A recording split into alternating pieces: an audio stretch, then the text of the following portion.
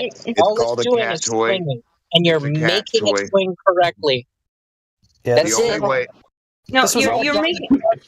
This was all done and dusted when you said the atmosphere spins together with the globe. If that's the case, No, it's not. No, it's not. You're just yes, it trying. is. We, Yes, we it don't, is. Yes, it dude. is. I am not going down that rabbit hole with you. Yes, no, you're avoiding the inevitable. No, I'm not. It is literally You know, trying to Star, divert the Star, you know conversation. how? Star, I got another way for you that The you don't crux have of to the use the issue. atmosphere. Can you You know please what? shut this one off? Because he No, won't it's my stop. chat, And dude. this No, you I'm can't going to shut help me off. both of you. I can help both of you right now.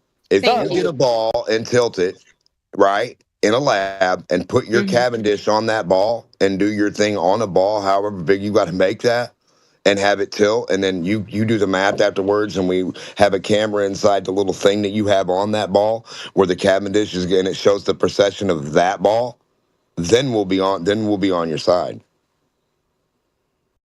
Okay. Oh, This is okay. a roll call You're podcast. saying Starsfire, you need to learn what Coriolis is. You're going to need two. no. reference I know what it translations. is. You keep on talking down to me. We already had a fight in the chat. You already showed. No, I don't care. How many reference frames of motion are required for Coriolis then, since you know what it is? early went and tried. I'm just going to start muting you, Starsfire, because this has gotten ridiculous. You've made a claim about the atmosphere spinning together with the globe. If that's the case, you do not have the two separate reference frames of motion necessary for Coriolis to occur. Okay, so I just want to ask you some questions about that so we can get on the same page here about this. I will not speak to him. Okay, well, this is my chat, so you'll just leave. How about that? Yeah, and I wasn't trying to cut you off, bro. I was just trying to get to where we could all meet. Like, if there is a sphere and you and I could put this little pendulum on it and it shows the rotation or the precession of this sphere accurately every time, then I could say, hey, heretic, I think these guys are kind of onto something because we produced a sphere. We put this little cat toy on here. And it, in fact, showed us the actual equivalent attribute of precession for this sphere. And I think we would agree on that.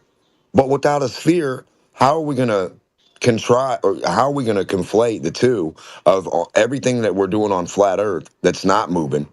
And they're saying that's proof of a moving Earth that you can't tell. So, like, this is just ridiculous. Without a sphere, they have no leg to stand on. Because if they're doing all the shit on flat Earth, it doesn't matter what they're saying. They can talk till they're blue in the face. They're just a bunch of parlor tricks and cat toys. I'm with you 1,000,000%. Yep. I'm the first one that told them they were looking out telebongs and cat toys, right? Toilet paper rolls. Years ago, trust me. I'm the first one that told them their bongs are their telescopes are junk, and it's just a big microscope. That's all a telescope is. It's a big ass microscope. It's no fucking different. That's it. It's just a glorified version of a magnifying glass. If you want me to tell you, I'll be the first.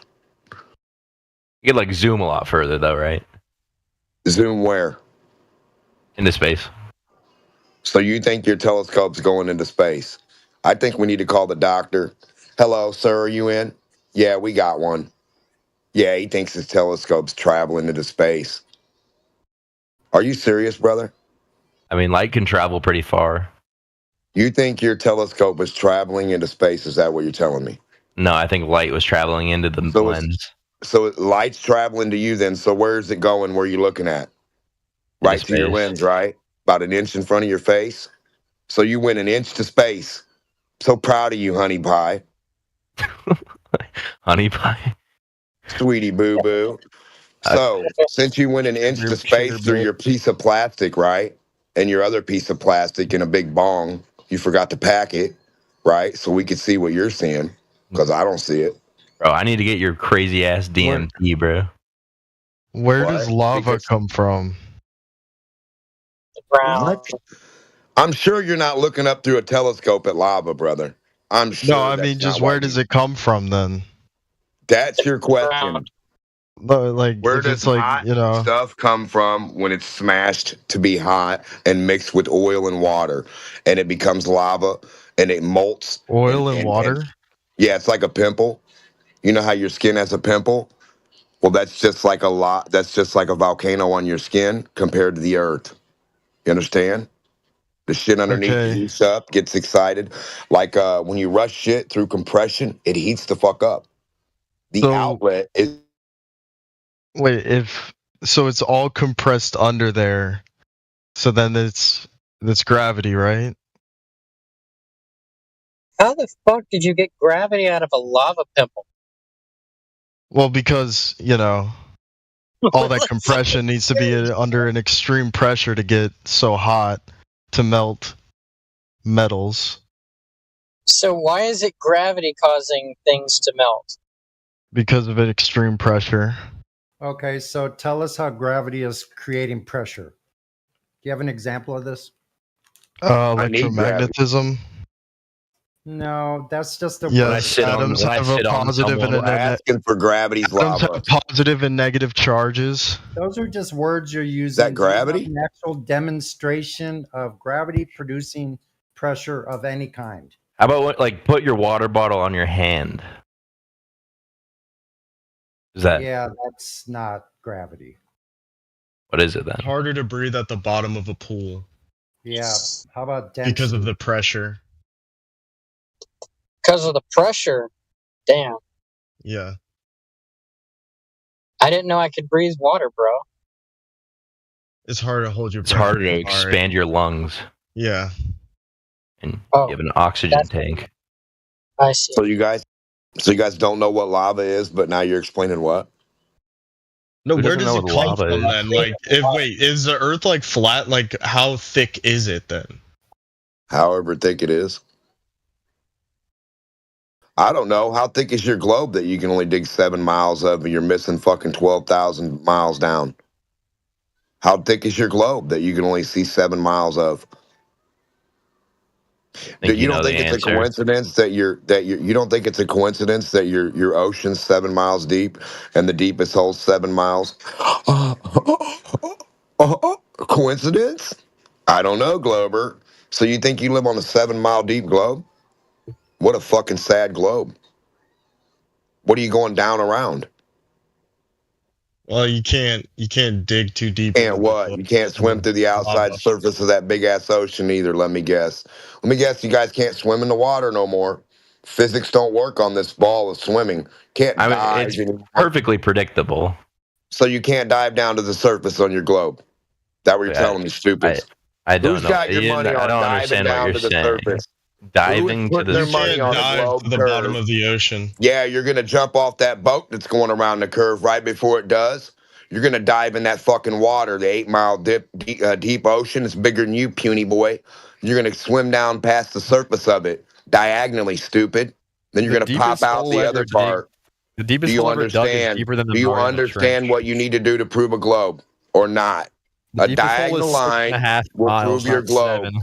Or 7.5, not 7. A diagonal line. Do you understand how simple this is, little You're kids? half a mile off. A diagonal line, 45, 33 degrees, down into the water, and you should pop out the surface. Correct? Well, you would have to go through lava. To swim through a little bit of water? We're dealing with a retard here. Doctor, we have another one. Call the doctor. We got another one. He said water's lava. Holy motherfucker. Dude, I think you're just not volcanoes doing it. I think you're underwater. not doing a good job of explaining yourself. I think maybe. you're a microscopic goofball in a big ass Oh, ocean. that dude, thinks I you can't think swim through the top what of is the ocean a microscopic? couple Why You do you would say take that? an angle. What do you think Your microscopic even body is only means? 6 to 8 inches thick, you dumb son of a bitch. That's all the water you need to swim through. Don't tell me about lava. I don't In think a you fucking understand pool what in your microscopic backyard. Are you means. swimming in lava because you're swimming in Why water? does the sun I don't always think you rise in the understand. same You just place say the every dumbest day? shit. Why does your brain not work? Why does the sun always rise in the same place every day? Let me jump in here, Greg. Where is You're that asking. at? You're asking if the sun rises in the same place every day. Why Yeah, does it do that? Yeah, why does it do that? Because it's moving across the face of the earth, on top of us. So where does it go when it's night? Away. But then why does it come to the same place then? It's cyclical in nature, so we see it repeated in cycles. So all we can tell from our vantage point is that from horizon to horizon, we see the sun move across the sky from east to west. And as it moves away, the light diminishes, attenuating through the air. So basically, light has a propagation attenuation through the air because of the fact that when it goes through a medium, different types of mediums that it traverses through, it will refract differently.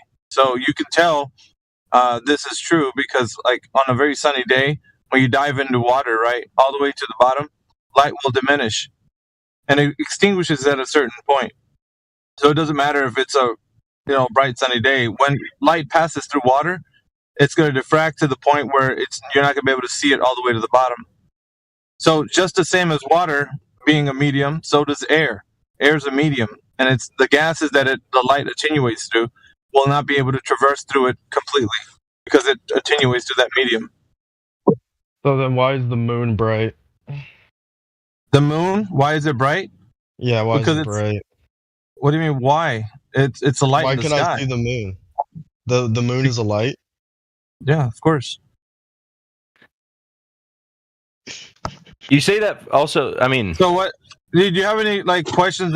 Because here's the thing, man. They're telling there's you been a other story. vantage points, though. I mean, you could Yeah, I choose to know. not believe that, but I mean, There's different vantage points, but the thing is, you just don't what believe story? them. Right? The people. What story? No, it's not about believe. See, here's the problem, right? They've given you a story, a narrative to believe in, and so you're just all you do is believe in a narrative. You don't Yeah, have I any way. pour To, all my money into this. That's what I do with my whole life. Right? no, it's not about pouring money into it, dude. It's about just Power believing move. a narrative. So when they told you a story, right? Like when you were growing up as a young child, they told you a narrative about the cosmos, right? So everything that's within the cosmos has been told to you like a story, and you believe it like a story. There's no way to verify any of the information. If I was to tell you, how do you know what the moon is, or anything to verify any of the cosmology, you don't know how to do that. No one does. All you can do is believe. That's the extent of your knowledge, is a belief-based system. This is So true. how old is the Earth then? Okay, all these questions cannot be answered by any verification method. What method do you think can verify any answer that you would ask? Think about Carbon it. dating. Do you know what carbon dating is? Yeah, you take the half-life of a carbon inside of any cell. And how is that? Yeah, but how do you know that that is an exact science? The half-life of carbon is known How do you know what's an exact science? So you're not answering my question. because you can watch it degrade over time. I know, but does that mean that every element will respond the same to that specific method? Because it doesn't work that way. That's why it's Like for carbon. Yeah, think about it. I don't think you've ever done research into carbon dating, but you're going to find out that the method is not exact. It dates certain elements differently. Like it put a shell of a, like, I don't know if it was a snail or something, like 20,000 years old, and it was like not even that old. So carbon dating is not an exact science. You need to look but into it's it, an man. Like estimate. there's a lot of research. There's a lot of research that's been like Good debunked estimate. already. Yeah, I know. Good Of course, you estimate can't is know the not. exact day. Like, yeah, but you can do plus or minus. Yeah, know. but see, this is not like we can't work with these variables and giving people a knowledge claim about what they think, how old something is or what something is.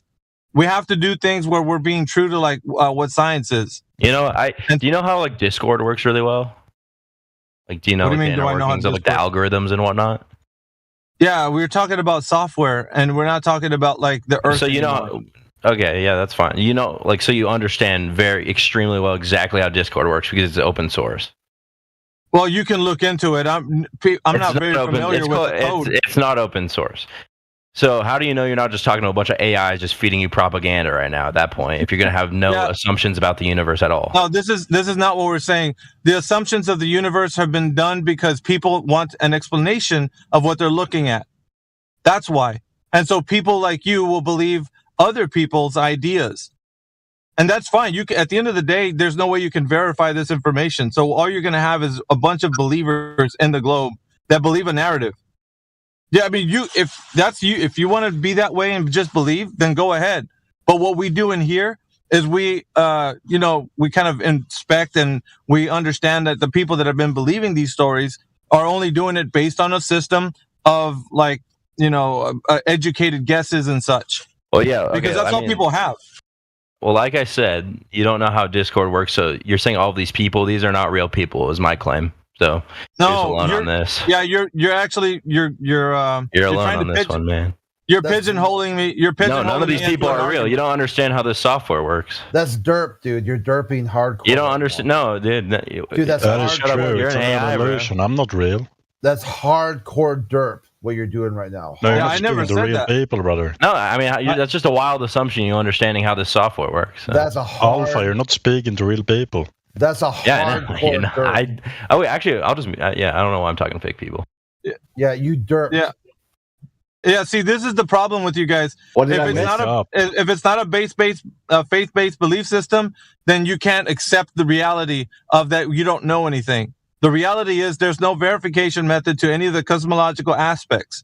So if you want to dive into like what things are, you're going to find out at the end of each single point that you talk about, like what is the moon, how old is the earth, all those questions, they can never be verified to be understood as something that you know.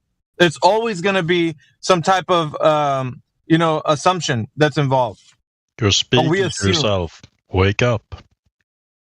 I agree. Why do you guys listen? I don't understand. I don't understand. Listen. Okay, so now I'm a software engineer. I know this stuff pretty well. So, but that's great. I'm hardcore. I'm glad that you're a software engineer. Thank you. And probably, I know what I'm talking about. Yeah. You probably do well with software. But what does that have to do with cosmology and the Earth? It doesn't. It's just how the logic works. Do you believe in cosmology? Okay, no, that's not how the logic works. You're trying to figure out why is there somebody interrupting when I'm talking to you? Because you're speaking to yourself. Do you have anything to contribute to this discussion other than you keep saying that over and over again? I have a question for flat earthers, yes. What's your question? Hold on, just finish with the other muted. guy. Yeah, he's done. He derped too hard. He got. I was the one you were saying I derped about. I thought it was me, not him. All right. So him to derp. You derped, which caused an echoing of derp through time and space. That's a ripple of derps. Space. But yeah, this is the problem. Okay, so if you want to figure out the answer, if you want to figure out the answers to the questions that you have to ask them in a way that you actually want to know the answer. So if you don't want to know the answer and you just want to get a hard, like Crit was saying, like a derp or a hard cope, then why are you here? Because obviously you're gonna find out. Yeah, entertaining to what effect, dude? Like, what are you getting? What value is it? I mean, you should realize something from someone. You should realize that nobody here understands what the things in the sky are. Like the things that you point to and say the moon, the sun, the stars. You don't know what they are. There's a narrative that's been given to you to believe in. And all you're doing is believing in it. I have a question. Do you get it? Do you get what I'm saying? Like, think about it. I think I understand your argument. That's why I'm making the point that I think you don't understand how this software works, and I could be a fake person. Okay, You're making assumptions. Yeah, software and what you do is something different than the Earth and cosmology. I've already said that. This is the second time I'm telling you. It's different from that. Well, I'm just saying how you make assumptions. You if you can't make any. We're not assuming. I'm not assuming. You're assuming you're talking to a real person because what you hear my voice. Yeah, you're using some senses, right? I'm not assuming anything. You're putting that on me. You're assuming all that stuff. So you don't think this is real? He's assuming. He's trolling. Just muted. Why do you keep saying that I don't think something? How do you know what I think? I haven't told you what I think. Okay, so what do you think? So you think this might be fake? No, I don't think this might be fake. Okay, well, how do you know that? You don't understand how the software works. Oh no, I understand. Listen, I don't care about me telling you how the software works. I just know that when we do things in reality, like the way we're doing it now, we can do things that we can verify other things. So if, like, let's say we're using this program, right? For example, and this program has a way to identify the code, the algorithm that it works on. We can look into like the different aspects of like how it operates. Then we can talk about things that can be verified. Like you as a software engineer, you can say this code runs on a specific platform. You know, it works this way. And then I could say, okay, how do I know this is true? How do I know it's not fake? And then you can tell me there's ways to test this code to make sure that it works as a software engineer. So I don't have to wonder if it's real or not. You can show me the evidence of it being real. Does that make sense? You have the ability to do that as a software engineer, where I don't have to wonder whether or not, because it's stupid, right? If I was to say, yeah, all of this is fake, you're like, no, it's not. I work with a computer. This software is real. I do these calculations or whatever it is you do. Right? You can't actually verify, is my point. It's closed source. That's like most of the softwares are closed source. That's my point. Yeah, so if it's closed source, somebody's working on it, yeah? Oh, okay. Yeah? Yeah, yes. Yes or no? Okay, so that person has the knowledge of the information of the software of how it runs. Not you, maybe. Right? Wait. So what about the NASA workers? Yeah, well, I'm getting to that point. But like, if the software engineer that works on this closed source software, if they have the ability to say, okay, if you really want to push the limits of like how this operates, I'm going to show you. Right? They could show you. Okay. Yeah, I mean, they might not be allowed to even. Yeah, far be it from the NDAs. Yeah, who cares about? Yeah, we're just talking about if you really wanted to know and you wanted to become a part of this whole system, like of closed software, inner workings, you could do it if you really wanted to. You could push that way. You could work for Discord or whatever. Then you could find out how the code works. You could verify that it's not just, people imagining they're talking to somebody else on a platform. They actually really are. It's like a phone call. Anyway, outside of that, you can verify the information because you're now a part of the system. Okay, well, I could also go join NASA and become an astronaut. So, I mean, at that point, you just gave I feel like a good argument for. Yeah, no, it's not, because here's the thing: there's an extraordinary claim and there's normal claims. Normal claims are like, water is hot when it boils or whatever, and fire or heat causes it to boil. So these claims that you're talking about can be verified by you and me in reality. Now, when somebody says, I'm going to, Middle Earth and fight some dragons and orcs and whatnot, then we're like, that's an extraordinary claim. That's not a normal claim. We don't see that in reality. So if somebody makes an extraordinary claim, you need extraordinary evidence to verify that claim. So if I'm telling you, I'm going to the vacuum of space and I'm going to see the Earth in a vantage point that you've never seen it, what I'm doing is I'm making this claim that's going to sound extraordinary. So that's crazy, right? Now I need extraordinary evidence to back it up. I can't just say, well, trust me, brother, because that doesn't work at the end of the day for an extraordinary claim. However, on a normal claim, in a situation where it's reality in which is tangible, right? Things that you can see every day, that's a normal claim. You can say, yeah, I don't know, grass is green or something, just a normal claim. And I can verify that. I'll be like, wait a minute, how do I know that's true? I can go and check it out right for myself. But if it's somewhere where it puts it out of the hands of everybody else, then everybody else can only believe.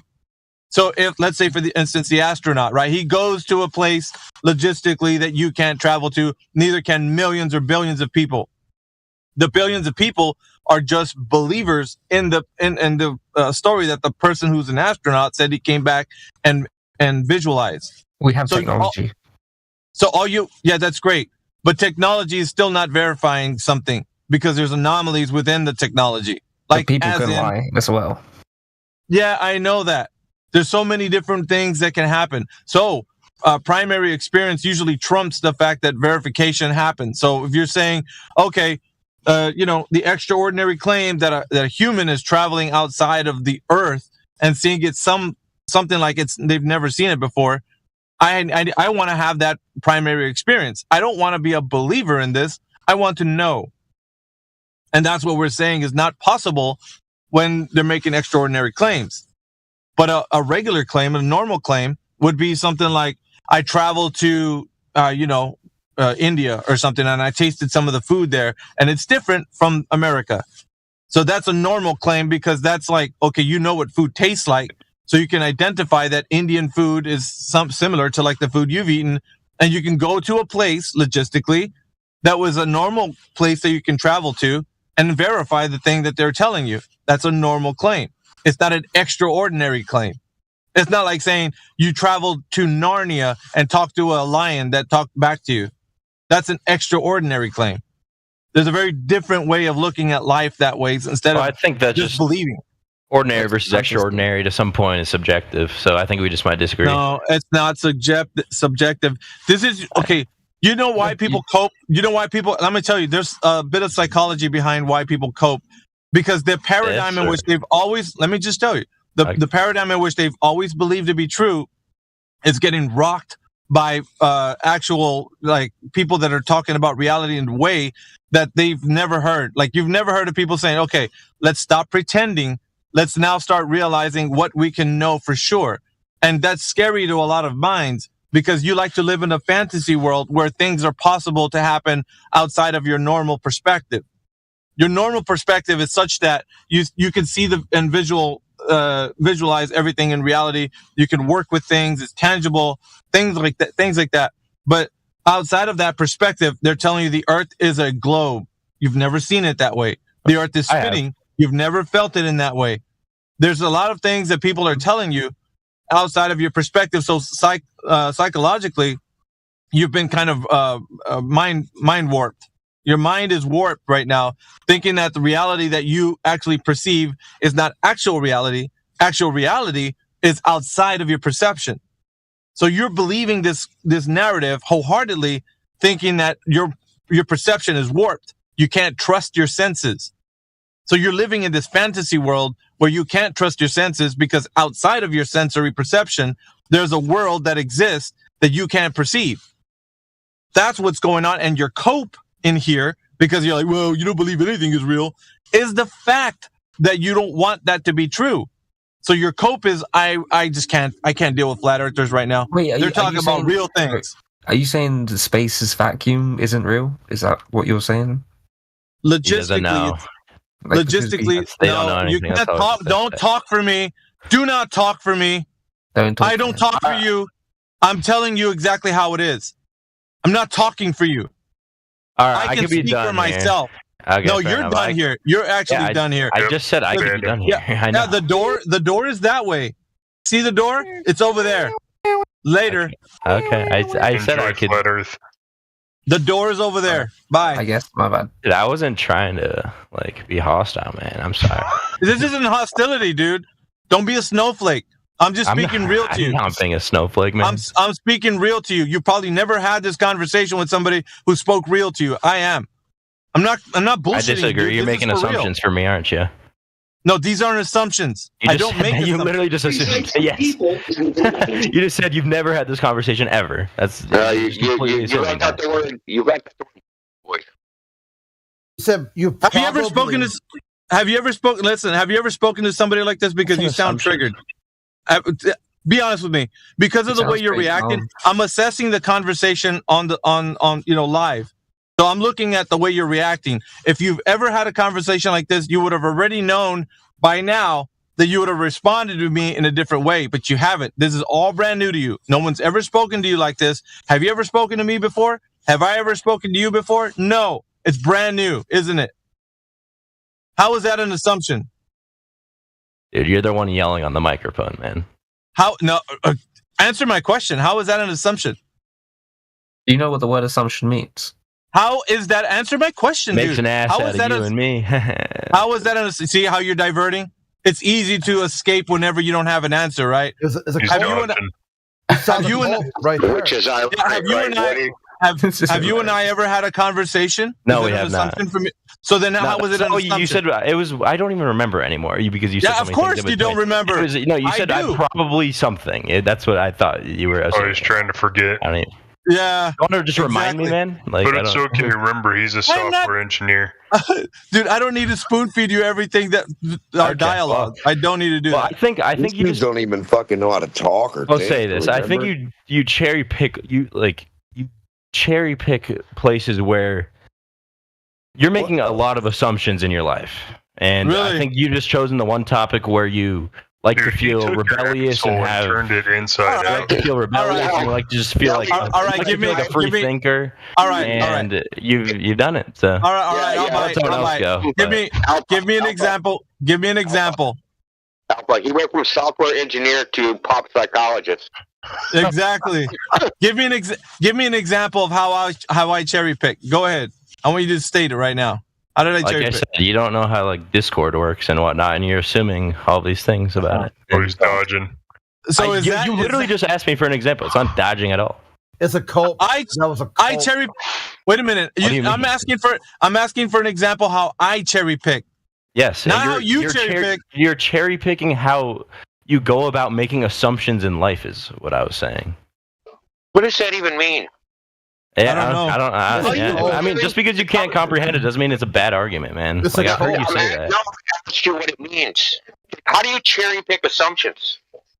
Because you're assuming you know how these things work, and then in terms of like what the things? Earth shape. Wait. What things did I assume?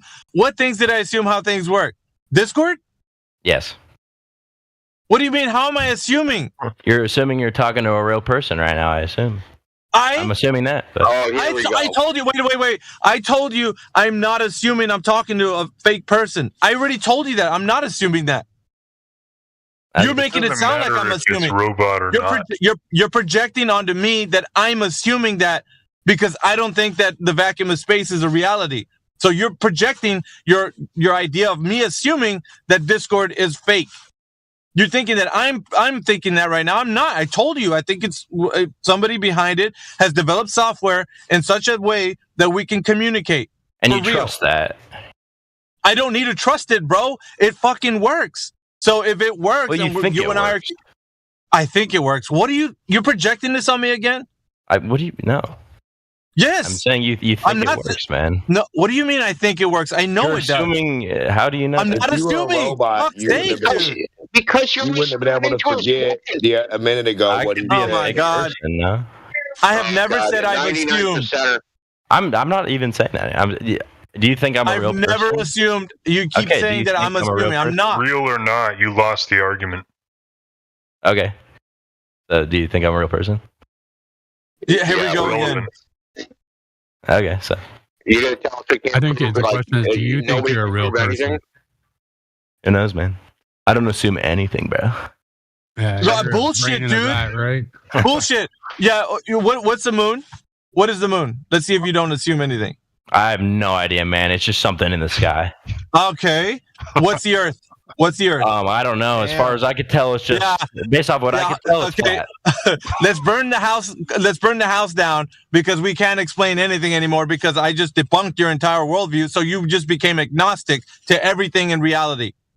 You don't know now you don't know anything is real, right? You're putting that on me, and look at your ass. You're the one now is like, well, I don't know what anything is. I don't. There you go. And you were saying that's the way I was. That's how you are right now. You just told everybody you don't know anything to be true. Now he's scrambling. Yep. Okay. Well, you can argue with someone else. Now what? Now he's out of the hot seat. No. I know. Now he's going to tell Alpha how. I'm gonna go play PUBG, bro. Yeah. Yep. Are you sure you're playing PUBG? PUBG. PUBG? Are you sure you're playing that? I think so. Who knows? Maybe it's just my eyes telling me that. You couldn't handle this conversation, bro. Not on the level that I'm at. There's no way, like I said, I think it's a superiority thing. That's all I gotta say. Yeah, great. Go play PUBG. That's what you have to tell yourself. You realize that's what you have to tell yourself to just carry on. You have to go literally outside of yourself, man. And all it is you getting real with things that you can actually verify, and that scares the shit out of all people who believe in the Earth as a globe. You cope, you make fun of things because you can't realize that you don't really know the things that they've told you growing up as a young person. You're just like a faith-based belief system, and I'm rocking your world when it comes to it. So you gotta make light of it. You scramble around and project onto me that I'm assuming shit when it's actually you. It's interesting. You did make an assumption earlier. All right. What assumptions? Well, you made an assumption that that he's never had this conversation before. That's not an assumption. I've never spoke to the idiot. When is it an assumption? You said he has never spoken to someone like you. Yeah, has he? That's assuming he has never spoken to somebody like you. That's basically Dude, listen, it's an assessment. It's an assessment of the conversation. No. That's yeah. Yes, So listen, if he and then you assumed. Yeah, assessed, and then I gave him the answer to why. So if he had a conversation like this, he wouldn't be like failing at it like the way he is. He would have had a rebuttal to it. You don't know that for sure. No, the rebuttal would have been evidence. The rebuttal would have been evidence that he had a conversation, because he would have been like, "No, I've heard this before. Let me tell you what it's like." The rebuttal would have been evidence. You're assuming that he would say that as a rebuttal. True. Here comes the clown show. Yeah, your assumption. You are assuming everything right now. Yeah. No. Your was that he assumes, idiot. And you're assuming about his assumption. This gets so. All right, so Ryan. This is Ryan, so meta. It's your cope of assumptions right now is not going to help you get out of the fact that you can't verify anything in reality right now that you think is a globe. Is that true, Ryan? Well, your whole basis of argument is based on assumptions, right? No, it's why do you guys project this onto us? It's you guys, you globe earthers who believe the earth is a spinning globe. You guys are the ones assuming shit. Everything about it is an assumption. But you could You could strap a GoPro to a helium balloon and check it out for yourself. All right. Well, now you're assuming that helium is in the balloon. No. Let's talk about this. So Ryan and Luke and all you guys, I want you to tell me how you know the earth is a globe without assuming anything. Let's see if you can do it. Your mom. Mr. I never assume. Do it without assumption. I don't assume. I said that you can assume. Go. I want you to try. If you think that it's possible to do it without assumptions, I want you to give me one evidence that the earth is a globe without assuming. Okay. Let's get into this. So earlier you were discussing things about. No, don't say about me. It's not about. No, you're gonna get stopped. This is part of the. You're gonna get stopped. No, the topic isn't alpha. Okay. No, it's not me. The topic. It's you, because you made a claim that you don't assume as the earth being a globe. So now it's your turn. You're going to show me how it's possible that the earth is not a globe, or the earth is a globe, without any assumptions. Go. Well, you said that. No, not about I said. It's only you right now. This is you're going to provide. In your globe. The only two things in all of creation right now are you and your globe. That's it. Okay, nice. If everything in creation was me and my globe. No. Go ahead, Ryan. No, we're not talking. We're not talking to anybody else. We want to hear Ryan. He's going to show us an example of how not to make an assumption talking about the globe. Go ahead, Ryan. One example, please. To make an example based on creation where it's only me and my globe, correct? Yeah, we need your knowledge of this globe. If everything in creation was me and my globe, then I would not be on an. Okay, so it's totally confusion at this point. He coped. He left. I'd rather talk to the helium guy. The helium guy that also thinks that you can port a balloon and somehow you can prove that to go that way. So I want to hear that. Luke is up next. Hilarious. Luke is up next. Luke, without making an assumption, tell us how the earth is a globe. And use the example that you wanted to. Well, okay, so we look at the stars, like we just stay on the ground and then we look at the stars. And we look at the stars for like many years. And then we draw what we see, right? And then like based on what we drew, we can like kind of tell that there's like a pattern to that. And you draw the bottom from the bottom. Keep going, Keep going, because you haven't. Okay, so we're getting. There's some backfeeding. Yeah, T-Dub, we're getting back. Okay, thank you. Well, okay, you asked about what the moon is. What do you think the moon is? No. We're gonna Luke. We're asking not you about specifically. you. It's about you. Luke, we're asking you specifically. How can you talk about the earth being a globe? Give us an example without making any assumptions. I'm going to keep repeating this until you get it right. Without making any assumptions. Well, yeah, I don't understand what you mean by an assumption, because tell us how the Earth is a globe. Tell us how the Earth is a globe. Give us an example of how it's a globe without making any assumptions. Don't worry about Alpha's version of it. You. Hold on, I can explain to him what it means. It means direct evidence, not indirect evidence from inference. Okay. Please. When you look out to the ocean, right, and sometimes boats are higher than the horizon. Do you know what that means? Yeah, that is Fata Morgana. So what are you talking about? Yeah. So we know. Yeah, we know what it means, but what you need, don't ask us any questions. This isn't your time to ask us questions. Okay. Listen to this very carefully. I'm asking you, hold on a minute, Luke. I'm asking you very specifically. I want you to give us a demonstration that you have the ability to tell us how to think about the Earth as a globe without using any assumptions. It's direct verification of the thing you're saying is true. Don't ask us any questions about anything. Do it like a presentation. If you're making a presentation to a class or whatever, to a bunch of people, presentation style. Just show us how the Earth is a globe without making any assumptions. Go. I'm not ready for this. You're assuming I'll be ready. Yeah. You bet your ass you're not ready for this. You're not ready for this. About to get shellacked. It's like the presentation you didn't pay share for. I know the answers. Isn't that weird? Stick a fork in his baby. He's done. Did he? Yeah, can I tap out?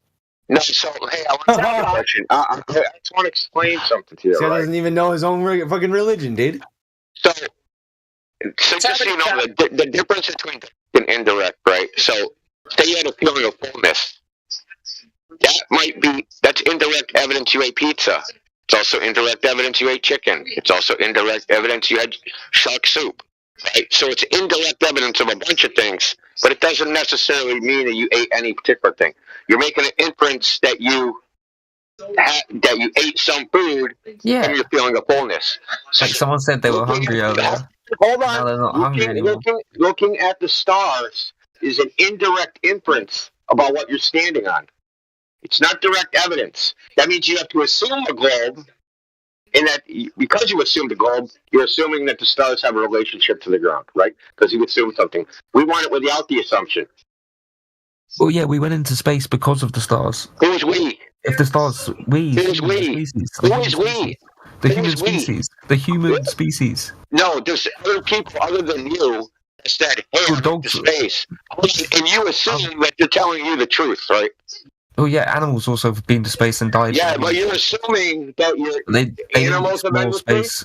They didn't explore space on their own, creation of technology. Yeah, so you believe that all that happened, but you have no direct evidence that it did happen, right? You were right. You weren't ready for this conversation, bro. Maybe we can get like a YouTube video up if you want. Yeah. But listen. You're still belief in all that, right? Someone is presenting you something. It's their knowledge, and you have to believe that their knowledge is an accurate representation of reality, whatever it is. But you're assuming. Hold on, Luke. Luke, hold on. Luke, hold on. Indio, you're coming in really tinny, and sometimes you cut out from some of the words that you're saying. So I don't know if it's my mic, dude.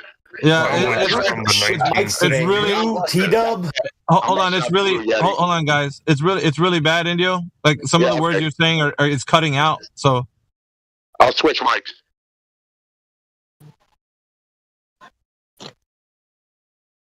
You better be that idiot. Yeah, you bust out the Yeti, bro. Oh God! Don't make me do it. Yeah, so we have to hear you shellac him in 4K, dude. We can't hear this I don't know, what is it? It sounds like a Dollar General mic or something. Sounds like he's from the 1960s.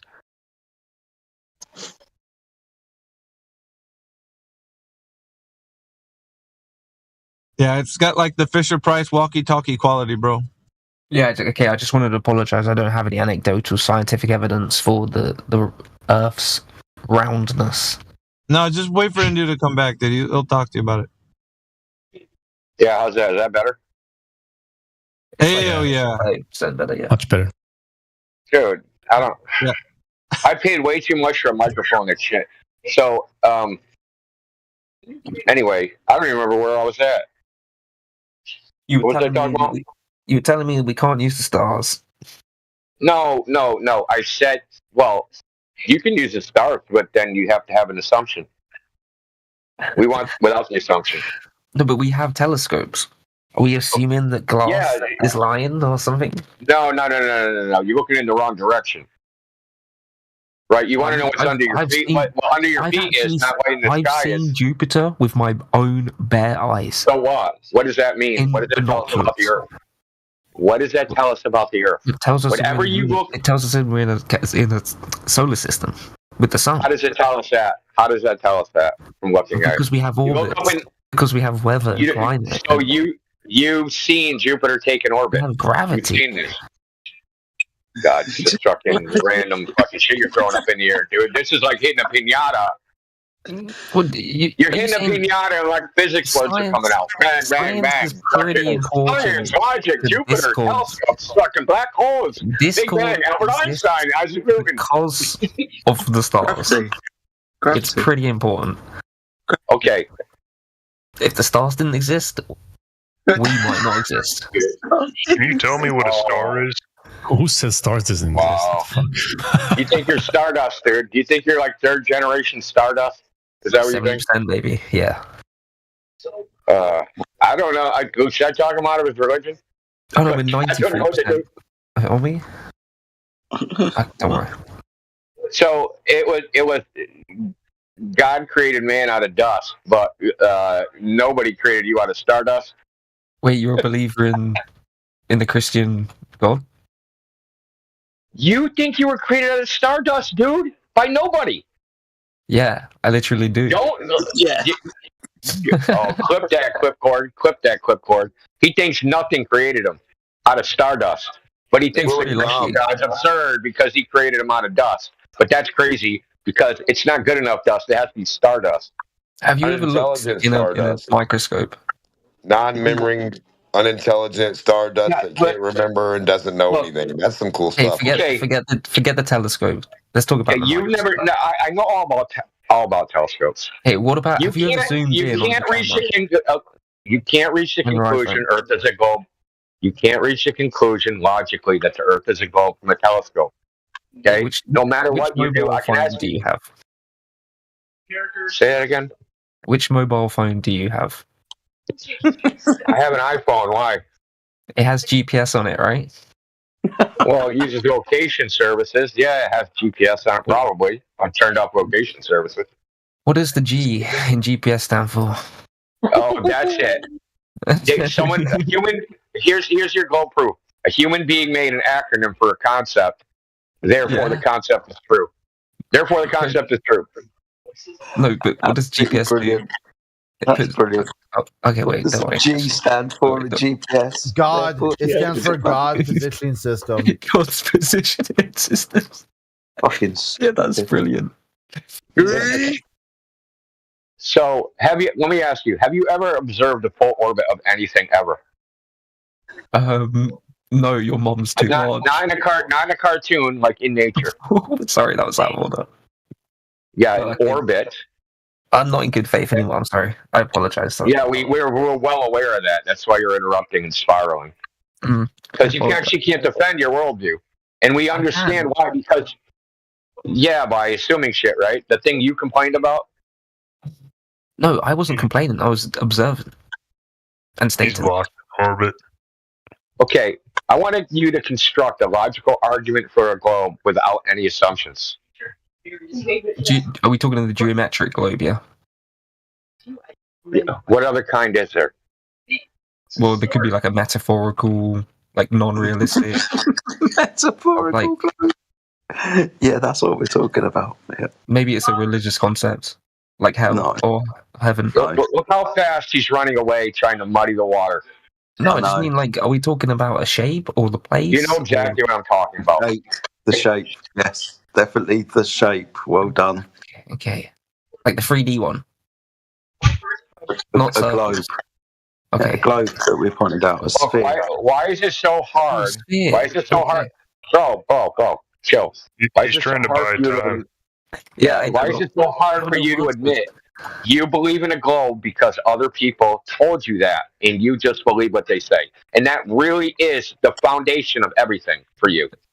Someone said, hey, it looks flat, it feels like it's not spinning, but none of that shit's true. That's some sort of illusion. We actually know it's a big ball that's spinning in circles. And you're like, okay. You've never been. And that's really it. I've been on plenty of boats, dude. I live by the ocean, okay? Live by the boatyard. What? And then what? Yeah, but when you go on the sea, like, you can just keep going, right? Yeah, and? What the fuck? Is it like a big treadmill, or? No. Okay, what does circumnavigation mean? It's like a big treadmill, I guess. No, it's a big circle. So if you circle around your house, is your yard a globe? It must be a treadmill. How do we define spheres? I thought we were talking about spheres.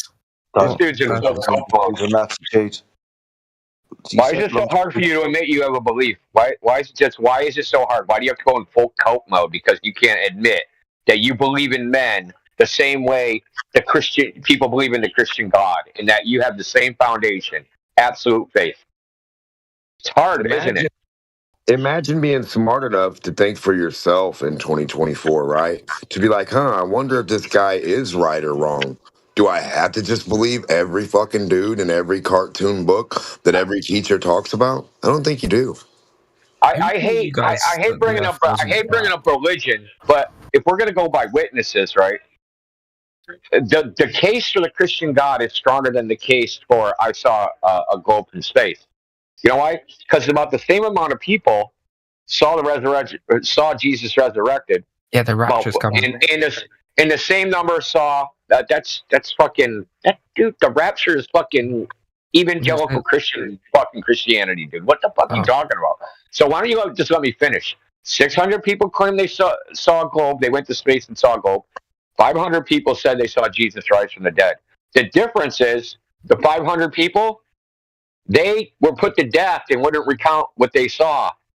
So they either all died for a hoax, which no one from NASA would. You think Neil Armstrong or Buzz Aldrin is going to die to say, yes, I swear to God, I went to the moon. I'm going to die for this. Think that they would do that? Hell no. But you believe what they say, and your entire worldview is based upon their words. I'm starting to believe that you're not a real person, actually. Yeah. I mean, this is crazy, Cope. You just spiral right down to the toilet, dude. I was really assuming that you were. You believe in men. I'm going to keep rubbing it in. You believe the words of men, and you live your whole life through their existential claims. Yeah, but because the same way that someone reads the Bible or the Quran or fucking the Rig Veda or whatever, and they live their life through their religious text, your religious text is fucking Apollo reels or fucking textbooks or whatever it is, wherever you got the globe idea from. And the guy sitting next to him, those regular guys sitting next to him, he's going to try to brag to on how wrong he was. We get it from science. Previous to you entering this chat, you were like, I have some higher form of truth than these guys. It's the same thing, dude. You have the same thing. The same thing. And listen, what I just said is objectively true. And you can fucking do mental gymnastics or whatever you want to do.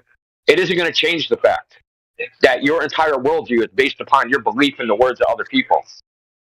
Because you, as it was asked, how do you know if the Earth is a ball? You don't know how you know that.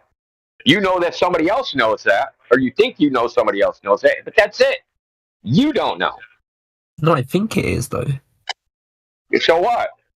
It's people that think you're freaking, a fucking banana split Sunday. We base our spaceships on that. There is no R. Dude, there's no R spaceships. Have you never played Call of Duty, man? Dude, listen. If I said, we fucked your mother because someone else fucked your mother, right? I said, someone in humanity fucked your mother, so I fucked your mother too. We fucked your mother. Would that be cool? No, that wouldn't be cool. I mean, right? So you think That's we fucked up went to to say, space, or dude. we have the argument's spaceships sake, because yeah. someone else said that they I did it fucked my own mum. is ridiculous. That's kind of fucked up. Well, it's ridiculous for you to take the claim like we won the Super Bowl as if you were on the team. You're not on the team, bro. You don't win shit. You're not on the team, bro. There's other people. Other people told you something, and now you're like, we. No, there's no we. No. Listen. There's them and you. Listen. I buy the season tickets. I support the team. Okay, without my contribution, my charity. Well, it's not even charity. It's a business at this point. He did it worse for himself. This is brilliant. Sorry, carry on digging your hole. Well, I was just saying I can, I'm part of the team. Well, India, if he said if he was a US taxpayer, if he was a US taxpayer, could he say that? Could he say we? He's part of the congregation. No, he can't. No, he doesn't believe in God, so he's not part. We hold these truths to be self-evident. Yeah, but we, as all people, like we made the earth round. We're talking in the context of knowledge. What do you know? He doesn't know anything. No, dude, don't. No, yes. You can't just without your contribution, the team wouldn't be able to kick the ball in the net. Yeah, that's fantastic, but he wouldn't know anything. He doesn't know anything. Like my dad was the guy that mows the grass. Okay, he doesn't play on the team, but he's still part of the team, isn't he? No, you're not part of the listen. You're not part of the knowledge team just because you wear a NASA T-shirt. Doesn't mean you know anything. Oh, I got a NASA T-shirt. I know the Earth's a globe. Why? Because you wore the T-shirt. Okay, hold up. I'm contributing to global warming. Okay. I have a better idea. God, Jesus Christ! I have a carbon footprint. Okay. Just shush. Yeah. So just stop talking, dude. Like, Just stop burying yourself. Just do this. Just do this. Tell us how you. I know. Tell us, no. Let's just do this. The atmosphere. I don't care what you believe. We care about what you know. We want to know what you know. How do you know the Earth is a globe? What is the source of this knowledge? How did you acquire it? Google. The internet. Books. Guardian. So you know that they know? Go to experiments. So what experiments did you do? Well, I used my eyes. It looks flat. You already admitted that. Yeah, and I use drugs as well. Say that again. What do you say? I used my eyes and I used drugs. Like, oh it's God, you broke him, India. It's just over. He's bricked, bro. He's dodging. It reminds me of Newton, helium's a mercury smoker. Dude, no, it's literally like you can literally stick a GoPro on a helium balloon. Helium is lighter than air, so it will float upwards. Oh, come on! It doesn't go high enough. Okay, yeah. So if that was true, yes, it does. Yeah, if what? No. Okay, so a 20. If I goes into space, what do you mean? Balloons go into space. 128,000 feet is space. I thought space was 100 kilometers, dude. Oh my God! You cannot be serious. The boundary for space, the Kármán line, is supposed to be 100 kilometers. No balloon goes to 100 kilometers. How do you know that? Are you assuming that? Hey guys. No. They reach hydrostatic equilibrium or they pop.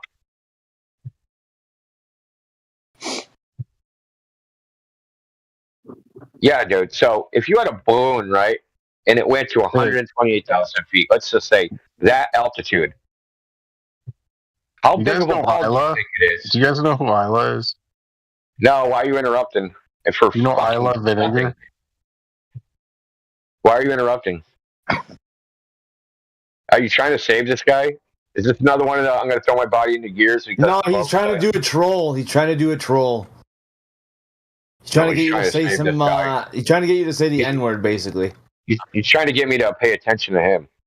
That's what he's trying to do instead of the other guy. Now, other guy, do you think 128,000 feet above an 8,000 mile diameter ball is high enough? Think about that for a second. Man, we've been to space. If you don't believe Think that, about it. you're Think slowing about down human development. Think about it for. No. Listen. You know when the pyramid was made, right?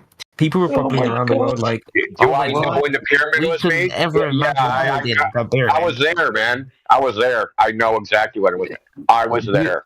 Do you This is think like the pyramids are spiral fake? you're on. Come on, let's go. Let's Never go there. been to space. You've ever been to Egypt? What the fuck? I was there when the pyramids were built, dude. That's how I know how old they are. I assume you're telling the truth. Okay, so Yeah, I mean, we're carving. Like, how would you know how old the pyramids are? well, they're about I don't know, like 5,024 years old. How do you know that? Well, because we do the How do you know 2,000, they're not 1,000? and then we add 3,000, and then we add the Yeah, years. how do you know? Yeah. How do we know when they were built? Were they using the same calendar as us? Well, I think that didn't they put like stamps on the date, like manufacturing? Yeah, stamps? yeah, that's Yeah, they said 3000 BC Yeah. because they knew the exact time that Christ was coming, dude. Is that before globe? Yes. You absolute idiot. Oh, dear. I told you to stop talking, but no, you continued, didn't you? No, that was good. That was like the perfect clip. That was crazy. Stamped 3,000 BC. Everybody in Egypt was like, "What the fuck's the BC for?" I don't know. I just decided to add it. It's pretty funny. But anyway, still just because your disbelief is that you feels real doesn't mean it is the true reality that we live in. You know, when I say we, I mean me and you. No. Yeah, but see, I am actually describing reality like what we see, whereas you're describing some fantasyland shit. What's right? What you imagine, you see what the ideas in your head are what you imagine to be true. Mine are what you observe to be true, which is two different things. Have you ever looked at the sun? Yes, because what we observe above determines what is below. Right? Look, if you wanted to know what is pain, would you want to know what your house was made out of? Would you look at your neighbor's house? He would. No, serious question. If you want to know what your house was made out of, is it brick? Is it sticks? Is it straw? Would you look at your neighbor's house? Three little piggies, man. I'd knock on it with my fist. You'd look at your house, right? So if I want to know what the earth is, I would look at the earth. I wouldn't look at other shit. Yeah. Right? We do hit the ground pretty hard. So look, we buy diamonds. Yeah, so do you have any direct evidence the earth is a ball, or what is your knowledge that the earth is a ball? And don't tell me someone else's knowledge. I just haven't put a telescope in space yet. I'm sorry. It's still looking in the wrong direction, bro. It's not. I just can't. Like the James Webb does a really good job of being a telescope. Yo, someone post that picture. I don't know if Amish Mech is here. Post a picture of the pool table. Because the pool balls are round, the pool table must also be round, correct? So if tomorrow a news article comes out and says they put the Landau Lifshitz telescope, it's 100 kilometers in diameter, and they put it into space, and then they started showing you pictures, right, in the newspaper, you'd believe that exists, even though it's completely fabricated. You just believe it because it's in the newspaper. I admit I have definitely been fooled by the media before, yeah. What knowledge do you have that there's a James Webb telescope in space? None. When you say knowledge, you mean because it's based in an assumption? No, I say no. Knowledge means know, something you actually know, not believe, no. Right, so you had breakfast. Did you have breakfast today? No, I don't eat breakfast. Only when I'm working out. Did you eat anything today? Yes, I ate quite a bit.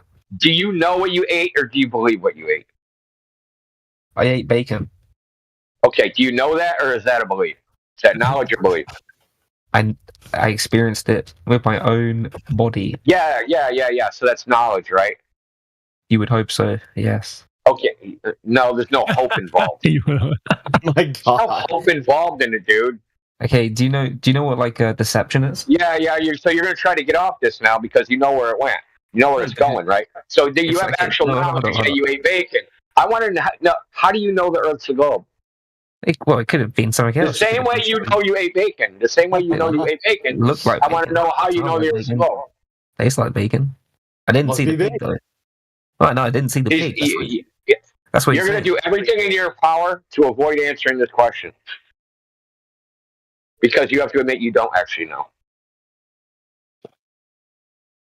Well, if I saw the pig, I would know it's bacon. But I didn't. I'd turn my back for a moment. Okay, what if someone showed you a picture of a pig and said, "Yeah, this is the bacon that you're eating. It came from this pig. Here's a picture of the pig." No, I wouldn't. Would you know that that's where that bacon? Would you know that that's where that bacon came from, or would you believe it? They could have done switcheroo. Yeah, so you'd believe it, right? You wouldn't know it, you'd believe it. Yeah, we want to know how you know. This is how bacon comes from somewhere. It may have come from that pig, but dude, this is like the Special Olympics version of mental gymnastics. It's fucking crazy, dude. You gotta put your helmet on, man. Are you wearing a helmet? You should probably put your helmet on. Brace yourself. Yeah, because you realize, see, how disingenuous and with the mental gymnastics you have to do. You're like, you stupid flat earthers, and you totally fucking melted down into a puddle of intellectual goo. I got a question for you. Yeah, go for it. Have you ever made waves in the bath? In the bath? I haven't taken a bath in fucking decades, dude. Who fuck takes baths? You could have said, "Have you ever made waves in the pool?" and it would sound more normal. Oh, okay. Yeah, like, dude, is your mom still freaking giving you baths? Rubber ducky, you're the one. Like, you saying that? Good Lord. Yeah, that's where we're at this point. Dude, we just want you to be intellectually honest. Like, we're here, we're trying to help you to critically think, dude, and you're, like, rejecting it. I don't want critical thinking. I want to go to Mars with Elon Musk and... You said, okay, this is what you said so far. You said, I can't use the stars, I can't use the sun, I can't use the atmosphere, I can't use the sea. No, I didn't say... No. Well, they wouldn't be knowledge, right? Well, I told you why. I told you why. Because they'd be an inductive inference. Do you know what that is? I've been on boats. I've been in the sky. So I've been what? Underground. I've been underwater. So what? Do you know what you can't do? You can't breathe underwater. Do you know that? Did you know that? Dude. Yeah, I'm well aware of that, yeah. How do you know that? Well, first of all, my cousin, when I was 5, freaking drowned. Yeah, because I've nearly drowned. No, my cousin did. Because I'm retarded, but it's different. Well, no, when my cousin drowned, I learned you can't breathe under fucking water. He drowned and died when I was 5. Yeah. We were the same age. Well, so how do you know that? That's how I learned, right? Like, I have knowledge of it. But you haven't drowned yourself, right? I don't need to drown, dude. But, can you swim? Cousin Tracy was animated, and then he stopped being animated, okay? It's pretty sure you can't breathe underwater. But you can swim, though, yeah? Yes. I was afraid of water for a long time. Well, that because of John. So why are you playing the semantic? Just say you do know. What are you trying? Yeah. Based on your own experience. I know you can't breathe underwater. Well, you can try to breathe underwater, but you can't get enough oxygen out of the water to sustain human life. That's right. How do you know? How do we know fire's hot? Because it burns, and because we measure. Okay, so is there a point to this deflection? Yeah, because when you say, do you know something? I'm saying, well, I've experienced these things based on my own. That is knowledge. Senses. That's knowledge, dude. That's not experience is knowledge, dude. Like, what are you talking about? I asked you if you know what deception is, because I could deceive your experience and make you believe in something that's not real, and you would experience it as if it is true. So, what do you mean how? By the same principles that you're using to argue that the Earth is flat. So someone can deceive me that I can... No. Oh, so there's somebody out there making the Earth look flat every time I go out there? Yeah. Oh, yeah? Who's that? whoever's trying. Well, I don't know. Why are they doing that? Yeah, why are they doing this? Someone follow me around. Me and everybody else that's ever been born, they're following us around. And like whenever we go to the ocean, we're like, man, that looks flat. The more you say it, the more it's going to appear. Do you know what manifestation is? You ever heard that? This is where you have to go to preserve your worldview. For real. So you're saying you haven't experienced that, right? That's what you're telling me there? I haven't experienced what? Manifest? No, I haven't experienced that shit, dude. I don't believe in magic. Hit him with the ABCD.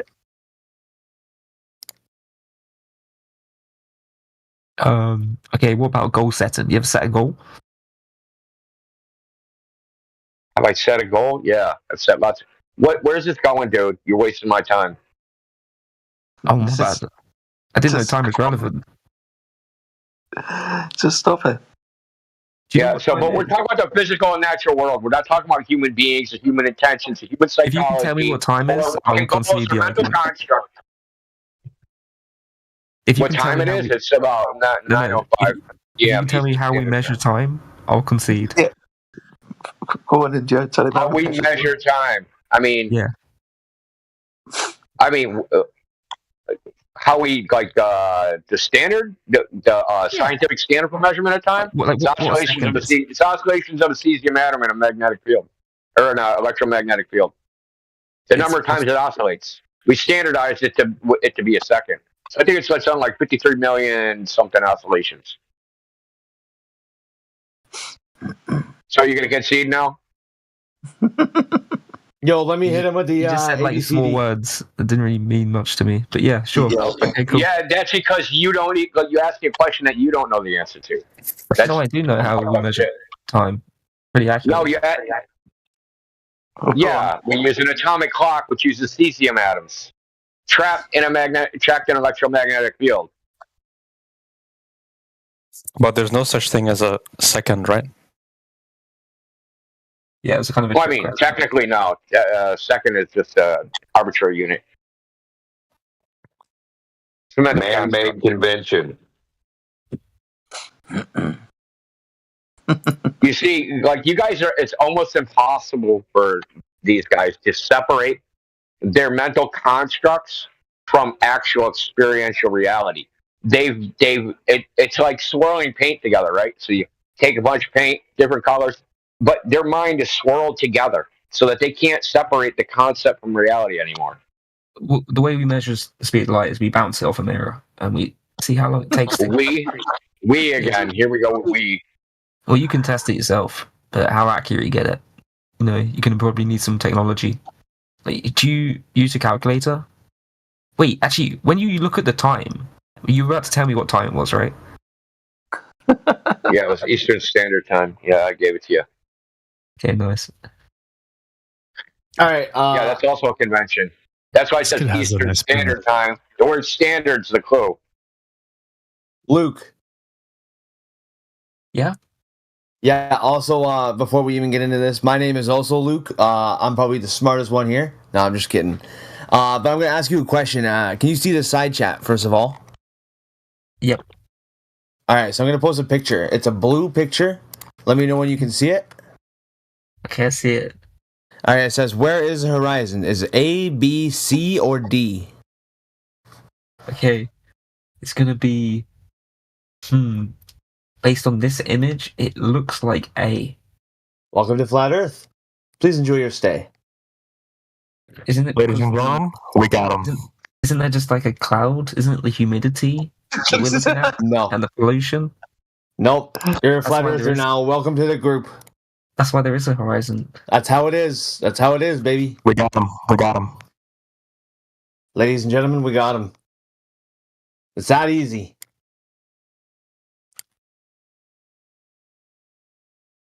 So, how do you feel about being a Flat Earther now?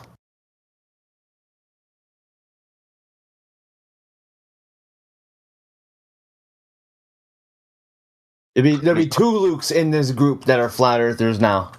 How do you feel? I just don't subscribe to the Flat Earth definition. I prefer You literally just admitted that the Earth is flat by answering the letter A. Well, that's like the what's the color of the dress, blue or gold? And I just chose one of the answers. What's What's the flat Earth definition? The one that you don't subscribe to. I don't subscribe to the flat Earth definition. What is the flat Earth definition? That that the Earth is just one. It's like a disc in space with a bubble on top. No, that's disinformation ran by the communists. There is no space. It measures flat. You have already admitted that it measures flat by answering A in that picture.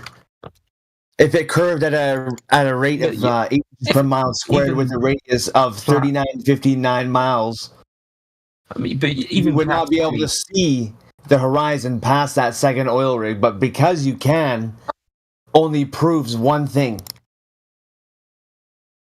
I'll let you finish my sentence for me. What does that prove? That light bends.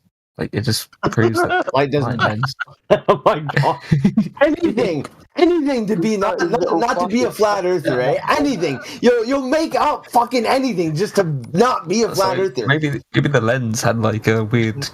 Maybe you're just fucking wrong. Convex. Shady inference. Like a fish lens. Holy fish fuck, dude. Fish Island. What are you talking about?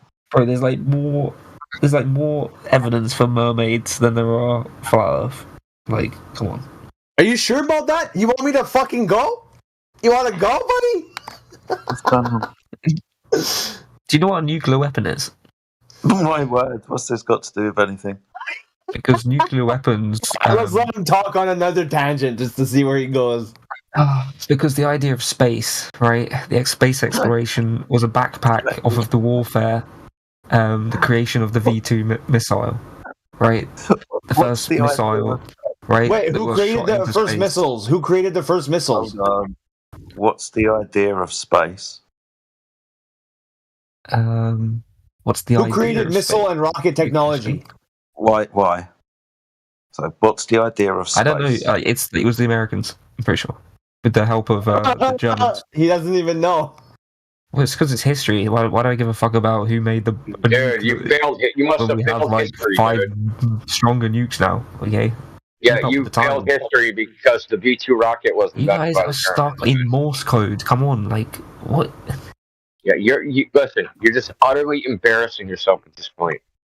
Please stop. I'm cringing for you. On the technology that you're trying to argue doesn't exist. What technology doesn't exist? What's the idea of space? Do you know what data is? Like, do you know how our voices are being heard by one another? Do you know what this is crazy, electricity? I want you to explain how our voices are being heard by one another. And you want me to explain that when you don't even understand what light is? Like, how am I? All right, explain it. Explain it like I'm 5.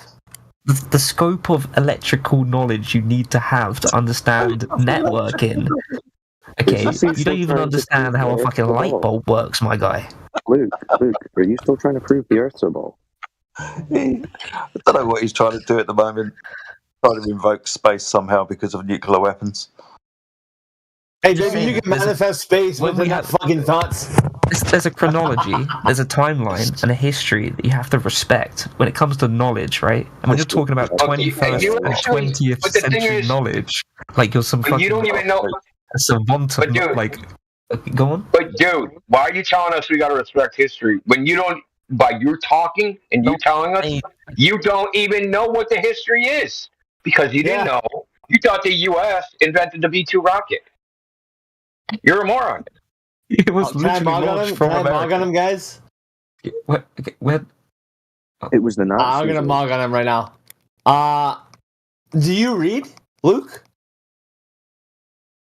Yes, I do. No, not really. Sorry. Name 10 books. Name 10 books. No, I knew I failed. Okay, so we got... No, he meant he can read. It doesn't mean he does read. We got Art of War. That's a good one. We've got The Alchemist. We got the Bible. Hey, Luke, have you ever read that book? Have you ever read Why this have we book got book called club? 100 Proofs? I don't know. Luke, have you read 100 Proofs that the Earth's a globe? No.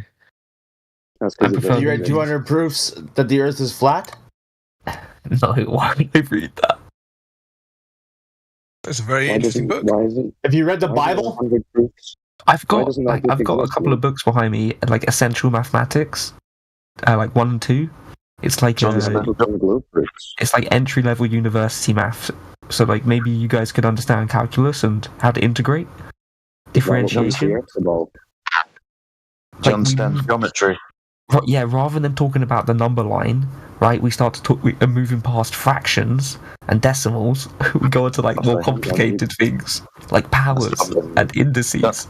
Do you understand geometry? Wow, indices. Like, we have like squares and square roots. Please don't hurt us. Prime numbers.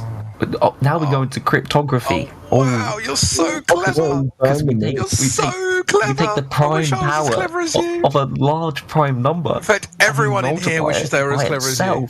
It's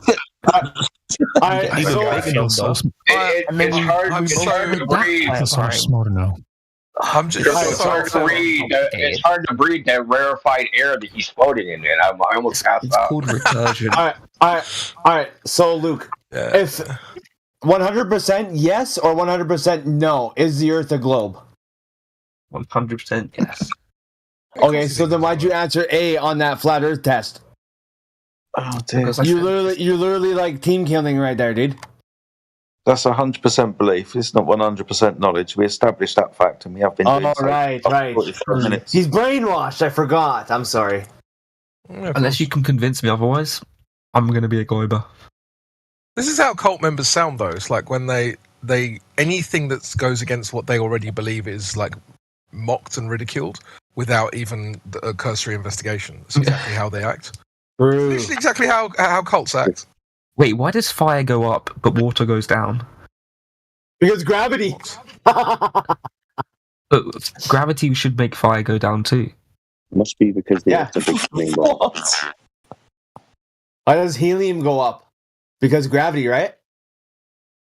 I don't know actually anymore. I thought I knew, but now I don't. You telling me? And you've already answered that it measures flat. You've already answered that. Remember, keep that in your head. You already said A. You already gave us the W. We're just toying with you at this point.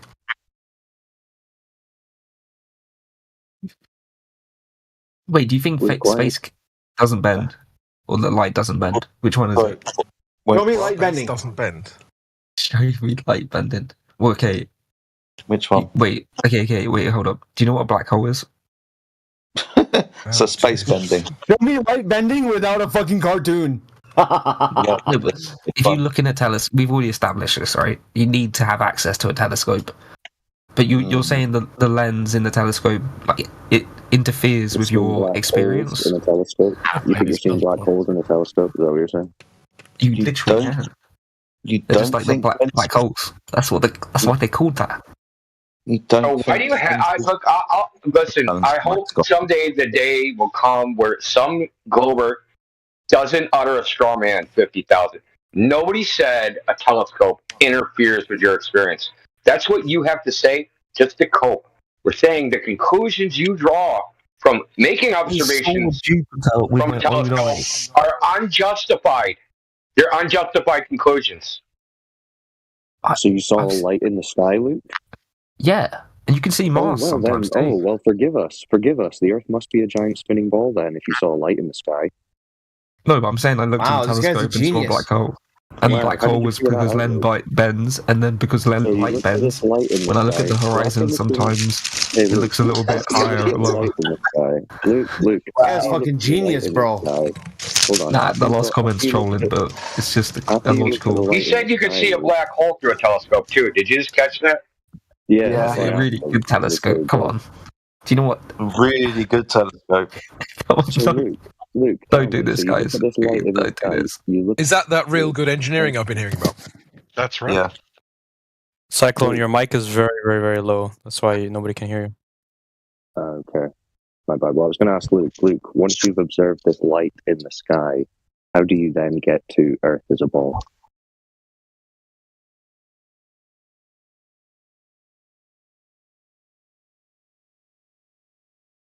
So make a simulation of it. Did you hear me, Luke? Yeah, I made a simulation. What do you mean? Like I made a program using mathematics. Can we see it? And yeah, let's see it. Yeah, it's on YouTube. Do you believe a YouTube video? Oh, so you didn't make it? Okay, fine. No, YouTube. Believe. Like, no, okay, sorry. There's a language barrier. He asked you for you. There's not a language barrier. He's from Scotland and I'm from England, and you're from England. There's no language barrier. It's just that you didn't answer his question. It's on YouTube. Is that not What's okay? on YouTube? What's on YouTube? The video. Of what? Oh, many things. I forgot what... Before we carry on, you were asked very specifically for something you did, right? You claimed that you made a program with maths. I was being hyperbolic. No, you were just lying. So if you haven't done that... I can't lie. Can you just... Yeah, brilliant. Can we shut up with the semantics? This is so retarded. It's not semantics. Lying Literally, semantics isn't semantics. is so pointless. Well, no, lying isn't semantics. Lying is just dishonest. Oh my god, dude. Okay, Oh my god, dude. Pointless I know. shit. Okay. Oh my god, dude. ChatGPT could make me one right now, but Alright, so you guys are willing to wait. So you don't have one, like you said. Nah, it's not ready. Yeah, I wasn't. Yeah, he lied. He lied. That's fine. Just stop lying. Just be honest with us. How does lying? No, but you don't believe me that I saw Jupiter. Like, it's not my fault. But I asked you. No, that's not the point. I asked you how you go from seeing a light in the sky to then saying Earth is a spinning ball, and you can't tell us. Well, it's quite a long story. You have to have telescopes. Yeah. So what he wants to know is, I saw Jupiter, ... therefore Earth globe, right? Give us the ... I'm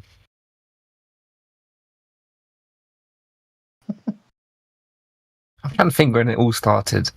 I think when I was like a young man, I was. We're not asking for a life story. Holy fuck, dude! And sorry. No one cares about your life story. He wants to know why seeing Jupiter, therefore, I care about his life Earth story. is I'd like to hear it. plausible. I'd like to hear his life story. Yeah, no one cares about life story.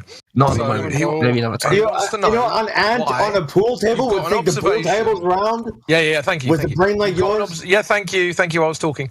I care about life story. Yeah, thank you. You've got an observation. Thanks, guys. And then you've got a conclusion. He wants to know.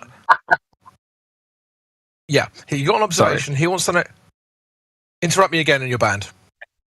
You got an observation. What are you gonna do about pussy? Yeah, fuck you. What's this guy's name? Oh, did he just literally? Hudak. It was Hudak. So you've got an observation, H-O-O-D-A-K. and you got a conclusion. He wants to know how you're linking the two. That's what he wants to know. Earlier, we established that I don't actually have the experience. Like, I have the experience, but I don't have the knowledge. You said you saw Jupiter. Yeah, I did.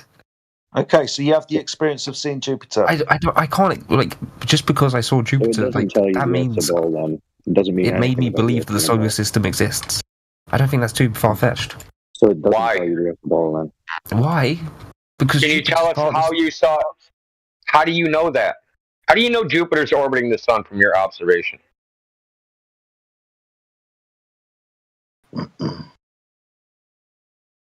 Because that's what we're told. Gang, we have a winner. Give that man a cigar. Do you know why you don't see Jupiter all the time? That's a logical fallacy. Do you just believe anything you're told, Luke? No, but I believe why I only saw Jupiter at a certain point. Why are you believing us? Well, I don't understand the question, I guess. Yes, why do you believe NASA over us? It's not by believing us. You're just believing a story you've been told that you've just acknowledged you have no evidence for. No, but like the stars don't move in the sky. Or, wait, are you saying that the stars move? Or? So the stars don't move. You don't see the stars move. Well, it doesn't look like they move, but they don't actually move. That's part of the orbit problem that we're stuck at. So you see the stars moving and you tell yourself those aren't moving. Is that right? Is that like when you see your girlfriend cheating, but she's not actually cheating on you?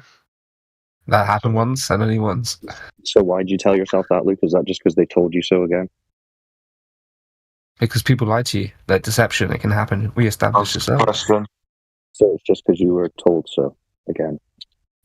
Well, I was either deceived by NASA or by you guys, and I believe that you guys No, just met you. This is about your eyes versus the story you're told, and you're telling us you accept the story, not your eyes, because you were told the story. But What do you observe? What's your experience when you look up at the night sky and you see the stars? What's your experience? Over time, the sun and the stars do what across the sky? They move across the sky. Yeah, it's very simple. So they move. Your first-hand experience is they move across the sky. Yeah, they always move in the same way. Correct. Like they all move like uniformly in a way, like synchronicity. Okay. So we observe them moving. Like actually, what's really interesting, right, is if you look at a star and then spin yourself, you can make any star the center of the sky. Did you know that? Nice. Yeah. That's a funny thing to do. Yeah.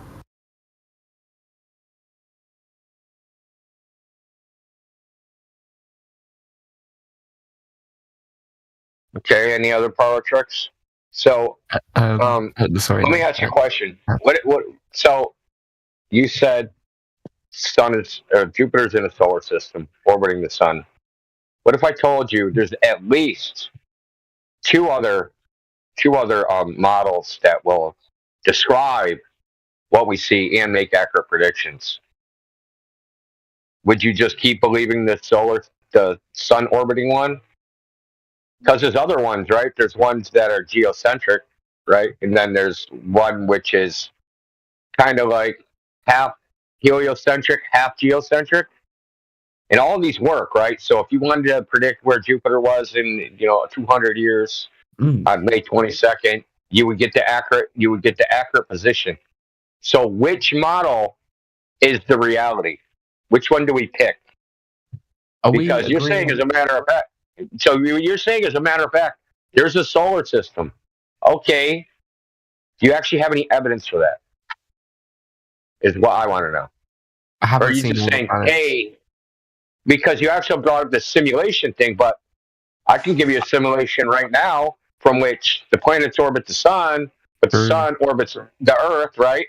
And it'll make all the exact same predictions, right? It's a simulation. Well, yeah, which physics model, like which engine were you going to put it in? It's called Tychoism. So Tycho Brahe, which was Kepler learned under, he had a model of the solar system that worked. Does it work on Windows? It's in a web browser. Oh, okay, nice. It works. It works on Linux too, then? Depends on who's operating Linux, probably. Nice. Okay. I just posted a quote of physicist George Ellis talking about that. Yeah, everyone in astronomy and physics and like in mathematics, they all know this, that the coordinate system is just an arbitrary choice. No, none are more true than the other. Yeah, the cardinal is like it's pretty good, but and you're trying to tell us about calculus, but you don't even know anything about coordinate systems, which I think is ironic. So, if you look in the chat, I posted a link to the Tycho system, right? So it'll give you equivalent answers. So how are you going to determine whether this is true or whether your heliocentric solar system is true? Or some other model? Well, experimentally, it doesn't really matter to me because the stuff that happens on Earth is all based on Earth anyway. Like I do want Elon Musk to make renewable rockets so that we can travel into outer space, into the heliosphere, whatever you want to describe it as. But for me, like I'm not going to do that. I'm just going to focus on the Earth. Sun's atmosphere. Pardon? You said you want to go to the heliosphere. Why on earth would you want to? Why in the fuck would you want to go to the sun's atmosphere? You'll die. You dingbat. Well, it's to go to the other planets that maybe, like the if we go. Heliosphere is the sun's atmosphere. You just said you want to take a one-way trip to hell and burn to death. Can we ask you a question? Why would you want to go to another planet? I mean, even in the heliocentric model, they're not too hospitable. Why would you want to go there? You gonna go pet the animals? Oh, there's no animals. You gonna go breathe the fresh air? Oh, there's no air. Like, what the fuck are you gonna do there? Well, if it's truly just like a desert, Doesn't even have internet. Doesn't even have internet. You'd be fucked. They're going to be in an asylum. Dude, sit on Earth, right? No Discord. No animals. No food. No air. No freaking nothing, dude. You're like, I'm gonna go to Mars and sit there and freaking meditate. Like, what are you gonna do there? You could do yoga. There's rodents on Mars. Yeah, you can catch animals. Right? You can catch the rodents, man. You can clean Mars up from all the pets they got. What are you going to eat? Rusty potatoes? Somewhere at the end of this road, there's a foxy-looking green alien. He's a bug. Dude, Poopy you watch potatoes. too much movie. Like, go outside. Where the real You gonna eat potatoes grown in Matt Damon's poop? Yeah. Where do you get the poop? The potatoes. Where do you get the potatoes? The poop. They'll say anything to believe in their ignorance, right? Oh yeah, I'll go somewhere where you're dead, where you can't go. Yeah, let's just go there. Just Let's saying, race to where there's no life. Like Star Trek and Star Wars is not reality. Like it's not reality.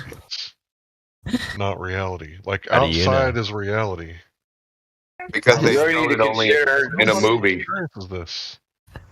Well, let's help this dude because he's a victim of the postmodern bullshit, right? So you hitched your wagon to the wrong team of horses, bro. That team of horses, that's not going anywhere. Elon Musk I gotten disagree his with your own presumption of has- horses existing. Has Elon Musk gotten his own rocket? Has Elon Musk been to space? no. No, Well, why do you think that is? because he knows better. He knows you can't. He's not retarded.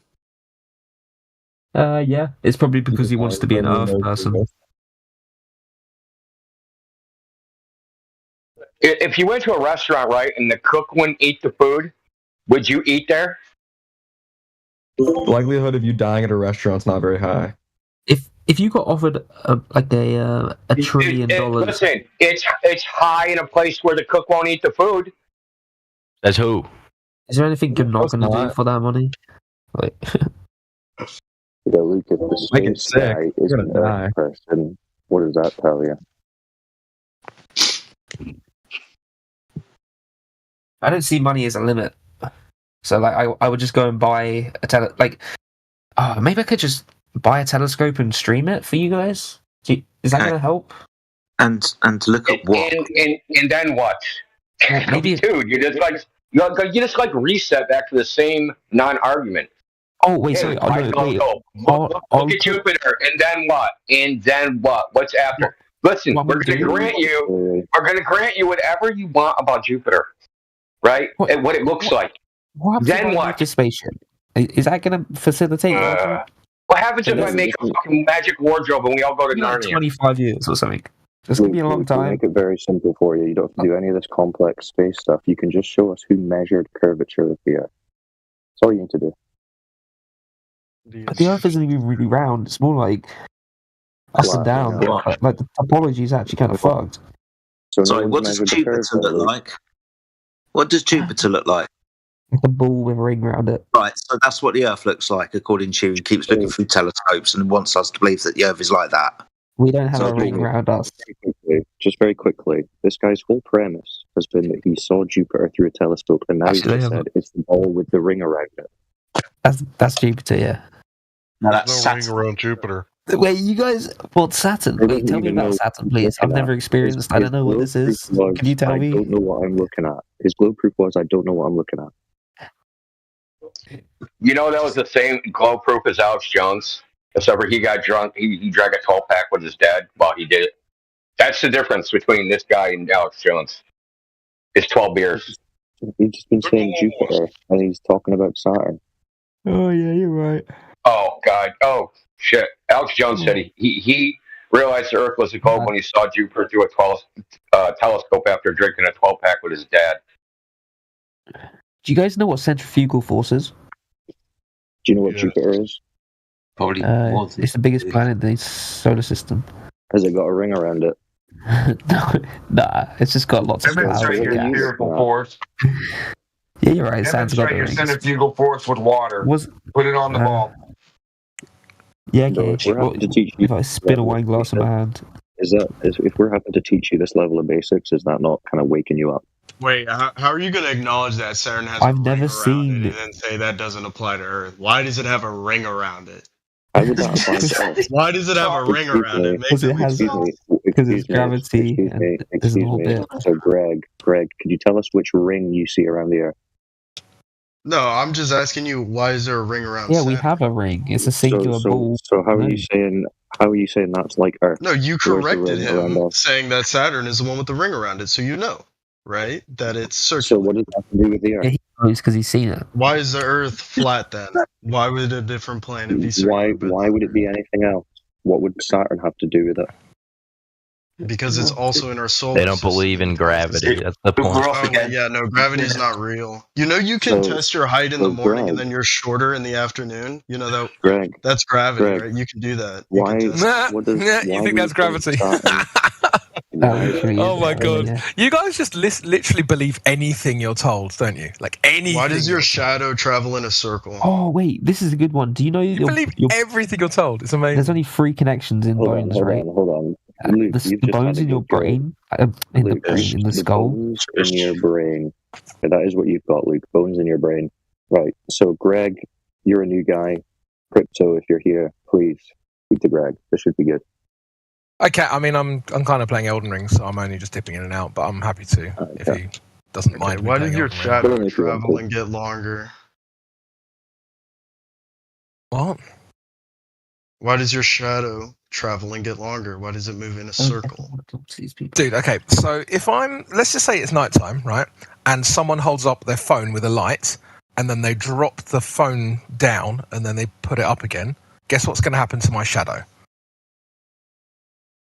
What? What's gonna happen to your shadow? You tell me. The shadow will elongate as it Nah, drops, force use. and it will get Show shorter. video. I'm convinced. Yeah, so that's why if you objectively stand true. in gymnasium, So does that therefore? Yeah, I hadn't finished. shadows in the same Hadn't finished. Hadn't finished. Yeah, finished. it was a I hadn't pointless finished. thing you were Yeah, I saying. haven't finished. It's not pointless. You're Yeah, saying we're talking that about that the sun effect versus a phone You're flashlight. saying that effect. You can only understand the happen. difference is Yeah, massive I hadn't there, finished. right? You know the Explain disrespect. the Shut sun. up while I'm finishing. Shut up Then while I'm finishing. explain a shadow. Shut up. Why are you talking? I hadn't finished. When you're talking and you're making a point, I'll shut until you're done. But I haven't finished, so you can shut up. So we're talking about how light reacts with an object, right? If the altitude increases, then the shadow is then affected by where the light is. That's got nothing to do with the floor. Nothing to do with the floor. Why would you think it would? Not a reaction, it's a relationship. In relation to the sun, your shadow will move around in a circle. When it's directly overhead, You there's just no asked- shadow. You just asked why it elongates. And then it elongates when it becomes closer to nighttime. Because it's Right. more So east. why would Because it's what's that traveling got to do with the shape of the in floor? a circle. The shape of the floor? What are you talking about? You think that What are you talking about? Where does the sun travel at night? Where does it go? Dude, it goes too far. You can't see it anymore. It goes too far. How does it come back in the same spot in the morning then? It comes back. It doesn't come back at the same spot, by the way. It doesn't, so I can't look out in my window every morning. What, you to see think it it rise sets same in the spot. west and rises in the west? No. Do you really it think sets that? in the east, You rises think in the west. sun rises and sets in the west? So what do you think the sun Do you is think traveling that? back Do you and honestly forth? think that? Do you think that No, the I sun actually rises did and not sets in say the west? that. So like I said Right, so that why it did you rises say it in was in the same sets point in the then? east. Like, the most basic knowledge It you guys are rises just in the missing. same point every day. Yes, It doesn't set in the same point that it rises, though, does it? it doesn't set in the same place because it travels across the sky. So, does it set in the same point as it rises as you thought it did? Do you understand what a compass is? Did you North, understand west, what I east, said? south. You have no idea what because you're talking about. nonsense, bro. You said Northwest, that it east, sets south. and rises in the Rises same the point. west, And now you're talking over me. You said it sets and rises in the same point, which was wrong, and now you can't admit that you were wrong. It's not wrong. Prove it's wrong. What, that it sets and rises in the same point? Yes, prove it that it is wrong. Prove it is wrong. Because it doesn't set and rise in the west. I think he means that it's doing the same cycle every day, not that it's literally setting it and rising. He knows what he's saying. Pretty sure that's what he's saying. Yeah, and it don't do that either. It does the. It doesn't do that anyway. Yeah, that actually doesn't happen either. It doesn't anyway. No, it doesn't. But it's funny because what you said was wrong, and now even the charitable explanation that I've been given by someone else is also wrong. So you're actually wrong twice.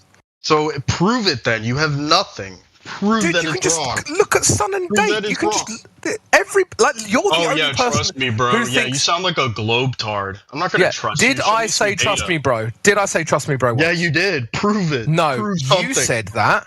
I didn't show say any that. evidence at all. Yeah, you're coping so hard now, dude. You're coping so hard. Oh, now I didn't say trust me. Now I'm yeah, you are. Like, dude, show some evidence. That's all I'm asking. You're coping.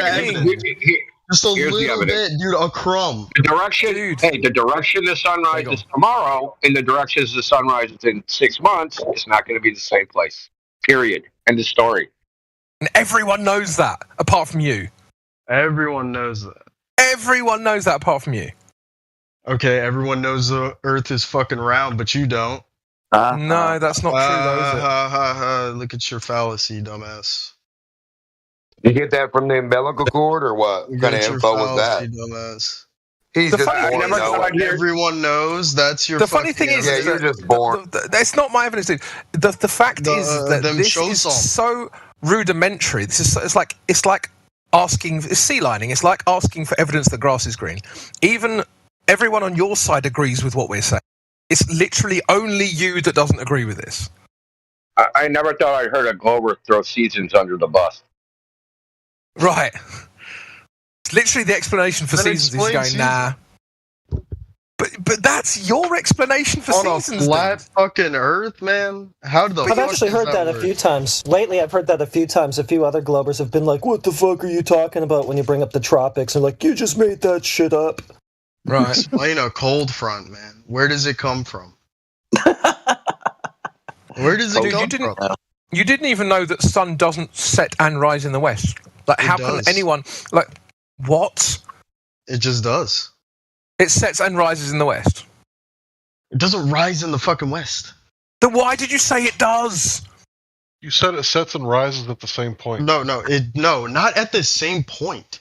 Like, they do the same cycle. It rises in the west, sets in the east. Do you understand that, like, when you say dumb shit and then people call you out on it, and then you act dumbfounded because you didn't say what you meant, that's your problem. That's not our problem. Like, I'm not a mind reader. Everyone else here isn't a mind reader. If Where you does meant the sun go at night? Yeah, I hadn't finished. This is another problem you have. I don't care if you finish. You're such a retard that I'm losing brain cells listening to you. You don't have any brain cells. That's the problem. I don't. You can't be losing something you don't have.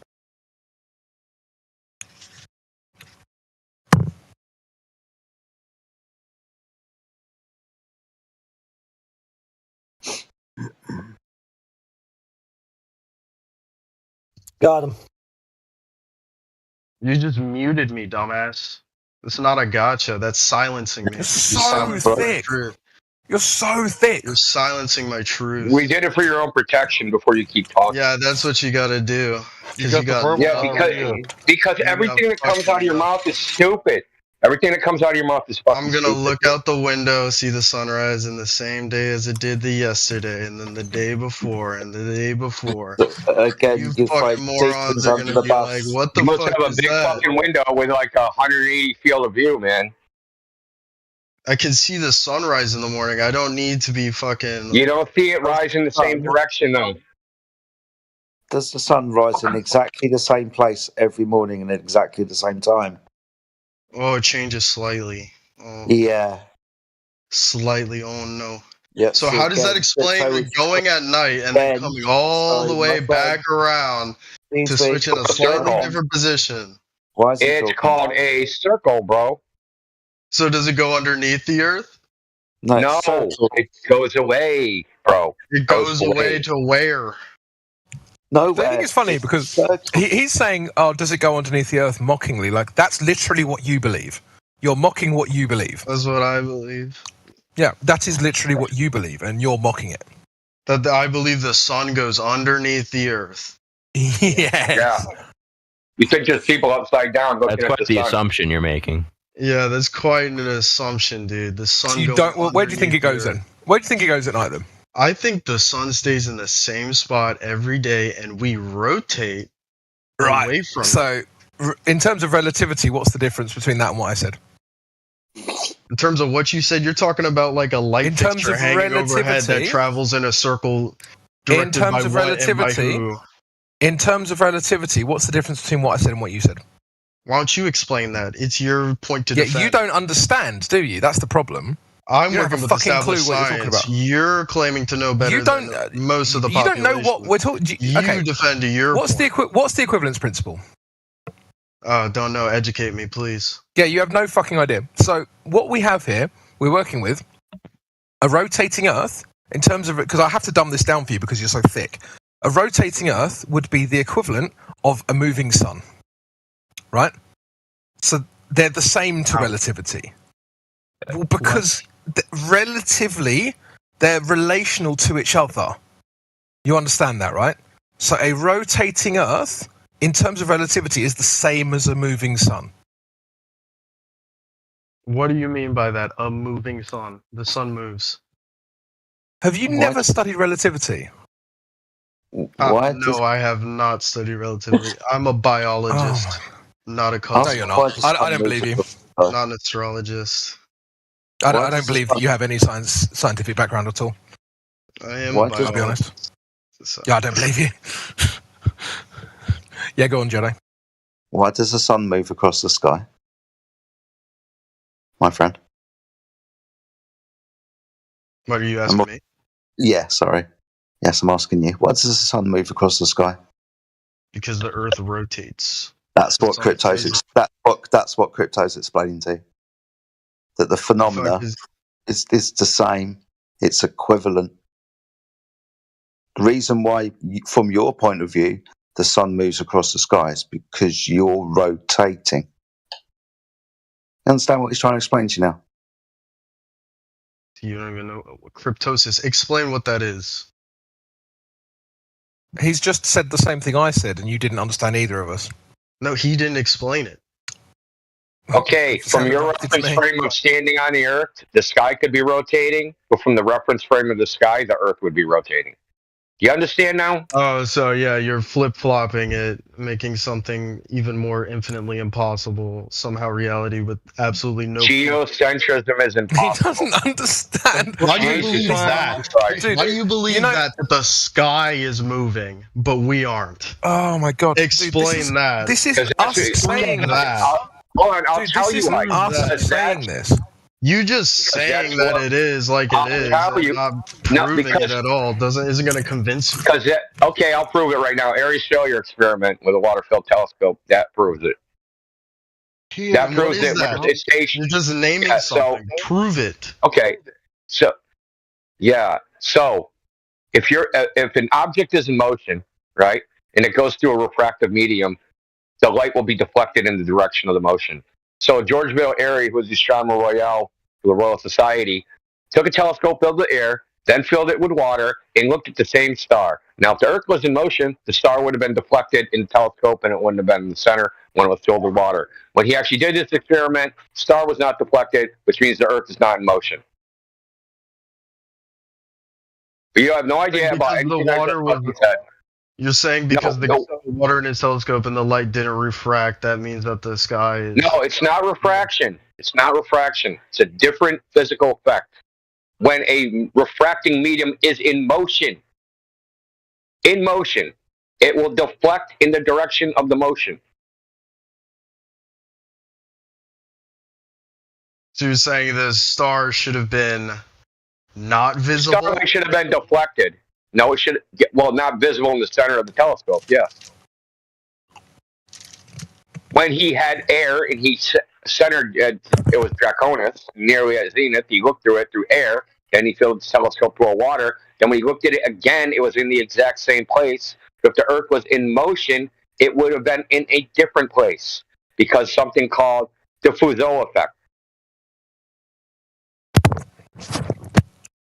which was demonstrated experimentally by shining a light through water that was moving in different directions So and measuring. why would you trust that experiment over? It's not about trust. It's not about trust. It's not trust. You've seen it. You've done it. You've done that.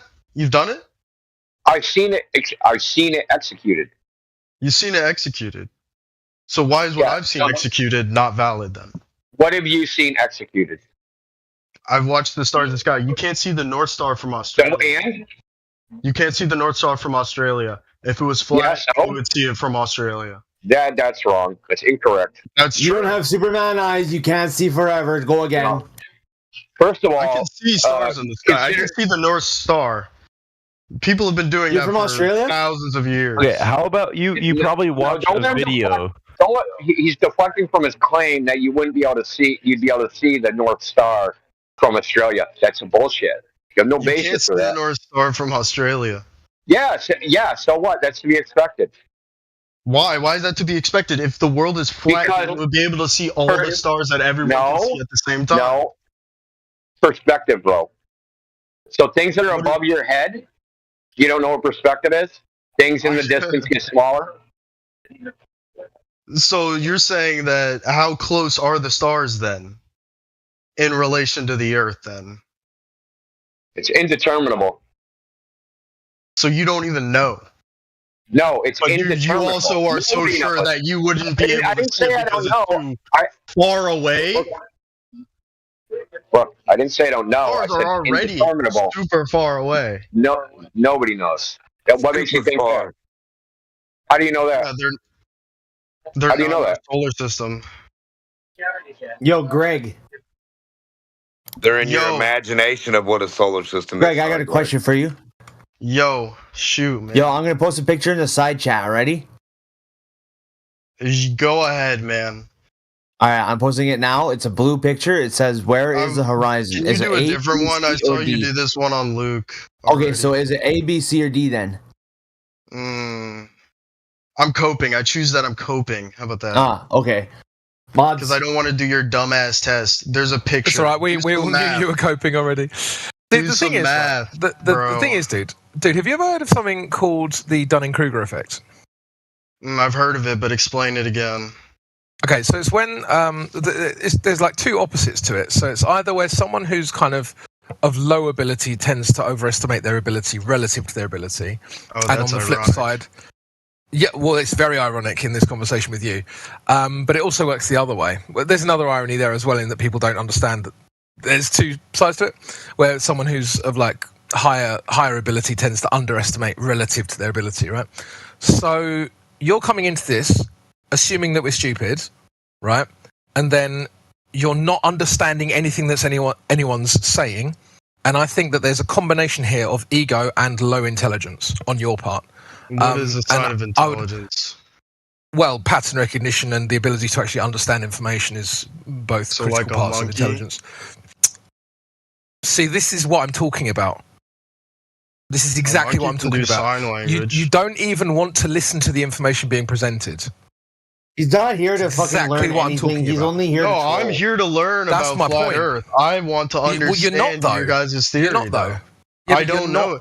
Listening to anything. Like if when I was just here to debunk. See, again, I'm trying to tell you information and you just start talking about ego. I know that you're not listening. Multiple people talking to me and I'm talking to You're just not listening. You're not listening to anyone, though, dude. Like, remember when you said earlier? Again, you're just talking. You're not. Okay, fine. Remember when we were talking about where does the sun go at night, right? What was my answer to you? It just goes away. That's all you said. It goes away too far. And then I said to you that the sun, in your idea, goes under the earth, right? Yeah, you said you assume that that's what I believe. Yes. Well, it has to be what you believe. No.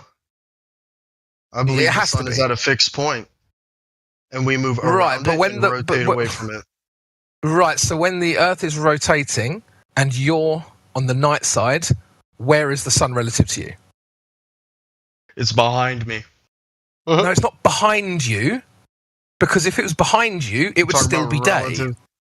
Oh, relative to me, then under me, I guess. Right. So when I said to you, right. So when I said to you 10 minutes ago that you believe the sun's beneath your feet, you're hanging on the definition of a fucking word. So I was correct then, wasn't I? You're hanging on the definition of. So was I correct? Make a valid argument. Was I correct? Yes, if we're going by the fantastic. So when I said that to you and you said nuh-uh for 10 minutes and then it turns out I was correct, do you understand why that's frustrating? Sure, yeah, I understand why that's I don't want to hear nuh-uh. What I want you to do is actually understand what's being said to you and then come up with some sort of response based on understanding the information. Because otherwise, there's no point you being here. Let's see then. So now I got to come up with an argument for why it doesn't just go away. You're supposed to be trying to understand the flat Earth. That's what you said. Going by what you said, you're trying to understand the flat Earth, right? Well, you guys are debunking what I'm saying, right? This is how my method of learning. You cut me off. So if you're trying to understand what our arguments are, then you have to actually do like some active listening. I posted a link for you, image. You can check the image. It's Albert Einstein. It's what we're talking about.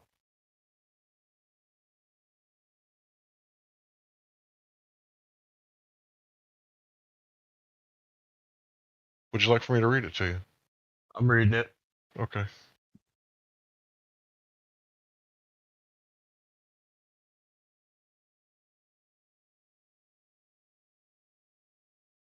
What is this supposed to prove?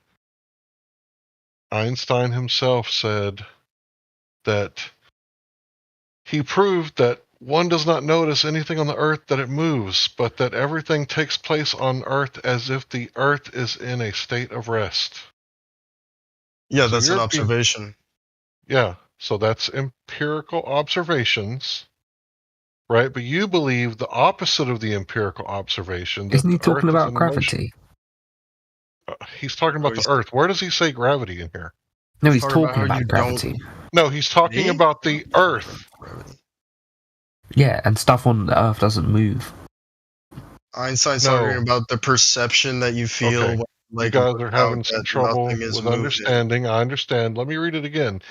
He proved that one does not notice anything on Earth that it moves, but that everything takes place on Earth as if the Earth is in a state of rest. Yes, because of the scope of Earth.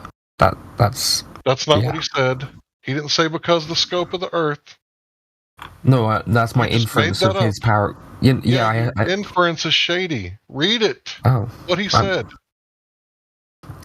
I mean, we can't take what Albert Einstein said as scripture. I mean, I hear what you're saying. We can't take what he said as scripture. So you don't believe in gravity? No, huh? Wait, what? We can't take what he said as scripture, right? I mean, I'm saying that statement there pertains to his observations. Just pick and choose the statements you like? Is that how you do it? That's weird. Right? He's talking about his observations of gravity. Says who? Where did he say gravity in there? Where are you getting this from? That's just an observation of your perception of movement. Well, E equals mc squared, right? Energy what does that have to do with this quote? The mass. Sure. What does that have to do with this quote? The observer. People aren't situationally aware. Really I actually love Albert Einstein. I haven't even got a clue what's going on and why this is relevant and what Einstein is looking at when he's comparing the Earth to the things in the sky and how they appear to move. And you've jumped in and you started talking about gravity for some fucking reason. You haven't got a clue what the conversation's about, dude. Shush. Open. Like as hard as freaking possible. Just read the quote like 10 times in a row. Maybe it'll sink in. Yeah. That's why he came up with this theory of relativity. Yeah. Because if it's all relative, then you can pretend the Earth's in motion. If you pick up your mouse and drop it right now, it's going to drop the same speed as if you picked up your computer and dropped What it does that right now. have to do with the price of rice in China, bro? Because when you pick up a piece of rice in China and drop it, it drops at the same speed. Dude, is your brain bleeding right now? Or did From you just get, listening, like a traumatic I'm brain trying to injury? understand your concept of my perception of my reality as You opposed keep to. talking about gravity because you're so programmed. If somebody says Einstein, you factory reset and go gravity, gravity. No, when I hear Einstein, I think relativity. I don't think gravity. When I read that statement, I read he understands gravity is a bigger thing than just what Earth is. You're talking about the scope of Earth, and I'm saying we're talking about Earth. And you're like, nah, we can't. You said relativity. That's the only point. What is this Just dude talking about? I don't know. I'm trying to engage with you guys in a truly academic, professional, and acknowledging state, but you're trolling. Why? Are you trying to give a summary of a conversation you don't understand? And then when you try to summarize, no one knows what you're fucking talking about because it's not what we're talking about, the thing you're trying to summarize. Okay, well, I apologize then. So you can continue. What's the equivalence principle? Einstein, relativity, with regards to the motion of things in the sky. Yeah, I thought so. Yeah, You haven't got you're disrespecting science. Like if Albert Einstein heard you speaking right now, he would say you're disrespecting his work. You're a disrespectful. You have no place here. I'll leave. Yeah, you're right. Bye, guys.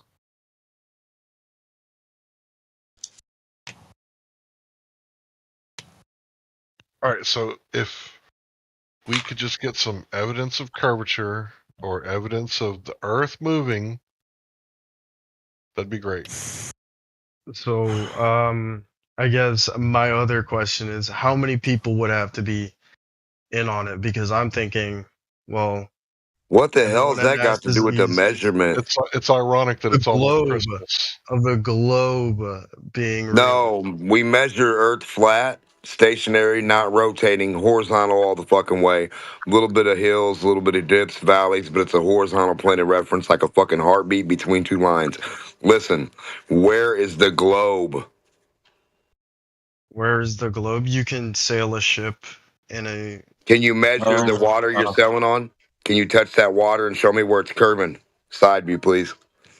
You wouldn't be able to perceive it because. So now you can't see that it's a globe. So now you don't know it's a globe because you can't from perceive Earth, a globe. sitting on Earth, no, you wouldn't be able to. So now perceive it. If you were on the top of Mount Everest, you would actually be able to see the curvature. No, you wouldn't. That was yeah, you would. Yeah, you would. You Even would according to like your globe scientists, your globe, priests, they say you can't. No, but So I hold was on, trying you to gotta ask, live- like, people who have, like, supposedly proven it, done the math and all this, like, how many Done people... math on what? You just said you can't see where the curve circumference is. of the Earth. You can... What the are you Egyptians doing? were Hold on. Slow to down. What are you calculate doing math on? Me and you're looking. You don't know where the curve's at. I don't see no curve. What are we mathing? Let's put it on the paper. What are we mathing? Okay, so... No, not okay. What are we mathing? What are we mathing? Yeah, we're looking out at the horizon. What do we put down on the paper? I'm trying to understand what you want. I'm trying. Put down You're on trying to paper understand what I'm looking at? What? Yeah, where's the curve at? We're gonna put it on paper. We're looking at the horizon. Where's it at? What are we looking at? Where's the curve? You mean like on a plane, like... No. On the paper, you're gonna write the math down, just like the old guys did in sandals and a dress with a pencil and a stick in the sand. You got to be as smart as them, right, caveman? So we're gonna climb on a mountain now. We're gonna look forward horizontally. What are we writing down, math guy? Bro, I don't think you could ever climb a mountain. Yeah, cool story, stupid. Listen, when you look out, buddy, you what are didn't we even give me a mathing? chance. I don't think you know what a fucking mountain is. We're on a mountain. We're looking out. What are we mathing? Where are we mathing the curve at? Where are we mathing the curve at? Bro, do you even know what a straight line is? Like, God, for fuck's sake. Yeah, it's the horizontal horizon. On an No. Tell me what a straight line is. Horizontal. Hold on, Demar. Horizontal is a description of... Hey, Luke, weren't you bowing out of this question since you had no idea? No, I have a fucking bigger idea than all of you guys combined, it seems. Okay, yeah, now you're spiraling and you're just Listening to you guys spew bullshit into the scientific realm of knowledge is You're like the disgusting. thickest person in this room, dude. You set him off now, bro. Damn, I broke him. It's for you to read. It's on the side chat. It's a picture of a bunch of old dudes. It's got yellow writing. Go ahead and read that and get back with us when you're done. That's your homework. So, Greg, just to kind of get you in tune with what's going on here, you realize that the claim is that they measured the curvature from the surface of the Earth. You know that, right? Yeah, they did. Yeah. Okay, and how did they do that? Well, you take 360 degrees and then the estimate. From what? No, the surface of Earth, my friend. You're measuring the surface. Greg. The equator. You don't understand geometry. Greg. The equator is 360 degrees. Even if it was flat, it would also be 360. Greg, are you not listening? Where is the curvature being measured on the surface of the Earth? Where's the are you talking about a reference point? Help me understand. You're talking you're measuring curvature on the Earth. It's bro, I'm asking you a question. This is geometry. Geometric. Earth measuring. Where did they measure the curvature on the Earth? You can start in the middle of the ocean at sea level. Okay, so sea level. So is sea level a plane? Yeah, it's a frame of reference for. Oh, okay, so it's a flat Earth then. So you measure a flat Earth to get a curve. How would you do that? Well, it's not flat. The angle is only Yeah, do you know how you? I just asked you if it was a plane. It's a line between 2 points. Okay, Luke, you're going to have to bow out. Please stop talking. So, 360 degrees around you on a plane? Well, that's still a plane. That's a flat Earth. You want to try again? What? I don't think you understand. I don't think you understand. 360 degrees divided by the estimated circumference of the Earth. How long is it around? How would you estimate a circumference? You're talking about a circle. And you get the angle, the curvature. Doesn't even make sense. No. It's lost. You're lost, bro. Why would you divide 360 into the circumference, dude? How'd you get the circumference to begin with? I mean, you could walk it if you really wanted to, but you can also you can also just measure how long it takes the sun to travel around. So I walk the circumference of my neighborhood. Now my neighborhood is a sphere. Sounds legit to me. Yeah. Yeah, I agree. If you don't think about it any deeper than that. Exactly. Wow. If you don't think about it any deeper than that, that's exactly it. Okay, so why have we not got to the ends of the fucking planet then? Here we go.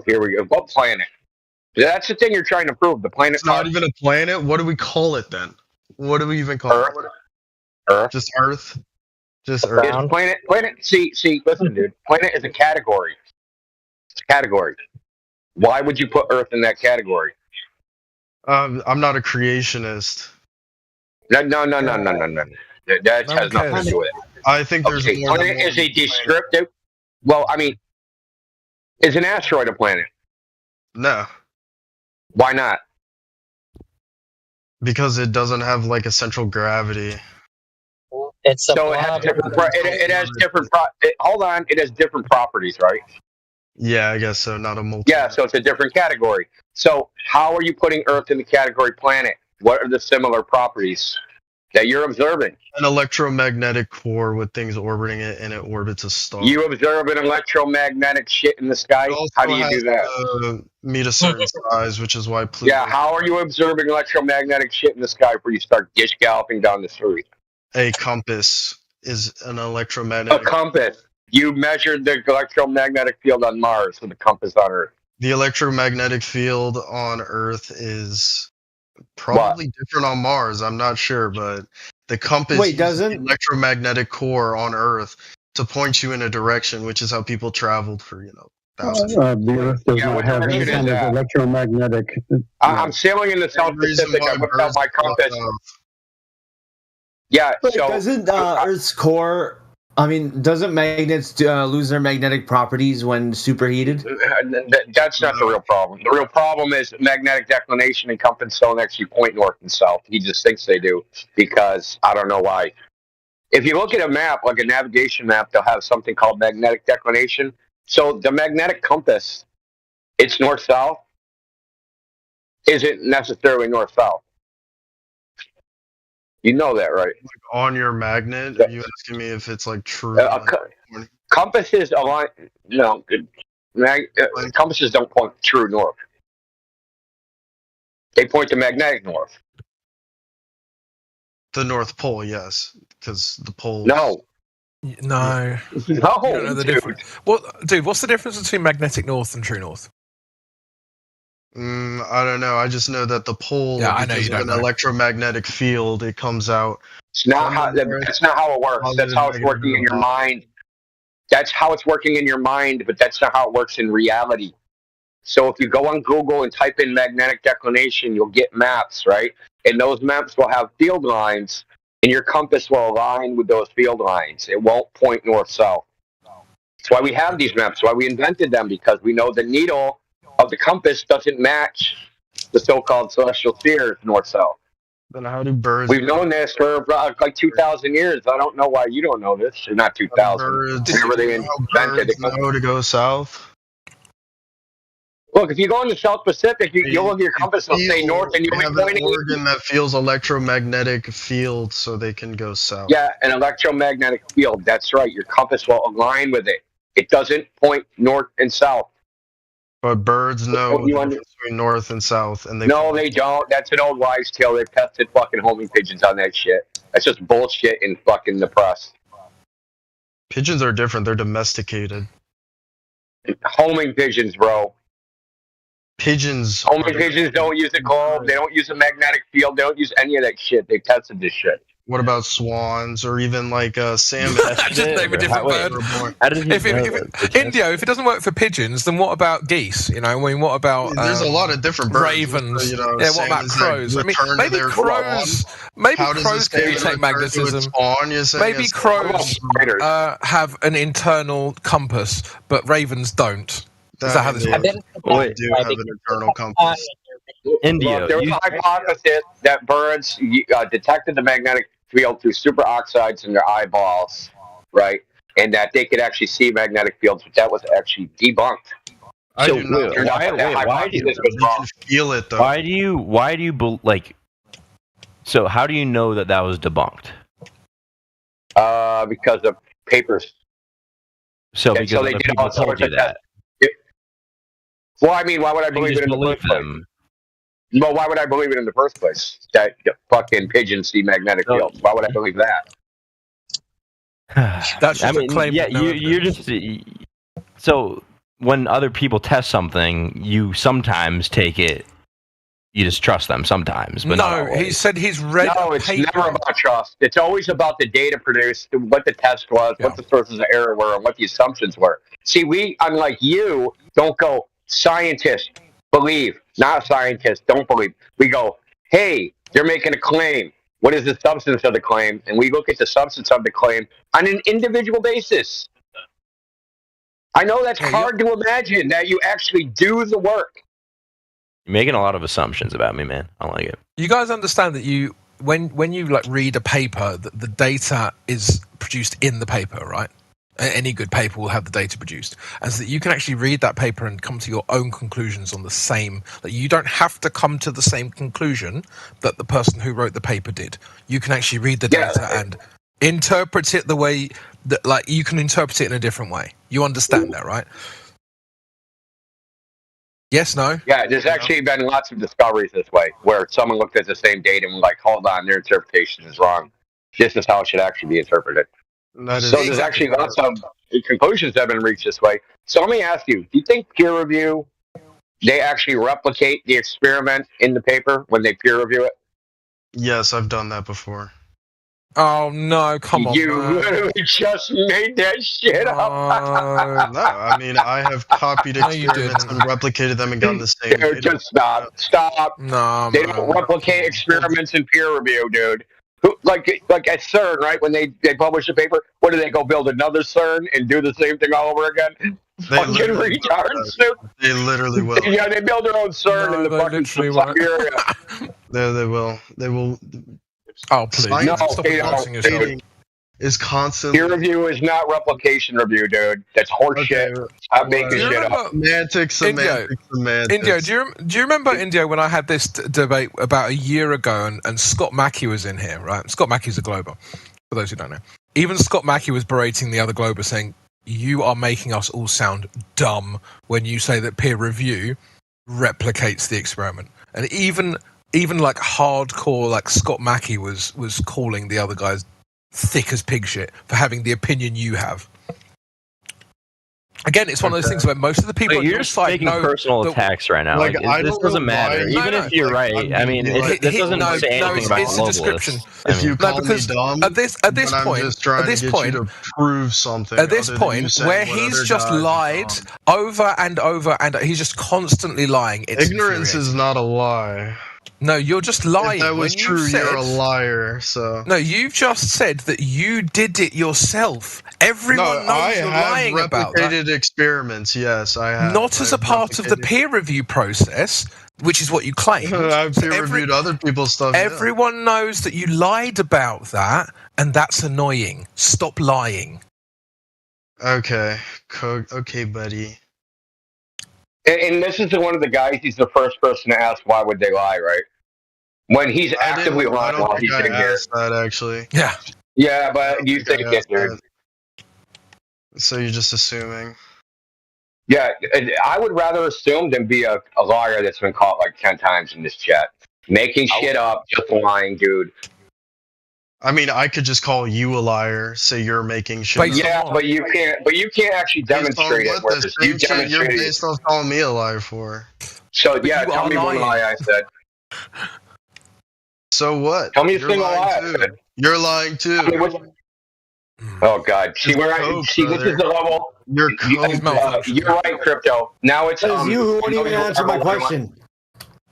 No, he answered every question when I don't know. So.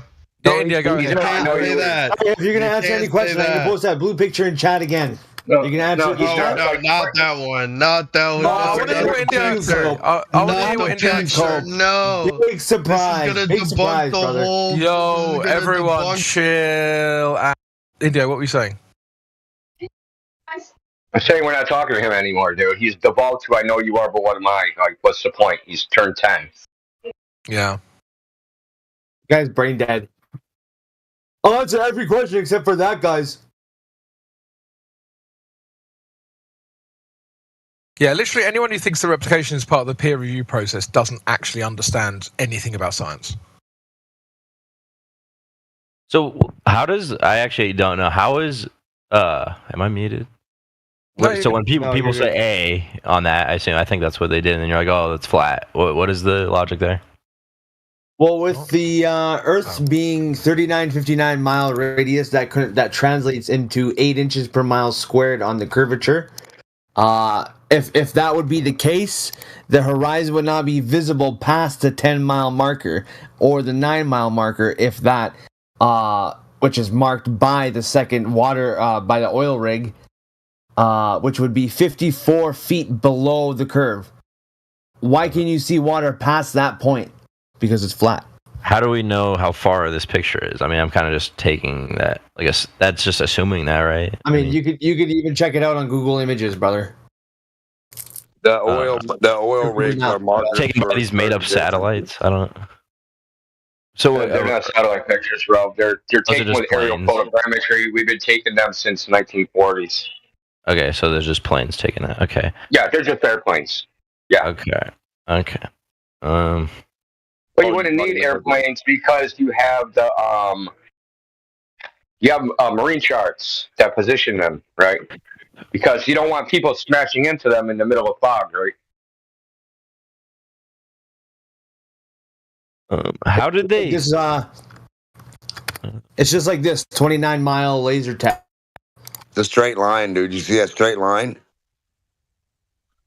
See how horizontal that is? It's not a curved line, brother. It needs to be a curved line on a ball. Straight. That's how you travel, brother. That's how you tell the distance, too, with a straight horizontal line. It's not a curved line. I mean, I don't know the simple fact of the elevation matter of each is- of the parts of the laser. So let me ask you, The dude. simple fact of the matter is, all you globers keep arguing all these semantics. Oh, the skylights, blah blah blah blah blah blah blah blah. You know, whatever you guys want to argue doesn't matter at the end of the day, because at the end of the day, everyone can go out and see that it measures flat to the end of the fucking Earth.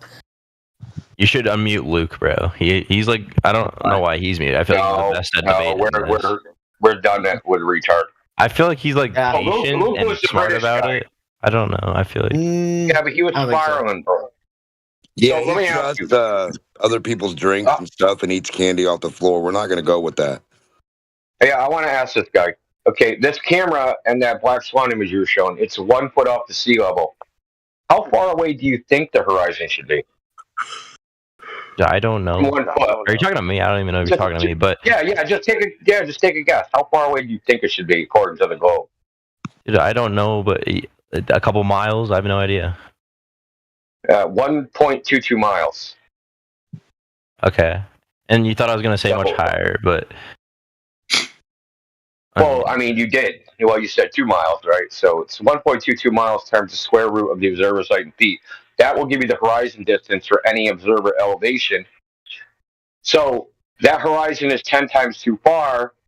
The geometric consequence of that is it would only fit a globe that is a radius of 315,000 miles, which, according to them, is the orbit of the moon, right? So something's wrong, big time. It's not a little bit different. It's way, way, way different than what is predicted. That's why we show it. It's not like, oh, it's just a little bit too far. It's way too far. It's not even close.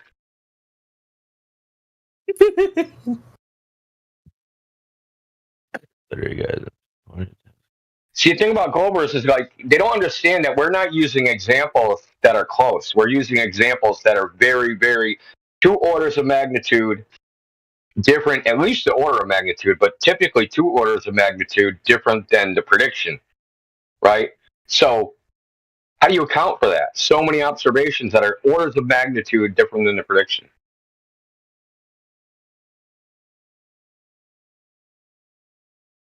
Look, and I'm not asking you how to explain it. See, that's a Glober thing. Explain this. I say, how do you account for that? Account for it within the worldview.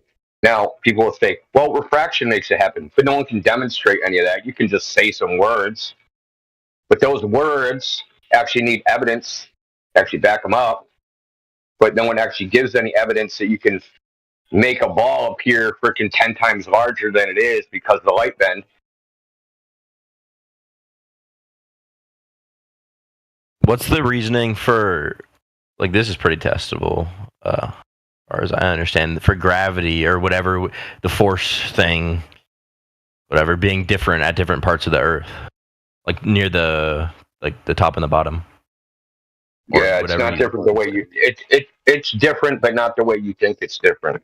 Like, why is it stronger or weaker proportionally the further you go away from the equator? That's what I'm talking about.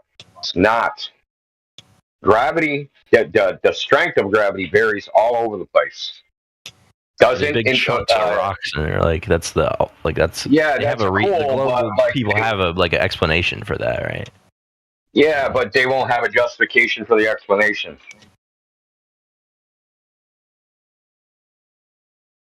Right, they'll have Earth's a globe. How do we make an ad hoc hypothesis to keep it a globe? Oh, what does it say? Lumpy gravity. People would take gold from one place to the other because it weighs more and sell it there. If that were true.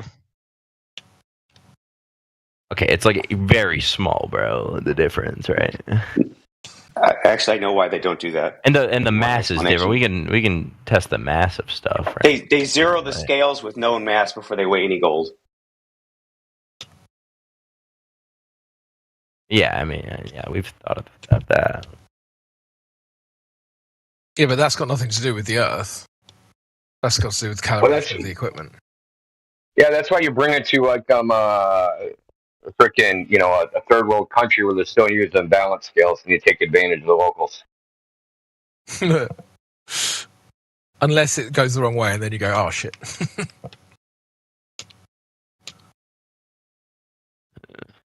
Yeah, rest in peace, cold arbitrage.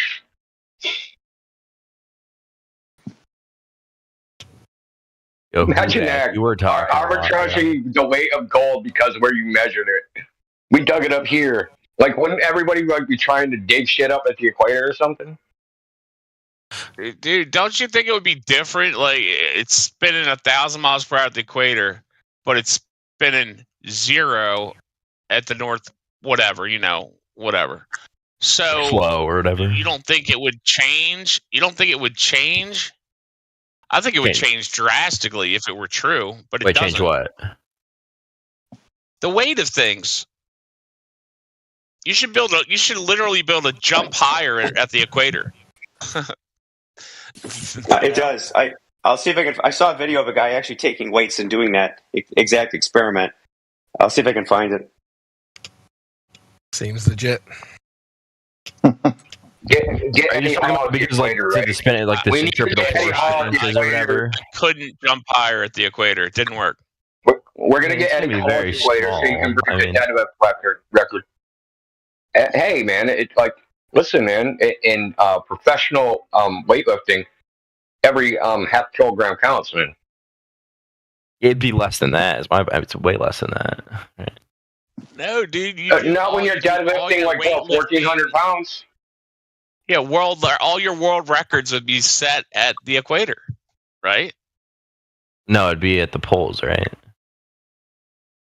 No, it'd be high jumping. For weightlifting, then if it was, it depends if you like where you made the weights, I guess. Wait! If you made the weights at the equator and took them to Alaska, it would be better. I think. Either way. It's the. I mean, people have measured this. Is this like? Are you guys arguing that? I'm pretty sure that's pretty common, right? Like, it's not a very big difference at all. It's silly. That's like measurable though. Like, I mean, yeah, and the measurements I just explained to you don't come out the way you think they come out. They don't follow the rotational freaking curve, dude. They just vary randomly. So, like, it might be more at the poles. As we're talking about weightlifting, there's actually. Does that mean? Yeah, as we're talking about as we're talking about weightlifting, there is an interesting thing. I don't know if you guys know about the Hafthor Bjornsson deadlift world record controversy. I can go into it briefly. Basically, so Eddie Hall had the previous world record deadlift of 500 kilos, which is an absurd amount anyway. But that was tested by the independent weightlifting body, and then Hafthor Bjornsson did a deadlift of 501 kilos, but the weights were that's some bullshit. Measured. They were measured by his dad in his gym, and so there was a bunch of controversy about whether the scales were calibrated properly. And so that's kind of interesting, isn't it? Because like the scale said 501 kilos, right? But how was that measured and how was that weighed and was it kind of fair to the previous world record? And it was only a 1 kilo difference. If it was like a 10 kilo difference, then the margin of error is kind of evaporated because of the difference in the two. Anyway, yeah, whatever. I didn't want to go too much into that, but that's an interesting case of like a practical use case of what we're talking about.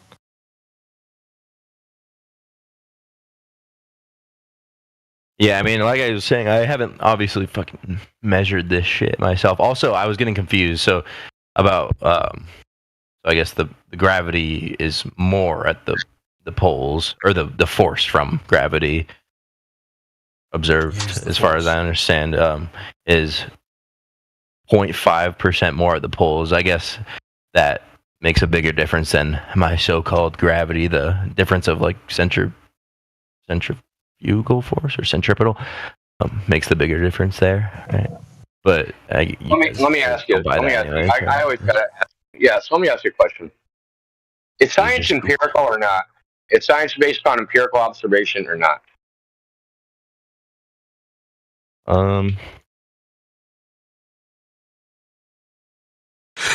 Like, yes. You don't know. So it's based on experiment, testing, observation, all that shit. Yeah. It's not based upon stories.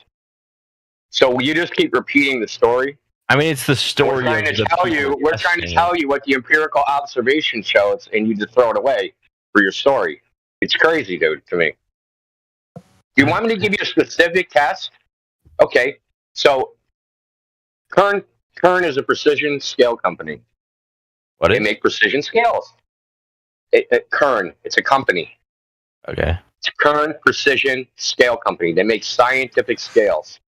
As part of a campaign to promote their product, they sent their scales all over the world.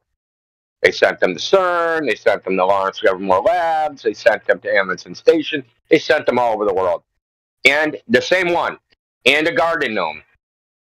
They sent it in a briefcase. They sent it all over the world. Each one of these locations, these scientists measured the weight of the gnome.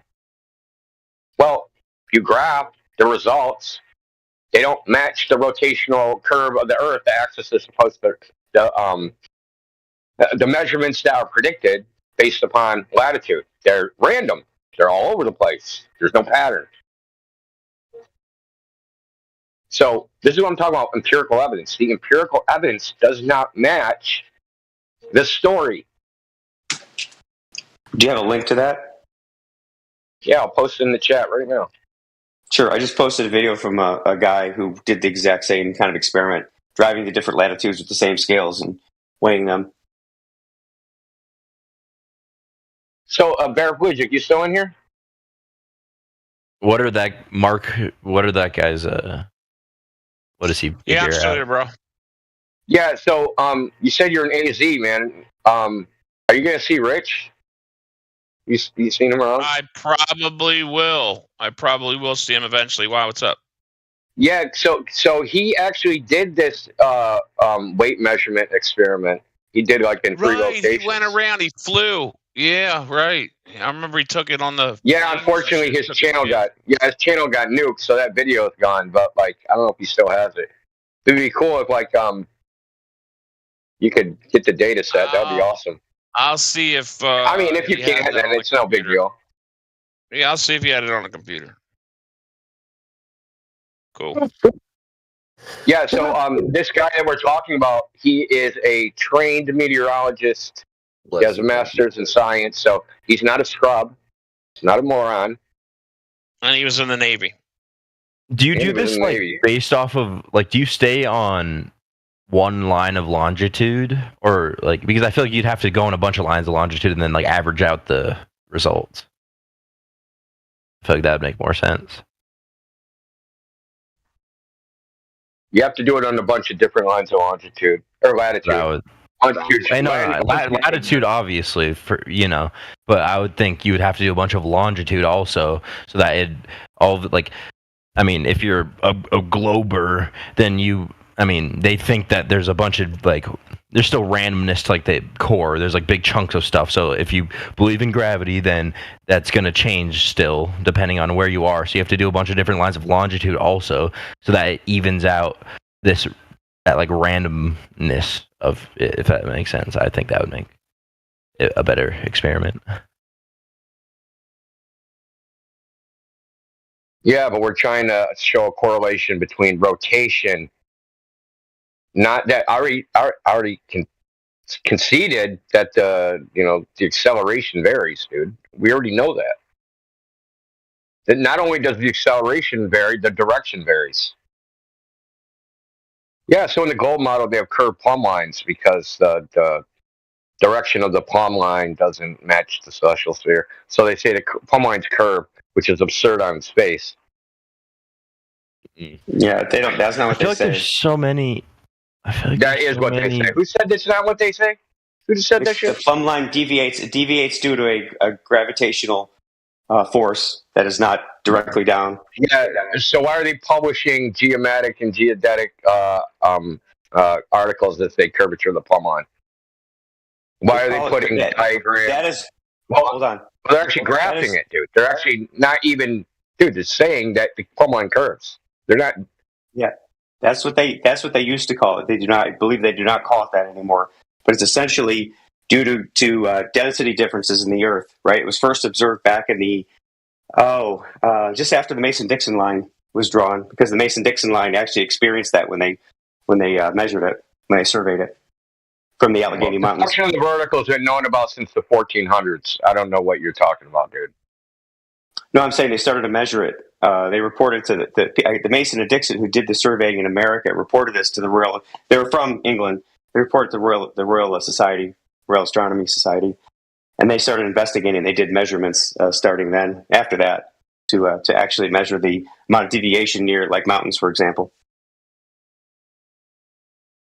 Yeah, but it's not only near mountains. Yeah, but it's not only near mountains.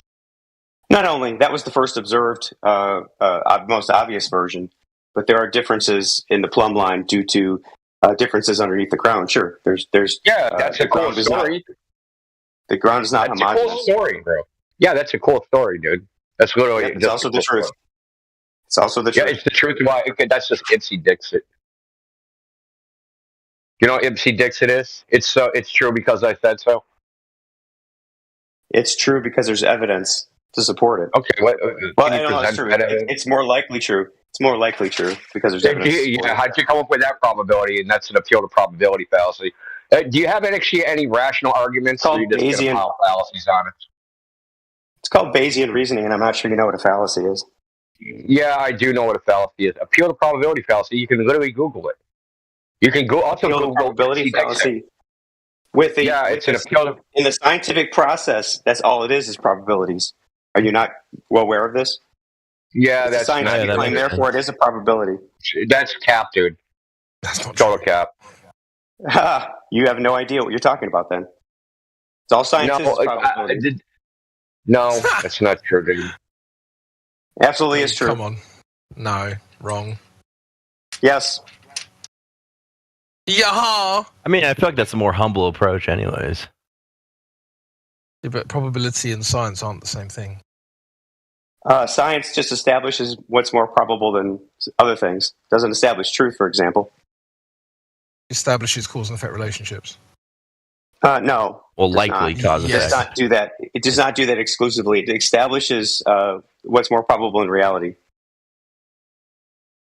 No, it doesn't. Like what causes it is what is more likely to cause it, I guess. What you're saying? No. It's not just cause and effect. That can be like part of the something. scientific Yeah. No, I think I endeavor, agree but with it's you. not. I was just clarifying. It's not the only That's thing. wrong, then. Probability is a calculation. It's based in our minds. I'm sorry. What was that? Probability is a calculation. Probability is a calculation. That's right. Got nothing to do. Yeah, it's got nothing to do with cause and effect. Yeah. What does cause and effect have to? So you're stipulating cause and effect being necessary for science. That's unfounded. That's not true. That's what it does. Yes. Would you like me to post some references in the scientific method? You'll find cause and effect is not in there. Yeah, go on. Let's see what you got. Okay. Sure. Oh. Tacos. So this guy, waiting for that scale. I'm still waiting for that scale measurement. I'll put it in. Hold on. So if science doesn't determine cause and effect, then that means it only determines correlations. And that means you can make no causal statements whatsoever about anything. Yeah, that's right, dude. Absolute causal statements. If you've ever studied Hume, you'd know that absolute causal statements are never able to be made. Truthful statements. No, he's saying they're not justified because they're circular. It's a distinction. Right, which means we don't know. Which means they don't know. We don't know they're true in any absolute sense. No, what he's saying is the regularity. You can't say that the sun's going to come up forever and ever because you haven't sampled the future. That's part of it, but he also says you can't justify causality. You can't even establish that something is caused by something else. Yeah, well, he was wrong about that. Okay. I don't think you'd passed your first semester philosophy class. It's a funny statement of causality. You just philosophy. I think it depends on what it is. If you don't get the answer on the fucking test right, then it's not true. Fucking retard of epic proportion. Dude, that's like the dumbest shit I've ever heard in my life. You know, there once were tests where the correct answer was wrong in reality. You know that they existed, right? So if I take a philosophy of science class and I say Hume was wrong and I get the wrong answer, that means I'm wrong because it's the wrong answer on the test? Are you a retard? Are you a retard? It means it doesn't mean anything. It doesn't mean anything. It means, hey, that's not the correct answer on the test. You could calm down, okay? Dude, it's so... Dude, because it's so stupid. It's so stupid it hurts, dude. It literally is so stupid it hurts me. It hurts me for people because you don't understand Hume. You're triggered just because you don't understand you understand what test taking is. You can read about it. You can study Hume and then you don't understand what test taking is and what it is. It's a human endeavor, right? And the answers on tests, because it's the answer doesn't mean it's the truth. And if I say Hume is wrong, that's independent of the answer on the fucking test. It's fucking stupid. You're stupid. I don't even want to talk to you no more. Dude, it's okay. There's no reason to be this mad. Dude, how do you think that that's okay? That's what I want to know. How are you fucking white knighting for this dude? We'll wait till you're calmed down, I think, to answer that question. No. How are you white knighting for this dude? How are you white knighting for some patently absurd statement? How? I don't get it. Honestly, I'm kind of. I feel like that would be the flat Earth take that like you can't say anything for certain or whatever. Like I feel like that'd be. No. Oh, you feel? No. Okay, cool. Yeah, you don't. I just don't. Okay. Yeah. You don't understand what we think, do you? Like that's what I think. When I said I meant that as a synonym of think. Okay. Okay, fine. He doesn't understand empiricism. Yeah, we're actually. I wasn't even the one making that claim. I just thought we're actually having a more stringent quality to our inquiry than you guys, rather than less. So things like science, establish a cause and effect relationship is something that most of us agree on, just as an example. And I just posted about 4 different definitions for the scientific method. You can review them if you like. Let's have a look here.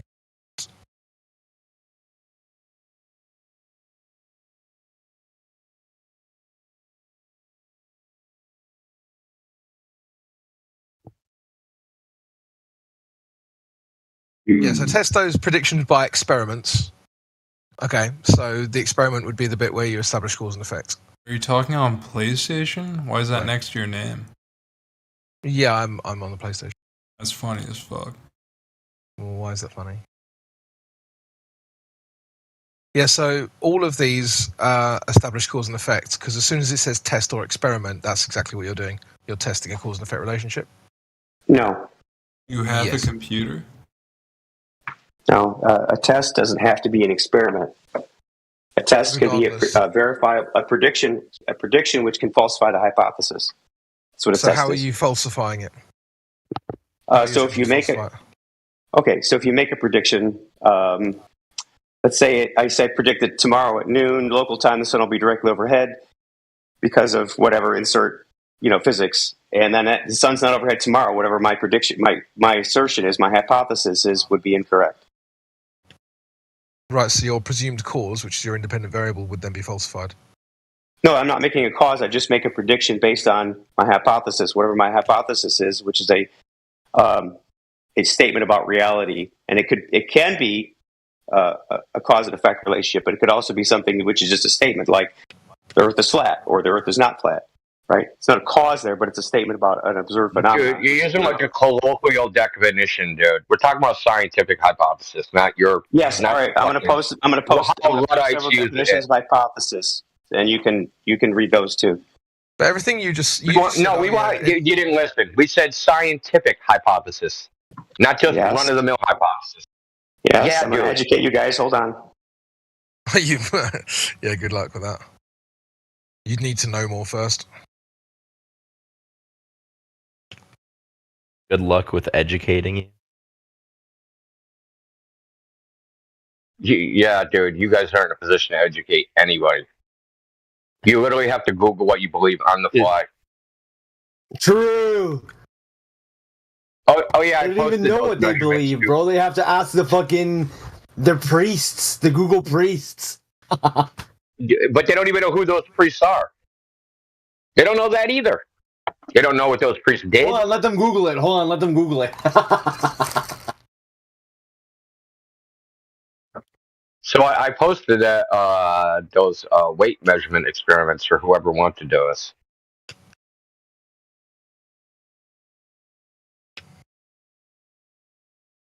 Dogs are gods. What's an example when science proves something? It proved you're a schizophrenic, remember?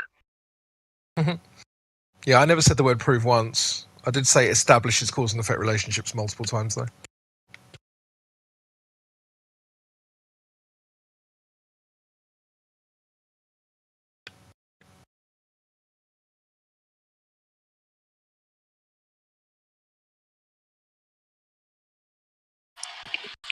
This is good. We need more conversations like this. Dunning-Kruger effect. They talk about that, and then say that they can't possibly learn anything from us normies. So for India, yeah, but we already know everything that you know. You just set them off. Don't do that. You just set them off. The Gnome experiment. Because you know everything. All right. Hold on. Just so you know that gnomeexperiment.com domain is not valid. It's been suspended. What you link to? I'm not saying you did. I mean, obviously you didn't know, but I'm just telling you. What are you talking about? It wasn't suspended. It was done in 2010. Retard. I'm just saying you posted. Give me one good reason not to ban you for lying. One good reason, dude. You better be fast. Call him a retard, then threaten to ban him. That's crazy. Science. No, that's a mischaracterization. He just said it was suspended. That's a lie. He knows it's a lie. He just made that shit up. I'm not saying the data isn't valid. Hold on. I'm not saying the data isn't valid or anything you posted isn't right. I'm just saying, just so you know, there's a domain referenced in your text that is no longer active. This happens. I'm not saying I do it too. It has nothing to do with your. It's not an aspersion. It's not a critique. I'm just letting you know. Yeah. Now you're trying to change your story. Said was suspended. Damn, dude. Bro, that's what he said. He's the most good faith dude, and you guys are just retardedly. If you visit that domain, it says the account has been suspended. I am well aware of that. Okay, I am well aware of that, and there's a reason for that. The reason is they used to have an embedded Google Maps.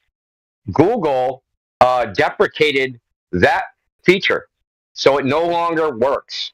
So they nuked the web page. Because it was an embedded Google map that no longer exists. That API is gone. Okay, yeah, it's a reasonable explanation. I post stuff every once in a while. This stuff disappears. You can go on the Wayback Machine, right, with that URL, and look at the old website. That's a good idea. All right. Or you can watch the video tediously and watch him go through each pin one by one by one by one by one and enter it into the fucking spreadsheet, and you can watch him do it. Sure, yeah, but when you post something, if you post data, I like to go to the source, and I thought that would be the source, so that's the first thing I went to. But I can look at the videos. That's fine. Well, the way they had it was they had this Google Maps thing, and whatever the scientists did, wherever their location, when you hit the pin on the Google Map, on the sidebar, it would say the results, who did it, the location, all that crap. So he, by hand, extracted all the data, right, one by one by one by one, entered it into a Google Sheet, which is still available after all these years. And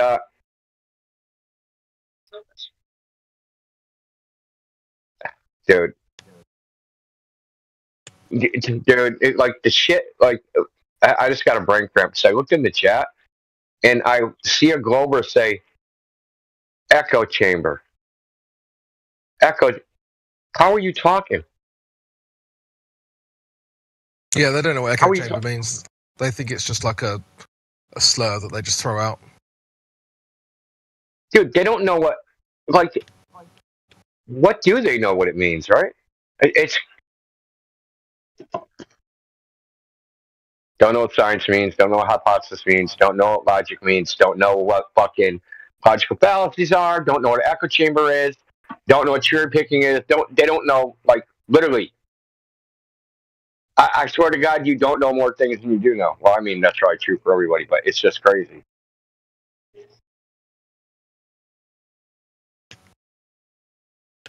No edge, but it curves right there where it's the edge.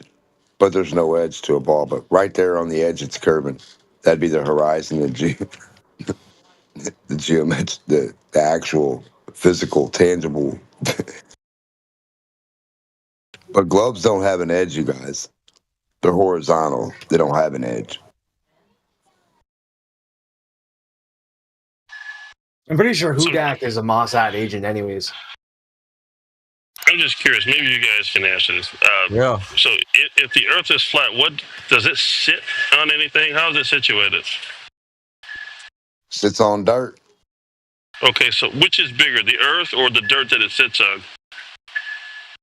Oh, here we go. We did regression fallacy. Well, I'm trying to get an idea what this looks like. From where? Looks like from where? Well, you don't have a map, so maybe you can describe it to me. Yeah, there's plenty of maps, dude. I don't know what you're talking about. You have no idea what you're talking about, dude. You're just fucking parroting Professor Dave, dude, because you're stupid. Professor Dave. No, I'm not parroting. Professor Dave. Yeah, sure you are. Anyway, Antonio Subaret's made a Bocus. Yeah. No, I asked you a question. I want you to clarify. A picture from where?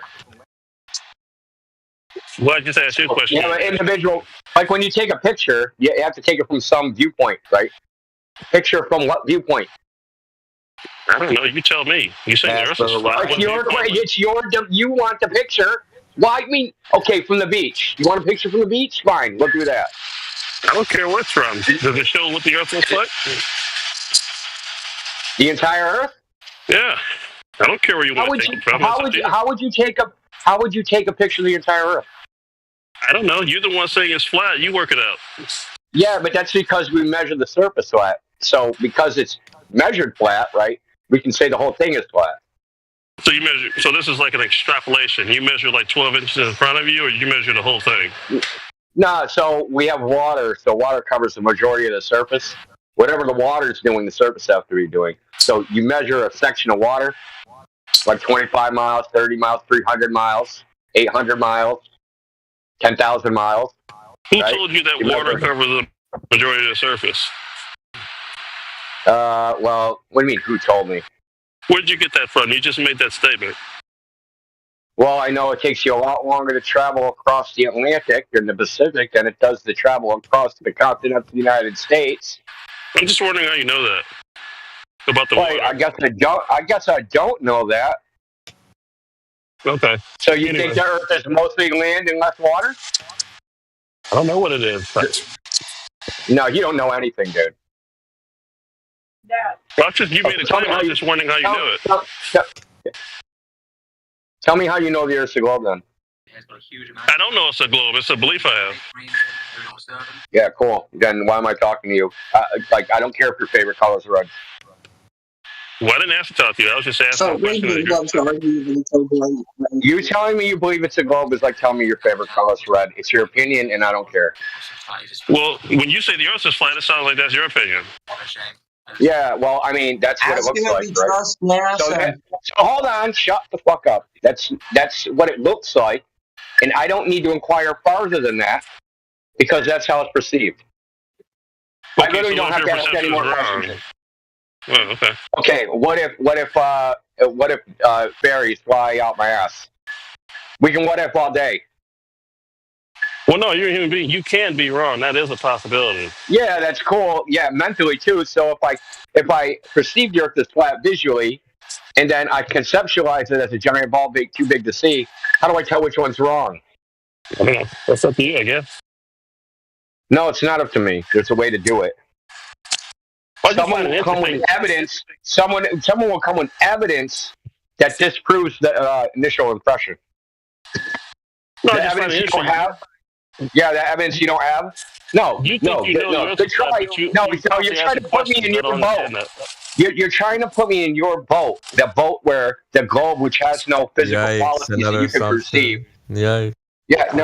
She's trying to put me in his boat where he has no physical qualities which he can perceive. No, I'm talking about And he your wants me to assumption. go in there with him. I don't have to assume anything. I can just perceive it. You're assuming right now. What am I assuming? What are my assumptions? Strangely What are my assumptions? You guys just say shit without any substantiation. You just don't give her the other person a chance to talk. That's why I'm saying quiet. What'd you say, peanut gallery? What'd you say, peanut gallery? Use your man voice. Yeah, use your man voice, bro. What'd you say?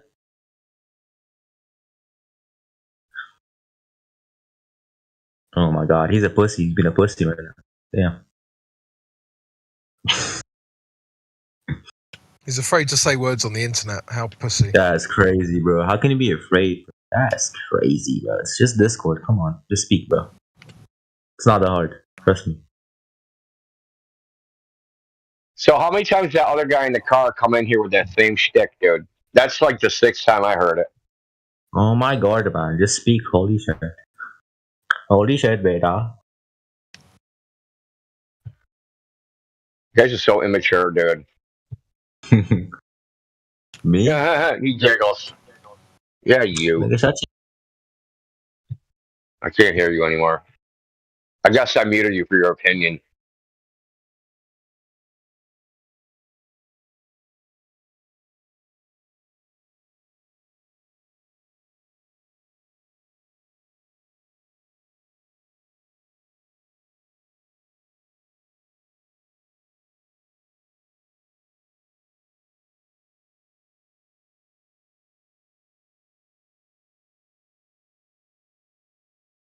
Dogs are God said my assumption is that a small section of water can extrapolate to the entire body of water on the earth.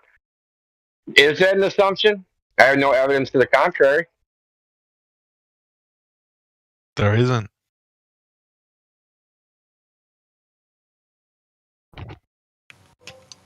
So the known physics of water is an assumption. Yeah, hydrostatic equilibrium is going under the waves and tides. Shut the fuck up, dude. Grow up, dude. Really?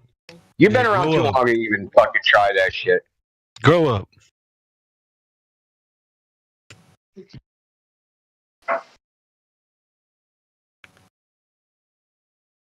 Yeah, he needs to grow up to. He's conflating smooth with flat. It's because he has a smooth brain. Whoa. Whoa. Surface tension and water droplets on the clinging to the inside of a glass. Hold on. You gonna let that slide, man? He just said you got a smooth brain. That's caused by the glass itself. I'm pretty sure the oceans aren't inside glass. This is a good rebuttal. Something called hydrophilic and hydrophobic surfaces.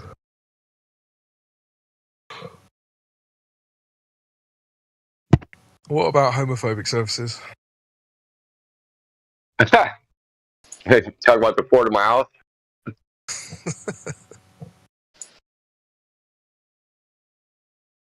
You know what? I got a new trick, man.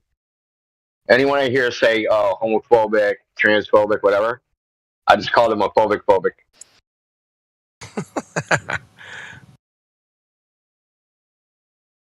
That was good.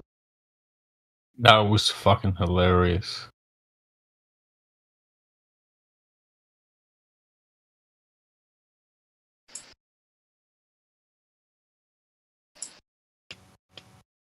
Yeah, what do you guys think of the final experiment? Is it a hoax? What is it? I think Europe should have written that as a song. You want my real opinion? Yeah. Well, it's not even an opinion. Useless. Fucking completely useless. Why? Can't prove anything. So can't prove anything. Why? And it was misnamed. Why?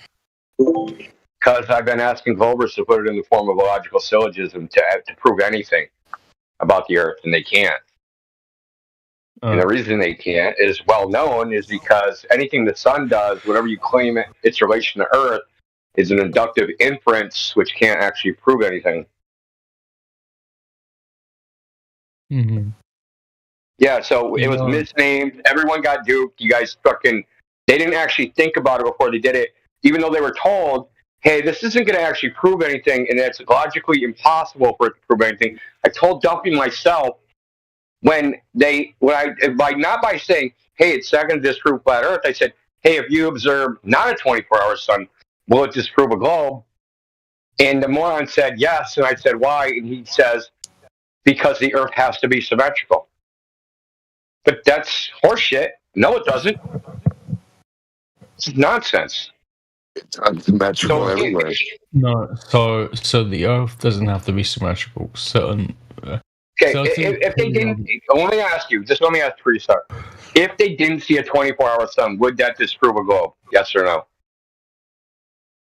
Yeah.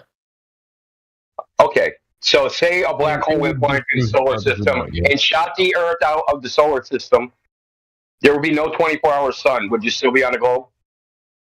Okay, well, so yeah, no, actually, so it can't actually disprove a globe, right? That's actually a really good point in the Earth, mate. That's probably the most intelligent thing you've ever said, to be quite honest. Because that is, yeah, wow. I really got that. So, yeah, if we were shot out of the solar system somehow, it would actually be quite hard to prove that the Earth was a globe. It would be easy. No, you're saying to me that's the most intelligent thing you said, and you don't understand what I said. You're a dude. I don't know how I can even bear this shit anymore. Look, dude, it wasn't meant as a globe proof, or not, or whether you can prove a globe that way. It was the fact that you did not observe a 24-hour sun. You'd still be on the globe because the sun is a prediction of a model, a heliocentric model, which the Earth spins on an orbital plane, right? And if that doesn't happen, that just means that model of how the sun works on a spinning globe that spins every 24 hours, orbiting the sun, that would be wrong. Okay, then tell me exactly what's wrong about what I said. All right. So, for example, when it comes to electromagnetism, right? Jesus Christ, what's that got to do with the spinning Earth? We're talking about science, aren't we? No, we're not. We're not? No. What are we talking about? Geometry. Geometry? Geometric relationships between things. That's what we're talking about. Between what? Okay. You're just trolling. I'm not trolling. Like, you've derailed this conversation. What do you mean between what? Between the Earth and the sun. Why is there a 24-hour sun in a heliocentric model? Why? Okay. Because the Earth spins every 24 hours. It's a ball, right? So every 24 hours, right, it rotates and spins, and it has a 23-degree tilt. So if you're in this in Antarctica at a certain time, whatever, dude. So don't try to be the hell I'm not being pedantic. Honestly, that is your group's speciality, not mine. Yeah. Okay. So projection as usual.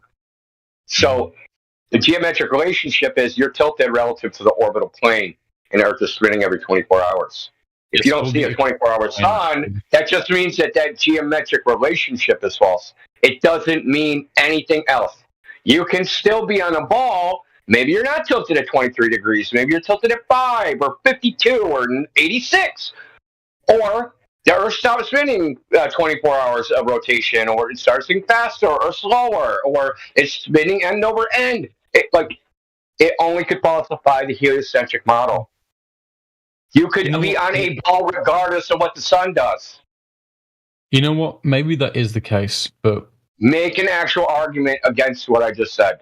Either concede or shut the fuck up.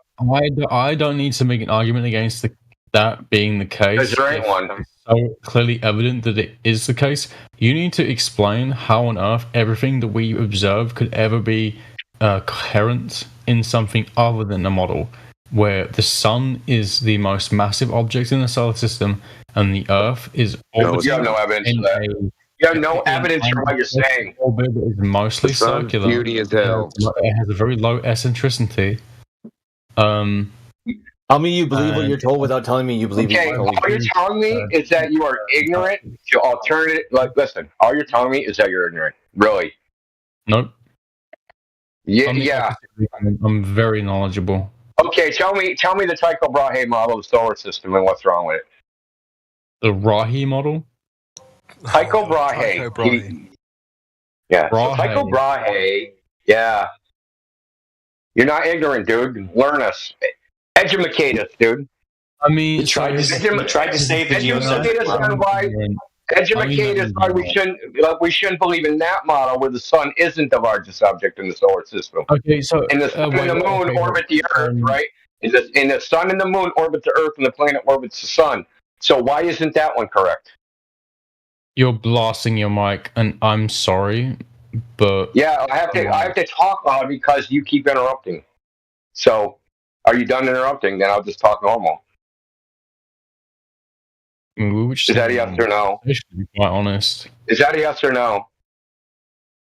Yes. You notice how, like, whenever they get painted into a corner, they start talking about you or the mic or the conversation or the tempo or some other thing. They always deflect into some other shit. I need you to repeat yourself. Yes, you're completely right. I need you to do that. Tycho Brahe has a model that predicts where, when you look in the sky, where a planet will be, or where the sun will be, or where the moon will be. That model has the sun and the moon orbiting the Earth and the planets orbiting the sun. You understand all that? Yeah. How do we know that model is not correct? How do we know that model is not correct? Is his model Okay, here's the thing. Anyone can make a model about how things work, right? Okay, great. You just destroyed your own argument. Thank you. We're done playing. What? Well, that's your entire argument is based upon a model that, and your support for the model is that it works. Okay, well, what model am I supporting again? The heliocentric model in which the sun is the largest object in the solar system. That model. I mean, that's just obviously a fucking fact. Like, come on. Oh, so how was that fact determined? Are you serious? Yeah, I'm serious. Answer the question. How was that fact determined?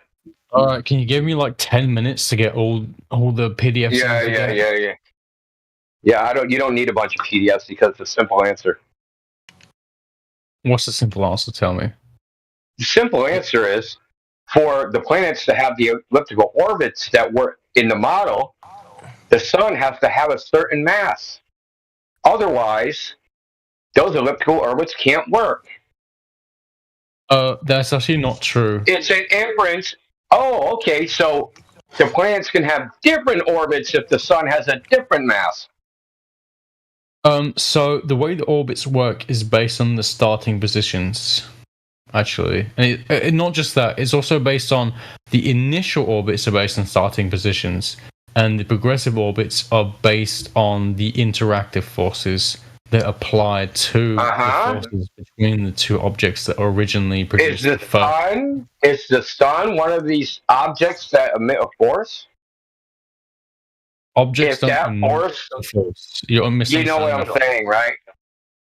You know what I'm saying, right? Yeah, the thing is, India. I mean, India. India. I was talking before you, dude. I was talking before you. Dude, I was talking before you. I know you can hear me.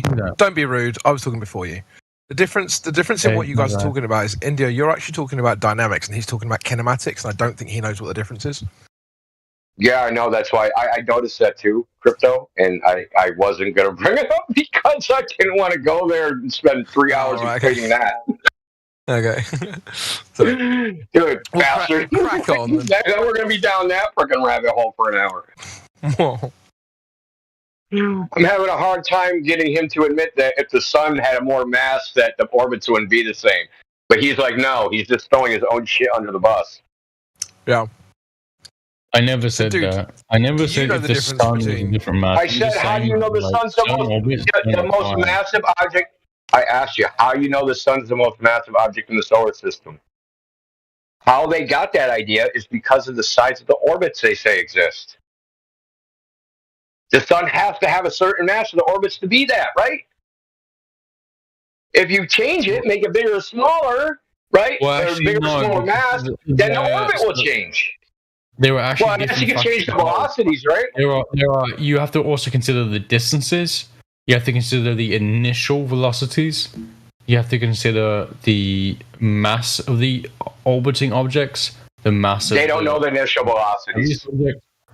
You have to consider also the composition of the orbiting objects, because obviously you have forces that counteract orbital forces. The moon's involved. You have to assume the gravitational effects of the asteroids involved, the gravitational effects of the nearby, solar objects involved. It's not as simple as just saying, "Oh, the solar system is a certain way, therefore we can exactly say that this solar system will be this way." It's not that simple, and you all know this. You're just pretending as if it isn't a thing that we consider, because we do. Yeah, dude, that's all a cool story, but that's how they got the mass of the sun, dude. Because it has to follow the inverse square law, right? No. If you knew about the inverse square law, so the sun is the foci of the ellipse, and that force, you know the ellipse size, right? Because that force is inversely proportional to the square of the. What do you mean no? What do you mean no? No, the sun isn't the foci of the ellipse. Yes, it is. It's how it was derived in the first place. It's how the inverse square law was derived in the first place from Kepler's law. Is that the force to the foci of one of the ellipses has to fall inversely proportional to the square of the distance. That's how it was derived in the first place. And you're saying no. That's how Newton came up with it. It wasn't an apple from a tree. It was that. So what you meant to say was is the center of mass of the sun. No, it's not what I meant to say. Talking about Kepler's laws. The sun isn't a point, so how the fuck do you make it mathematical? And mathematically, it's a point because of Gauss's law. You can assume the Earth is a point because the flux of the gravitational forces. How does it go? Yeah, because they're approximations. So why is the Earth approximated as a point and not the sun? Why are you doing this? It is. It is. Oh, so the sun in is astronomy, a point. it is. So what you said previously. No, in the model, it's a point. Yeah. It's modeled as a point. Yeah. Yeah, I mean, that makes sense. Because actually, the diameters of the sun and the Earth are negligible, separate from the diameter between the sun and the Earth, right? Well, not diameter, radius. You get my point. No, okay. So if you have a sphere and you have some mass enclosed in it, right? If the sphere has a 1,000,000-mile radius, right? You have a uniform mass, right? Say it's a mass of 1,000,000 kilograms. Doesn't matter what size of the sphere is. It's the same gravitational force from the center, and whether the surface of the sphere is 1,000,000 miles or 3 miles or it's a point. It's the same thing. That's the inverse square law. It radiates spherically from the center, right? So if it radiates spherically from the center, doesn't matter what the sphere is. You can try and talk over me, but you got cooked again. You don't know what you're talking about. Go ahead, because I'm going to overshadow you. Just go ahead. Just fucking hell. Just go ahead. Just say everything you need to say. Go for it. Yeah. So, no, I'm waiting for you to tell me what I said that was wrong. Tell me what you was going to say. Other than nuh-uh. Go ahead. You have so much to say.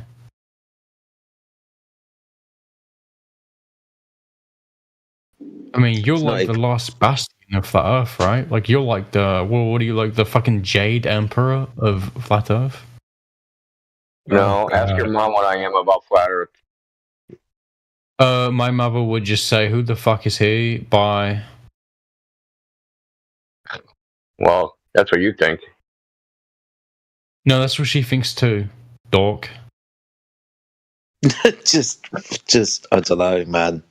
Just maybe leave. It's probably a good idea. No, honestly, India, your joke was trash. Your joke was so fucking bad. Stop. Yeah, so you Your mom jokes are always good. What are you talking about? No, not true. They never go out of style. No, they're too cheap. They're too cheap to be good. They're just too Okay, I'll tell you a good your mom joke. What's the difference between your mom and a hockey player? Hockey players change their pads after 3 periods. I mean, what if she's in menopause? What then? What if? Pad, you retard.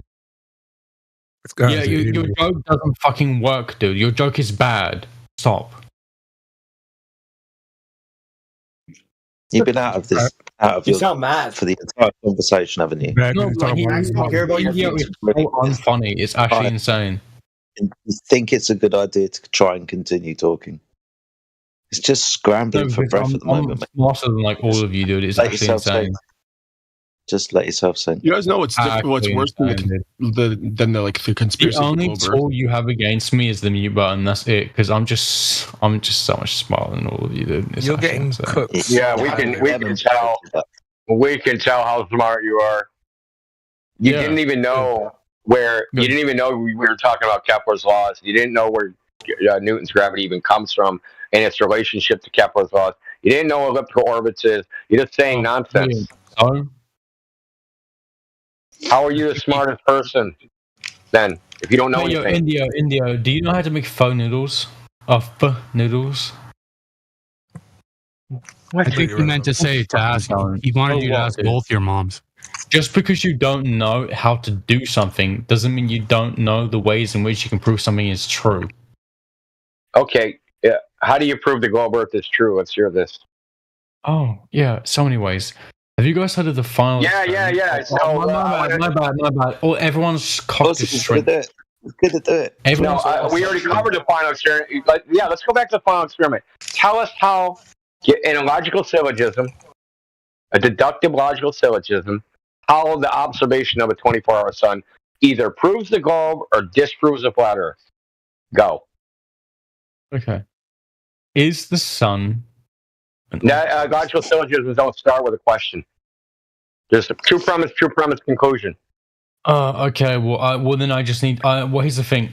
Syllogisms are based on axioms. So a bunch of axioms need to be accepted before a syllogism can even be proposed. That's fine. They have to be self-evident.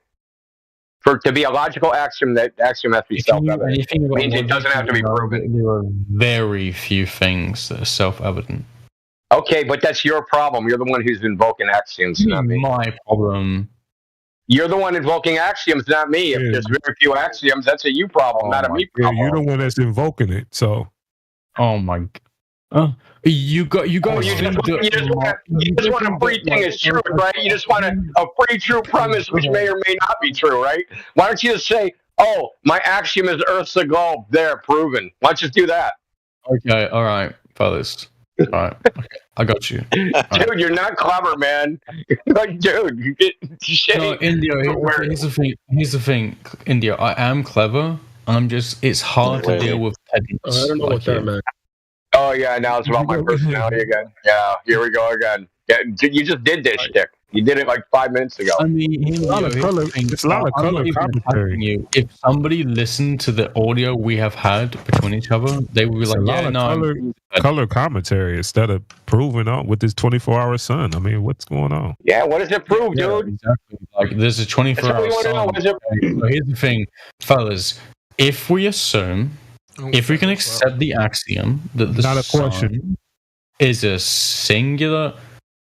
All right, okay, I'll make a proposition. All right, if you really want an exact fucking syllogistic logic. Not a syllogism, by the way, there's more than one kind of logic. You guys should learn that, by the way.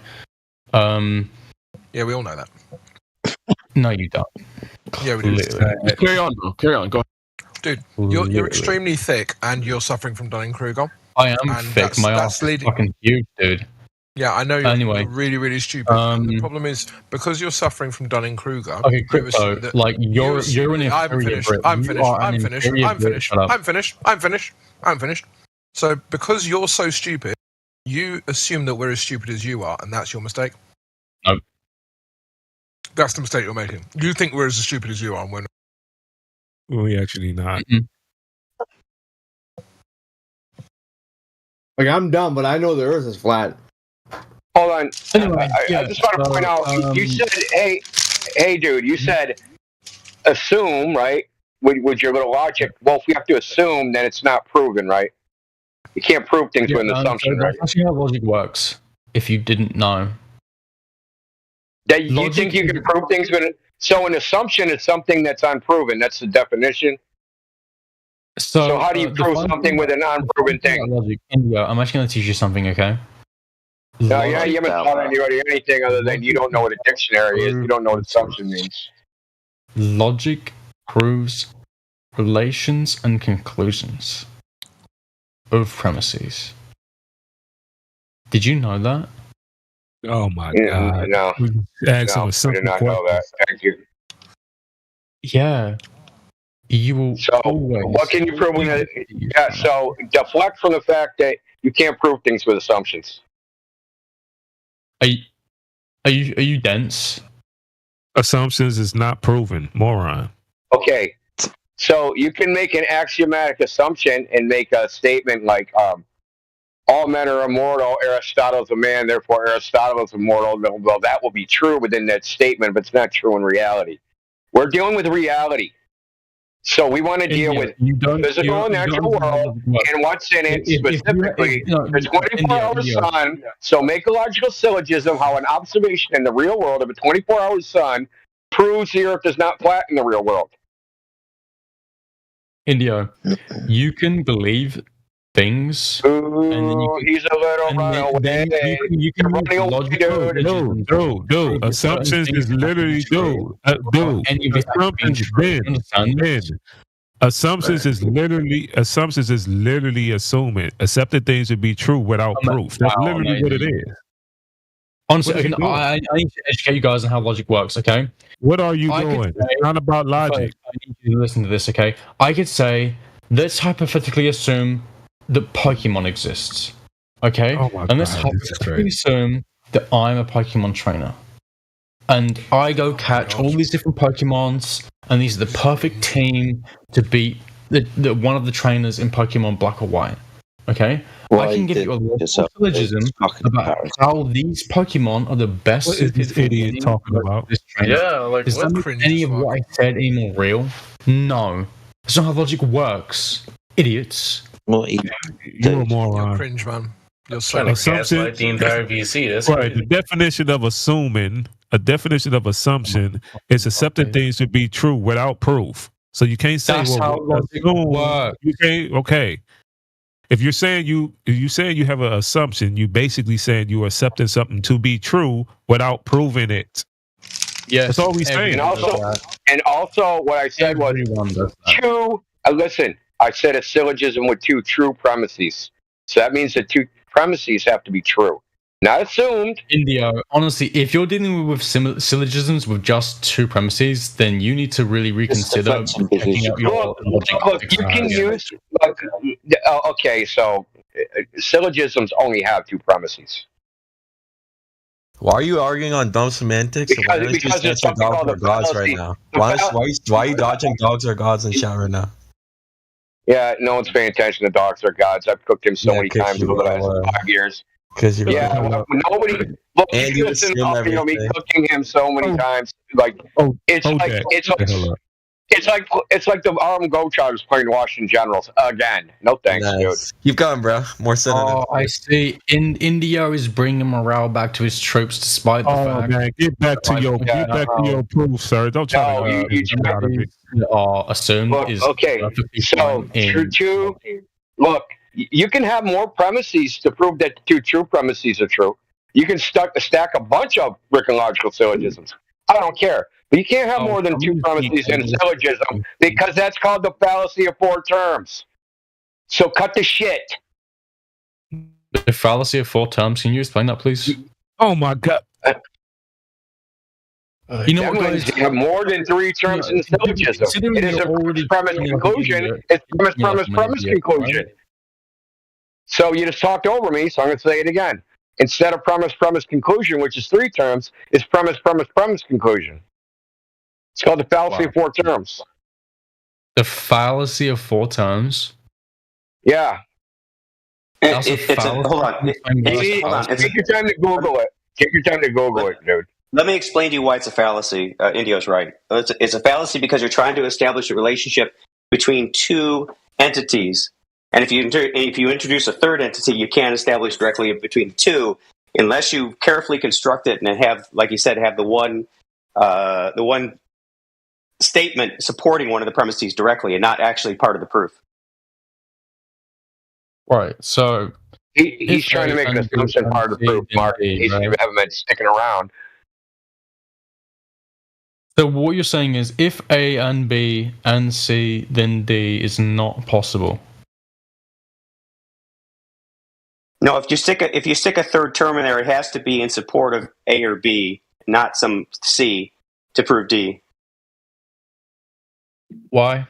Genuinely, I just actually want to know. Not even. No. It's because the whole idea of a logical syllogism is to establish a relationship. You take two known entities and establish a relationship between those two. Now you're trying to introduce a third entity in the causal or the linkage, and it's not what a syllogism is. It's meant to establish a relationship between two entities, right? So it's all men are mortal. Socrates is man. Socrates is So it's establishing a relationship between Socrates being a man and mortality. Hold on. There's a very interesting and important fact about the number 3. And why this isn't going to be relevant? I can feel it in my bones. We're getting. This is far afield of actual do you know anything how useful. a triangle works? Anybody, please enlighten me. How a triangle. I know how a menage a trois works. Yeah. You don't want to be every single about point triangles on a triangle is connected to every other point on a triangle. They're all connected. Yeah, you could have that with any complex geometric shape, 2D shape. So I guess you scrapping the 24-hour sun as proof for the globe, then basically, because you cannot put it in a logical proof. It's not definitive proof on its own. But you still can't form this into a logical syllogism to say that it is doing anything. You could form it into a proof if the flat earther accepts certain models. It disproves certain models of flat Earth. So models prove things. That's ridiculous. Basically, we have to accept a straw. Dude, you say the stupidest shit, dude, on this Discord, man. It almost beggars belief. You said something intelligent, and then you went to that, as if a model. I said it would falsify. It would falsify models. Why would it? Why is that stupid? Oh, okay. Who cares? I don't care. I don't care about. Fellas, so I want to hear about this thing y'all were saying about how, like, if you have A, B, and C, then you can't use them to prove D. Can we expand upon that? Farming a consequence. So are you going to? So do you have? So you're scrapping the 24-hour sun because you cannot come up with a logical syllogism. We're not talking about the 24-hour sun here. We're just talking about logic. So I need this. You changed the conversation to that. No, you changed the comments. You changed the conversation to that. You fucking idiot. Well, guess what? I'm changing it back. So shut up. Yes, I'm changing it back. No, the topic is flat Earth, not logic. Logic is something we use, but it's not the main topic. So we're not going to have a meta about fucking use logic to work out flat Earth. Is it emotions? Oh my god. Okay. That's not what I said. On your fucking ears. 24-hour sun. You don't have it. That's what you're saying. Because you just keep trying to change the conversation to different things. You just basically admitting that you do not have any proof, or you don't even understand it. Oh, Denny tried to project his. The only thing I'm allowed to do is talk about how when I look around, everything looks flat. My bad. No, that's just fucking non-responsive. No, because that would be a good. Hey, dude. Discussion. Hold on, but that would be a good start, right? If you want to know what the ground is, you might want to look at the ground. Yeah, that'd be a good starting place, right? Yeah, where else would you look, right? Yeah, you know what? This guy. So speaking of the ground, actually, I'll introduce the word level, right? There are these things called tides. You might have heard of them. I've lived near beaches most of my life. I lived near beaches most of my life, and I have literally been able to see a tide on one beach and cycle fast enough or travel in a car fast enough to another town where the tide hasn't caught up. You know that's a thing you can do? Wow. Awesome. Do you know what that means? I'm so impressed. Have you ever thought about it in your so we've got the phenomenon of puppets form it into a logical syllogism to prove something. Let's go. Oh, okay. Well, how about CC tides? Okay, I'll give you one. Bitches suck my dick. Y'all are bitches. Oh my goodness. Oh, dude. Dude, I'll be in the back room. Come on in. Like, why does it have to be a syllogism? Hey, well, brother. I'm in the back room. Are you coming? Hey, are you coming over or not, dude? Don't threaten him with a good time. Yeah, bro. You weren't expecting anybody to call your bluff, sucker. Now man up.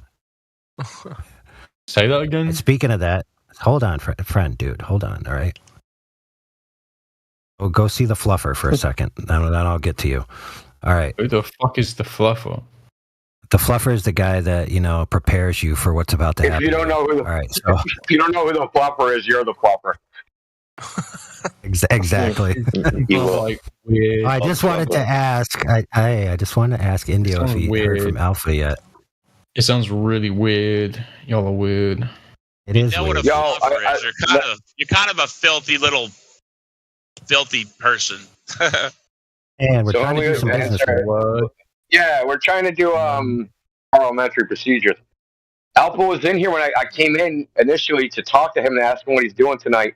But then he was arguing with a Glober, so I interjected and then he dropped. So I didn't get to talk to him. I DM'd him, but he's offline now. So I don't anticipate. Maybe Apocryphon knows if he's still in here. Do you guys run? Hold on, let me rephrase that. Do you run X Spaces from your page at all? I never have, no. Oh, okay. I mean, remember previously, Alpha was saying he was going to give a couple of trusted people the ability to join, so he would just pop it on and make a few people co-host, and then just go about his business if he had to. It's one option that we had. Yeah, I just thought it'd be interesting. I thought it'd be interesting because it's kind of like hot right now, and Nathan Oakley wanted to show up, so it might be a good spicy night. Yeah, I mean, why don't he just host his own? Or does he not have enough subs or something? I mean, he has really not been in it that much, so yeah, he wouldn't be prepared. Plus, he's not as much as his show is kind of pretty good production. He's really not that tech savvy, according to himself. Yeah, I'm well aware of his tech savviness. He didn't have audio in the first 2 years of Discord because he couldn't get it to work on the iPad. So yeah, I know. I know he's not tech savvy. Yeah, so he's fine-tuned his interaction with the platforms he has, and if he has to go beyond that, he needs a little bit of help. Okay. Is he aware of how X Spaces works, the mute speaker, all that stuff, how it administratively works? Is he aware of that? I gave him a very minimum breakdown. Has he ever been in X Spaces before? I mean, I guess that would probably be that I know of, but my instructions to him were to mess around and see if he can, get a lay of the land beforehand, so he's not completely newbie.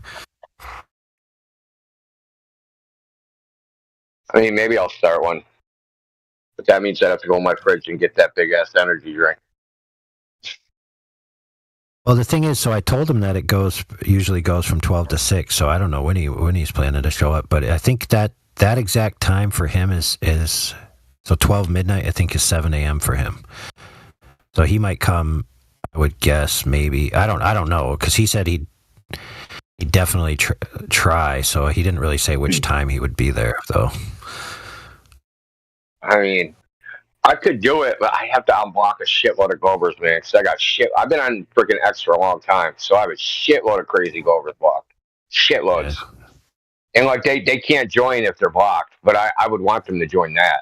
I just don't want them in my timeline. Freaking talking shit. Worst part too is that nonsense. Yeah, this is basically Nathan Oakley's asleep right now, so we can't even coordinate.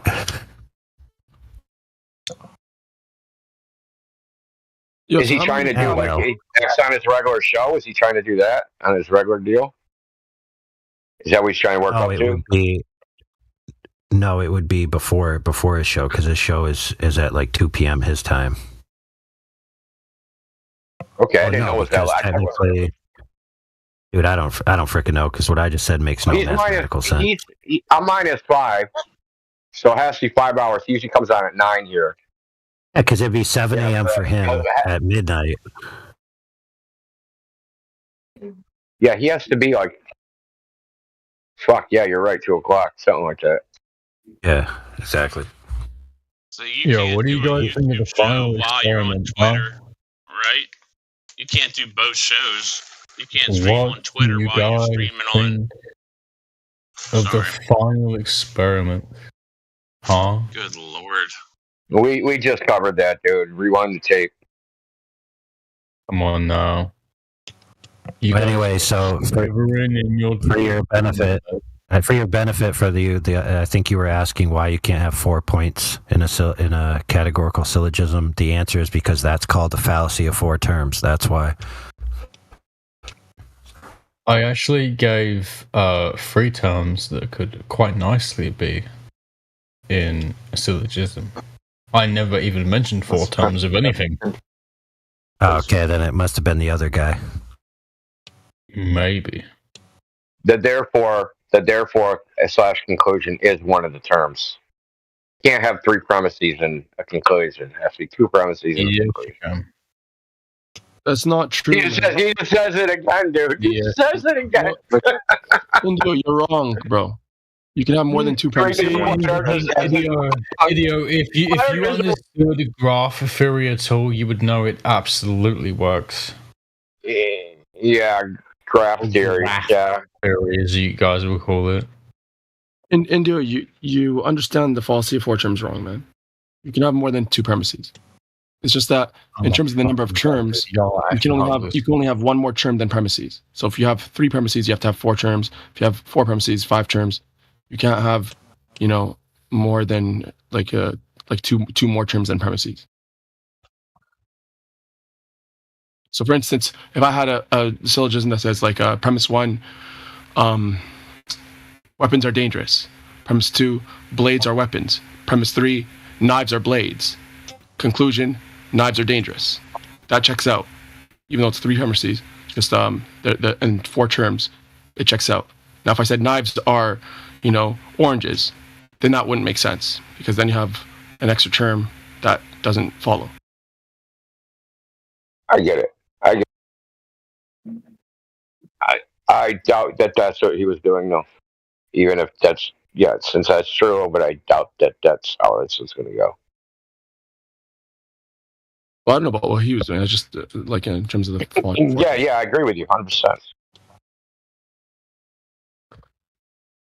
Switching gears, can I ask the flat earthers here, how many of you guys believe in the atom, atomic theory? I mean, the atom. Now that's an interesting discussion. Not really. I mean, depends on what you mean by atom. Did I talk about this? I mean, last time I heard it was in the other chat. QE doesn't even fully believe in the atom, right? The atom is what is an atom? The word atom means indivisible. So the classical atom, what people think are atoms, right? They're actually not atoms because they have constituent parts. But then hold on, dude. Chill, dude, before you defend your fucking religion, dude, and your Epicurean bullshit. So even atoms are divisible, and then what those are made out of, right? Even those are divisible. So what is the indivisible part? So we say, do you believe in atoms? Like, what do you mean by that? Do you mean something that's indivisible? Well, I don't think they found that thing that's indivisible. No, that's what they. I think they would say the electrons and the quarks are they're what they consider the elementary particles, right? But it's absolute bullshit. They don't exist. It's literally made up. Because for you to have an elementary particle is defined as having like no. Hold up, bro. So an elementary particle has no internal... We need to understand this. The term atoms was invented by Democritus. Yeah, and man, I don't know. They've been given a loose rope, right? But these two philosophers existed like fucking thousands of years ago. And Epicurus was a student of Democritus' genius. Wow! Can you relax while he's making his point? Amazing. You don't have to just interrupt him. Yeah, my point is he's talking shit. They claim that the atom is made just let him finish his point. Went wrong. For fuck's sake. Okay, so like Indio was saying, they say that the atom has, it's composed of subatomic particles, right? And they say that these subatomic particles, the protons and neutrons, they say that those are composed of quarks. But the quarks and electrons, they say that they're elementary particles. They have no internal structure or size. They have no volume, okay? They're point size. They're point particles, meaning that they have 0 dimensions. They don't exist in real life at all, okay? And if something has no volume, if something has no volume, I'm almost done, bro. If something has no volume, then by their by their definitions, it is a singularity. It's infinitely dense and infinitesimally small, okay? So they're saying every single electron, every single quark is the singularity which would give rise to a black hole. It's absolute bullshit. And it's more of I don't know how they got away with this compared to a globe Earth. It's just it's absolutely a conspiracy that everyone believes in this thing. That's not what they claim. I know about the electron. That's not exactly the way it's claimed, right? They treat it as a singularity, but that's a convenience. They don't actually think it's a singularity. Okay, what's the volume of an electron? Go ahead. I said they treat it as a singularity. They don't think that's actually the representation of the real world as a singularity. It's meant for calculations only. Okay, what's the representation in the real world? The way the quantum mechanics have used the macroscopic world is, imagine y'all have had them old TVs. Shut the fuck up, dude. These are old TVs where black and white spots, the static going on constantly, right? That's how our world works, right? There's enough static in enough places to where everything just stays stable, right? I mean, it would take such a drastic anomaly to cause any problems, to where basically everything on our level, because we are billions and billions and billions of times bigger than the quantum level, that even a small anomaly means nothing to us. It's barely, it's not even there. That's Mark, why everything seems so solid to us. So Mark, why does it seem so weird that these things would be so probabilistic when we already know? Have you ever even done a stats class? Almost everything in your life is so probabilistic that almost everything you do is based on a bell curve. But somehow, when it comes to particles, it's so strange when they follow the same laws. Or when they make them up completely. Mark, you made a claim that the electron, that they model it as a point particle, but in reality, it's not. In reality, it has volume, I assume. Did you have any proof? Well, actually, so if you would know, I'm not talking to you right now, I'm talking to Mark, please. Actually, model is that whenever it's near a nucleus, it's a point. Relax. Oh my goodness. All right, enough of this. Taking over. All right, listen. I just want to speak to Indio. Indio, he has your messages for X Spaces. Nathan said he sent you a message. I sent you a message. All right, perfect. So if I pass out, then at least he can contact you directly. Okay. So he sent me a message. I sent him a message back. I haven't been back on X to check if he replied. So I'm assuming you talked to him and he replied. Yeah, on Discord. But so at least he has yours. So I'll leave a message on Discord that if I'm unconscious. Well, I mean, honestly, I don't think it's going to happen tonight because I don't think Alpha's around. It doesn't seem like it. Yeah. But I just realized my son's on school vacation. For some reason, I brain farted the fact he doesn't have school for 2 weeks. So I could stay up all night. I have nothing to do tomorrow, so it doesn't. So I mean, I guess we'll just leave it if he contacts you or whatever. Okay. All right. Cool, man. Only. Extra playing middleman.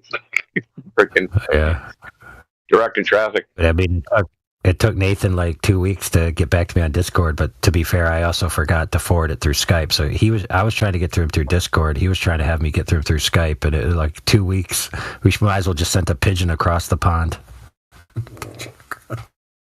was not more efficient. But according to these guys, it uses magnetic fields to figure out where it is.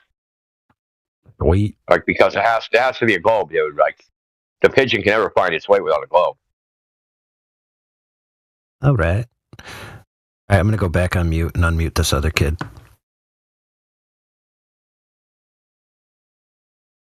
Yo, Mark, Well, you can answer the question. I do want to say, can I comment real quick on that probabilistic worldview, that events in my life are random? They're not fucking random. We started my life back over 10 years. All the same shit that led me to here would lead me right back to here. It's not random. We make choices.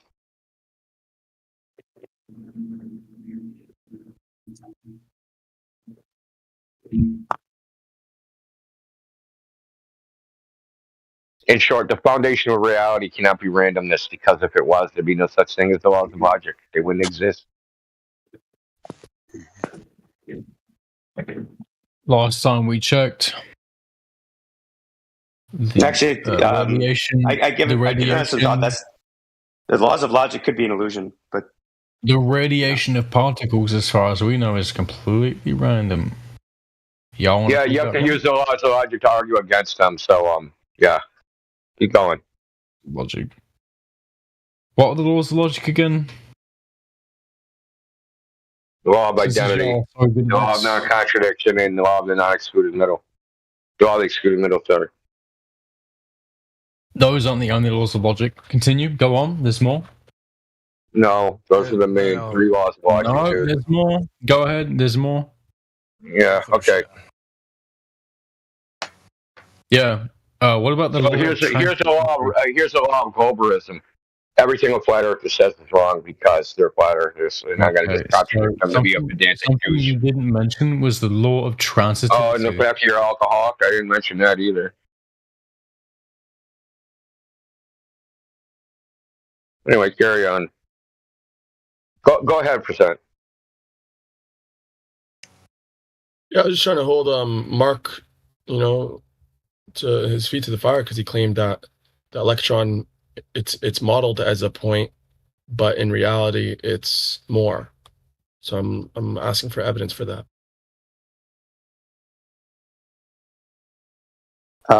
it's late. I'm not going to die on this hill. I'll post something here in a minute, but I don't want to get into some long discussion. I need to get some sleep. But I'll post something in the chat.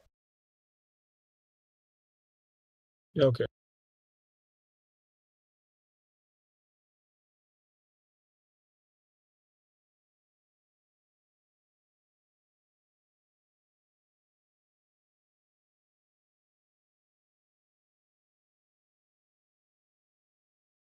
Mark has a hard time differentiating whatever model he has in his mind from that being physically real. Because he would also concede that the de Broglie waves are actually real, and that electrons have wave-like properties and can actually tunnel through shit. So he'd agree with that, which would make it not a point too. So, I mean, but in that model, if you switch models, that's the reality. The model is the reality. I don't know.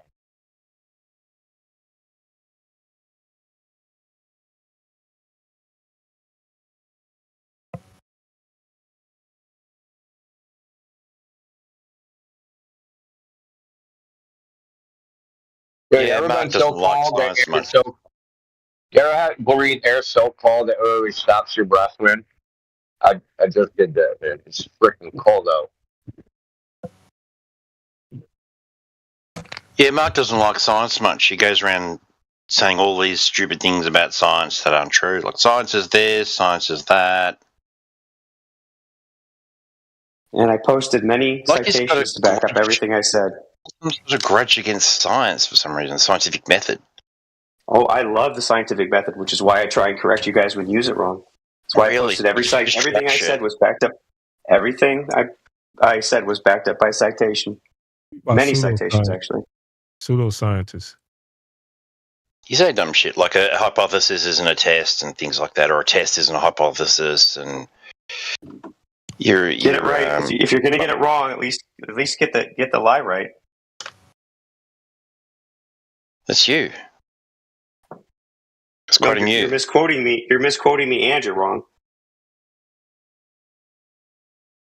I'm quoting you when you're wrong. You're saying that a hypothesis is not a test. Hypothesis is not a test.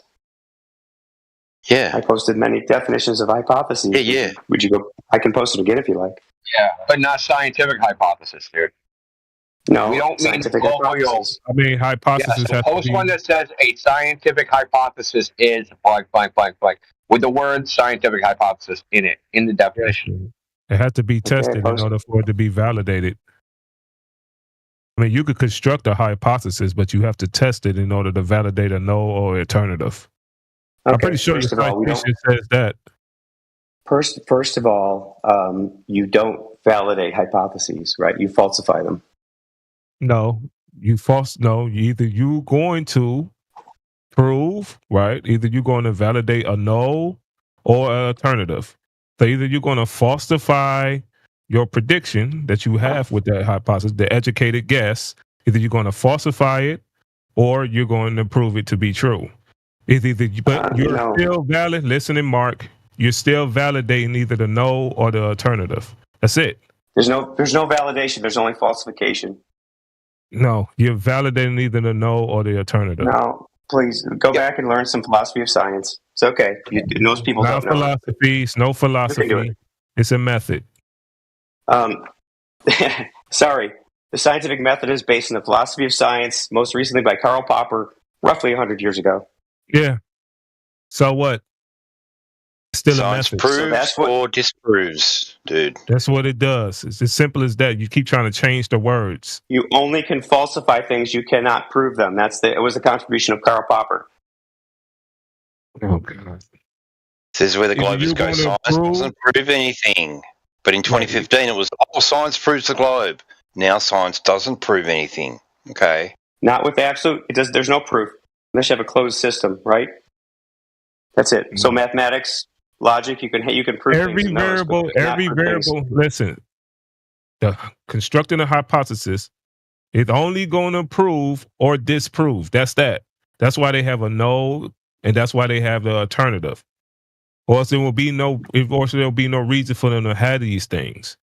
Now, you just saying, because I read something and it's saying otherwise, it doesn't mean anything. It's a method.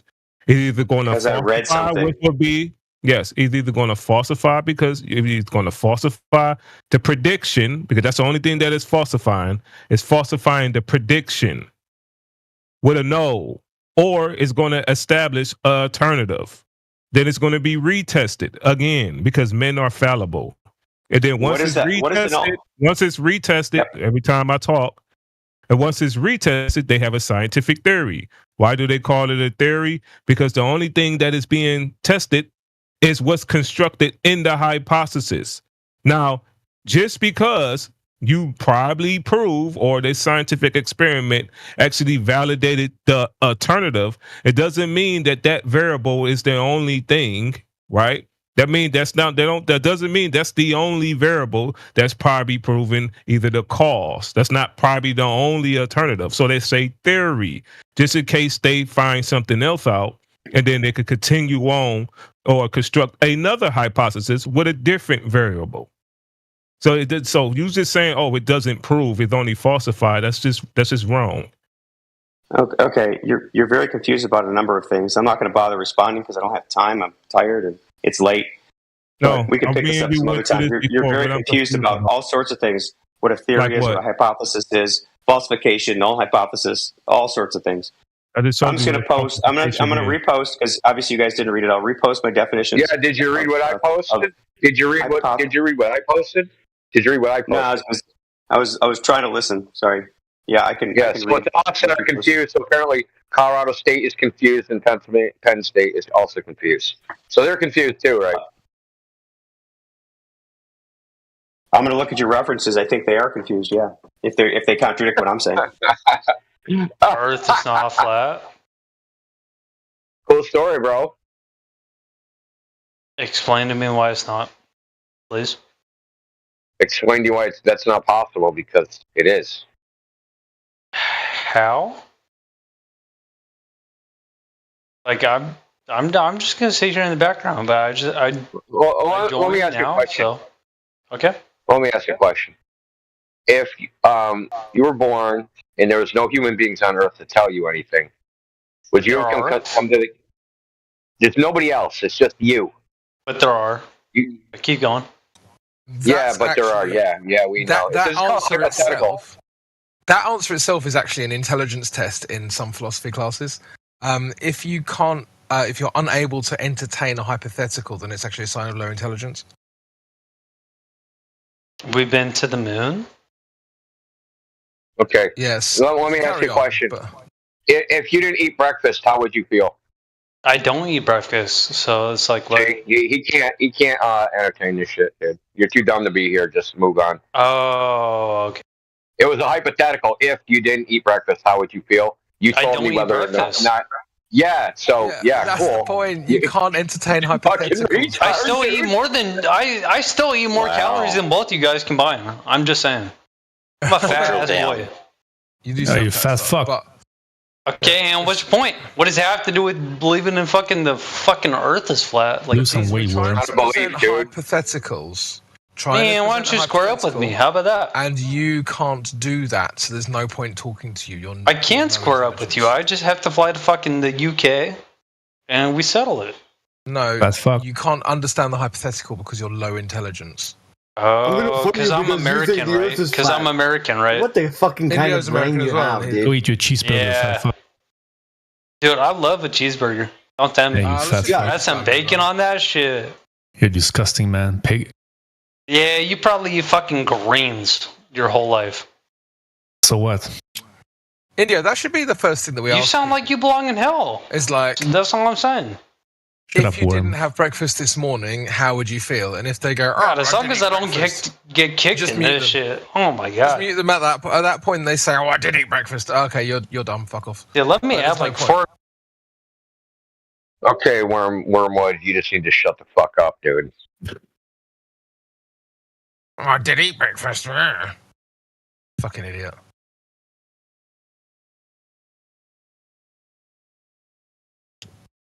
Neither of your he can't entertain a hypothetical because he entertained the idea of eating a cheeseburger. So,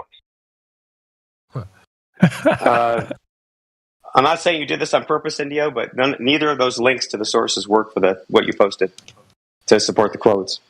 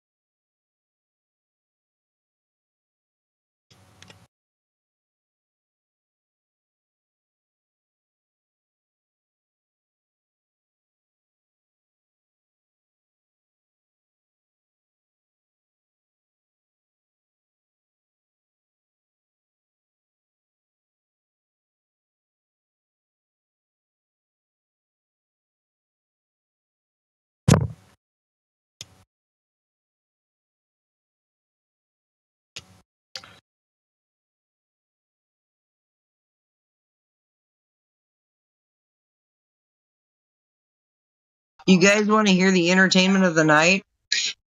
You guys familiar with that Star Life person that frequently gets banned from here and is currently banned from here? Oh, yeah. Crit, are you in here?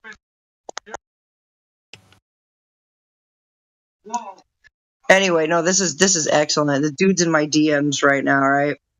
And I'm just going to read off this conversation. It's great. I've got my own server. And this guy is like, you're terrified. And I'm like, come, let's go do 1v1 in my server. Let's go. And I'm like, I set a date for 7 p.m. today, Central Standard Time. And I was like, I'm still waiting. You never showed. Are you scared? What's the worst that could happen? Come on, Starboy. Your audience awaits you. He said, I want our debate to be streamed. Jenna, you're a small fish. I said, are you sure you want to embarrass yourself like that? I'm a shark, little starfish. It's no Star Life. Star Life is that's the guy. Starlight. He's in his profile picture. Looks like some sort of anime dude wearing a white shirt that has NASA. Dude's wearing a mask. He's gay as fuck. Anyway, I think I know him. Yeah, and he's like got the blue hair that kind of looks like it's mapped like a globe, right? Like dude is total globe. Yeah. Right. And he said, I'd destroy you, Jenna. All the top flat earthers are scared of me. Ask yourself why. I said, if you really want it to be streamed, then I'll pull some strings and make it happen. I'm not afraid of you, Starfish. I'm calling your bluff and calling you out. I hope you're ready. And he said, you are scared of me. And Crit is terrified of me, too. I broke Crit. I've got my lawyers ready to take down the guy who's obsessed with Crit. Oh, yeah. He changed his name to Crit's Worst Nightmare, right? Did you call him Starfish? Did you call him Starfish? Yeah, I did. Is his name Starfish or is it Starboy? Starfish is hilarious. That's really funny. So, well, because he said that I'm a small fish. He called me a small fish. And I quipped back at him. And I said, I'm a shark, Starfish. His screen name is Star Life. And I said, I'm a shark. You're a starfish, right? And, but anyways, I've got my lawyers ready to take down Flat Earth. I said, I'm not afraid of you. And Crit probably put you out like the dumpster fire you are. I'm got lawyers ready to take down Flat Earth. I said, oh no, I'm shaking in my boots. And he said, I've got a lawsuit on Crit. I'm getting one for the whole Flat Earth server. I'm taking down every Flat Earther. I was like, that's so cute. My grandfather's a retired attorney and my mother's a paralegal. There's nothing you can do. This all falls under constitutional right to free speech, independent journalism, and the Freedom of Information Act. What do you really think will happen? Seriously. He said, I've got evidence Flat Earth is just a scam and spreading dangerous misinformation. And I have evidence it's a cult full of dangerous people like Crit who have made threats. Crit is looking at 10 years. I said, laughing my fucking ass off. Dangerous? You either learn or you don't, and you decide for yourself and go on about your life. Clearly, you've made your decision to remain ignorant. So how did Crit threaten you, and where's the proof? Not only have you chosen to be ignorant, you've chosen to be a triggered little FAGGOT instead of just moving on with your life. Based. Holy based. He said, Crit threatened to unalive me. He keeps telling me to take meds, even though he believes meds are poisonous. I just sent this guy a picture of a laughing, pointing minion, like, ha ha ha, point laugh. Like, fucking hysterical, right? He said, Crit deliberately didn't vote so Trump would win, which is an act of terrorism, because Crit knows with Trump in office, America will get nuked, and Crit supports that. Responding to Starlife's comment about Crit threatened to kill me, right? I said, from a legal standpoint, Crit never threatened to kill you. At best, you could attempt to claim that he told you to go delete yourself. And guess what? That's not a threat. And it's protected by the First Amendment to freedom of speech. Sorry to hear you got your pussy hurt, though. Maybe you should go cry about it. By the way, I'm recording this conversation, for the court trial you think you're going to get. He says, Jenna, you have no clue your low IQ and schizophrenia is showing. I said, who gives a shit about what Crit's political position is? Did Crit say, I'm going to kill you? A, yes. B, no. C, your pussy hurts. Well, can we just skip to the end and pretend that you read the whole thing? Oh, no, this is great. You have to hear it. He said, no, it's great. He said, I'm recording this as well. You'll need to testify. I said, buddy, if I testify, you're going to prison for false reports. Did Crit say, I'm going to kill you? A, yes. B, no. C, your pussy hurts. And then he just keeps coming back with, Jenna, you're schizophrenic. It's a sad time to be a flat earther. The globe has proven again with the final experiment. No flat earther can say it's fake anymore. That was the nail in the coffin for flat earth. To all the cult leaders like Crit, Heretic, Nathan Oakley, Alpha Veritas, this is the end of it, by the way. This is the last message. Jedi, Cyclone, Indio, and Quantum Eraser, all the cult members, I'd like to say Starlight. Hey, you didn't mention me. What the fuck? I know. What the hell is my name?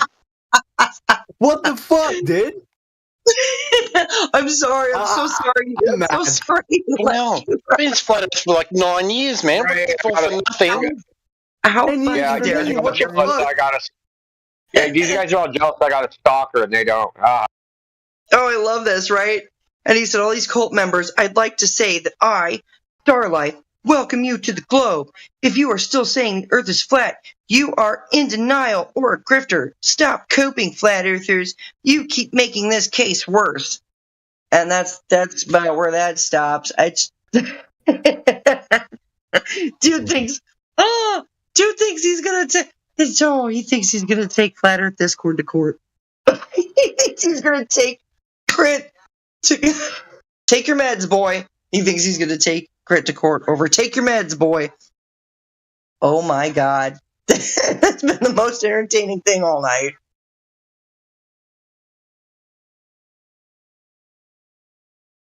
I want to see how he's going to prove injury and damage. Right?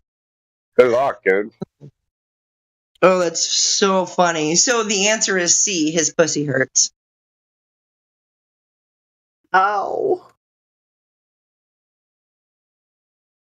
We heard his feelings. His feelings to the globe. Yeah, his feelings are the most hurt. Yep. To the nth degree hurt.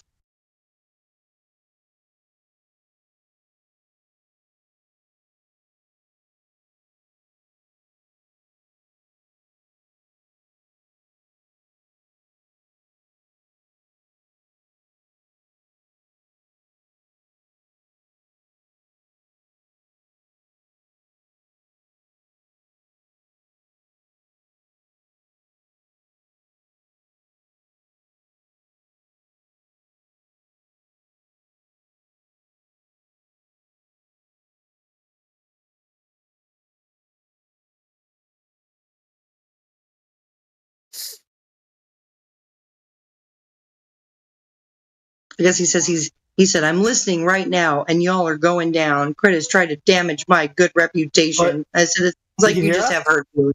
Okay. Wait, can you hear me? Yo, put me on that list, bitch.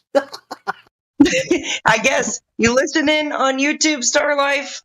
Bro, you don't want to be on that list, man. Oh my gosh. Bitch. If he really wants this streamed, that's the whole thing, is Starlife wants this streamed. We can arrange for this to happen. Me and Star 1v1. Everybody else can shut the fuck up and stay on mute. But here's the thing, right, is I need some mod powers, right? I've been in here a long time. I'm one of the top flat smackers in here. Like, give me some power, man. I need to be able to mute some motherfuckers, right? Like, come on. Jennifer Mod, let's go. Jenny. Yo, is it back Jennifer for mod? Let's go. Women should never have the power to silence a man. Check. Oh, blah, blah, blah. Shit. blah, blah, blah, blah. It's okay. No, it's all right. It's okay. I can tell that, mod power, because I know that you're probably going to talk over me, Starlife. It's okay. I know you're listening, and I don't really give a fuck, right? You have hurt feelings, you have a hurt pussy, and everybody on the live stream is hearing this right now. That you think you have a lawsuit because somebody told you, hey, boy, you should probably take some meds, dude. Right? Yeah, I don't, like, this dude's fucking full of shit. He's lying. He's full of shit. No. He's full of shit. Yep. Maybe you should find God before you find help. Maybe that might help.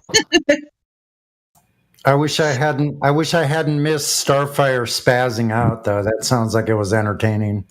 It's in my DM, Sonny. It's always the Globers. You notice that? That spaz out? Always, dude. He said, you need mod powers. Ha ha ha. You've got no answers for the final experiment. Okay, listen up. Actually, I got an answer for you. Why did the sun go counterclockwise? Bingo! Thank you. That was my first observation made. I said, "Uh-oh, your sun went the wrong fucking direction for a globe, assholes." And and the next thing, right? Star life, starfish. I'm a fucking shark. Are you listening? The boys in the frozen south. Hey, shark up in the waters now. Listen, the boys in the frozen south were deriving an elevation angle to the sun, right?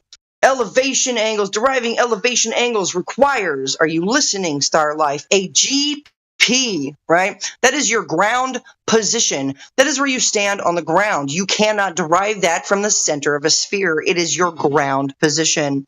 You need to be on the ground, which requires you to have a flat, horizontal baseline to derive your elevation angle from Star Life. Are you fucking retarded? Clearly you're retarded, and I'm so glad you're listening to this right now. Holy shit.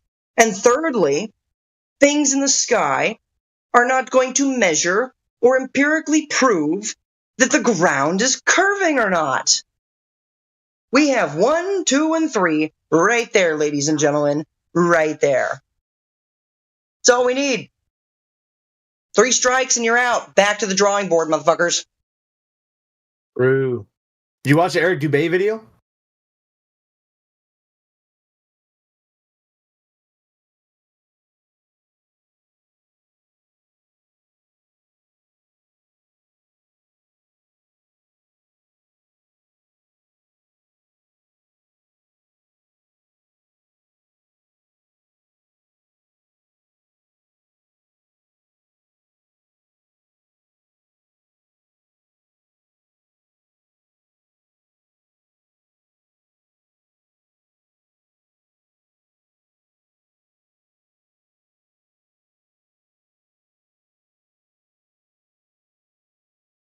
Is coping out.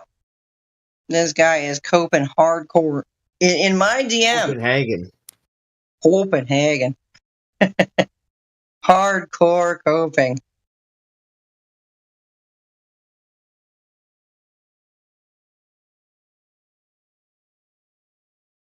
You know, I don't really want to say it on the live stream. I'm just gonna beat around the bush. But you ever notice like the character of everyone who believes in the globe? Like 90% of them are always you know what I mean? Like they're not if they're men, they're not very masculine. No. True. That is true. Soy beta as fuck. True.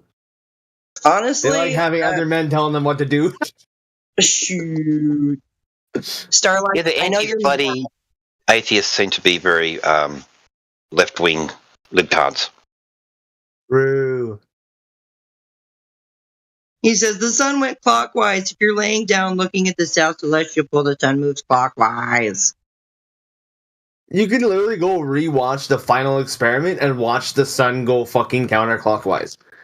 Literally counter fucking clockwise with the wrong damn direction, Starboy. You fucking starfish. I'll post this shit in the side chat. I actually I follow this guy, Flat Earth Bulgaria, on Instagram, and he makes some crazy ass videos, dude. Good one. That I've never seen.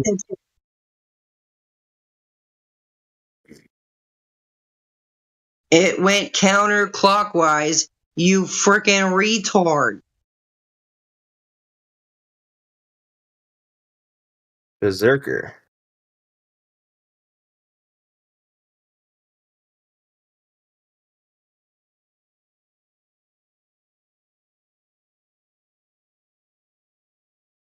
Bro can literally go back and watch. I'm not gonna lie to you,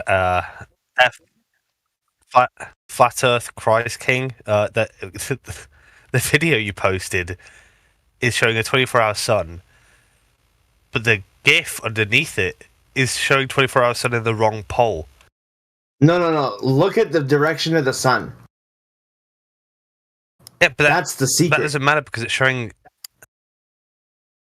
Explain how it's going counterclockwise then. Oh, are you saying that? Oh, so you're saying that the globe can't explain it? Like, what are you talking about? Yeah. Okay. The sun rises, was it? I forget. It goes clockwise. Yeah, should have gone from left to right, Starlife, you fucking retard.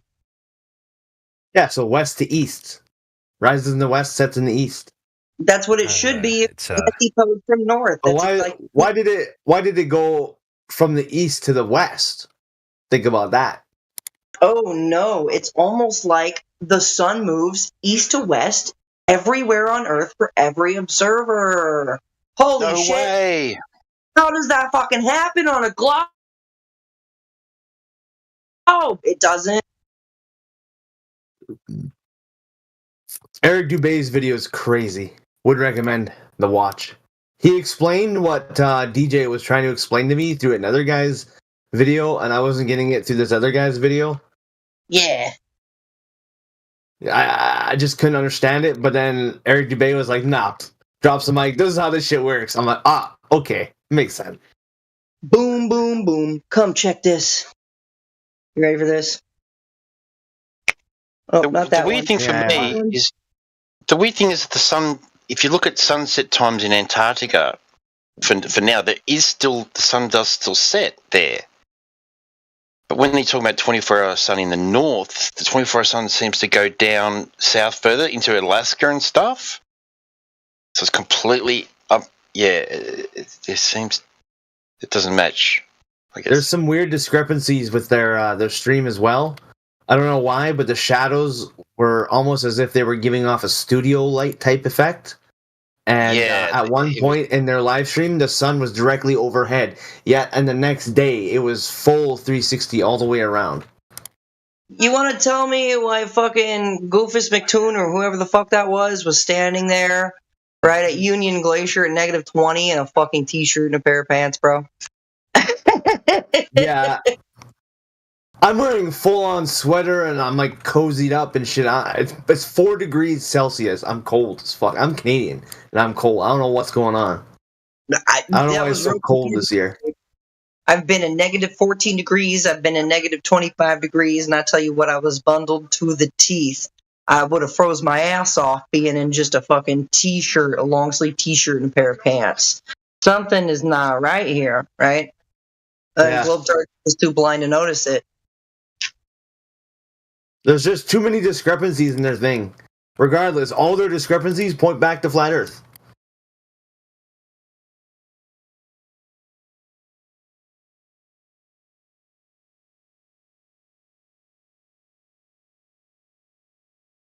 So it's like easy dub.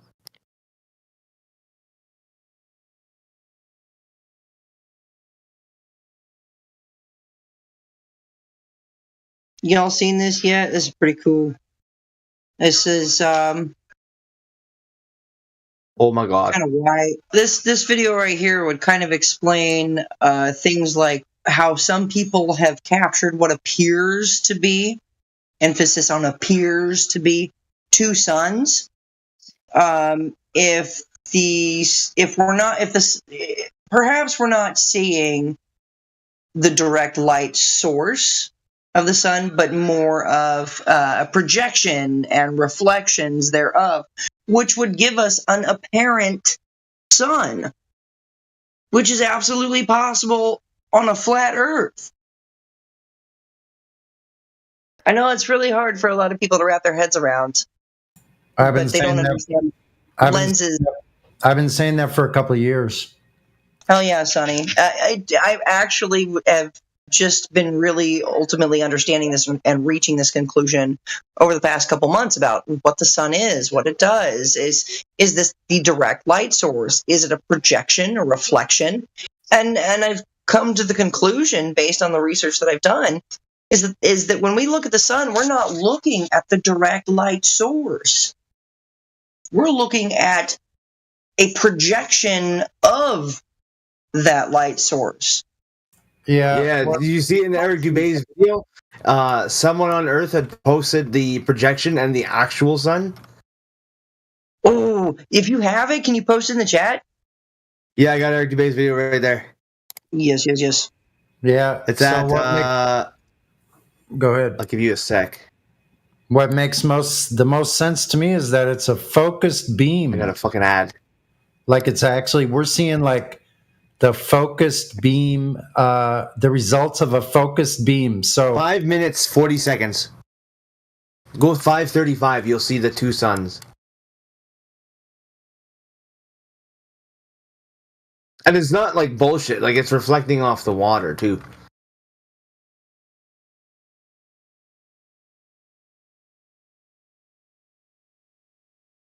I'm gonna mute up and I'm gonna watch this. It's a good watch. Like it, yeah. Yeah.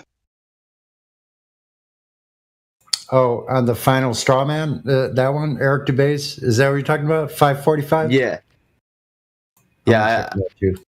9. I just posted it in the side chat there. Yeah. CB in the chat. What up, CB?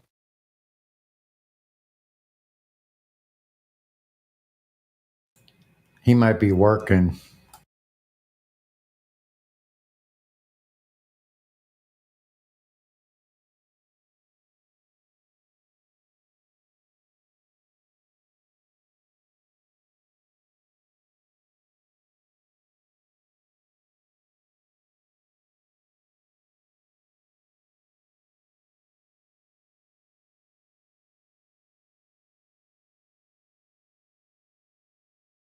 This dude thinks I'm embarrassed. I would love to do a 1v1. Let's invite Starlife back to this server, and let's go 1v1. I'm gonna pick Demok. I'm gonna pick you, Demok, as the moderator.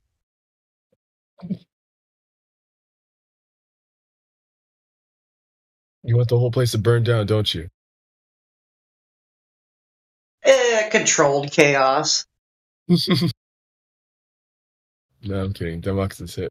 I don't know if Demok has mod powers though.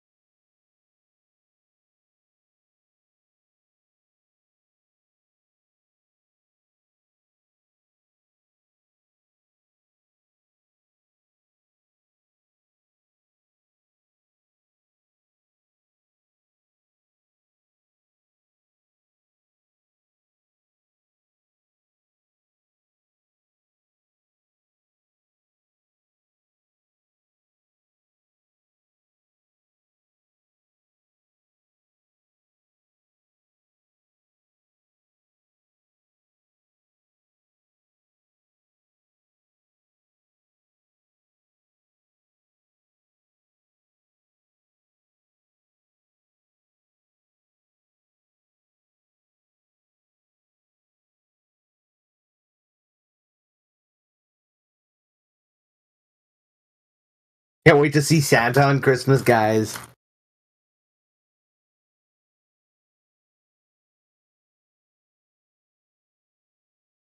Imagine being an atheist and non-believing in Santa. Santa's real, guys.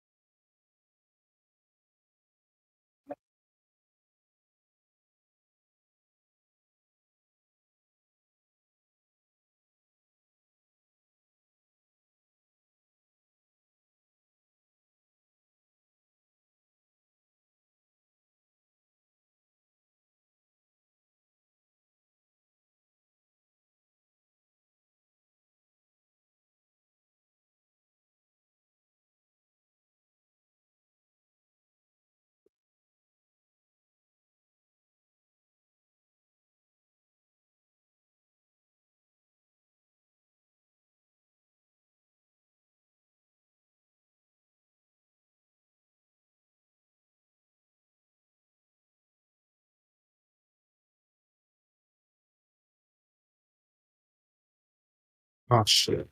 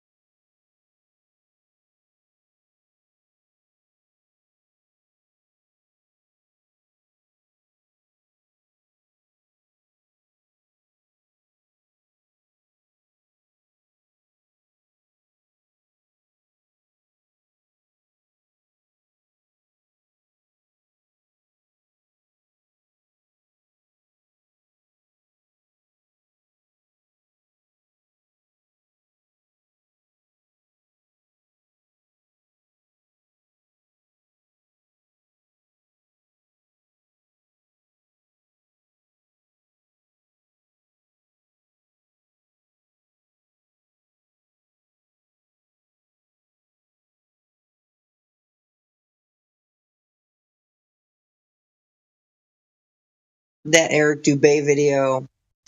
Freaking awesome. Holy wow. I like that. And yeah, I looked at all that when I was watching the final experiment. Observations aren't experiments. That was something I noticed was, first of all, the sun's coming from the wrong direction. Second of all, how the shadows were stretching. Like when McLooney Toon was walking, I noticed that.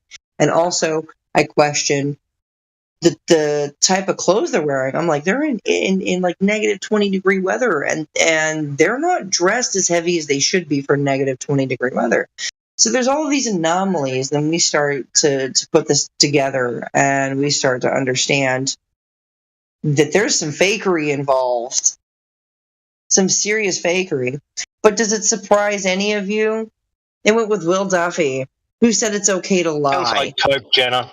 Sounds like coke. And they weren't even breathing cold air. Yeah, I know it. Yeah, I'm coping so hard, you guys. Yeah, so what direction was wrong? The direction was wrong. Yeah, what direction was wrong? Yeah. This guy doesn't know. He doesn't know. He didn't doesn't match the even model. tell him. You know. You should know. Post a video. Post a video and see if he Dubé understands. And I watched the Dubé video, and yeah, no direction was wrong. I watched the Dubé video, so Dubé was wrong. Those directions that they were looking at the sun are the ones that were predicted. Yeah, but what he was right about is that looking at the sun has nothing to do with surface condition. Ta-da! What's your argument for that? Yeah. What's your argument for that? Looking at my ceiling lamp doesn't tell me the condition of the floor I'm standing on. Hold on, dog. I got a question for you. Have you ever played pool in your life? Have you ever played pool? It can. It doesn't. Yes, but it can tell you the condition of the floor. Yeah, you tell me how my ceiling lamp has the condition of my floor intrinsic in it. Yeah, so if you're traveling across your floor, just looking at the ceiling, you can tell if you've gone over a hump, if the distance to angle ratio changes. You can tell if you've dipped down into a valley. So you know if your floor is flat by looking at your ceiling light and measuring the angles. You can also tell the distance to your ceiling light if it's on a flat floor. If you can't do it on a flat floor, if you know your floor is curved, or if you don't know if your floor is curved, you can tell whether it's curved or flat due to the angle purely to your light. I mean, this is all trigonometry and geometry. So I want you to go to the hardware store and tell them to measure your ceiling lamp because you're putting in flooring. Do that. Why would I need to do that? Just because that's not the way you build a floor. Because you're retarded. Build a ceiling. Hold up and listen. Buddy, don't lose your cool straight away. I've been talking for 30 seconds and you lose your fucking mind. Why would I need to do that?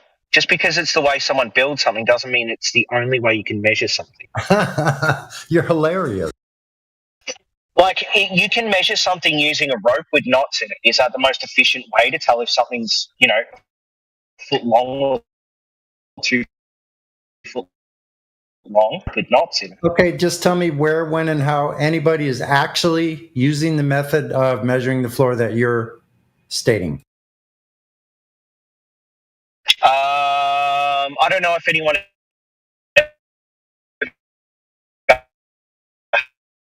You lagging like a motherfucker right now, dude. Yeah, you're breaking Hey, Mr. Roboto. Domo arigato. Yeah, no, you haven't. It hasn't come back yet. No. Nah, it's not working. Max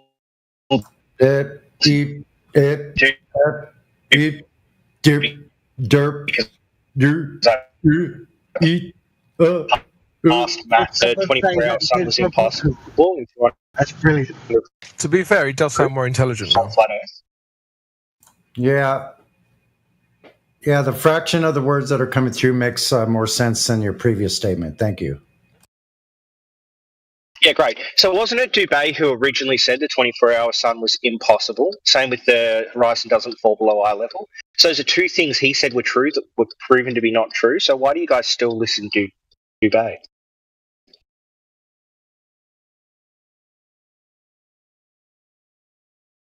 Guys? Is it okay to be wrong? Is it okay to be wrong and learn things?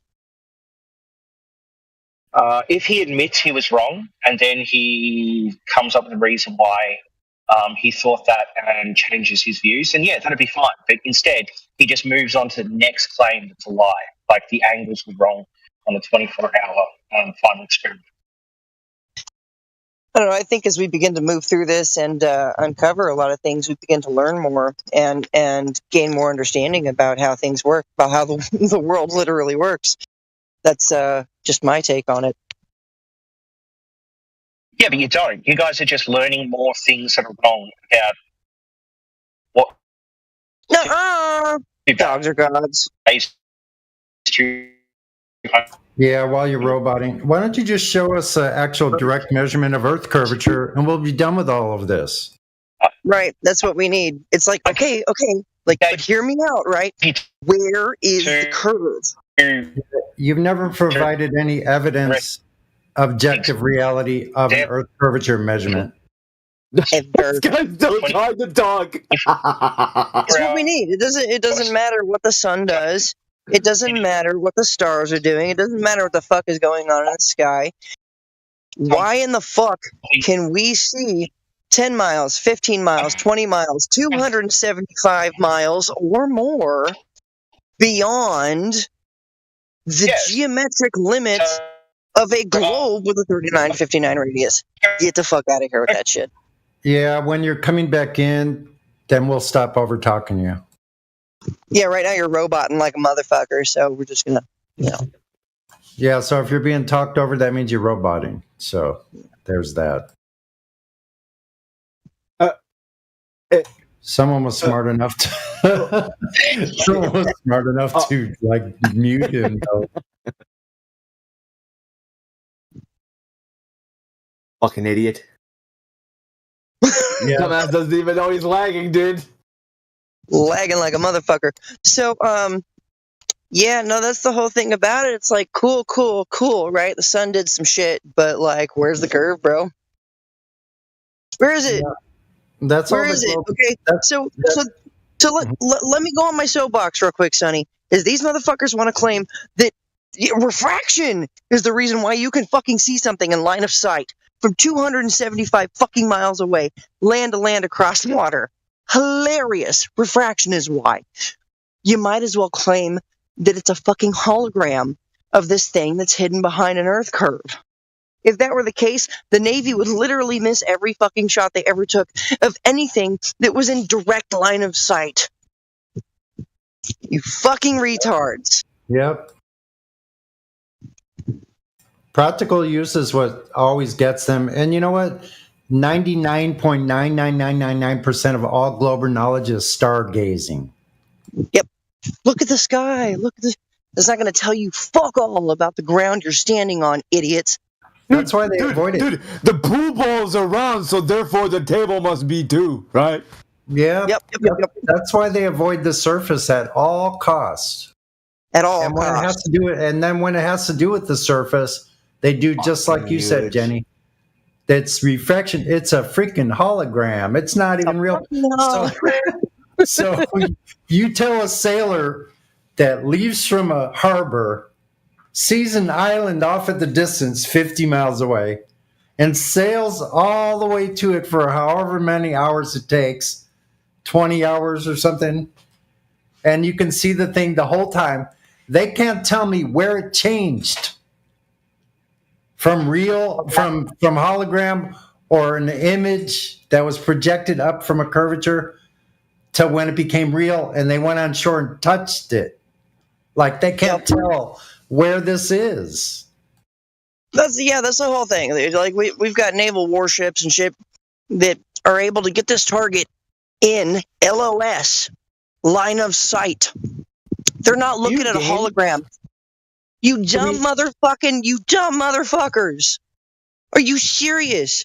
Then they would just be pointing. They would just be pointing at a fucking hologram. They'd miss every shot they ever took. Do we have a mod that can keep the dog on a leash? I'll let him out of his kennel if so. I'm busy. I can't really watch over it.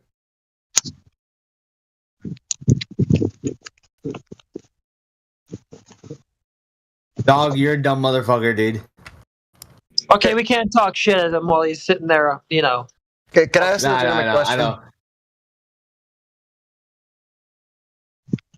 Who's asking? Shadow. Yeah, go ahead. All right, I'm going to be legit as polite. If you mean me, that's fine. But please don't kick me out. I might have asked this before. Do you think that gas has weight? It doesn't fucking matter. Where's the goddamn curve, motherfucker? Does it prove a globe? Well, you could just engage with his question. Sorry. I'm gonna let somebody else take this. Gas has a weight as according to the periodic table. Everything has weight. Okay, good. That's simple science that we can observe. That's why there's a periodic table. Okay, I don't know why I heard other. Yeah, but there's that downward bias because weight has a downward bias, and that's where the contention with this lies. When I say weight, I'm talking about when you put it on a scale. You can't put a gas on a scale, I don't think. The weight scale. I mean, you could put it on a tube, put it on the scale, and then it'll read it or give you a value. I consider that weight. Mass, yes. Okay, thank you for answering the question. That's all I wanted to ask. I wish I had more, but I don't. So I'm going to step off. Okay, what's your point, though? Well, I had other flat earthers saying that gases don't have weight. So, but I'm hearing other things around, so. Hey, Jenna, how is it nearly 2025 and you don't know that there's no such thing as seeing the geometric curve?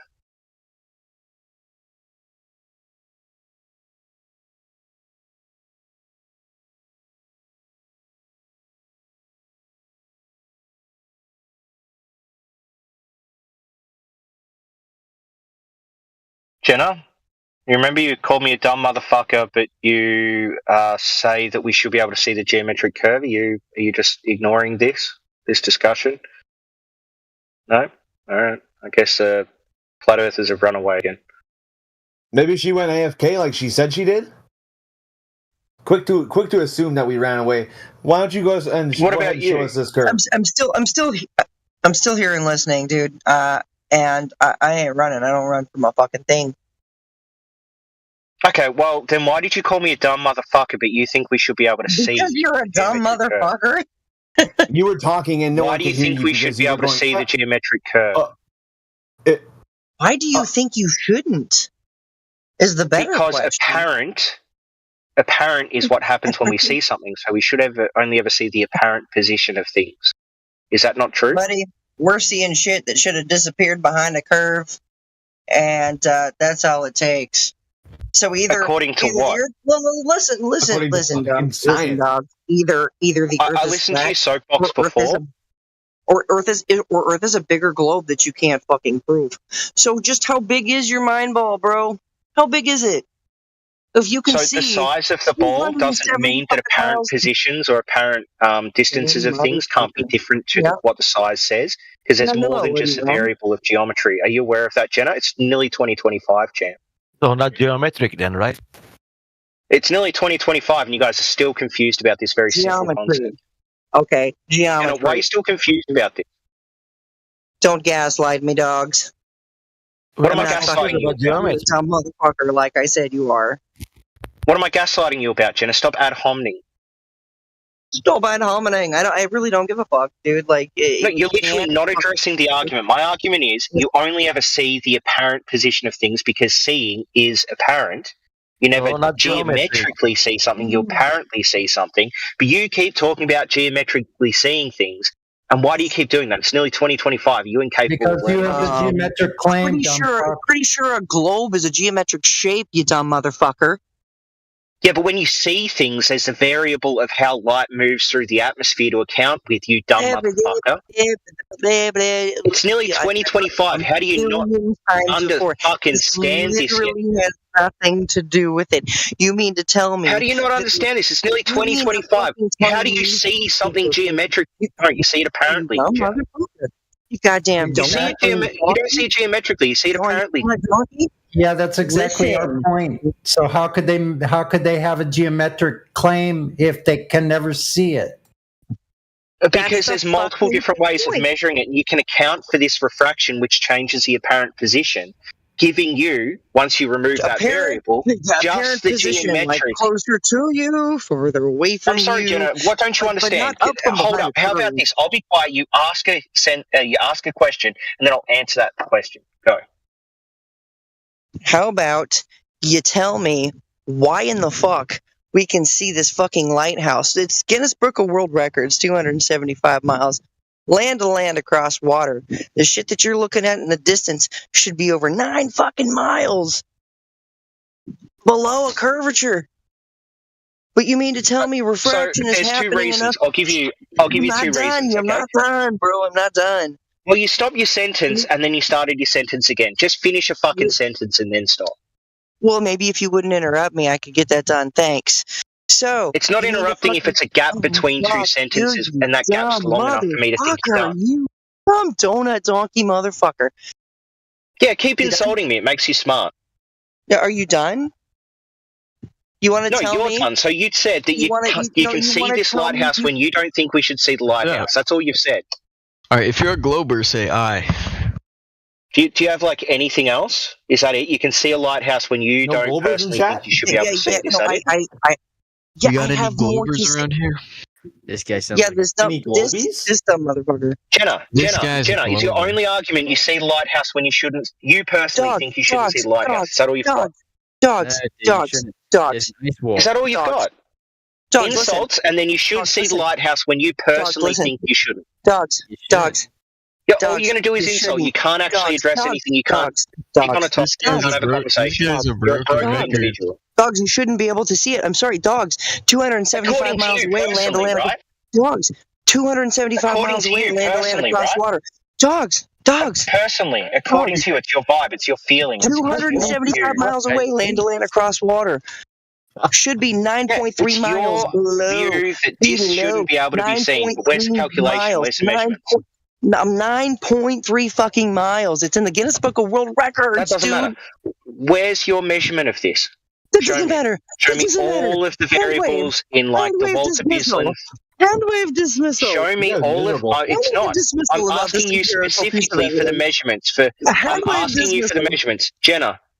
I'm asking you for the measurements. That's not a hand wave dismissal. You want it? I've got the measurements. I've got the calculations right here attached to the Guinness Book of World Records, right? Yeah, great. Where are the calculations? Show me. It's gonna show you. I'll show you. Oh my god. Calm down. Is a refractive index in that? Calm down, bro. You mean is a refractive index in that? Is a refractive index in that? Yeah, with the radius already. Is there a refractive index in that, Jenna? You tell me. No, you mean to tell me that lighthouse is refracted? Is there a refractive index in that? You mean to tell me that somehow that lighthouse is refracted 9.3 miles up into the line of sight? You know what? We could figure that out together, but you don't actually have any of the calculations because it's nearly 2025 and you haven't worked out that there's this extra variable involved anytime you want to do a distance measurement of optics. You still don't understand that. What will it take? Will it take like electroshock therapy for this to be implanted in your brain? What is Do you need a lobotomy to get rid of the cognitive dissonance from the final experiment so that you can actually understand refraction exists? My brother, are you going to calm down? Are you okay? My brother, I am calm. I'm not the one that started out this conversation by calling someone a dumb motherfucker just because they're upset. I was asking you, do you not understand something in 2025 or almost 2025, Jenna? The fact that you don't understand. My brother in Christ. If the globe was so apparent, why does flat Earth even exist? Bingo. So, Jenna, what was the refractive index in that observation? Excuse me. Jenna. What? What was the refractive index in that calculation on that day? What were the temperatures? What were the measurements of the atmospheric densities? Yeah, I don't remember, but I know it wasn't enough to make a holograph of a fucking lighthouse at 275 miles away, bro. Yeah, so all of that's just your feelings. Do you have anything other than your feelings? No, it's not feelings. That's fucking facts. And how you describe yours? No, you literally just said it's my feelings that it's not big enough to account for Dogs. seeing something at that distance. It's just your Dogs. feelings, bro. You've got no measurements. If you had measurements, it wouldn't be your feelings, but it's just your fucking vibes. You're another vibe earther with no actual facts. Find some no facts, amount Jen. of refraction that could possibly cause this lighthouse to be in your LOS from 9.3 miles below the geometric horizon of a globe with a 3959 mile radius. Why do you think And that this would is happen? how. The amount This of is the how I refractive know. index, the refractive index, right? This You're is not going to get it. Here.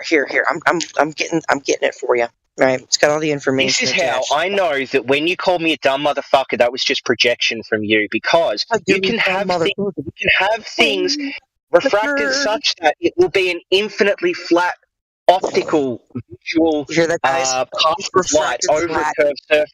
But you don't understand that, Jenna, because you don't understand anything about this. And you're about to give me a measurement that won't include the calculation of refraction because, and I can't stress this enough, it's nearly 2025 and you still think we see the geometrics and not the apparent, because you are projecting when you call me a dumb motherfucker. You are a dumb motherfucker. Earth's a globe, but it's just fucking refracted flat. You're a dumb motherfucker. That's not what I said, Jenna. You said there's no refractive index that could cause that visual to be true, and I'm saying that is patently absurd. That is comprehend. I said refraction can cause things in certain mediums to look backwards. Amount of refractive index is not going to matter. It's not going to cause that lighthouse to come up 9.3 miles into your LOS, motherfucker. I'm waiting for you to put up the calculations, Jenna. Yeah, I'm getting it, bud. I'm getting it. You're the projecting. I'm getting it, bud. Calm your titties. Jesus Christ. 9.3. It was like listening to two women arguing against each other. I mean, and I am a woman, so what does that say about dogs? Yeah, exactly. Was he saying that 24 hours it was sun in Antarctica, it was all refraction? Because everything for them is refraction, so why not that? This actually may not have the refractive index in the information. It has the lens type, elevation, distance, Earth curve, horizon bulge drop, and hidden calculator, and it's all been calculated at the bottom. So, yeah. Yep. The Navy would miss every fucking shot. They miss every shot.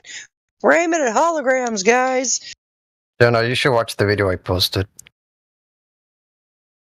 Nah. I think I'm gonna go in and snuggle with my honey and my puppy dogs. Cause it's about midnight and I'm about ready to go to bed.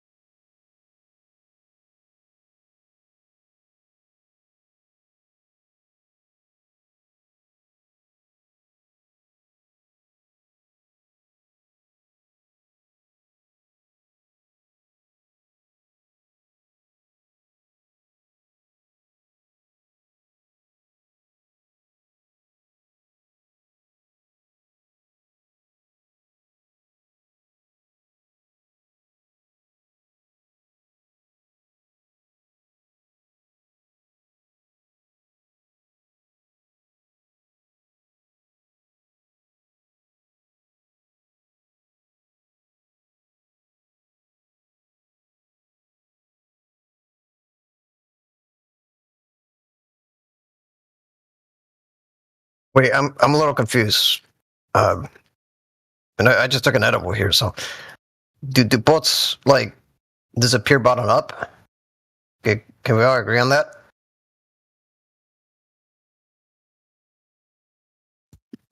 Over a what surface?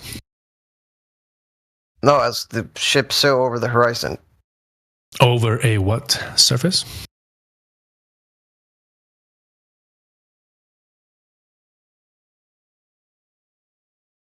You have to be specific.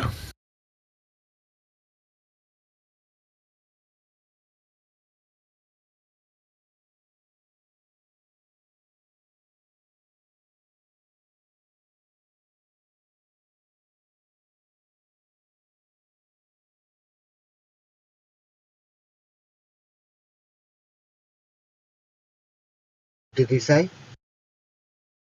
He said over a what surface?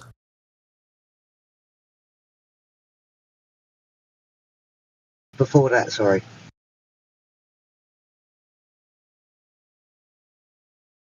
You have to be specific.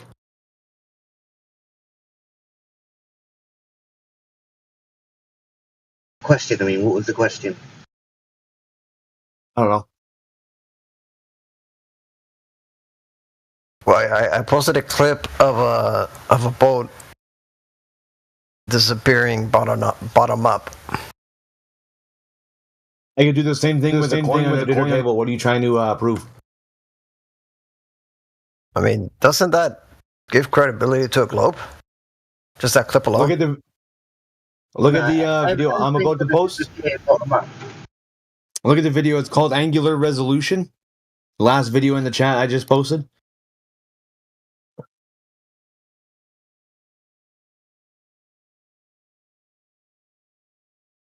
All right, I'll take a look.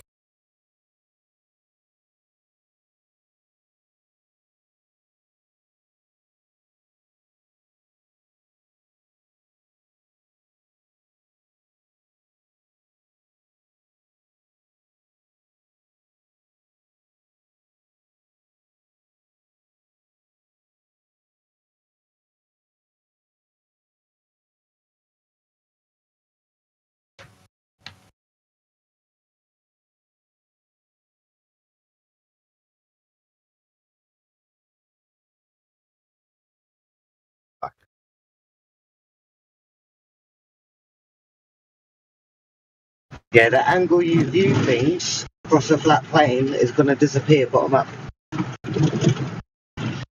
Nothing's going to disappear from top to bottom. Anyway. Either that or his kitchen table's his kitchen dinner table is curved. What seems more logical to you?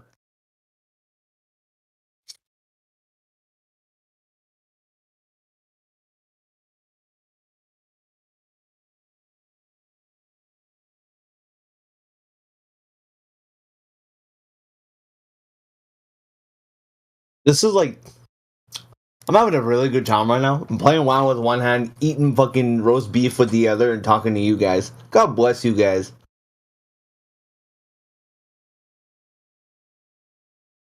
God bless you, brother. Enjoy that roast beef. Mm-hmm.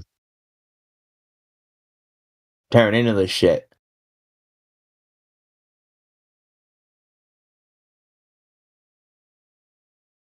Dogs doesn't seem to understand whether it's 1% refraction to 100% refraction. We see way too far for Earth to be a globe with a 3959 mile radius, curving at an approximate value of 8 inches per mile squared. Period.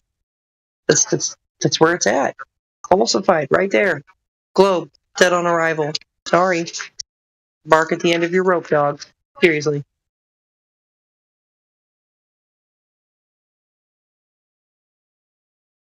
Anyway, it's been fun. Good night, y'all.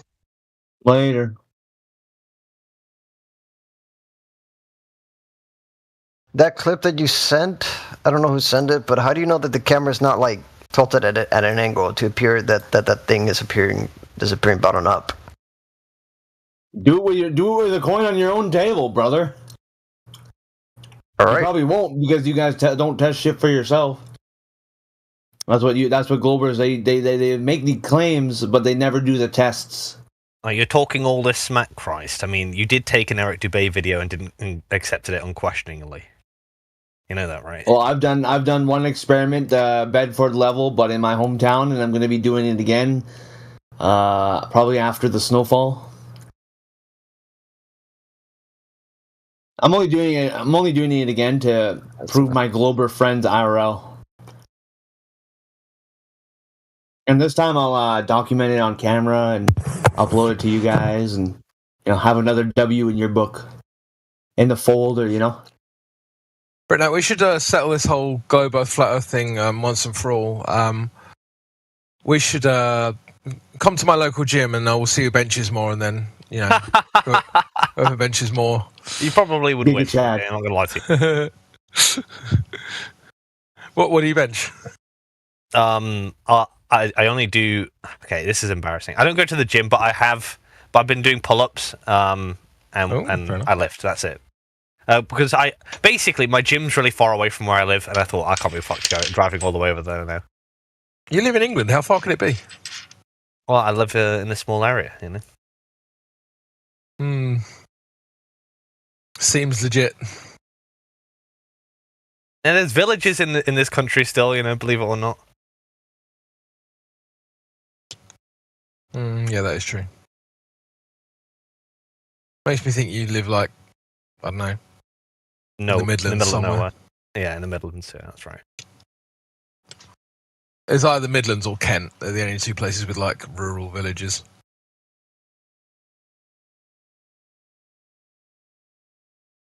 Yeah, I suppose the north as well. Actually, you don't sound northern though. Anyway, No, yeah. nah. So so you're gonna win. That's the conclusion. My biceps are very small. Sweet. Earth is flat confirmed.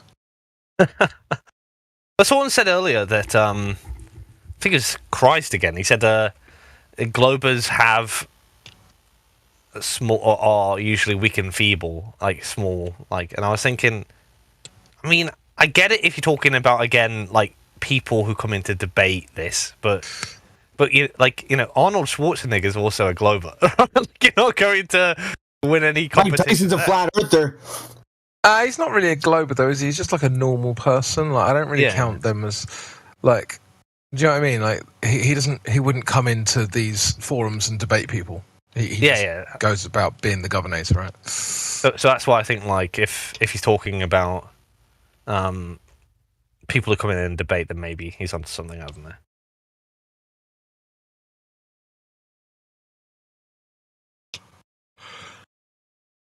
He's just a normal person pre this conversation, right? Like you and I were before we heard of it. Exactly. You guys ever seen Mike Tyson talking about flat Earth? Yeah, he's like, the Earth could be fucking flat, man. How the fuck would you know? It's so good.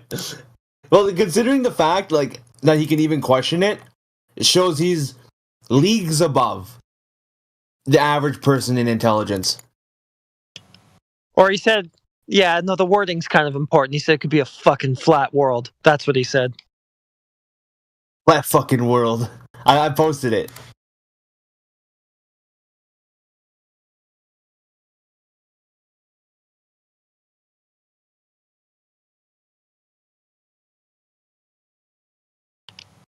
But yeah, anyway.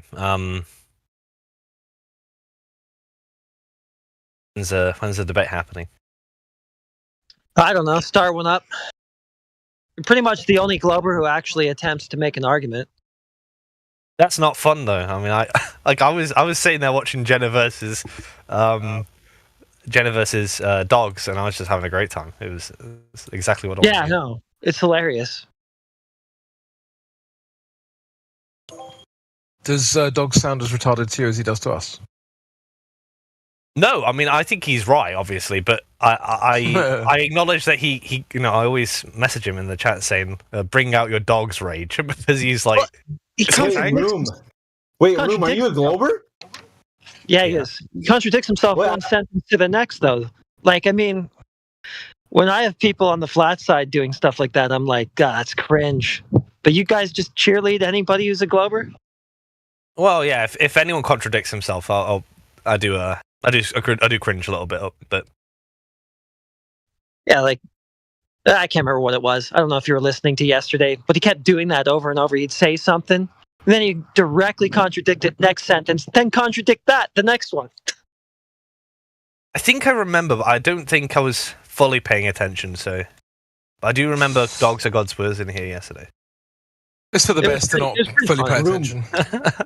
Room, all this time with you being how cordial that you are, I thought you were a fucking flat earther, dude. Cordial? Did you meet me before I was banned? No. Yeah, he's a prick sometimes. But one thing I will say is he will actually attempt to formulate a logical argument, and the rest of them, from what I've seen, pretty much don't know how to do that. So there's that. Yeah, it's a low bar though, because I think your team, bro. I think the Globers that come in here are typically they're not setting their best, you know. So.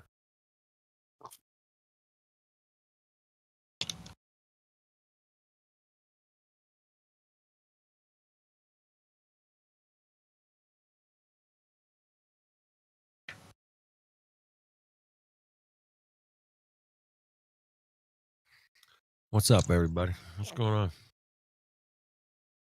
What's up, Sonny? Good to see you, brother.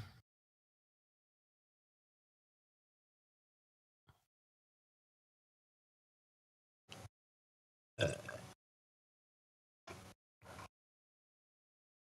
right, Britt, now, any lift of your choice. What do you mean? Any lift of your choice. And whoever wins, we have to just accept the other person. Oh, right, right. So I get to pick someone who I think could outbench you, yeah? No, you versus me, but any lift of your choice. Oh, right, okay. Well, I know. Well, I mean, I'd rather do the thing that I suggested because I know Gamma goes to the gym a lot, and I know Maud One goes to the gym a lot. So they're pretty beefy guys. So, right. Gamma, what's his other name? Trigonometry Man. You know, it's Trigonometry Man. Oh yeah. I can actually believe he goes to the gym. If you told me someone like Dogs Are Gods went to the gym, I would just laugh. I know for a fact he doesn't.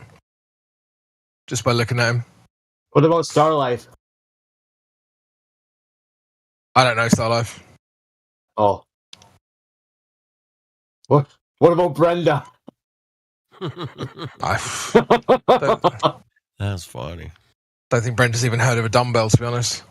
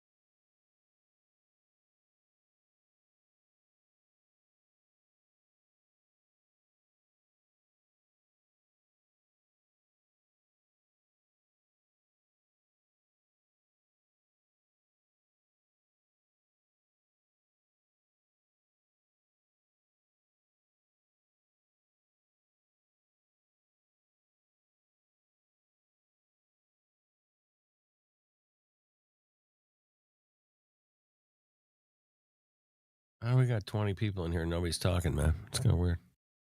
Sonny on the plane. What are you doing, brother? I'm not talking because I'm eating my roast beef. All right. I just wanted to say hi to Sonny. I hadn't seen him forever, man. Hey, dude. What's up, man? What's up, my brother? Yeah, long time. I was about to sign off. Oh, shit, man. Wow. Yeah, good to see you on here, man. Good to see you still out here. Yeah. How's San Diego, man? How's he doing? Going good. It's going really well. Yeah, it's kind of cooler weather, as you know. A little bit. Not bad. Yeah, dude, we had some 80-degree days last week, man. It was awesome. Yeah, we're still like 10 degrees lower than you on those hot days. But still pretty nice. Oh, very nice, man. Well, winter's here, man. Welcome to winter, everybody. Yeah. Welcome your asses into winter. And looking forward to it. Days are getting longer here shortly. I like that. Yeah. The only way that can happen is on a globe, Sonny. You know that. Come on.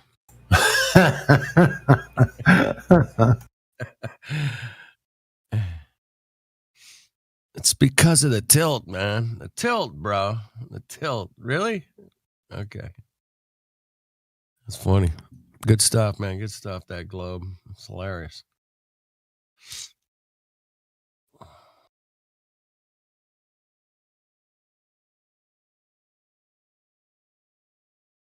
I'll never forget that day swimming back to the boat. We're no more than 6 inches above the water, actually swimming and looking across the harbor like 2 miles away and see the water lines of these boats. Yeah, you could see the bottom of the boat. No problem. Yeah, that was cool, man. That was a great day. Damn. Refraction, man. Refraction. Yeah. Refraction. It's hilarious. Did everybody talk themselves out? Talk themselves to sleep? Does everybody have to work in the morning? Is everybody wiped out from the holidays? What's going on, man? What happened?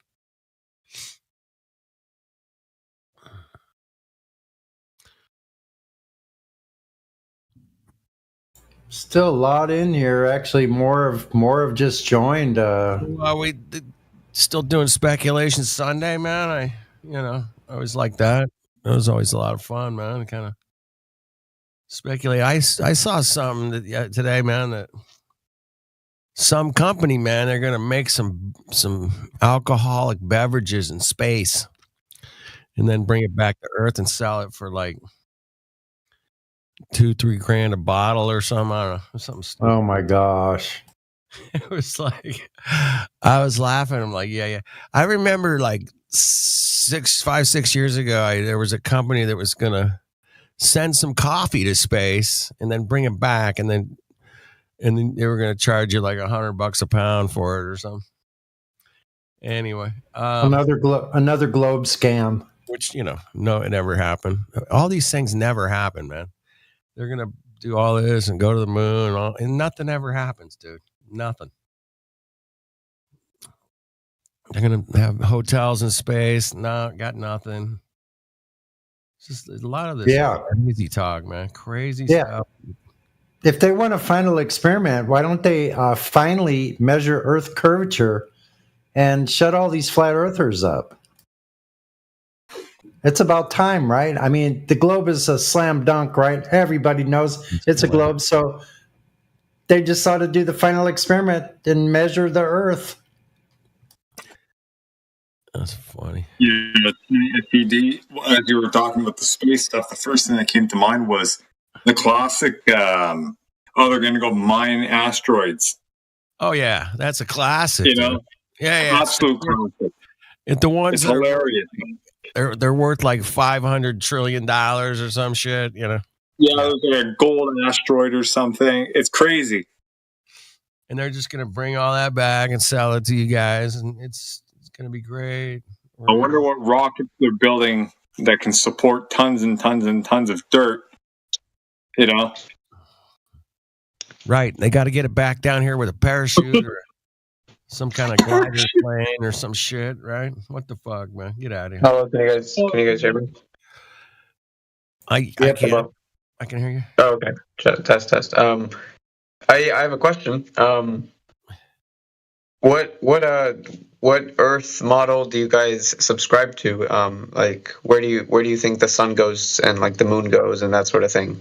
Earth and the sun is not over my head right now. It's over Japan, somewhere over that way. Yeah. But cool, so is the sun like going in circles around? I don't know. It just goes from here to there, man. I don't know if it's going in a circle. It looks like it goes from horizon to horizon. I don't know. Okay, so it's going like in a line, up and down, up and down, up and down. Kind of make a big arc. Yeah, exactly. A big arc. Okay. It just do what it do. It just do what it do. It does what it does, man. Exactly. Huh. No, I know it does what it does. But some people think that every person has their own personal sun. I've heard that.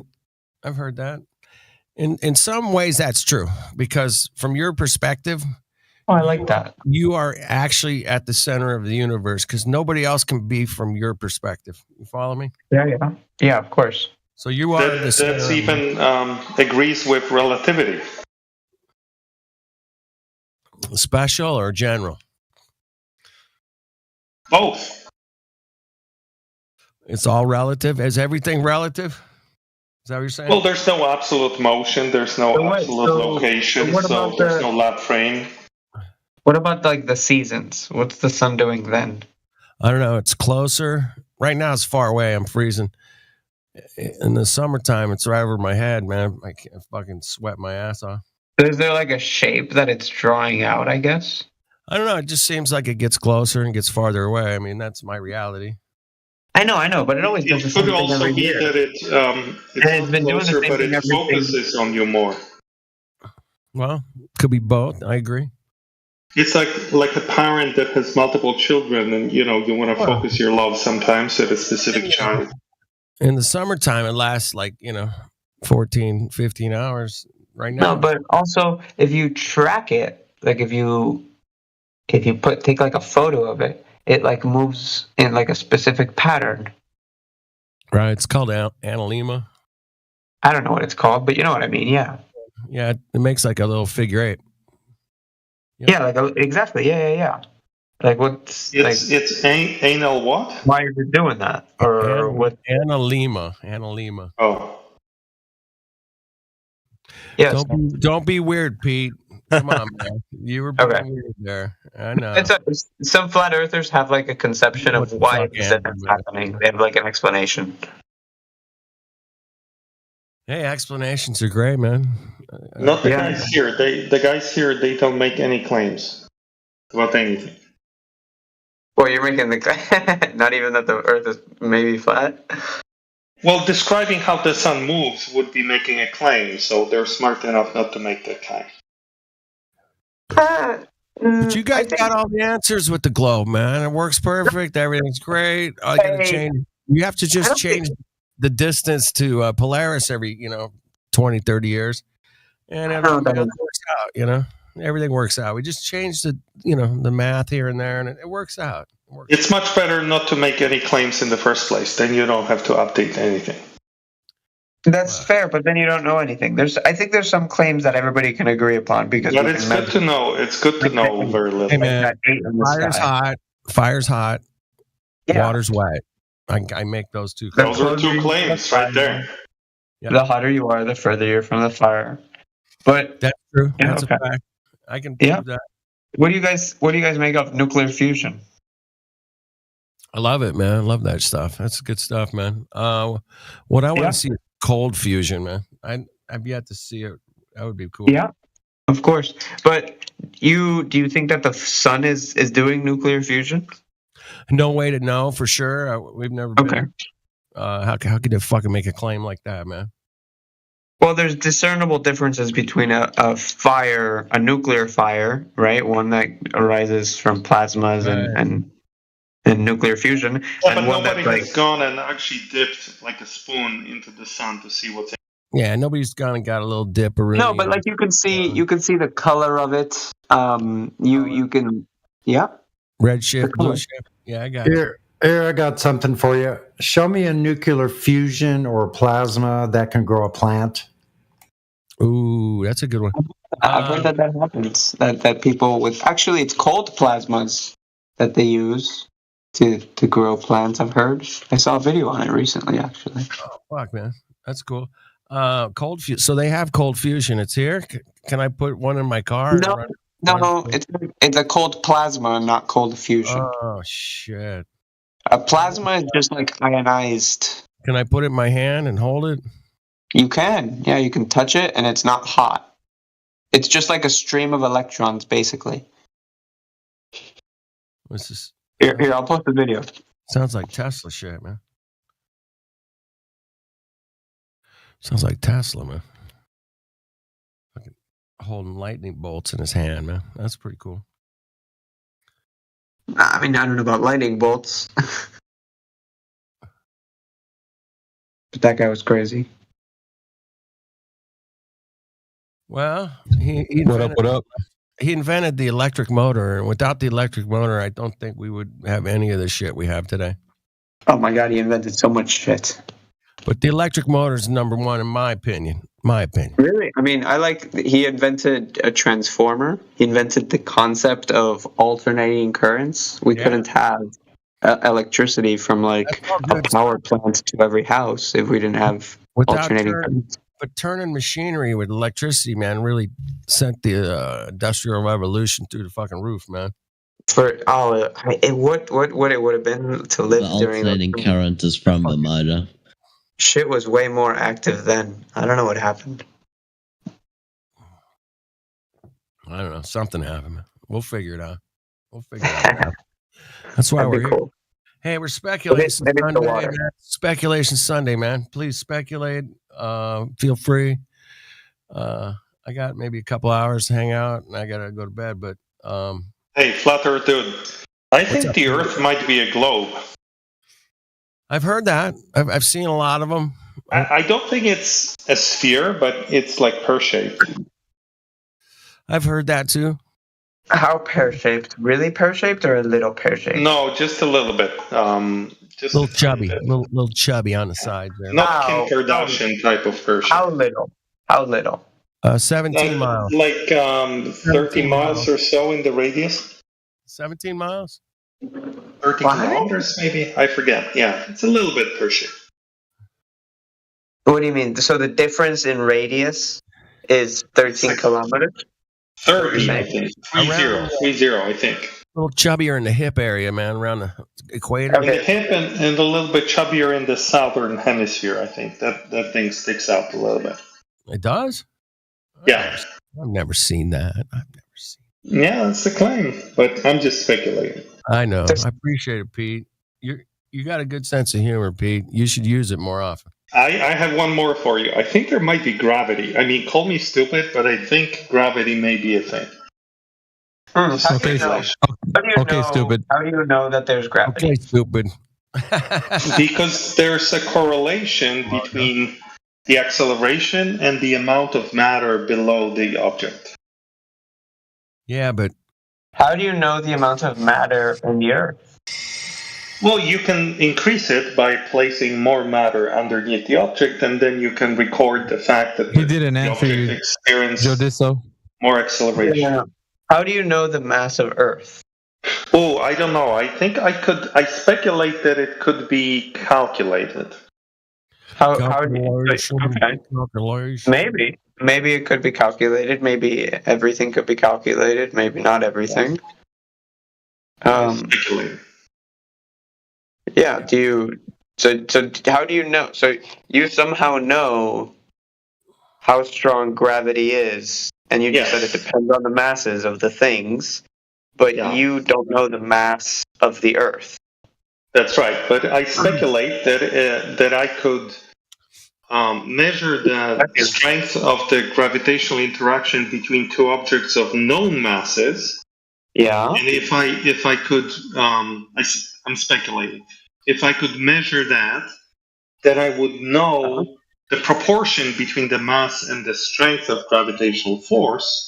And since I know the acceleration that all objects experience on Earth, roughly 9.8 meters per second squared, I could then easily, by applying that proportion, calculate the force with which the Earth acts, and then from that calculate the mass of the Earth. That's my speculation.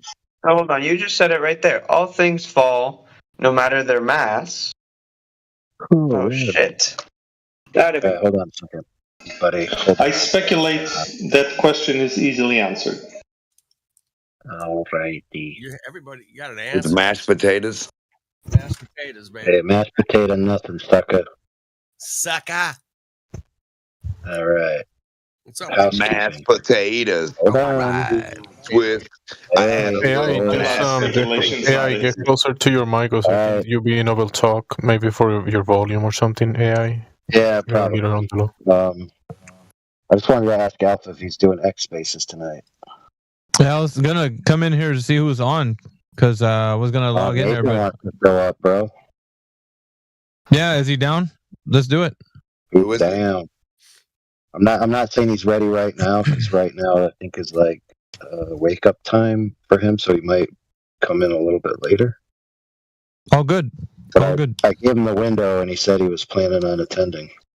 Yeah, all good. We'll kind of get the party started, and then whenever he shows up, then we'll welcome him. Yeah, and he's got mine, yours, and Indio's messages. So whenever he stops by, I told him the window was 12 to 6, so hopefully that wasn't overshoot.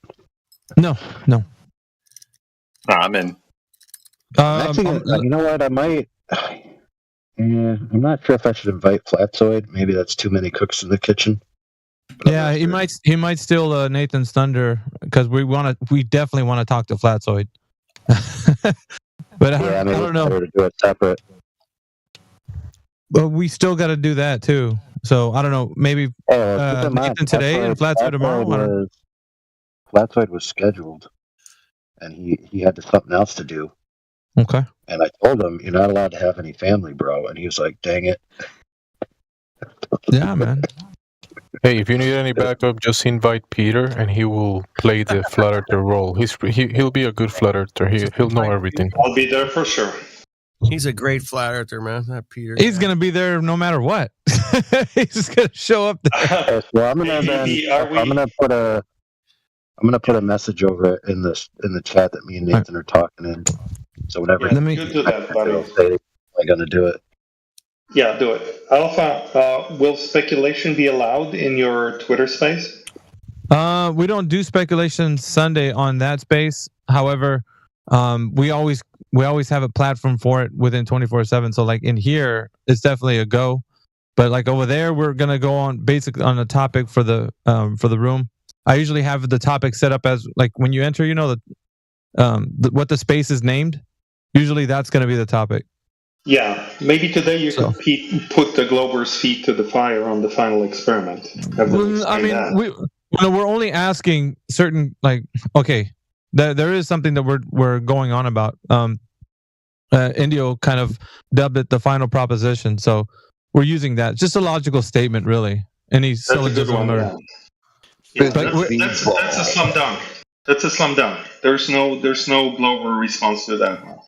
I know. No, I listen. Like I even told him, whoever comes in there, I don't care what you say. Just form it in a logical statement. It can be valid, but it needs to. I mean, you need to make it sound.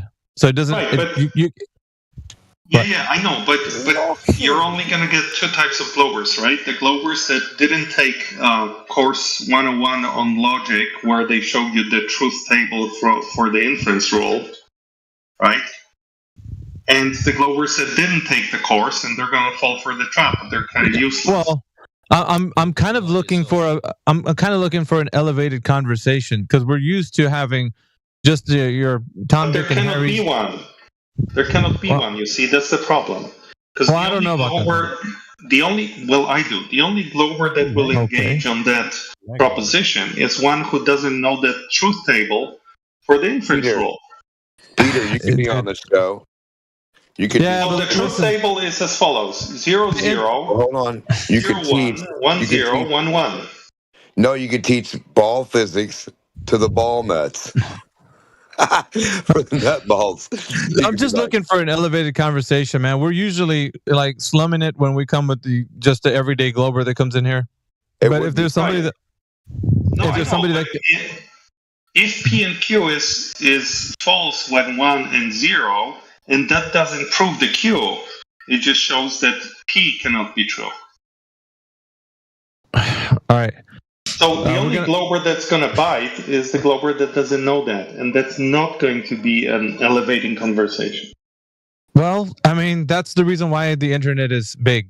It's maybe somebody's going to... We had a couple of pilots stumble in there, like the last 2 episodes, or before the last. So I know it's possible I was that there. we could get somebody... It was really good.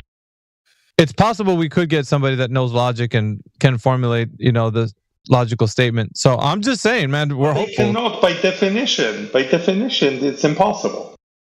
Well, dude, like... They think they can, they mean they're low-grade Glober.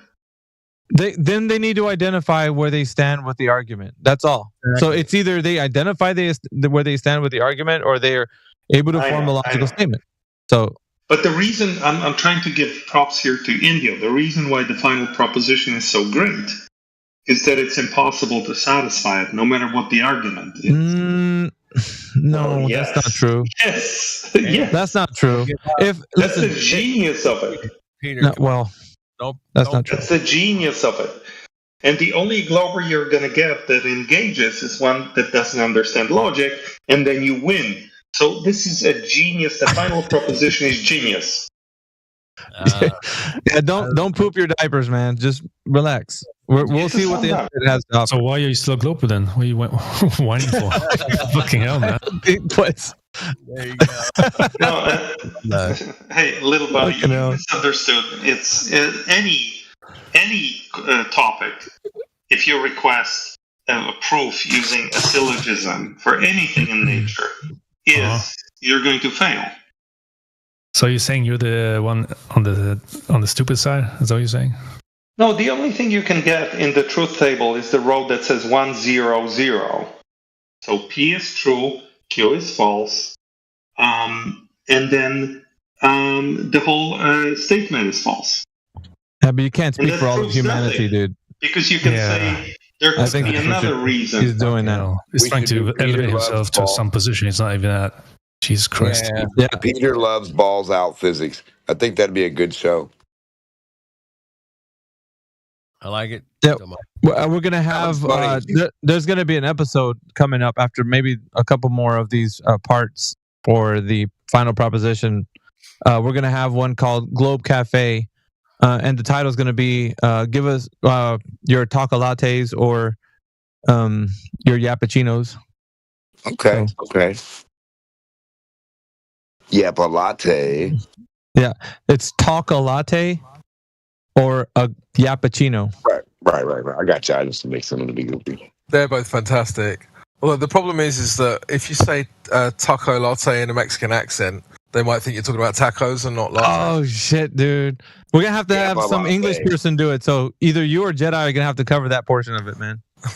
Fair enough. Talk a latte. So damn, Crypto, what are you up with this hour for? I've never seen you. Shrimp Captain versus Oakley. It's a holiday. It's a holiday, man. That's why he's up. No, but see, this guy right here, he's always cooking something in the kitchen, man. He's always doing something. He's a busy guy. Like you catch him like on an off day or something. Talking about me. It's good to see you around, man. That's all. Hey, you too, man. I'm currently working my way through Elden Ring, actually, so I'm doing absolutely nothing productive. But it's kind of fun. Well, you are working your way through Elden Ring, so that's finally became a man. I hope your van is parked while you're doing that. Yeah, it's down by the river. Down by the river. Get it right. Actually, he's parked near your house. That's where he's getting the Wi-Fi from. I know. I'm gonna exactly. agree with Peter, right? I think, whilst it's true what you're saying, right? Like, it's impossible to ever satisfy. The standard has been set, not by a Glober, set by a flat earther with a black swan. So as long as it's better than the black swan, then it should stand, right? Like, dude, why would it be possible, dude? That doesn't even make sense. What the fuck? Yeah, that's what I was trying to tell him, AI. But it seems like they feel like already they're defeated before they even begin. So why? I'm trying to ask, why is that the case? Why do you feel defeated? I don't know, man. I just want to say that can you make that make sense? Whoever he is has a perfect British accent. Oh my god, dude. Crypto, he's gushing over your accent, so I don't know what we want to do about that. Sweet. I meant the Finn, not the Brit. Not the Brit in the van, but the Finn in Helsinki. Don't forget that me and Meemore are Dark Soul experts, including Elden Ring and all the FromSoft games. Yeah, AI, you're an expert on almost everything. Yeah, you must have been listening, huh? He's catching on, AI, at least a little. Nah, he doesn't catch on. But that statement is also true. I think AI is number 2 after Indio. Indio knows everything about everything. AI, almost everything. Okay. Boy, that's a big fucking brush. Well, technically that's correct because I don't know Indio's dirty secrets. Yeah, we do. He's actually told me some, so I can't divulge that. Even on Christmas? Yeah. Even on Christmas. Did AI? You remember when we had that conversation last time about the Einsteinian manifold as an out for why? What was it? It was to do with the No, that's unfair. I don't remember. Like, it's not an out. It's not an out. All right, okay. And as a possible, an out is assuming that your conclusion is true and that the other one isn't. So that's not fair.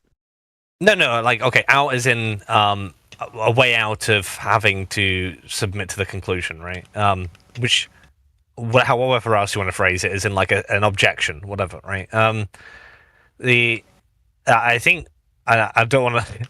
Yeah, so I think that like that sort of thing, right, where like with synthetic claims, you could always find a possible alternative, is why the final, like what Peter said, the final proposition is impossible to ever like really get past. But there's like a slight difference. I know you could just prove all your particulars are that would take mutually exclusive, right? You just have to prove all your particulars are mutually exclusive to all the possibilities. In other words, No, you cannot. By definition, you cannot. Maybe people just like sitting and they've got food like, yeah, totally. Hey guys, by definition, you cannot eliminate alternative possibilities. Right now, you can't do it literally. You guys get paid off sales and tips, so like you can't do it like you can't literally do it. Get paid off tips. It would be more important. I think Creation Bear is talking to his girlfriend. You can't literally do it, but what you can do is or boyfriend. What you can do, I think, is make their position, like make their sort of position so absurd to the point where maybe even they stop believing in it, right? Like, 10 sons, 20 sons, assuming that person has a limit, right, of how stupid. Did you just say that was absurd, Rumi Layman? Did you just say that suggesting there are multiple sons is absurd? Get out of here. I would say like if what was it? Geo said it, right? Geo from EA started to like have sons that like I think he had five sons. And I thought, is there a limit? Wait. Let's check this. Let's not straw man. Alpha Veritas and AI. Do you guys both agree that there's a single son? No, I think there's about 15 sons. They're rotating around my house at the moment. So okay, that's Alpha. AI, sunny. What do you think? Okay, it's always sunny in the Midwest. AI. All right, AI. What do you think? AI. Is there a single son? There's only one son. Respect. Good. So in that case, that there are, at least with AI and Alpha, there are boundaries, right? Of like how far they will go. Rather than with Geo, it's like, yeah, all right, there's 5 suns now. Like, I mean, that's just ridiculous. Yeah, there are boundaries. Oh, they should be. Geo is joking. Hey, I'm fully. That's fair, but with transdimensional transposition, you could have the same sun in 5 apparent locations, so it really doesn't matter. Oh, SpaghettiOs.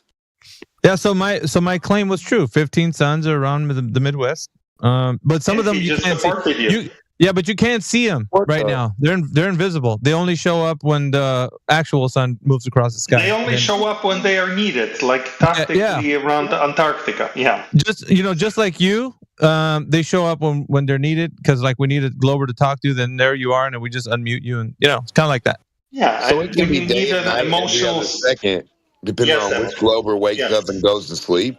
So, if Peter wakes up, it'll be daytime for him, but just be a night for me. And absolutely. Cool. Why don't you go to sleep now? So when a flat Earth needs an emotional support sun, it just manifests itself. He ain't going to sleep, man. Right on time, right in I'm not going to sleep either. So there's that. In the necessary location, an emotional support sun, poof, manifests itself. Poof. But on that note, so I think we can. I think it is possible to do the final proposition, so long as we're on agreement of how stupid is too stupid, right? 10 suns too stupid, 1 sun good enough. Those sorts of things. Well, we know so far we pretty much got 1. I don't know where 10 would come. What the hell are we even talking about right now? Well, you guys do realize that we're trying to keep your flat Earth on life support. Yeah, fair point. But somebody has already modeled a single light source having multiple instances from the observer's point, just by having differential media in between the single light source and the observer. Yeah, you can do it with anything. You can do it with a building. You can do it with a bottle. You can make a thing appear. First of all, 2 different observers observe the same building from in different apparent positions. That's there you relativity, man. That's relativity. We were talking. No, it's not relativity. One of them sees the whole building. The other one sees half of the building. One sees the north wall. The other one sees the south wall. You see? Apparent position of the building. Apparent. Really? Okay. Yeah, it's all apparent. One sees it through a Fata Morgana. The other one does not.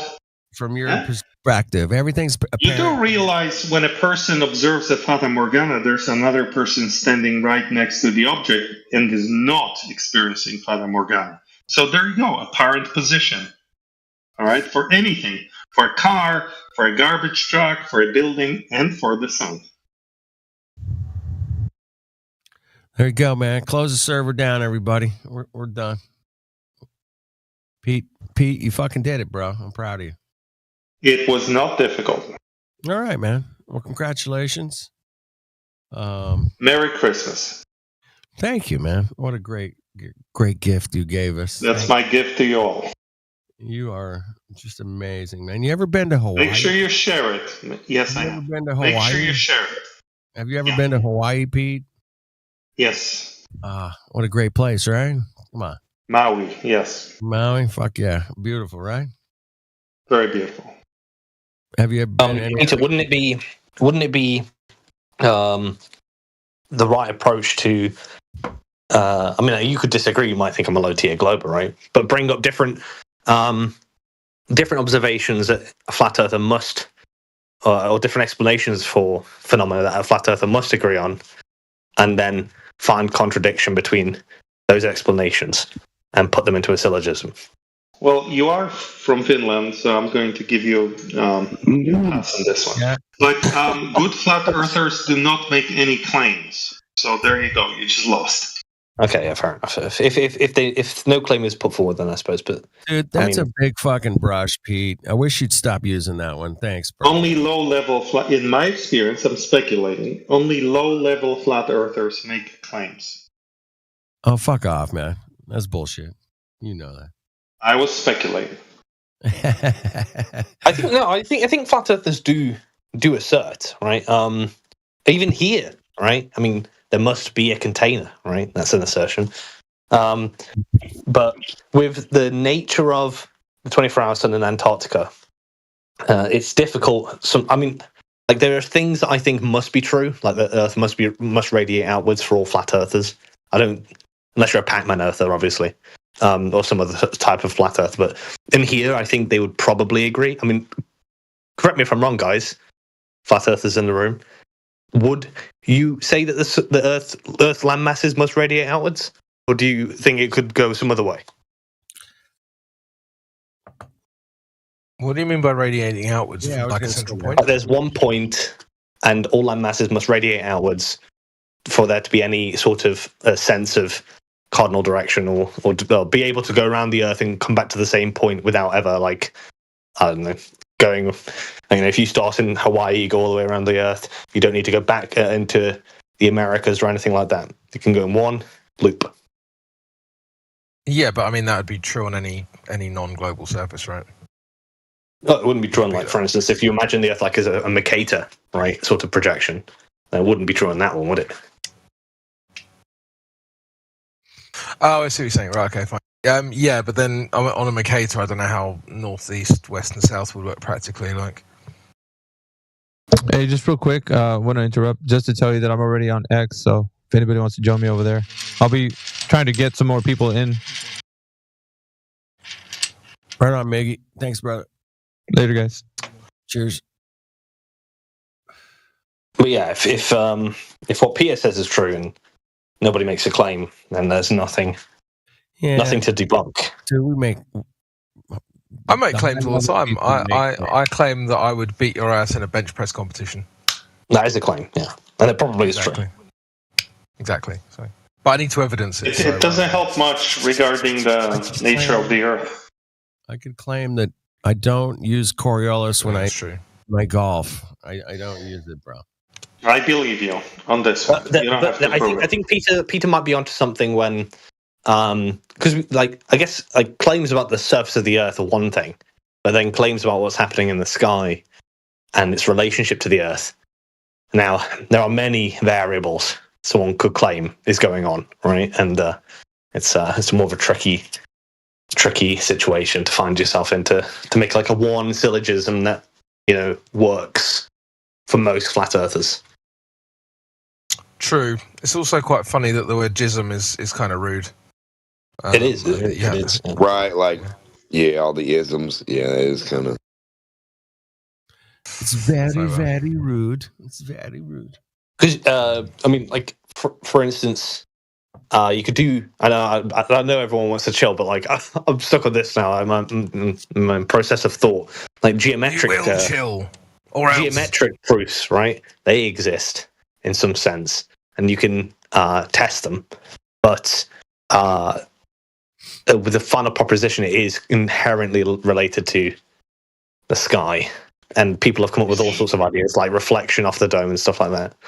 But Ruby Laden, the problem is that while geometric proofs are useful, when we talk about nature, we're talking about multiple complex phenomena that are going on. So I can always introduce another phenomenon that makes your geometric observation the way it is without necessitating a globe. I think us globers should take a book from a page from the Flat Earth book, especially this VC. Stop making any claims and just focus 100% on speculation. So I speculate that the Earth is a globe with a radius approximately 6,371 kilometers. Yeah, I agree. I agree with the geometry thing, because obviously you're only going to be able to measure geometry with optics, right? Like you're always dealing with light in some sort of way. But do you think that there's a standard set with the Black Swan? Like if that's a standard that is acceptable to a flat earther? I did explore this the other day, and I was told that it's not so much about the particular Black Swan, but the method. So when I pushed a flat earther on the specifics on the Black Swan, they told me, hey, don't worry about that particular, set of digital images. It's just a method. But we would agree that the method has intervening flaws, right? And the syllogism that comes from it and stuff like that. So, for me, if that's acceptable, than any other syllogism that you can create that would make even crazier sort of like loopholes out of, right? Like, for instance, like the Black Swan, the Glober's sort of way out is talking about light bending slightly, right? But in the 24-hour sun in Antarctica, from what I've seen, it's light bending to such a degree that makes the Black Swan look nice and gentle. Assuming one sun. Assuming one sun. Yeah. Light bending from where? What are you talking about? From its GP. From its GP. Shut up, From ignorant. its ground position. Peter, shut up with your retarded shit. Light bending. Well, the problem is, Demok, that when a person stands in Antarctica observing, witnessing the 24-hour sun, there are millions of other people that are observing the GP of Shut the up, sun. Peter. You don't know where Antarctica's at. They didn't go to Antarctica, motherfucker. They went to McMurdo or fucking Union Glacier. Oh, I'm sorry, but 24-hour sun is possible. What's that mean, you ignorant fuck? If you don't know what's on the map, you don't know where you're at. What's 24-hour sun doing for you? How's that helping you? Well, where do you figure out what landmass you're on exactly from where? So Once you figure out orientation, then you can be smart like Peter and think you know something. Hey, propose a location on Earth where you should observe It's not going to 24-hour help you if you sun don't in know December. where. Holy just propose motherfucker, one. man.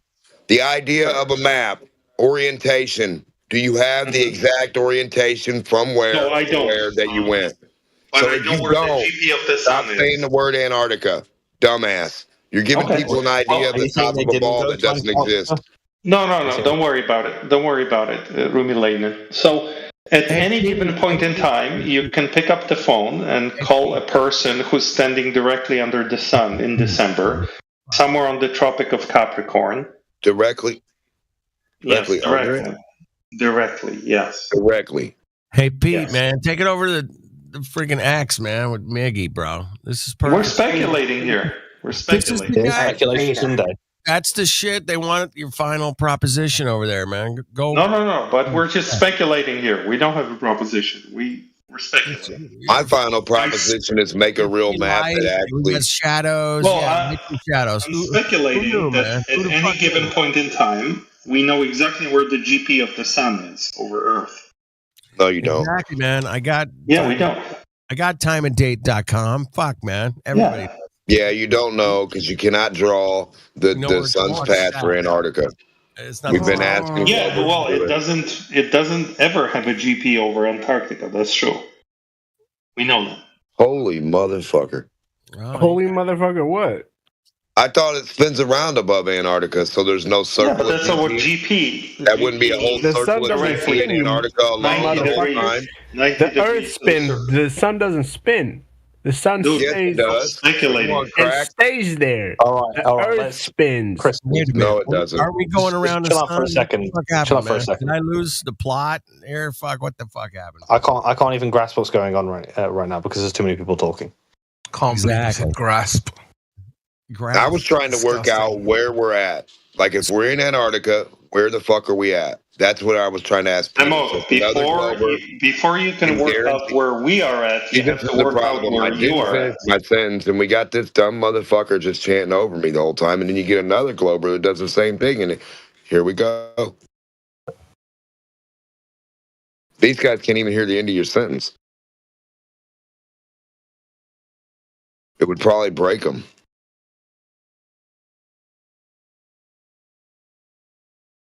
It's like special school. I'm just saying, like, where are we talking about? Peter, you know when you were talking to Jedi, I think, or someone, but you Jedi was in the room, right? And you pointed out there's a commitment that Jedi has to a path of the sun, right? That would.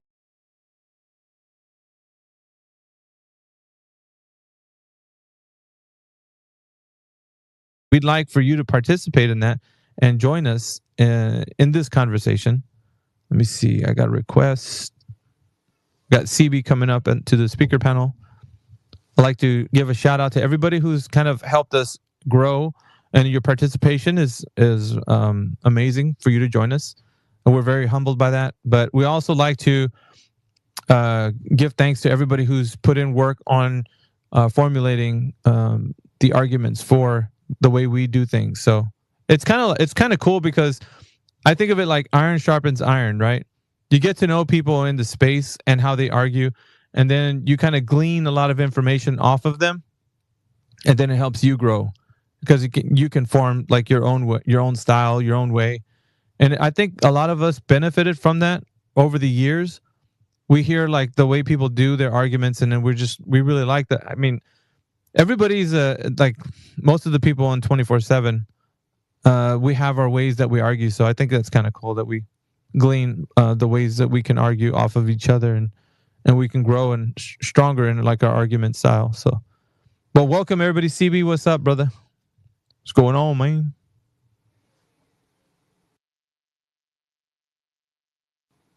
I don't know if you can speak or not, but I'll throw the mic to anybody that wants to. Just raise your hand or request to speak so we can have some conversation. I'll bet CB's having audio problems. It's not unlike him to. It's not like him to be quiet. Well, yeah, it could be, but we never know.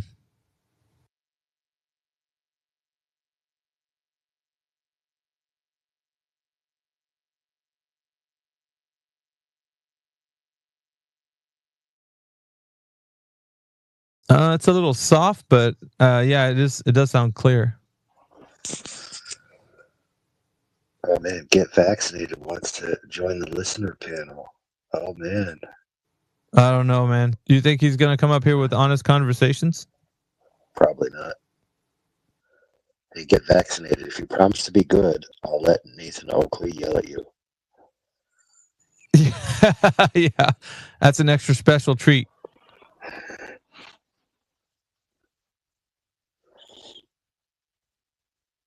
Yeah, so I think I'm gonna hit up some of these hashtag segues and post the link. It sucks because like I only have so much room to work with. So I mean, I'm stretching the limits because I have to have spaces between the words. Otherwise, I'd gain like a couple of characters. I don't know how much like that would make a difference on adding like another hashtag. But I only know is that these two are like the biggest ones for the type of target that we're going for. Like, not unless you have something different, which then you could. Well, TFE got the most hits last week. Yeah, I think so too. Let's. I just want to see what's gonna. So I just clicked it. When I click it, it immediately goes to the final experiment, and then a couple other. That's amazing. And then down there, there's a bunch of people talking about flat Earth. So what I do is I just start spreading the link to them. Then I get kicked by X for being suspicious, and I come back in and re-verify. Jeez. Were you gonna hang with us for the duration, or are you gonna see if Nathan shows up maybe later on?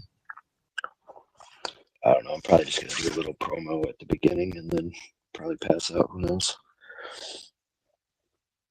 That's one way to go, yeah. We'll see. We'll see. Or wait for some juicy conversation, man. Usually, the Globers aren't too far back from coming in here, but I need to get some of that momentum back because it's like every time I have some days working, I lose some momentum forward, and that's kind of like you want them to actually come back. Is that Bree? You invite her to speak. That's the homie Bree. That's from if I think that's who it is. Bree from like remember the old days in 24/7? I don't know. Bree, if that's you, I just dropped this mic on you. So if you want to come to the speaking panel. Oh, snap. Helio is on it, man. He dropped the bot in here. So, like CB says, are we live? Yes, we are live. We are live on YouTube. So, not only is it being archived here in X, but it's being archived on YouTube. So, thanks to our wonderful sponsors, Helio Skeptic. Shout out to Helio. Dude, it's 8 degrees. Sorry, -8 degrees outside. and I'm super hot. I need to put my air conditioner back in the window. You're gonna put your air conditioner on, and it's 8 degrees outside. I don't know if is that logical? I don't know. Yes, my CPU runs hot. Yeah, that's what she said. I had to take advantage of it, dude. You just left it out there like that.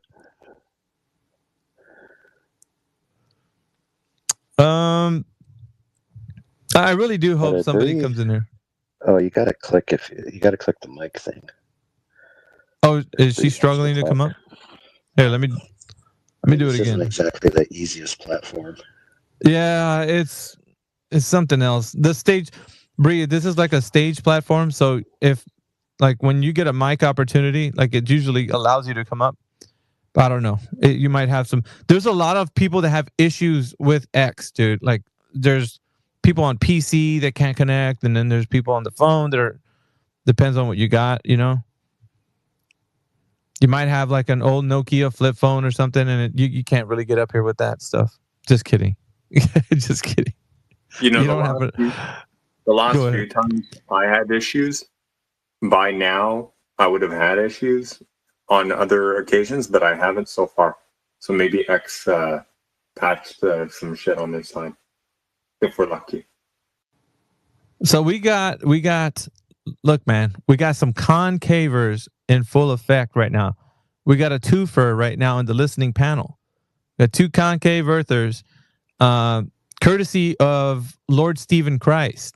Now he's been kind of gracious enough, right, to make some of these guys who they are, giving them some arguments for concave, and perhaps later on, if he is, because the last time, I don't know, I'm not really sure which one is the one that we had a conversation with, but I mean, he was hot tamales, man. The guy was really up in arms, and he was shadow boxing and doing all kinds of stuff, but he was pretty upset, dude. He had to be in his bonnet about it. So we want to know if later on, perhaps they want to come up here.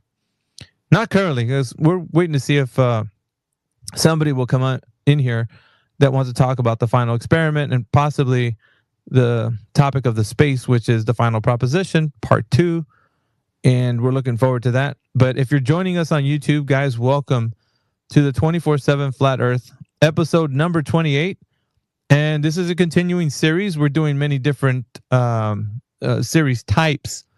Like the one we're doing right now, this type is specifically geared towards the final proposition. So that is what the rebuttal to the final experiment. And it is a proposition that if someone thinks that the Earth is a globe, well, all you have to do is, if you think it's a globe by the 24-hour sun, and if you've seen the final experiment and what they did in Antarctica, is that they witness a sun that's revolving around their head for 24 hours in the sky. So if in some way that depicts an Earth as a globe, then we'd like for you guys to form it in a logical statement to show us how it's possible that by viewing the 24-hour sun, it gives you the information of how to substantiate the Earth as a globe. It should be easy, right? Knock down win, all day for globe Earth, but we don't know that because no globe earther has come in here and was able to construct this in a way. So, waiting for that. I just read your message, CB. Yeah, you're having audio issues. Yeah, it was just like Mick B said. So, it was audio issues, Mick.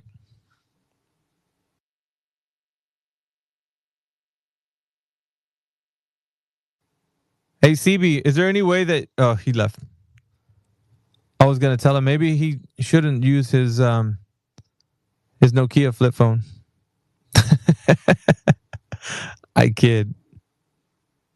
It's X, dude. I'm telling you, it's really hard for people to come in here and be able to navigate this. So, is that Bree? Is that you? Are you up here now? I know it's difficult, man. It just trust me. I know. It was like I couldn't tell what was going on. It was weird. Yeah. It's not very intuitive, man. Yeah.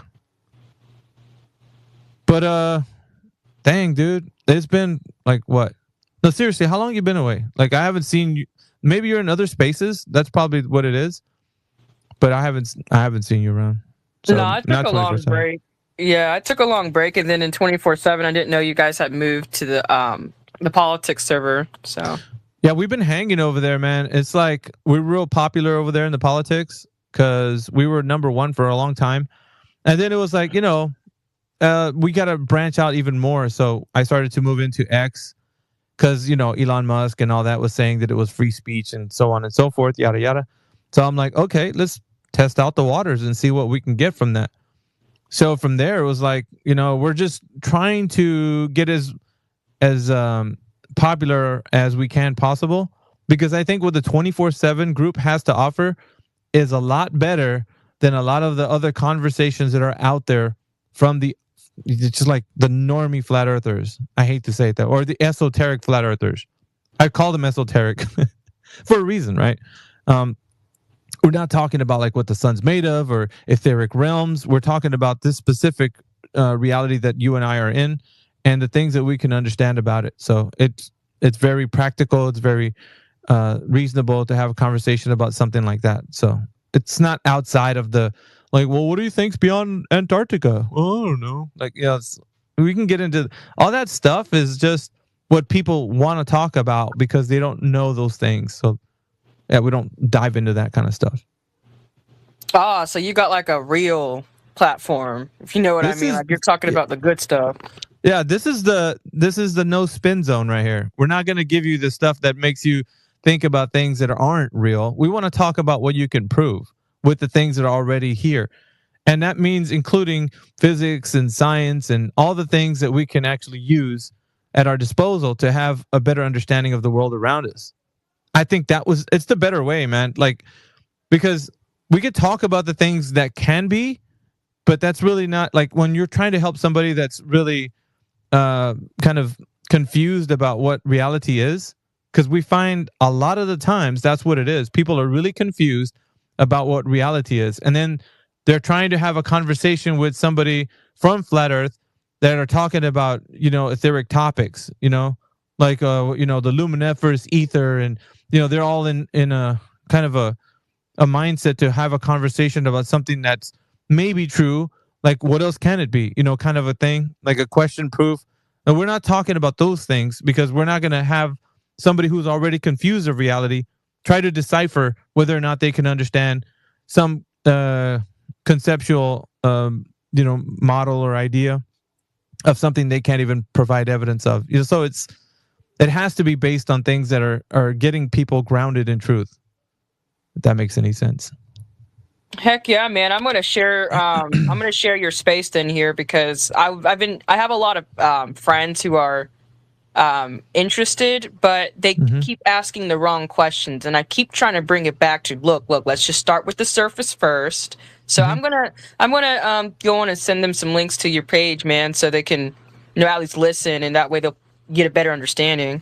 Yeah, please. The thing that we're trying to do right now, Bree, is to branch out and to get it. Well, at least I'm building this space, and I told people on 24/7, like everybody's that's in here right now, the homies.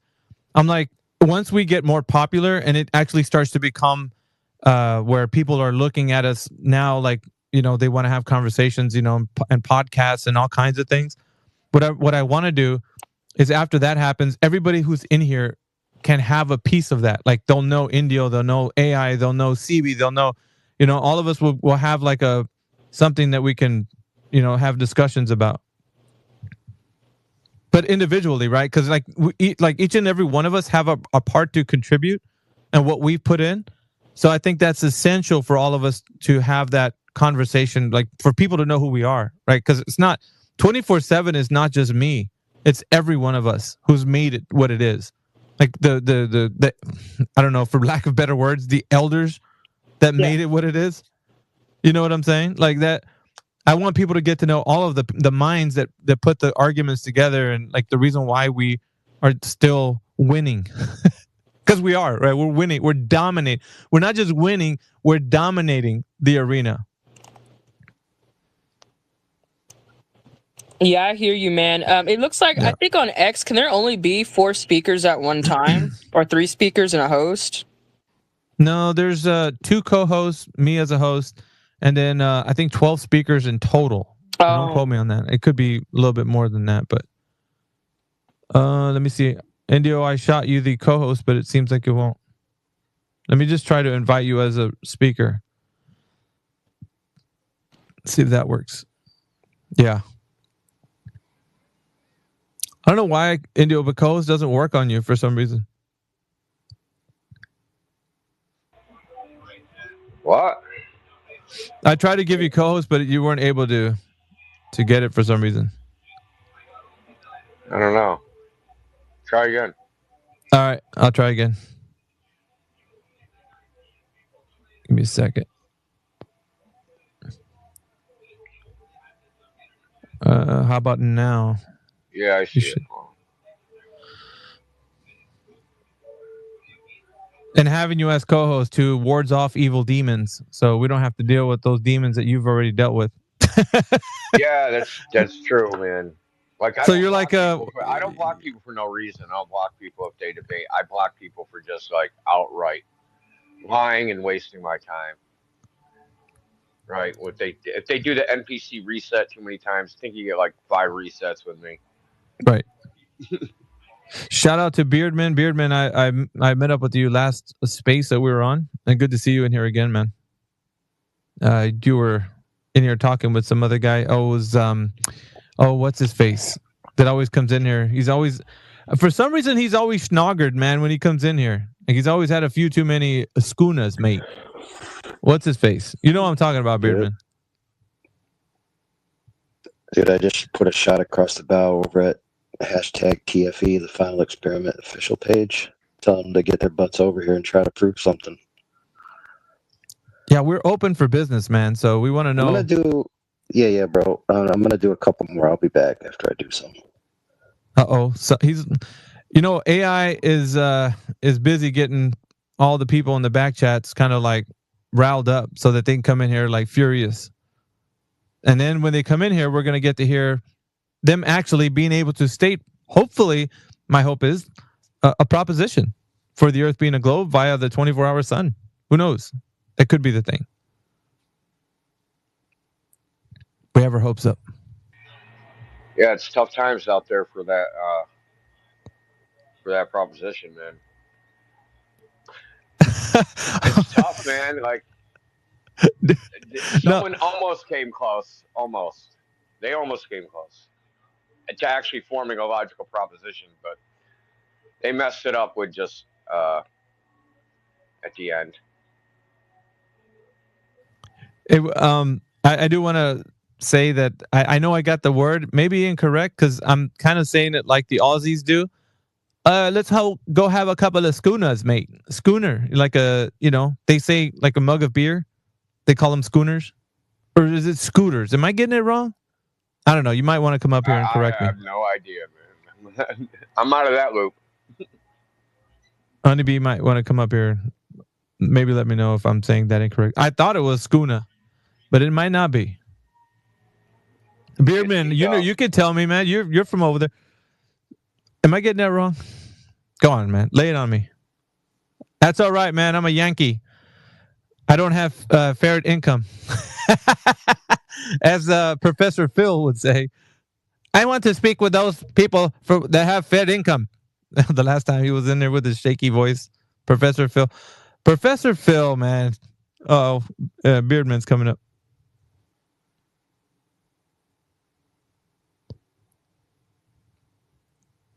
He's connecting. How do you say it, Beardman? Did I say it correctly? No, I didn't, did I? Sorry about that. Just trying to get the wireless headset to connect. Yeah, you said it correctly. It's schooner, double N. There it is. I did say it correctly. By golly. All right, hopeful. You have somebody that's validated that the word is schooner. I might have not pronounced it correctly, but it is.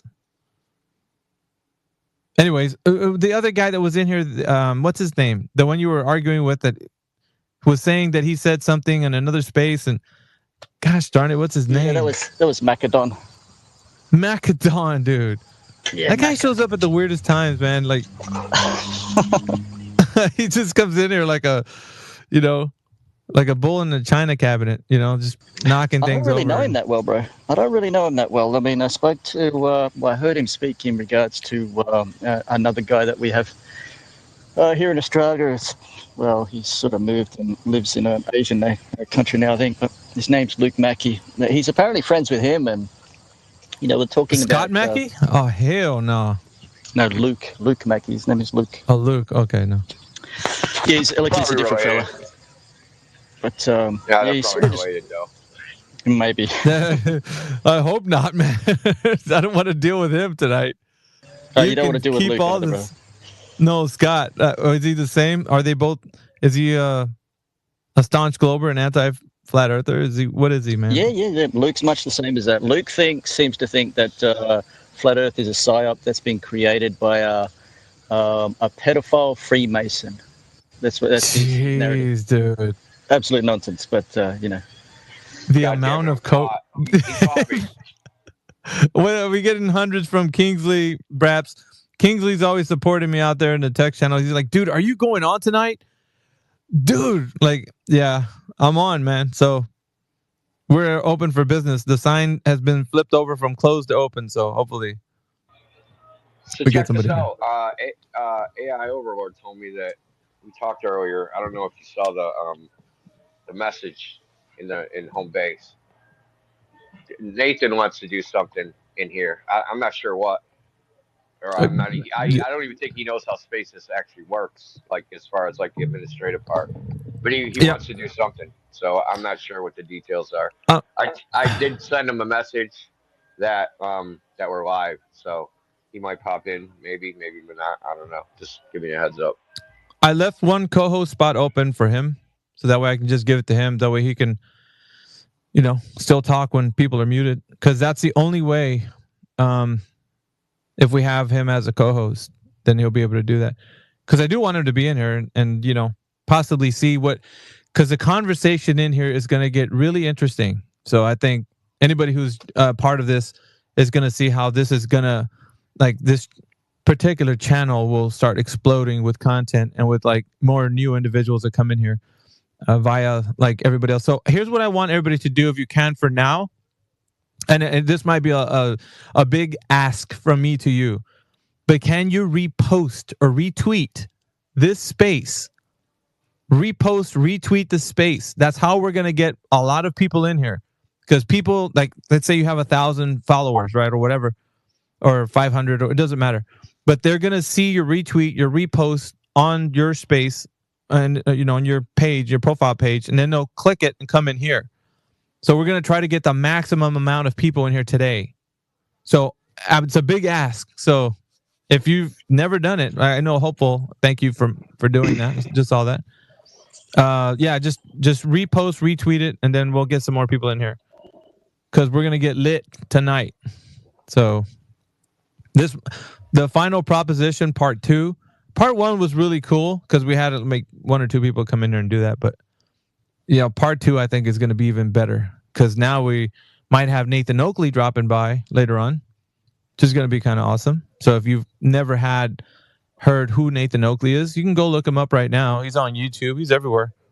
So and then of course we're going to have some information up in the Nest. So those people who never posted in the Nest or the Jumbotron or whatever, they'll get to see information that's posted up there. So we're going to keep it kind of regulated to only those speakers that want to come up here, but you got to have at least some following in your profile. If we vet you and you don't have people that are following you or your page is looking like it's active, you're probably not coming up here on the speaking panel. So you got to have at least some people doing something on your profile page. So it's got to look a little bit like there's been some movement on there. So the funny thing is, in the last space, the first guy you were like, you don't have anything in his profile. He's the one that actually came up with with the help of ChatGPT, almost came up with a logical proposition. But he was, like I said, he was off base. I could actually read it. He tried to sneak in like 22 premises into the proposition by having like a warrant before it, right? So the warrant had all these like assumptions and stipulations before he even got to the proposition. Like, man, that ain't gonna work. You ain't gonna pull that. Like, I'm gonna sneak a bunch of stuff in and then make the proposition. You gotta accept all these things as true, and now my proposition is true. I don't think so. But yeah, isn't that like? So here's the funny thing. I was like, yeah. He's like, we all agree that the sun is at the Tropic of Cancer. I'm like, no, we don't agree to that. And he's like, well, it's over us, has a zenith spot on Earth, right? And I'm like, well, yeah. I'm like, well, how do you tell where that is? And he wouldn't say sun rays are straight. Dude, he couldn't say it. So it's like, dude, if you can't even tell me where the sun is because you don't have straight rays of light, then like, what are we doing here? You know what's funny is that that's not even true in their paradigm, Indio. What I've heard. I know that. That's why he was trapped in it. Like he didn't want to say it. He didn't want to he has to throw part of the globe under the bus one way or the other. The globe is such a paradox, dude. It's contradiction of terms, ideas. Like it's a bunch of things that are clashing. You got parallel sun rays, and then you got divergent. Like there's so many. Like the one time you think that the light is coming in straight, so you can use it for like angles measurements and like Eratosthenes. Then you find out that the light rays aren't coming in directly straight. Like, so how is it possible, that you're going to have an argument formulated where it makes logical sense into the same tune of like saying, well, I see the sun, there it is, that's where the sun is. But you can't say that with the globe Earth because that's the apparent sun and it's not the actual sun, according to how they're explaining what they say that where the sun's position is. Because that's, you know what I mean? Like it's so conflicting. It gets worse, man. They also got 5 horizons. So it's like they got the astronomical horizon, the visible horizon, the geometric horizon, what do they call it? The rational horizon. The nautical. Is it not? Yeah, then there's another one in there somewhere. Yeah, so they got 5 horizons. Like, I mean, what are you gonna do? Like, curved like just whatever the situation is, they can just whip it out like Batman's utility belt. Oh, here we got this. That solves that problem. We just invent new words, new characteristics, and there you go. Oh man. Yeah. There's some juicy comments out there about people being like, hey, the final experiment is over now. Now we can ditch all these losers like the flat earthers and Will Duffy. They're throwing Will Duffy under the bus. And Will Duffy? Yeah, because they hate Will Duffy because he's Christian, dude. And I think they think he's a young earther. So they're like, oh, he's a loser. Flat earthers are losers, but at least they did the final experiment for us, even though we don't know what it proves. Yeah, put that in the B thing or whatever it's called. So no matter how much he does for the globe, they're still ostracizing him because he's a Christian, young earth creationist. Wow. Oh, they hate God more than they hate flat earth. Most of them just hate flat earth because they think it associates with God, and that's their motivation. Then you got the other ones, the fanboys, the NASA fanboys. They think we're stopping them from going to Mars. So they have their agenda. Yeah. And then there's the ones that are like the tech freaks, and they think like they're not going to have their transhumanist freaking merging cyborg reality if we're around. So yeah, don't forget a special category, Indio, the math wizards. Now the wizards, math wizards, that's right. Yeah, the wizards come in here, and with their mathematical jazz hands, they want to form a construct by which the Earth is an absolute like thing in reality. And it's like it's mathematical. It's mathematical jazz hands. Well, see, in their paradigm, Indio, math is reality. You know that, right? That's how they state it when they come in here, and they're firm on it. They're not gonna say that it's not. They're like, dude, if you don't understand, math is everywhere. It is what the makeup of reality is. It's all math, and so they're saying that math is reality. So that's why it's always hard to have a conversation with these people, man. So Yeah, Yeah, we're trying. I heard Mark G doing that. Mark G was, so Percent was pulling his bullshit that he usually pulls. I mean, not that it's actual bullshit. It's just, he's a contrarian. So he's like, hey, prove electrons are a point. And he's like, I'll show you. And he like whips out he was like, I'm going to bed, but I'm going to whip out these formulas. Like, man, I thought it was a wave, right? I thought matter was waves. So like whatever mathematical model they happen to be using at that time, that's reality. These are the mathematical wizards, right? That like, I'm going to use this model.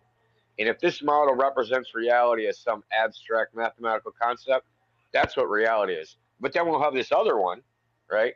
So you got the point particle model, and then you have the wave model.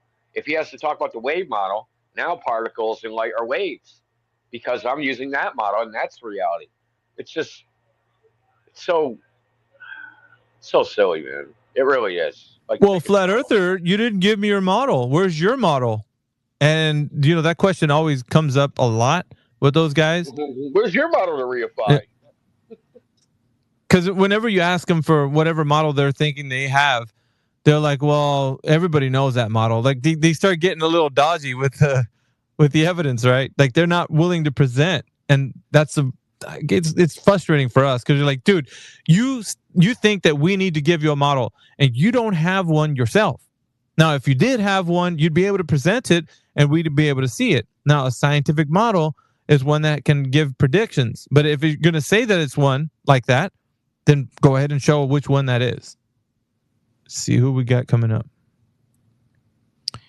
We got Benno. He wants to come up. Oh, he's got enough followers. He's got 2K following. Okay, shout out to Benno. Let's see if he wants to speak.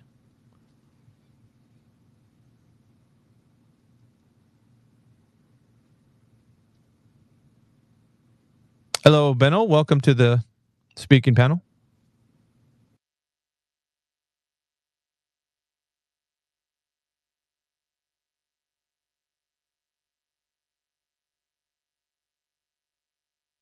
Benno, are you there? Yo, how you going?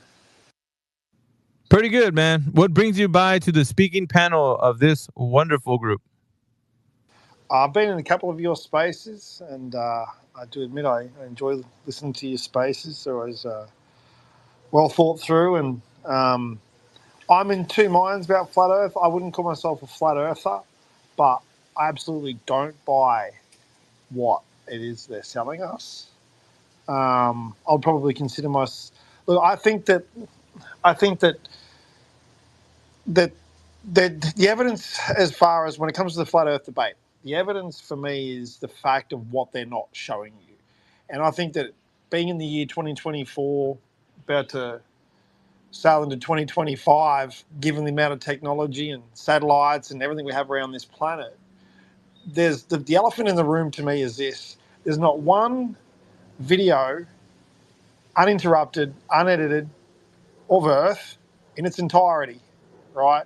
And I find that alone like a big red flag. Like they can tell us everything they need to tell us, but the fact that one video, and you've got how many cameras attached to Artemis 1 and all the other different rockets, Elon's car, you name it, all these things that have gone into like the James Webb Space Telescope, plus the thousands of other launches of other things that go outside Earth's orbit, and not one of them has a camera looking back like that. So for mine, they're obviously trying to hide something.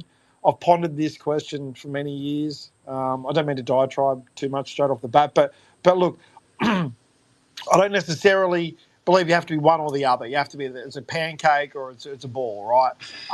I think there's something they're trying to hide. Now, to me, that would either to do with in a three-dimensional time and space. It's either, I guess, relative to the shape or to the size, and everything in between.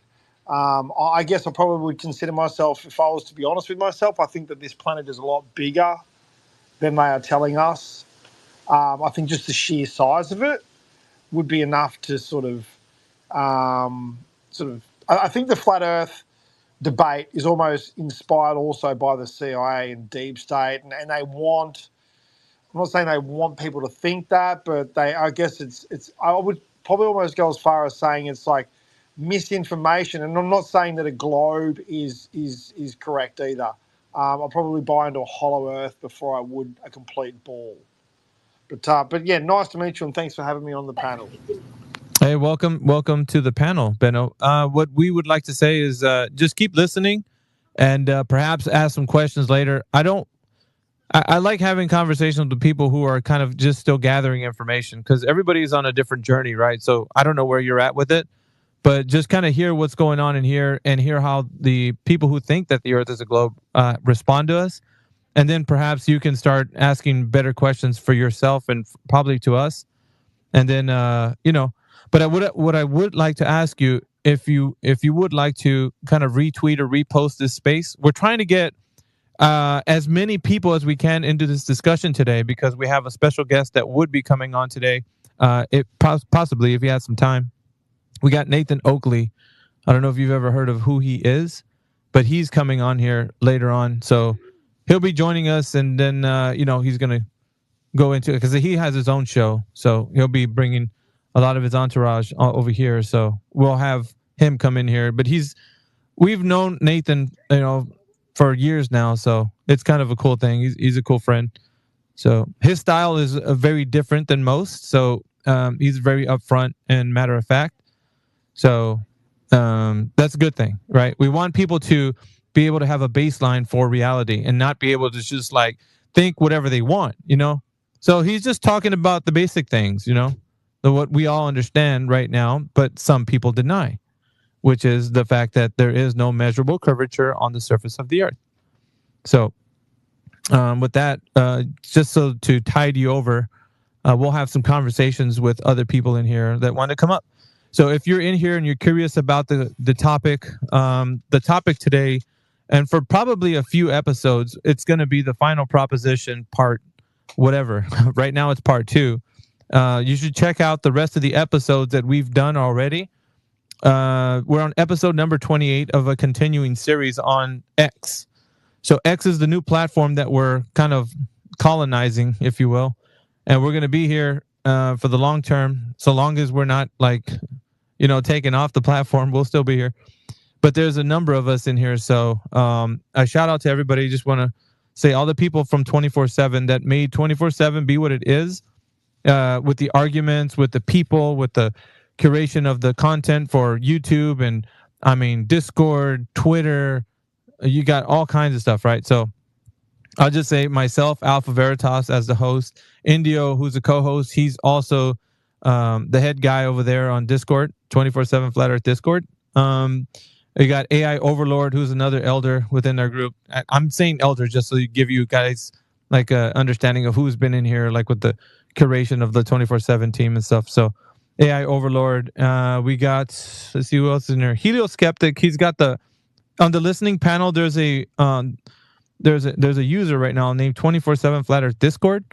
Now I want you to know that one right there, Helioskeptic, that's his account. So you can click on it and it'll give you the 3 links to the servers that we're on. So it'll give you our home server, the 24/7 Flat Earth Discord home server, the one that Indio is the head of. And then we got the politics server, which we have Heretic, who's on the listening panel. That he's the head of that one there. So he runs that on the politics server. It's a room in the politics server. So the politics server is like an 85,000 man server. Where we have like a little space there, like a room. So Heretic's the head of that thing over there. And then we got, I think Heretic's also the head of politics and religion Discord. There's a room that we have on politics and religion. So there's 3 servers there and the rooms that we're in. So you can join us on those. And then, of course, 24/7 also has new up-and-coming people that are like learning their way through the arguments, like Mick B. We also have longtime standing members of like just people who've always been around, like Joanna Smidigard, who's on the listening panel.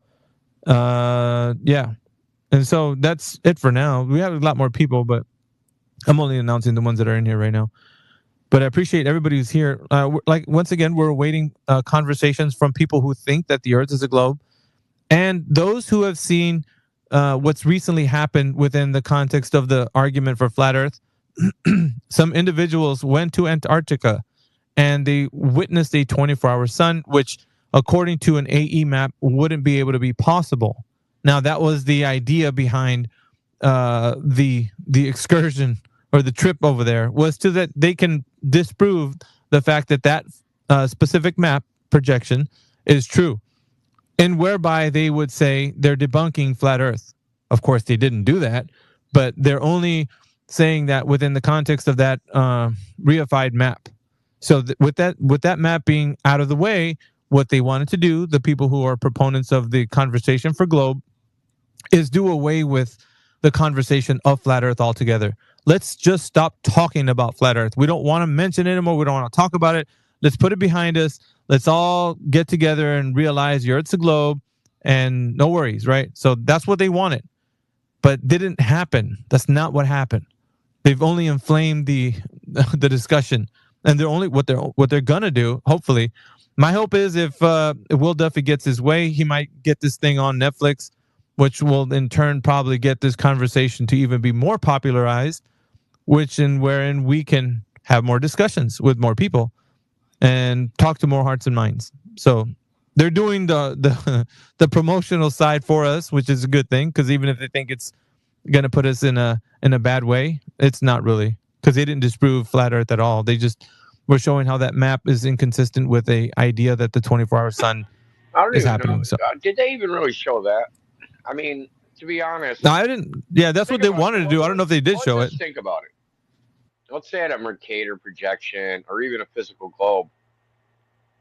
Do you actually look and see where the sun actually is in any of those maps? Nope. So why must the AE map show where the sun is and no other map and no other representation of the Earth shows where the sun is relative to Earth? Just one of the things, map, for some reason, needs that. But say, like you've seen the day-night map of time and date.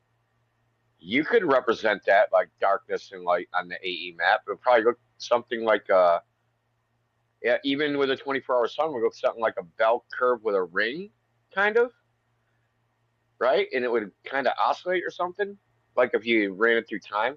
So I don't even know how it debunked that map, quite honestly, because the sun position isn't represented on that map. That's not how we represent the sun's position. Well, it's an elevation angle. Take it from the surface of the Earth, right? And that assumes, a flat surface. I was just gonna say, Indio, I do remember. I don't know who made this, but there was an argument about the sun's path, and a lot of people on the side of flat Earth were saying that the sun moves around in a corkscrew style, concentric to the North Pole, and it moves outward. Like corkscrewing outward, like spiraling outward. So there have been arguments for that. So the map itself doesn't show that because it's not showing the sun's path. But that was inferred by some of the people, the proponents, who say that the AE map is the correct map to say that that's how the continents are for the flat Earth. And then if the sun's moving about overhead, then it would move in this way. And I remember seeing a GIF that was put up in 24/7. Yeah, I've seen it. Right. Yeah, the corkscrew. The surface of the Earth. Yeah. Yeah. So that's what the argument was. Well, the reason that was created because I guess that's a very old GIF that goes back to like 2016 or maybe 2015. But that was created. My understanding is so you can explain how the sun has an inner and outer path, right? The Tropic of Cancer and Tropic of Capricorn.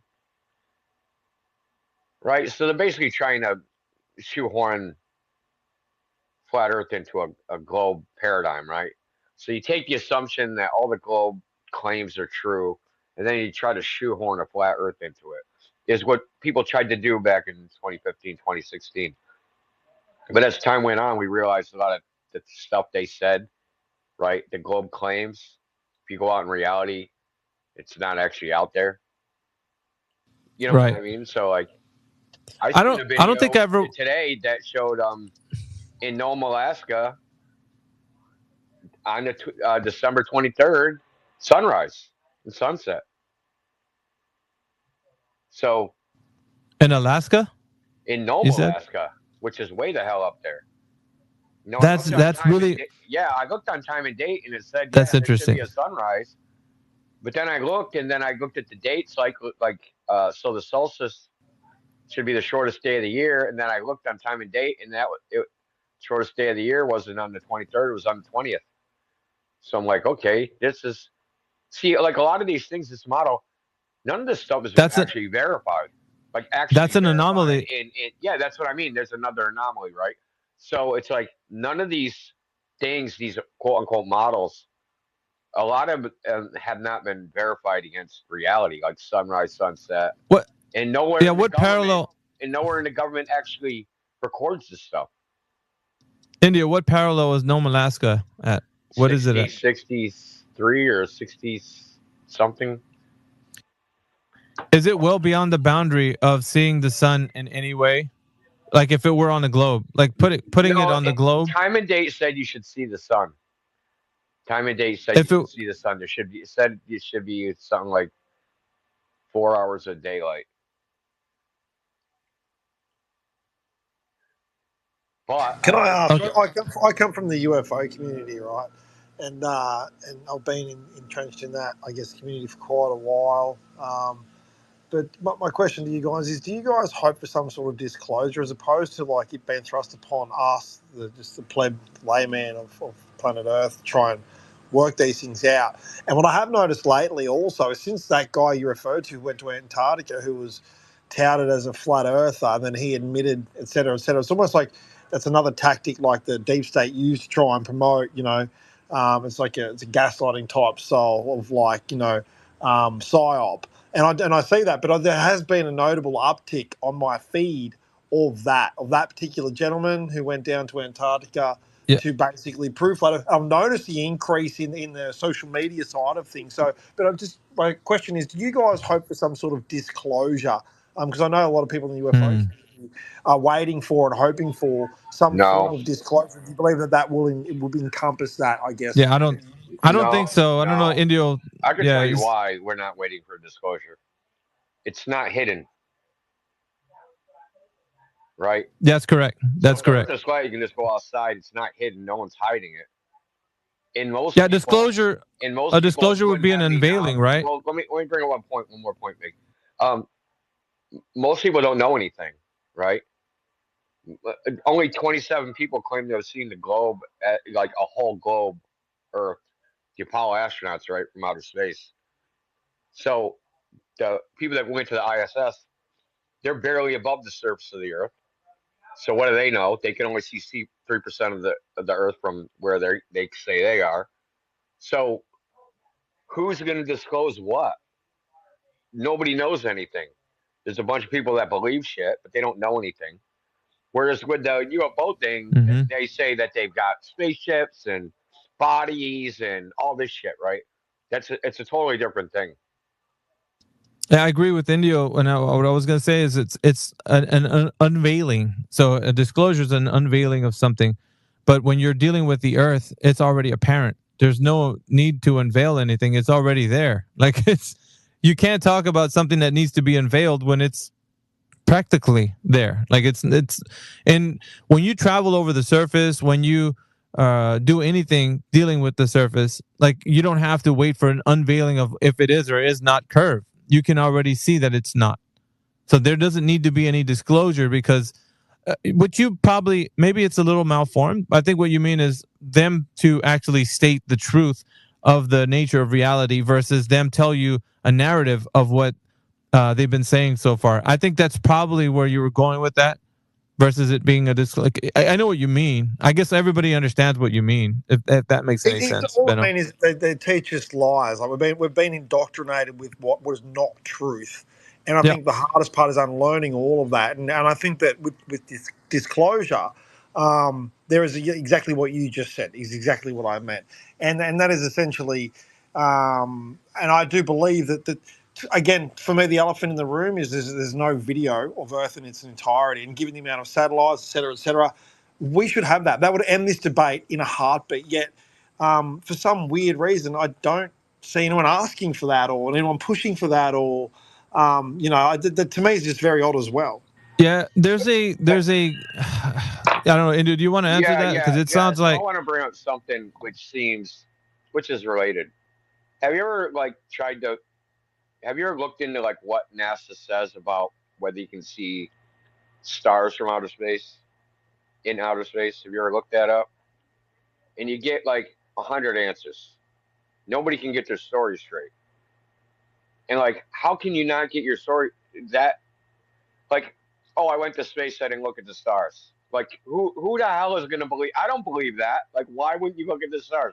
Shouldn't that be the first thing you do? Yeah, I went to space, man, and you should see what the stars look like. They're amazing, right? I live in a city with lots of light pollution. That'd be the first thing I'm looking at. I'm looking at the stars, right? Because plus, people that say they go into the wilderness and like with this no light pollution, like way in the desert or way out in the, they're like, oh my God, the stars are crazy. They look amazing. These dudes went to space and they don't know what the stars look like. One dude said it was all black. One dude said it was all white. One dude, like, there's a different story. Actually, if you go on my YouTube channel, there's a video of a guy. It's like a live stream. He's not a flat earther. He's a globe earther. He's been asking NASA for what the stars look like from outer space since the 1970s. In the 70s, he was mailing them letters, and he was getting the runaround back then, what the stars look like in space. And up until now, so for whatever it is, 50 years, he's been getting the runaround whether you can see stars in space. That right there should be a big red flag. There's no videos of a rocket going from Earth to orbit, right? A continuous video. Hey, we launched. This is a full video. We launched. We went all the way around the Earth, came back to where we started. Like a full video of a full orbit. There's none of that. And like the video, like from space, a continuous video, they could shoot a rocket, right? And just drop the camera on the face of the moon, pointed straight up. And because in their paradigm, the moon is phase locked, tidally locked to point at the Earth, you wouldn't even have to aim the camera. You would just have to aim it up, and it would face the Earth constantly forever and ever and ever. And you could have a continuous 24/7 stream forever. Well, why don't we have that? It'd be super simple. Instead, people want to launch garlic bread on a hot air balloon.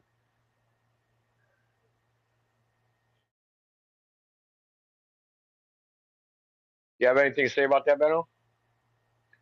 About the stars or anything? I absolutely agree with everything you just said. And they're the questions I asked. You look at the photo of Earth and the moon, the Earth looks fucking tiny. I mean, the moon looks bigger when on a clear night from anywhere in the world, I'm sure, than what the Earth does from that picture. And every video will, because I've had this argument before with folks and they go, oh, here's a video. And I've said, please just give me one link to one video that shows Earth in its entirety. And if you look at like the rocket launch from Musk and whatnot, they're super crispy, clear videos. Like that's good. And then I've had the argument that the rocket would spin too fast, and et cetera, et cetera. That's a load of bullshit. That's not the case. As you'll see by watching Elon's videos of them going up into the stratosphere and then coming down again, and that's amazing. It's all well and good, but again, that there's no video of Earth in its entirety. There's that one famous photo of I forget which satellite, or no, it wasn't a satellite. It was a space probe. Looking back at Earth and whatnot. But again, there's given the technology and where we're at in this day and age, absolutely, that video does exist, would exist on multiple different like satellites and whatnot. Again, how they use a fisheye lens.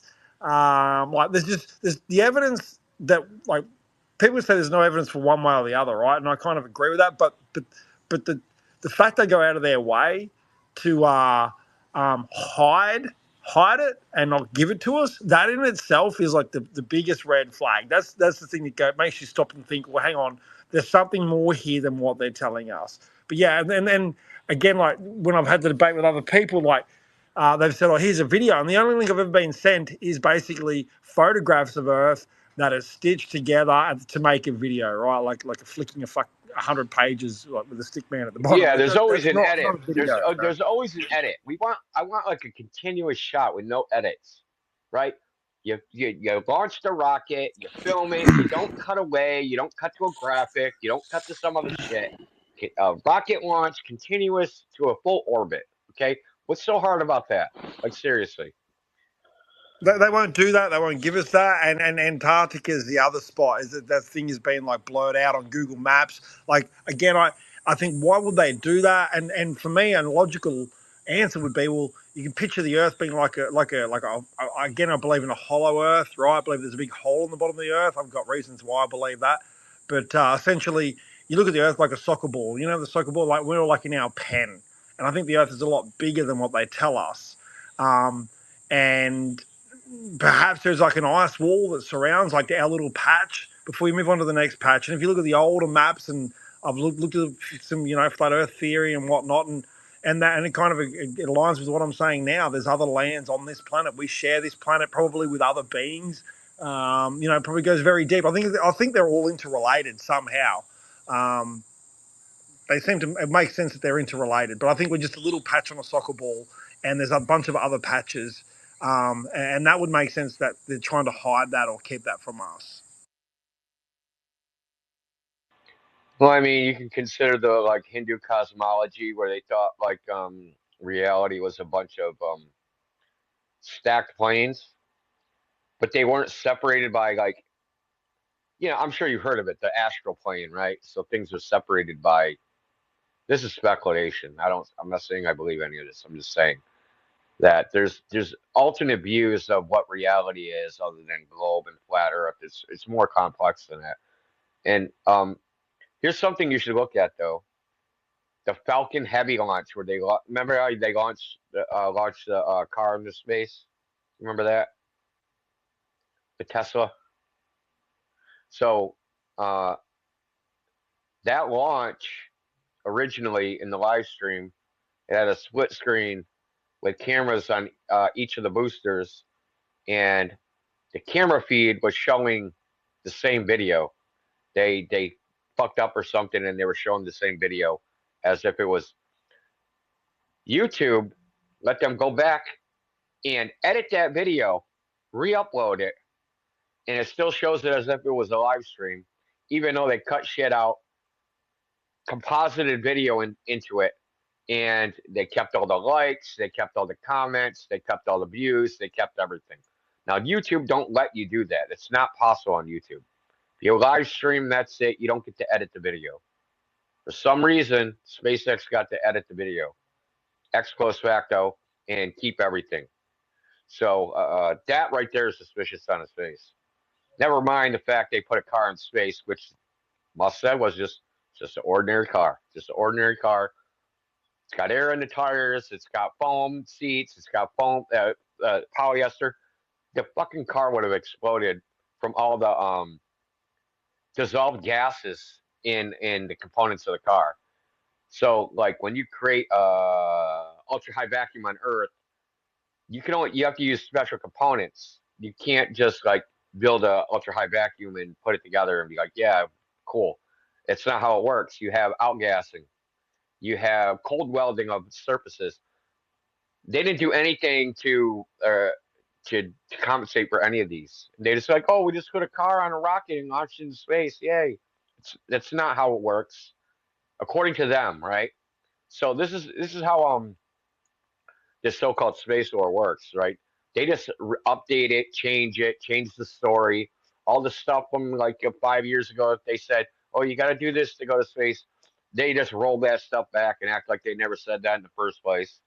And it's really funny because back in the day, they'd just say, oh, space travel is hard because you have to worry about all this other stuff. We have to worry about this and that and the other thing. We have to engineer it. So this is why it's so expensive. We can't do it. Now, Musk is like, oh, all that stuff, like all those physics that we complained about, those don't even exist anymore. We got new physics. We can land rockets upright. We can do this. We can do that. We can do all these things that we couldn't do before for less money, which is crazy. But you're still not going through the dome. I mean, I don't buy the excuse that I don't believe we landed on the moon. I believe if we did, we landed in a way, and that's hidden from us. Okay, I got my tin hat on. I get it, but no one don't went. Believe me, dude, no one went to the moon. And furthermore, the excuse. I would bet my life that nobody went to the moon. I bet. Yep. Same here. Yeah. Facts. But the fact that they've lost the way of the technology, so we've lost that in an interview with the NASA employee saying we lost the technology on how to go back. It's like, you serious? Like yeah, and the footage that was originally wiped over as well, so that can't be accessed. Like, there's so many flags to say, hey, we're like being fed bullshit. That absolutely I agree with.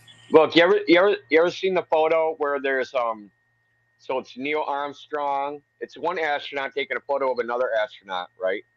And the complaint used to be, oh, he's taking a photograph and the camera's on his chest. How is that guy lower than the camera? And he's like, well, everybody missed the obvious.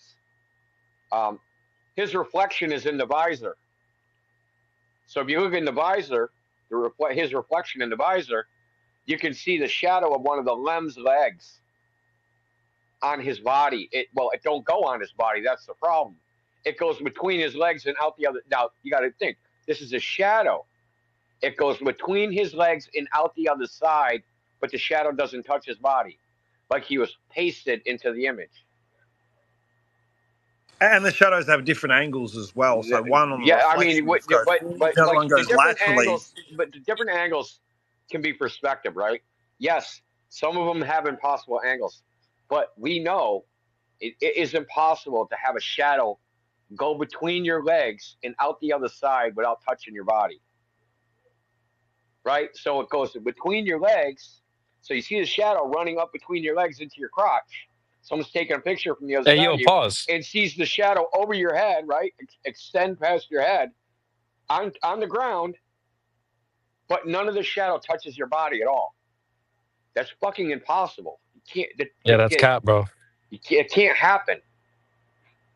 Yeah, for mine, I think, okay, just into that, like if you had, just imagine two pieces of timber suspended above your head, and there was a gap between them, and you're standing between the gap, and that would explain a shadow. But what gets me is that you have there is no gap. But that's the thing. There is no gap. There is no.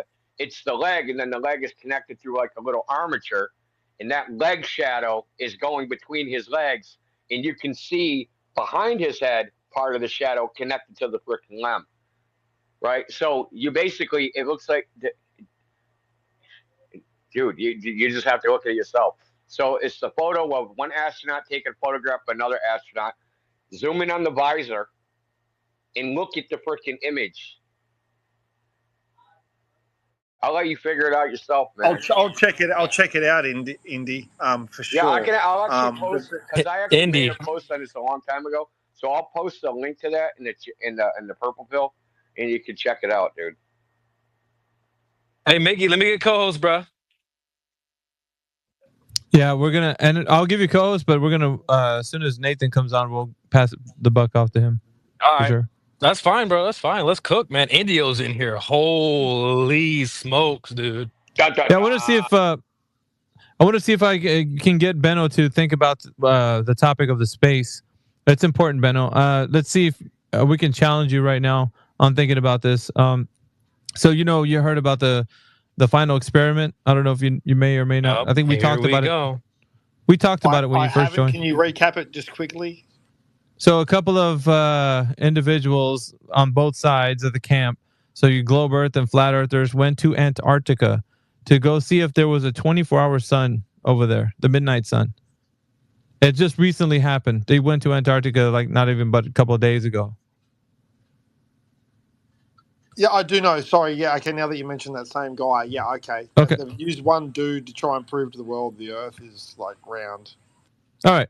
So we're asking people randomly, right? Like to come into the space. If you think the Earth's a globe, is there any way that you could form in a logical syllogism how the 24-hour sun proves that the Earth is a globe? Now think about it, how it should be constructed, because premise, conclusion, right? So there are two premises have to follow that they're going to give the sound reasoning for why the conclusion is drawn. So how is it possible that you could form a logical statement or syllogism that the Earth is a globe from seeing a 24-hour sun?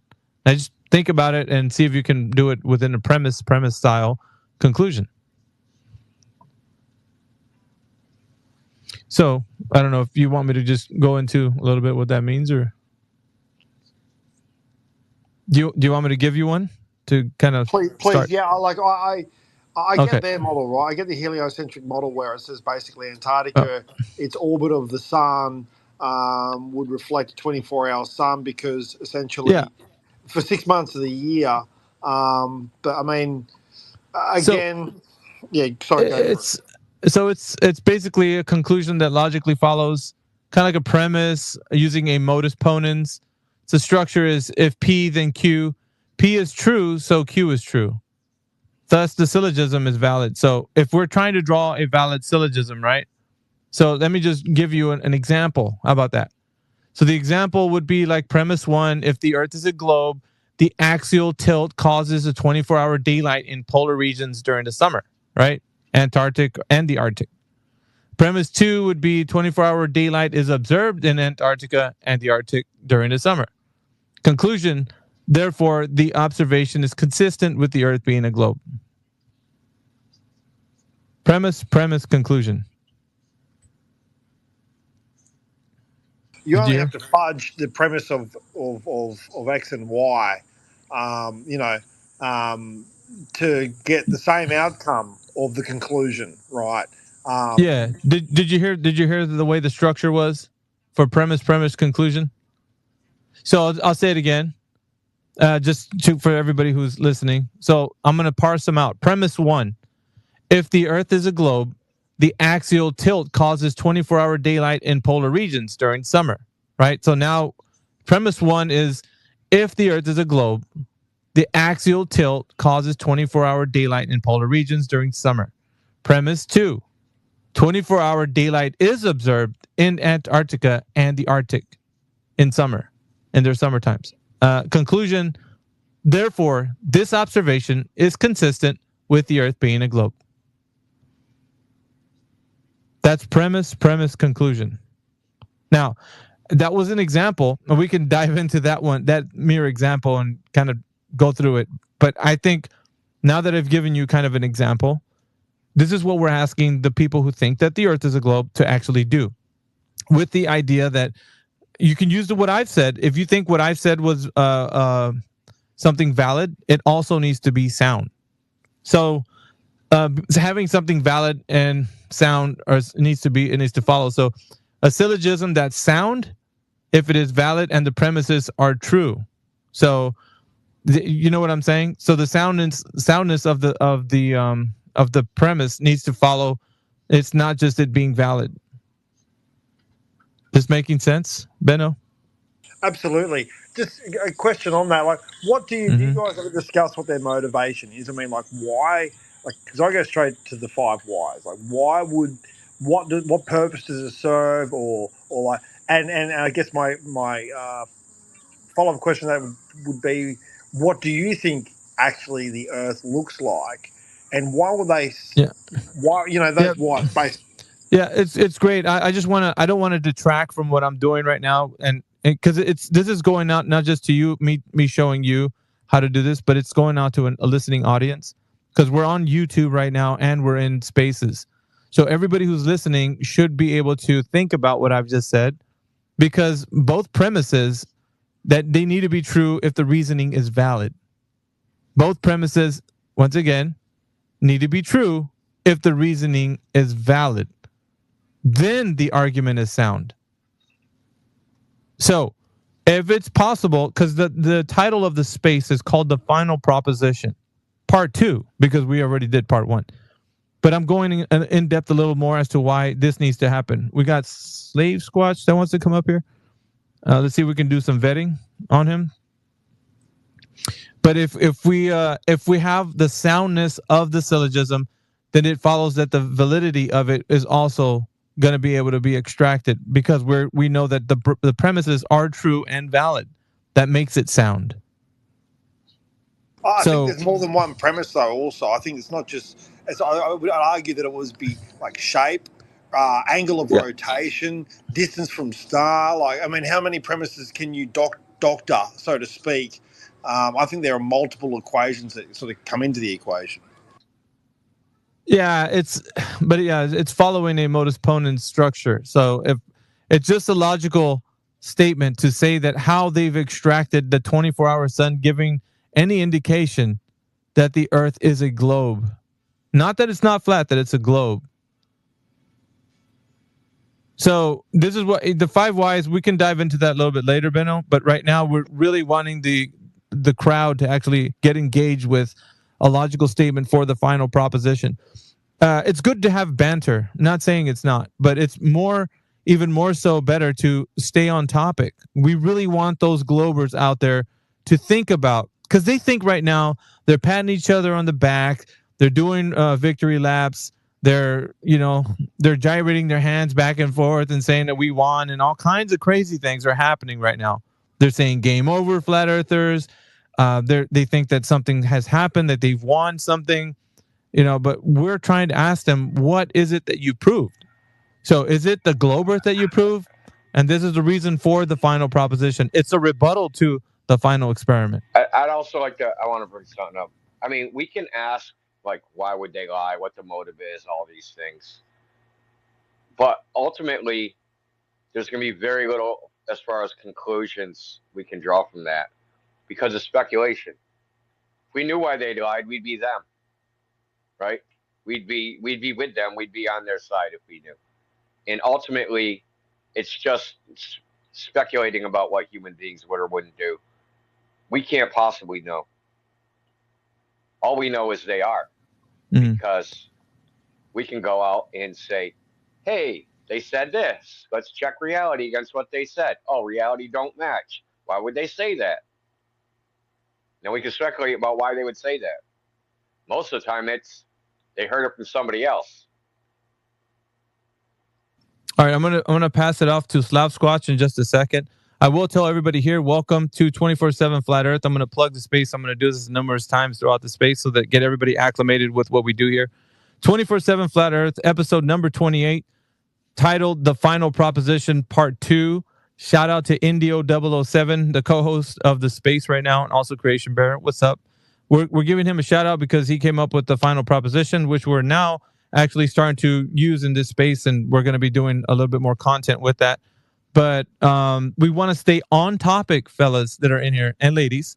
We want to stay on topic about this specific thing that the space is all about. So if you have contributions to the topic, we welcome that. If you want to divert to talk about other things, that's great. Not going to say that let's shut that down or whatever, but always remember, we want to be on topic.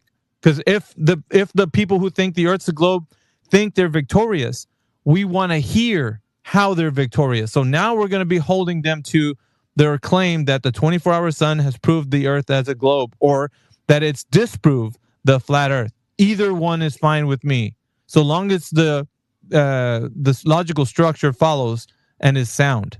All right. So with that being said, welcome to the panel, Slav Squatch. I'm going to pass it over to you. Go ahead. Oh, okay. Thank you. Yeah, I'm going to try to follow that logical exercise you were doing. Sure.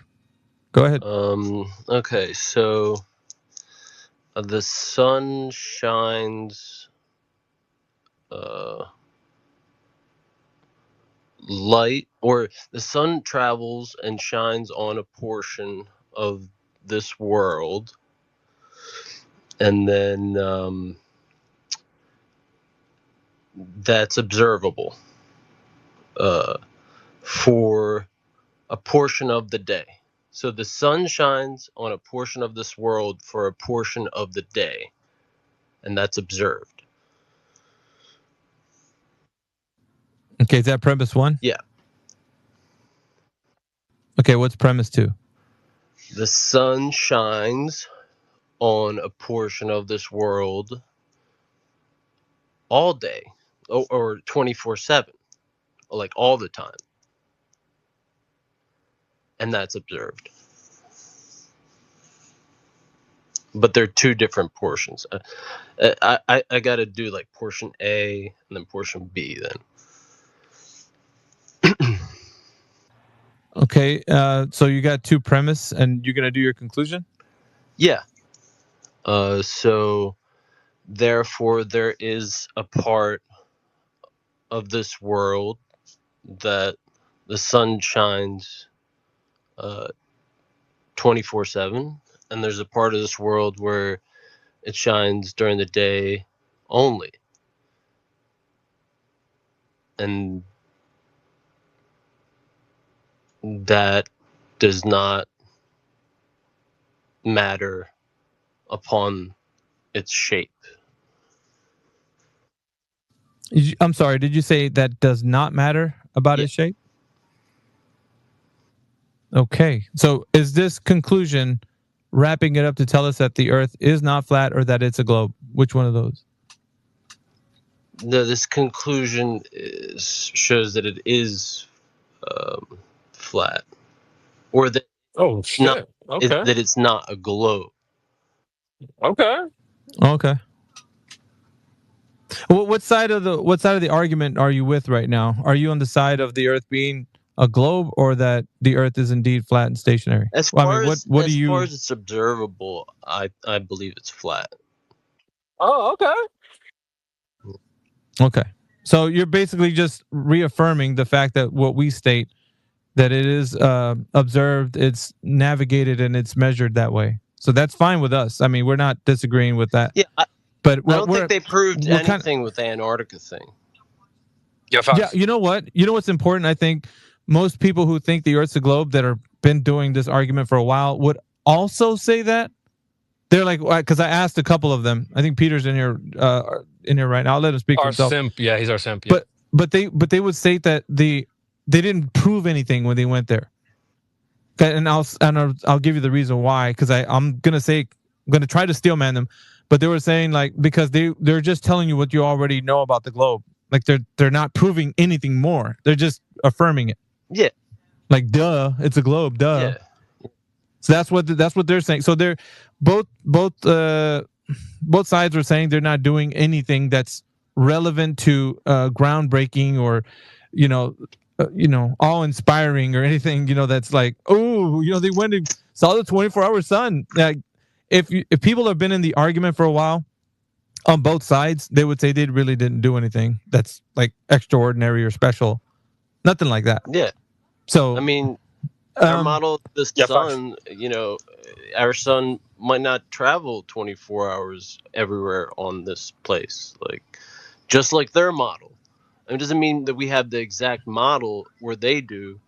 It's just that they didn't disprove anything, and they're like, gotcha, and like we're like, no, like there's like literally you're all retards. Yeah, facts. It's a PR stunt, bro. All right. Yeah. All right. Another thing it's going to do is just get more people to talk about it. But I'm asking anybody who's out there, listen, if you're listening right now in this space, or if you're listening to this as a recording and you're coming through, you could drop it in the comments or tag me at AV_overdrive. That's my handle on X. Just tag me and tell me your logical syllogism with premise, conclusion. And we needed to state how you can affirm that the validity and the trueness of the Earth being a globe or disproving flat Earth can follow soundness, so we can understand that because it's valid and true, it's sound. So we need to see in what form you can do that so we can understand how you know that the Earth is affirmed as a globe by a 24-hour sun. That's what the topic of the space is, guys.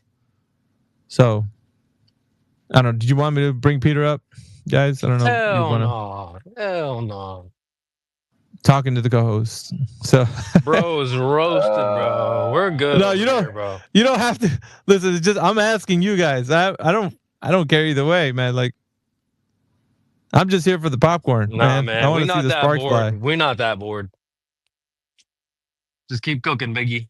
We can talk to the concaver who was in here the other day and his hair was on fire. Lord. That would be more productive. All right, let's bring him up. Let me bring the concaver up here. Yeah. I went to Flattober in 2020 or 2021. I forget. It was during COVID. It was crazy. Yeah, man. There's some cool people to meet there. Yeah. We got Concave Earther coming up. as soon as he connects, here we go. He's gonna be dropping bombs, dude, like knowledge bombs on everybody here. It's gonna wreck the panel. So, and from what I heard, now I'm just taking a jab at Concave, but I heard that concave Earth is the third stage of enlightenment because you go from the ground level, which is globe, you move up to flat Earth, that's the second level, and then the highest tier is concave. You got to be the top of the top, the creme de la creme, the best of the best, the crazy of the crazy, with honors. Like look inward, grasshopper. I'm telling you, man. So I don't know. I tried it. Hold on, Concave. I try to give you the speaking role, and it doesn't allow you for some reason. Try it again. Oh, there he is. All right, Concave. Let's see, Concave Earther. And Concave here we go. What's up, guys? All right. We're just having a conversation about the topic of the space, and it's the final proposition. We're giving this to anybody who wants to come up and speak about it. Is there any way that you could form a logical statement that viewing the 24-hour sun proves a globe or disproves the flat Earth? Yeah, I definitely think it disproves the flat Earth. Okay. Can you form that in a logical statement, Concave? Sure. Now, if you could picture the flat Earth map, right? So let's say you're at 270 degrees on this flat Earth map, so that would be the leftmost quadrant. Now, if you were to go all the way to the opposite side at 90 degrees, according to the flat Earth map, basically Antarctica goes all around 360 degrees. Is that correct? Or do you guys not believe that? Are you talking about the flat Earth? Is that what you're saying? I'm just trying to get an idea on what you guys. Why are you asking us questions, though? Because I'm trying to understand what you guys believe. Because I remember last time I was talking about general consensus flat Earth stuff. Well, and you guys were saying, well, we don't believe that. So I'm just trying to get an idea. I'm not trying to be disrespectful or anything. No, I'm just saying it doesn't matter what we believe. You said you had a logical statement that it disproves the flat Earth. So right, I'm trying to get a confirmation. All iterations, no matter what we believe, we should just prove them all. What Indio said, Concave, basically is just make the statement that void of asking us any questions, just make the statement how it disproves the. So I'll give you an example. Is that cool? Yeah, can I do that? I got it. All right, let me take it. I got it. All right, premise, conclusion. Can you do it that way? So if 2 premises, 1 conclusion. So premise 1 would be what? Premise 2 would be what? And then conclusion is what? Premise, conclusion. Well, the premise is if Antarctica was surrounding us 360 degrees, it would be literally impossible to see the sun 24 hours a day. Okay, premise 2? I don't have a second premise to that. I mean, it's pretty straightforward right there. I mean, if you're standing at one point on Antarctica, how are you going to see the sun 24 hours a day if, in fact, it was flat? I mean, I'm looking at the map right now, and there's no possible way. Okay, so does that map flat earthers to present a map that makes this work, or can you tell me through the celestials how this could somehow? But Concave, here's the they never deal. have anything. Here's the deal though. You're asking. Lack of understanding is not a proof. Yeah, but okay, help me understand though. Yeah. You don't have anything, is my point. Like no flat earther has ever presented anything logical or concise about it. Okay, you can't even you shouldn't be talking about logic because you can't even make a logical syllogism. But yet I have a model that works, so that's funny. I mean, the sun works on my model, but you can't tell me how it works on yours. So yeah, that's funny. Fine. That's fine. That's called an appeal to utility fallacy. So who gives a shit if you have a model that works? Lots of models work. Yeah, a lot of things work concave, right, and you can't even tell me how it works. It's just funny. All right, Concave, before your hair goes back on fire, dude, the only thing I really wanted to know... Hold on, I want to bring something up, though. Whether a model works or not doesn't make it true. We have lots of models that work to make predictions of things, which aren't true. We do it all the time. But flat Earth doesn't. It's like that's my point. Flat Earth doesn't. How does the 24-hour sun work on a flat Earth? You can't provide shit. Okay, it's kind of pathetic, honestly. Look. No, I don't care about your side comments, right? So, how is the current sun position predicted? What do we use? How if I want to know the sun azimuth, I want to know where the sun is above, like what its azimuth and elevation angle is, when sunrise is and when sunset is. How do we predict that right now? Humanity. How is that predicted right now? What do you mean? It is where it is. It goes from pole to how, pole. We want to know where it is. How do we predict that? Where is it on a flat Earth is what I'm asking you. Yeah, what do we use to predict that? What are you getting at? Why don't you just answer the question? What do we use? I don't know what you're asking me. What are you trying to get at? Okay, the model you say works. How do you predict where the sun is on a concave Earth? Can you put the equation in the chat? Can you? For your flat Earth? Yeah, I can, actually. Here. Okay, explain it to me. It's called the equation of time. It's observer-centric. It has nothing to Okay. do with I'm glad you brought up time. Let's get into time because here's a major disproving factor in flat Earth. Let me speak. Are you going to just talk over me? Do you think that's going to make you right? So how fast does the sun move on a flat Earth? I don't fucking know. I didn't measure it. Oh, but you're telling me you got all these measurements. You don't even know how fast it's supposed to go in your own theory? Say that. Now you're straw manning. I wish I could spend a whole day without hearing. Why are you even talking? Can I talk and then you could rebuttal after? Let me get some stuff off. No. You haven't actually answered anything I said. I'm not answering you. I'm telling you why it's not flat. I'm not trying to talk to you. I'm trying to state my case. Yeah, you're yapping, bro. Yeah. Who are you? And you're real loud. Your mic's real hot. So I asked you. You said the concave Earth has a model which predicts the 24-hour sun. I want to see that model. I could show you it. You want me to send stuff in on the comments? Sure. I want the equations because I want to know the sun azimuth and elevation angle and how long it's up. I'm about to give you an equation right now. If you shut up. Post it in the chat, dude. Post it in the Damn, bro. All right, Can I talk now? Or are you just gonna keep talking over me? No, you can post your evidence. I thought I had the floor to talk. Are you just gonna keep talking over me? No, you can post your evidence. The model you said you have. You don't get. Okay, I will post my evidence, but right now I'm talking. And you can shut the fuck up till you do that. All right, I'm moving on. I'll send that, and I'll send a bunch of things. But let me get to my next point. Fair enough? Yeah, it better be equations where we can predict the sun's azimuth and elevation angles. Okay, because so you don't know how that's done. You don't. Okay, anyway. How it's done. Anyway. It doesn't use a concave Earth. It doesn't use a globe, and it don't use a flat Earth. It's observer-centric. So when you look in the sky, so when you next look in point. the sky and you see the celestial equator, we predict the sun's position relative to that, and it's observer-centric. It has nothing to do with what you're standing on. You don't even know what I stand on because you don't even let me fucking explain it. So get over yourself. It doesn't matter what you're standing on. It doesn't matter. Because you're full of ego and you don't let me talk. You don't even try and understand anything other than the flat Earth. Talking about me. Why don't you actually address what I'm saying, the substance of what I'm saying? Why can't you address that instead of talking about me like a bitch? Oh, dude, you're a bitch. You're afraid to let me talk. Good one, shut bro. the fuck up. Good one, bro. You're yapping, bro. Relax. Yeah, calling me a bitch is a good one, right? The real mature. Anyway, next point. Earth's orbital speed is 1,040 miles per hour. In heliocentrism, that means the Earth is What do you mean, prove it? Is there not 24 hours in a day? The Earth doesn't Are you move. stupid? Relax. Are you fucking stupid? There's 24 hours in a day. Are you going to deny that too? That doesn't mean the Earth is moving, idiot. But where did you get 1,000 miles from a 24-hour day? Do the fucking math on it. And shut the fuck up and let me finish my fucking sentence. Man, why are concaves also true? Because this guy's retarded. Are you guys fucking feds? Yeah, Bro. so asking you to substantiate your claims is retarded. That's crazy, dude. Where did you get the 1,040 from?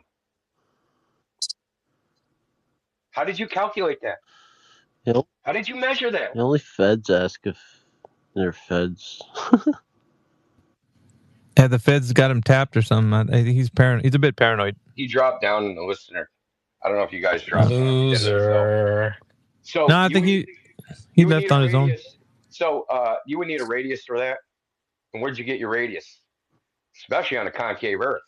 What is it? The radius from the center of the black sun? Oh shit. You're like serious. He doesn't know how they got to 2,040 miles per 2040 That comes from the circumference of the Earth at the equator, right? And then you have a 24-hour day. You divide it, right? And that comes a certain miles per hour, tangential speed. If you don't even know how these numbers, where they come from, you're just talking out your ass.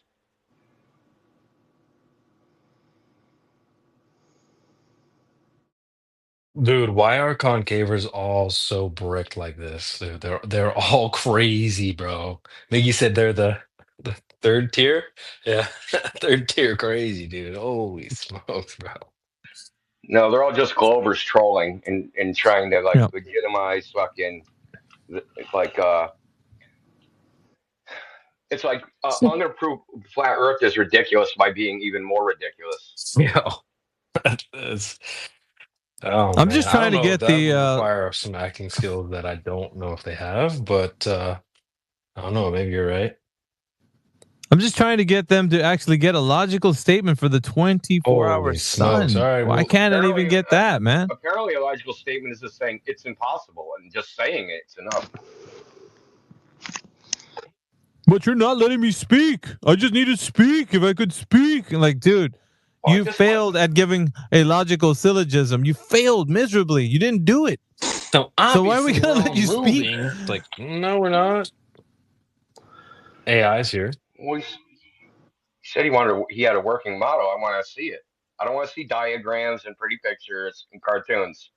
I want to see your working model that predicts where the sun is.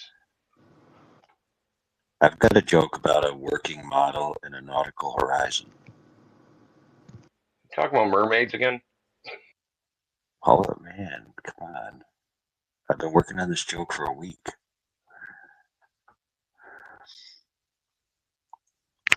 So, what do you call a sex line operator getting up in the morning? A horizon. No, a naughty call. Yes. Yeah. Naughty call. Horizon. You sly dog. Oh man. Oh my god, that was epic. Sucks. He said he worked on it All for right. 2 weeks. Man, we were cooking. So when is Nathan about to pull up? Is he asleep right now? Yeah, he's asleep, dude. We gotta go wake him up. Nah. Well, if he doesn't Come in here show in up, just a moment. if he doesn't show up, I'm going to spank him on live cam. But like, what time is it where he's in like, what time is it over there? Is it morning time? They're 5 hours ahead of my time, so it'd be about 8. Gonna be 7:30 right now. Nathan, has he done this X panel before? Would this will be his first celeb appearance? Nope. Ooh. Okay. He's going to be at a disadvantage, so maybe Peter will be able to get the best. Yeah, right. Yeah, fucking right. Bro. Aaron, you summoned him Best out. of this goofball, man. Shit. This is gonna get Indio irritated. Let's just keep cooking. What is? Oh, What, here we Peter? go. No, he's all right. Here we go. Peter's our simp. Dude is more dedicated to flat Earth than the flat earthers. Facts. Hey guys, is Oakley coming in later? Oh, here we go. Yeah. Eat, sleep, better flat Earth, shut up. repeat. I don't want to get booted before he comes, so I'll mute. Are you gonna put on your special aftershave? Bro, why are and, you even here, man? You know. Like, don't you have better? It's already on Alpha. Where are your friends at? Oh my God, Hey, dude, it's on. creation, I only talk to alpha males, okay? So shut up. Alpha, I'm Yeah, going to go on mute. right here. So, bro, man. Bro, we gotta set up we gotta set up like a boxing event or something. Because y'all be That talking means so alpha much and shit. Indio. They're the alpha males. Yeah, man, all right? I've cooked you. You need to know your place. I've cooked you more times than I can count, Yeah, you bro. did, Just you did. relax, bro, dude. We've seen you on camera. You Hey, got Peter, roasted, bro. Peter. Like, you're nobody, bro. Thank you for recognizing that I'm actually a cyborg and not a male. I appreciate it. You're definitely not a male. I'm not an alpha male, man. Dude, cook my PFP, dude. I'm Chinese. We don't even use alpha. Hey, micro penis does not exclude you from being an alpha Bro, male. put your boner away. It's gonna be all right, man. Go dye your hair black or something, man. And by my count, Palme's undefeated. Old ass. Isn't he? So if I'm Chinese, He has never made any claim. He cannot be defeated. Oh. Oh, I make a claim. Earth is flat. There you go. Peter, you were making It's not fun a of claim. my That's the syllogism. default position. You were making fun of my logical syllogism. So what are you talking about making claims? Your syllogisms are the best. So what? Can you point out what's wrong with it? You point out what's wrong with the premise Never. and conclusion? With your syllogism. No, What? I'm asking you, man. You seem to go along with Berkey that there was something wrong with it, and they couldn't believe I said it. But you guys can't actually point out anything I wrong. never read your syllogism. What's your syllogism? Oh, dude. Yeah, okay. Quite stupid now. Yeah, facts. Dude, I just like tweets without reading the whole thread. I mean, I kind of do that too, but it was one sentence, so I don't know how you didn't read it. Okay, well, go cite it then.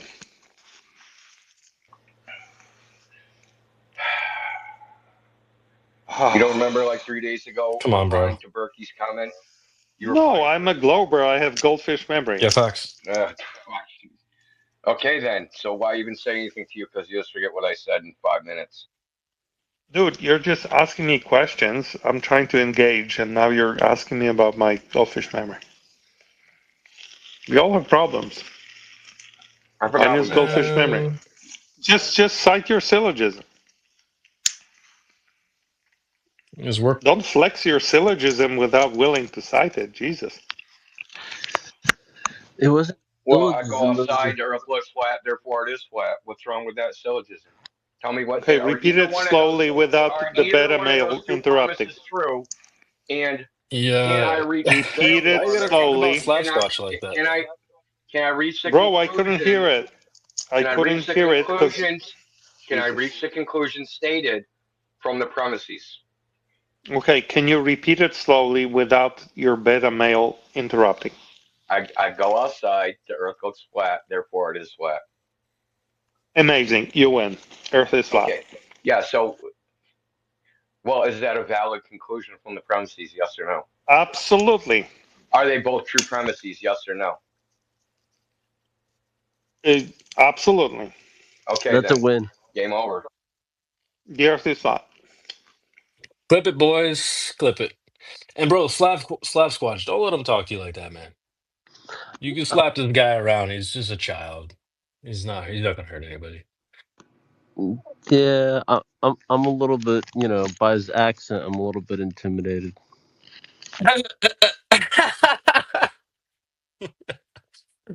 He should work on his accent. It's kind of trash. I'm not gonna lie. All right. Well, at least you got one in the bag. He's just jealous. So anyway, we'll just move on. Bro's our simp. We got our simp for the day. Very nice. W simps. W dedicated globetards. They're here in the flat earth more than the flat earthers. That's crazy, bro, man. It's like every time I log in, these dudes are here. Like, don't you have anything better to do, dude? How are you more dedicated to this than the flat earthers, dude? You got friends. Where's your chick? Go make some money, man. CB, they're here when you log out, too. Yeah, Imagine facts. Bro, I'm gonna leave and then clock back in and they'll still be here. Like, dude, what? Holy. Y'all had any turncoats? That alleged. Any what? Well, we stopped believing. I remember. You guys remember Tiger Dan? Back in the day, you had to be a FE back in the day. Tiger Dan said that the reason why he. Or like, what? Are we still live? Yeah, I don't. Can you hear me, CB? CB, can you hear me? Hello. Oh, I don't think he can hear me. CB, can you hear Alpha? CB, can you hear me? I can hear y'all. Oh, okay, shit. No, I don't think CB can. Oh, you can't hear anybody. No, I don't think so. Ay, caramba. Yeah, that's all right. We're still awaiting those guys who think that the Earth is a globe to come in here and tell us how a logical statement can make the Earth a globe via the 24-hour sun. So if you can put it into a statement that sounds like that the 24-hour sun is proving the Earth is a globe, or that it's disproving flat Earth, go ahead. Put in a logical syllogism, please. I'm a little disappointed, I got to be honest. I invited quite a few people. There's been some globe earthers that have been riding me for the past week, over this so-called globe earth Are we win. still live? I'm gonna join on my computer because I can't tell if we're live or not. Yeah, CB, are you there? All right, let me see. He's having trouble right now. Oh, CB. Can you kick him and then? Yeah, I'm gonna do that. What is it, Peter? Oh, he just responded. He just responded. Let's CB, see. you cannot hear any of them. You can hear me. Sucks for you. Hold on. Let's see. Yeah, how did do? CB. Hey, if you need a co-host, Alpha, I'm available for like half an hour. So We don't go need ahead. it. Don't worry. Just go back to being our simp, though. That's fine. CB, can you hear it? Can you hear me now? Yeah. Yep. All right. Yeah, we Going were. to my computer. All right, so I'm gonna give you back co-host, but yeah. Let's see. Let's go. We finna cook. All right. That was a real easy W that Peter gave us. Do y'all recall? Yeah, facts. That's all he does, bro. Just give us W. You better clip it. Clip it, boys. No honest question, though. No, the file's too big. We can't put any more clips. The file's too big. It won't allow for any more. Holy smokes. All right, once again, 24 live. 20. CB, can you hear me? Hello? Hey, CB. Oh, okay. Can you provide a logical syllogism? Dude, you're running the all fact over my that you're space. not a beta man? We're not talking about that. So I have you up here for a reason. If you want to put on your best aftershave, you can do that. Just stay on mute, dude. Then when he comes in here, you can talk to him. But I got to plug my space. 24 hour. See, you got me all mixed up now. 24/7 Flat Earth, episode number 28. The final proposition, part 2. Hashtag TFE for the final experiment, or hashtag Flat Earth. Try to get some people in here. Guys, it's going to be a big ask for me to do this, but I want everybody in here, as many people as there are. It's like 40 people. Go ahead and retweet or repost this space on your profile to get some more people in here. We want to expand the conversation to as many folks as we can get in here possible. So the more people that we can, Nathan Oakley might be coming in here later on. So we want to see if we can have a panel here that later on wants to talk to him. They can do so. But it's going to be his first time on X like this. So he's going to do that here in this space. A few hours, I think. So if you guys hang around, if you want to be partaking of that, he will be probably later on, and he's going to bring his entourage. So they have people that are with him on his show. And then, of course, we're going to have us in here. But I will kick it over to him when he arrives and, let him speak to the panel of people that are here. So if you want to join us for that later, that's what's coming. But as for now, what we're doing in this space is we're talking to anybody who wants to come up here and formalize a proposition, right? Which is a logical statement that shows that the 24-hour sun, from the people who went to Antarctica and they saw a 24-hour sun, how that proves or affirms that the Earth is a globe or disproves flat Earth. All you got to do is put it in 2 premises and a conclusion, right? And if you do it that way, then it shows that you understand what we're talking about with the topic of the room. So if you can do that, that'd be great. So that's what we're asking.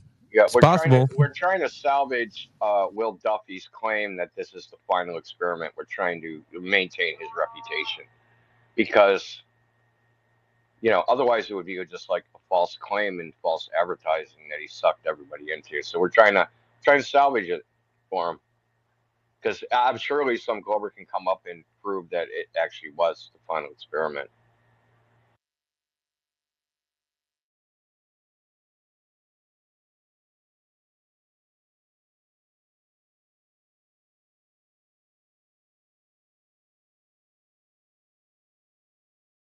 Spoiler, they cannot.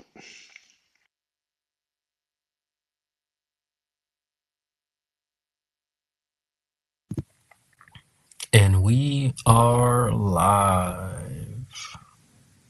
This was a kind of a way that you can form a a syllogism within the structure for premise, conclusion.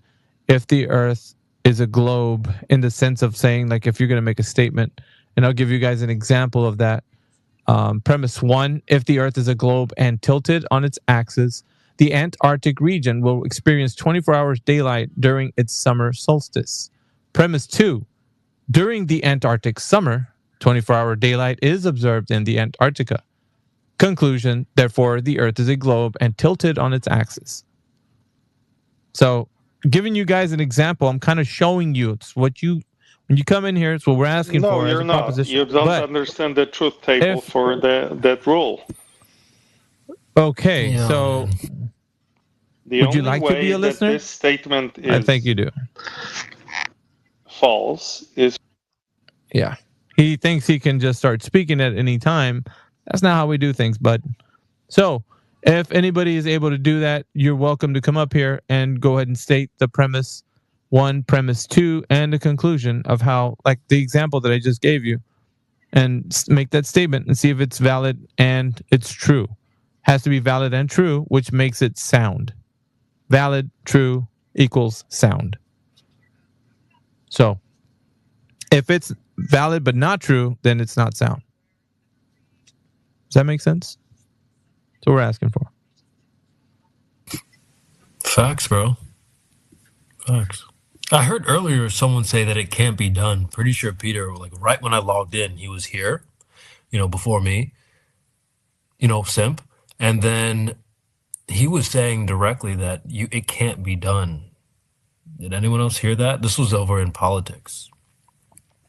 Yeah, it was him. It was him and Britnet. Yeah. Him and Britnet were saying it. All right, well, we'll just take the W. Britnet's here listening. He's at the very bottom. His name is Filgugigu. He's at the very bottom. That's him. They gotta have different sock accounts so people don't realize that they're here more than everyone else. That's him. He's trying to be incognito, but I know. Yeah, 100's there, Britnet, because I know that's who you are. But 100's in the chat if that's who you are. Yep. Our beta male simps are here. W's in the chat for the beta male simps. Let's go.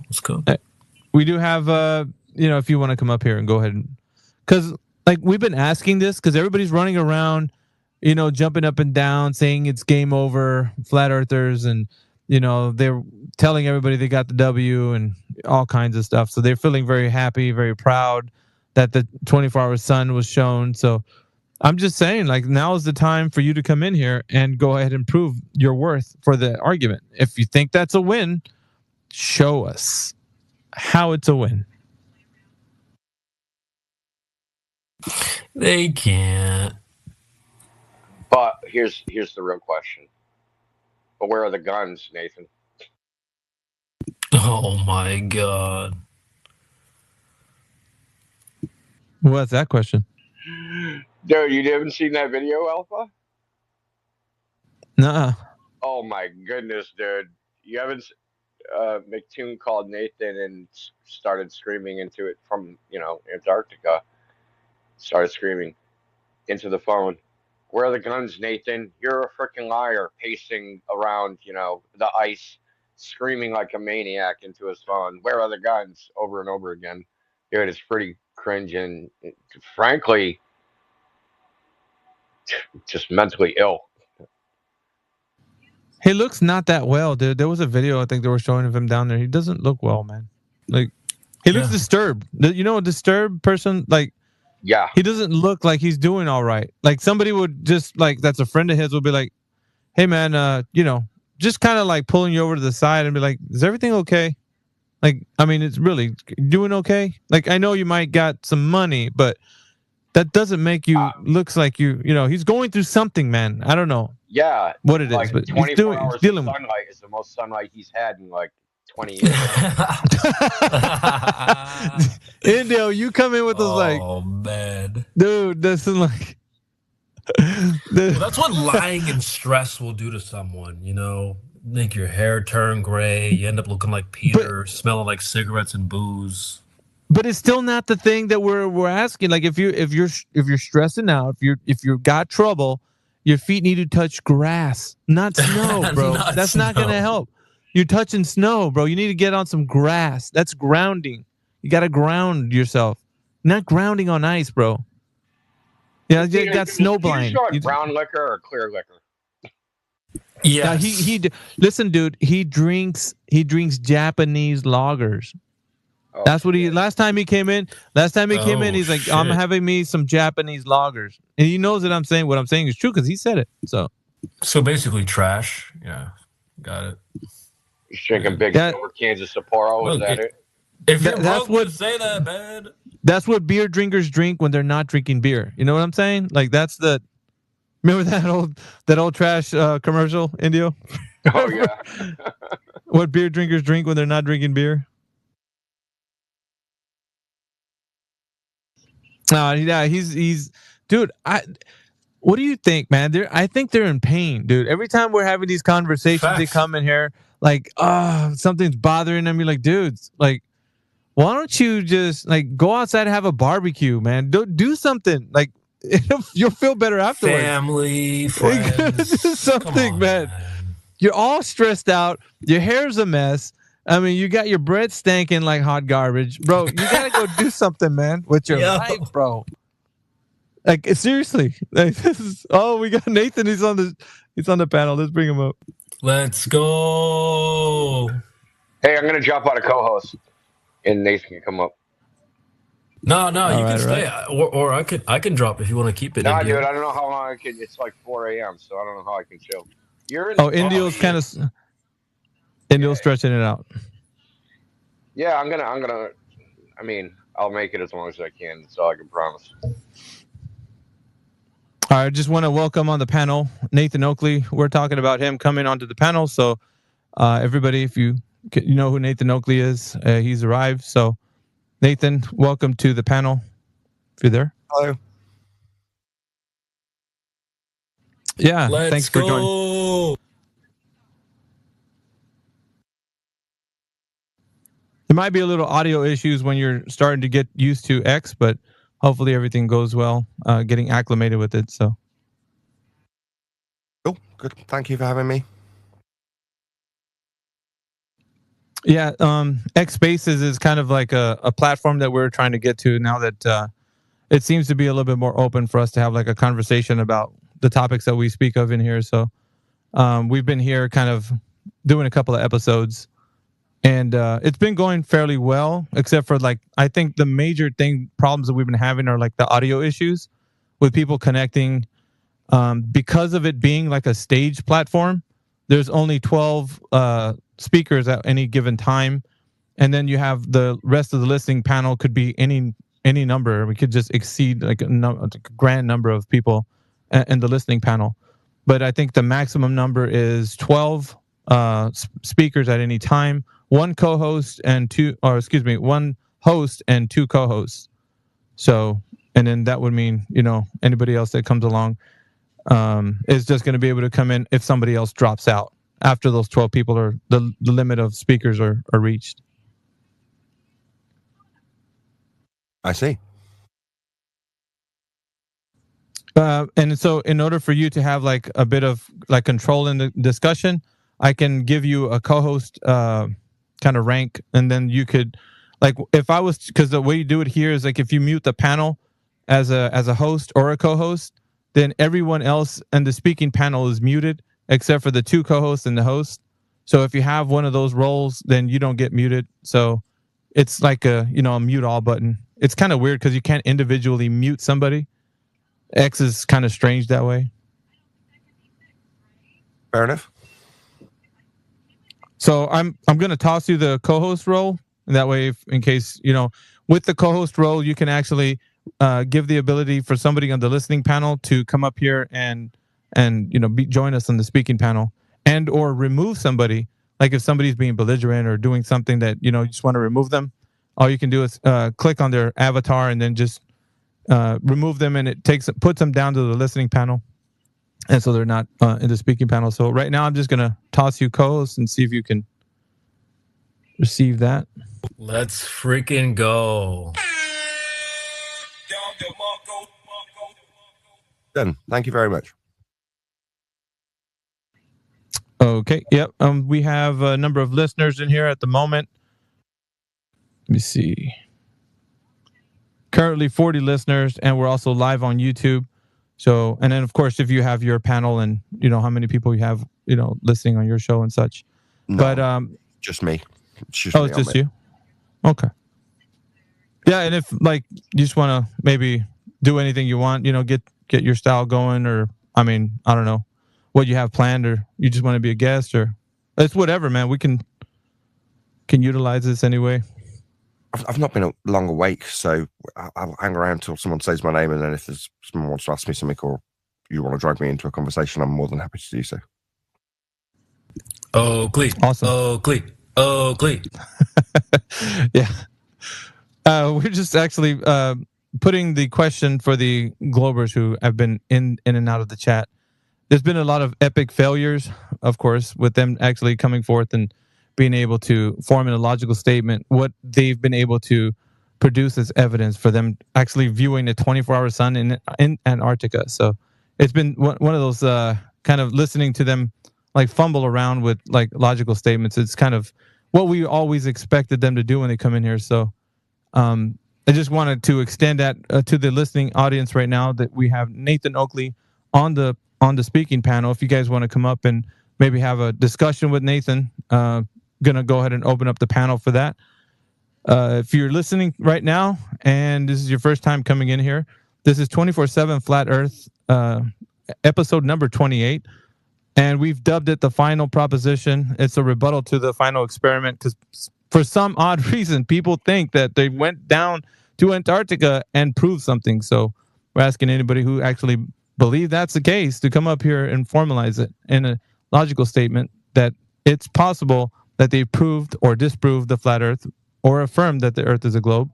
So if you want to come up here and speak, you can do so.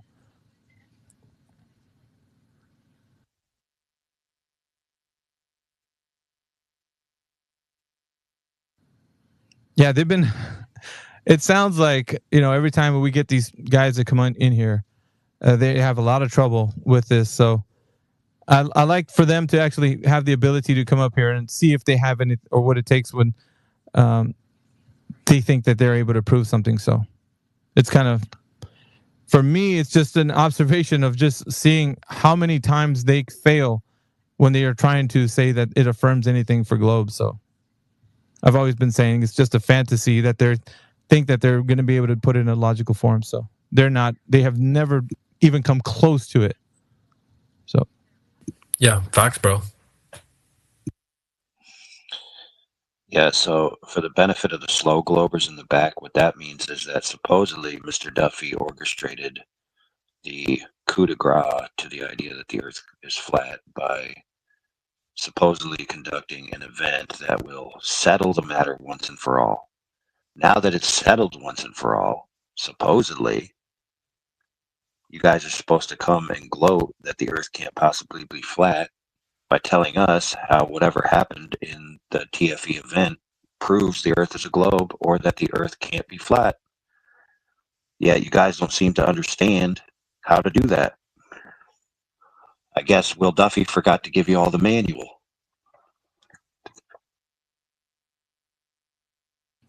all right, for everybody here, what I would like to ask the people on the panel and everyone in the listening side, if you can just retweet, repost this to your profile page. So when you do that, what you do is you bring the attention to everybody who's following you. So let's say you have like 500 followers. Every one of those people who comes across you being in a space will see that you're in a talking space. So they'll come in and join. So what I would like is that all 40 people that are in here currently just retweet or repost this space. Like I said, what it does, it gets the attention of everyone. So that's great. We want that to be the case. We want more people in here. And so the conversation can grow and people can come to the speaking panel and have discussions with Nathan Oakley, who's joined us as a guest and also a co-host. So if you're in here right now, don't forget to repost or retweet the space out. That's it. That's kind of like the important part of what everybody needs to do right now. That's going to get more eyes on this space. So, we have Nathan Oakley in here. But I don't know, Nathan, how much time do you have like with us? Short while or?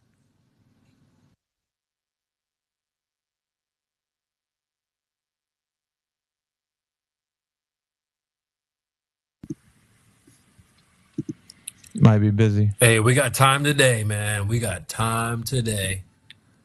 Okay, we got Basto Max coming up. Basto Medic. I'm going to bring him up to the speaker panel.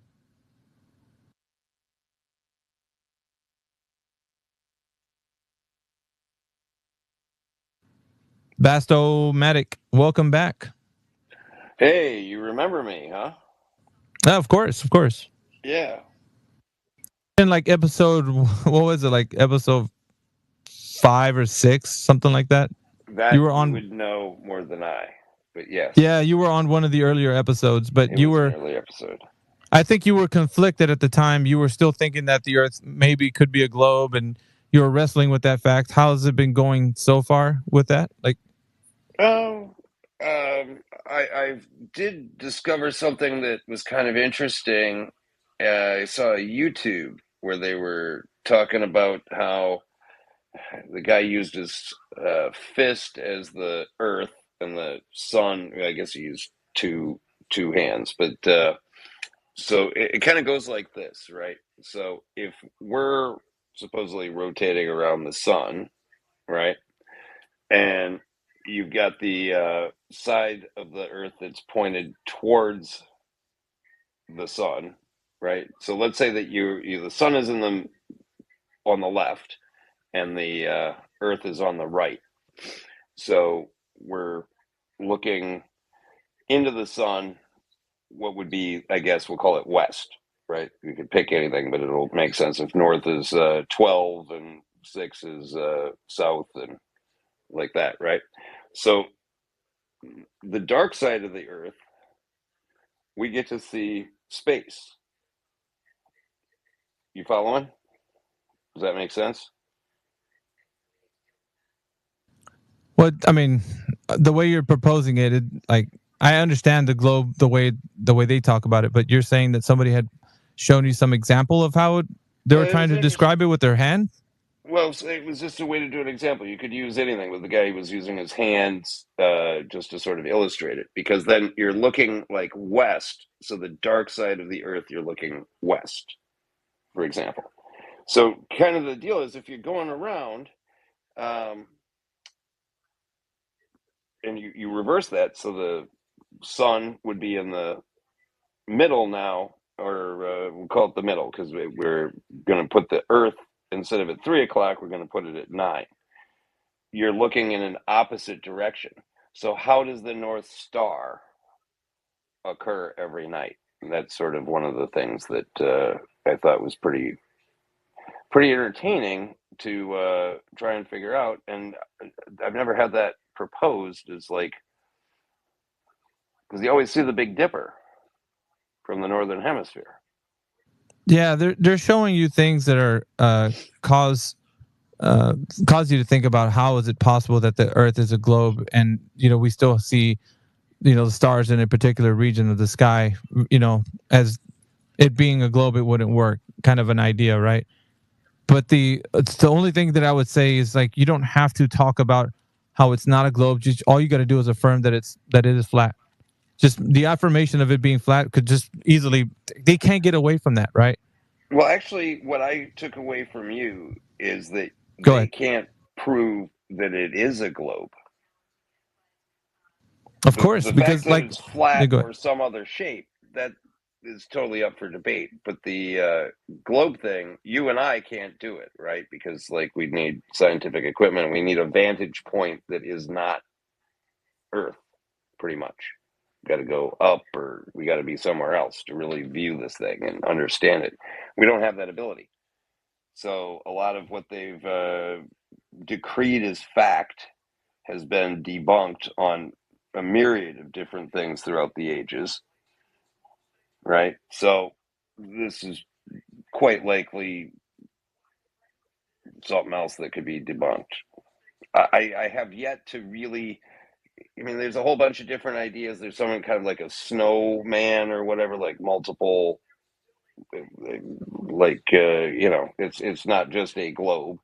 Or then you've got the flat with the ice ring on the outside. Like, there's a whole bunch of different concepts for what this could be. But we're just being told one thing and expected to burp it back.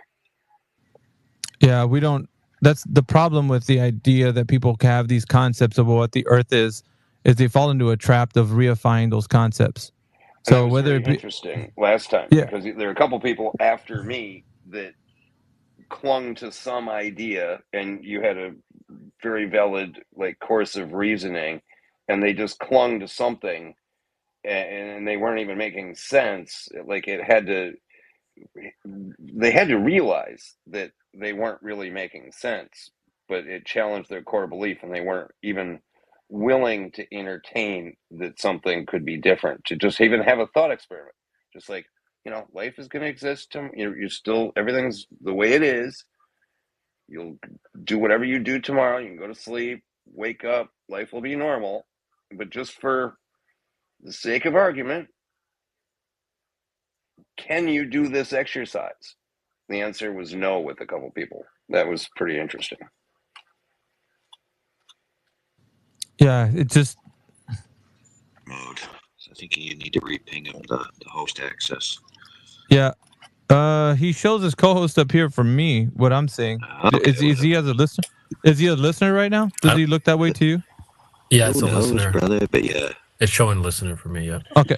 Let me switch. It's got a lot of bugs. So let me remove him as the co-host. Let me see. Well, dude, all the funding from Elon's corporation is going to fake space stuff. So I mean, they can't afford to fix Twitter, I guess.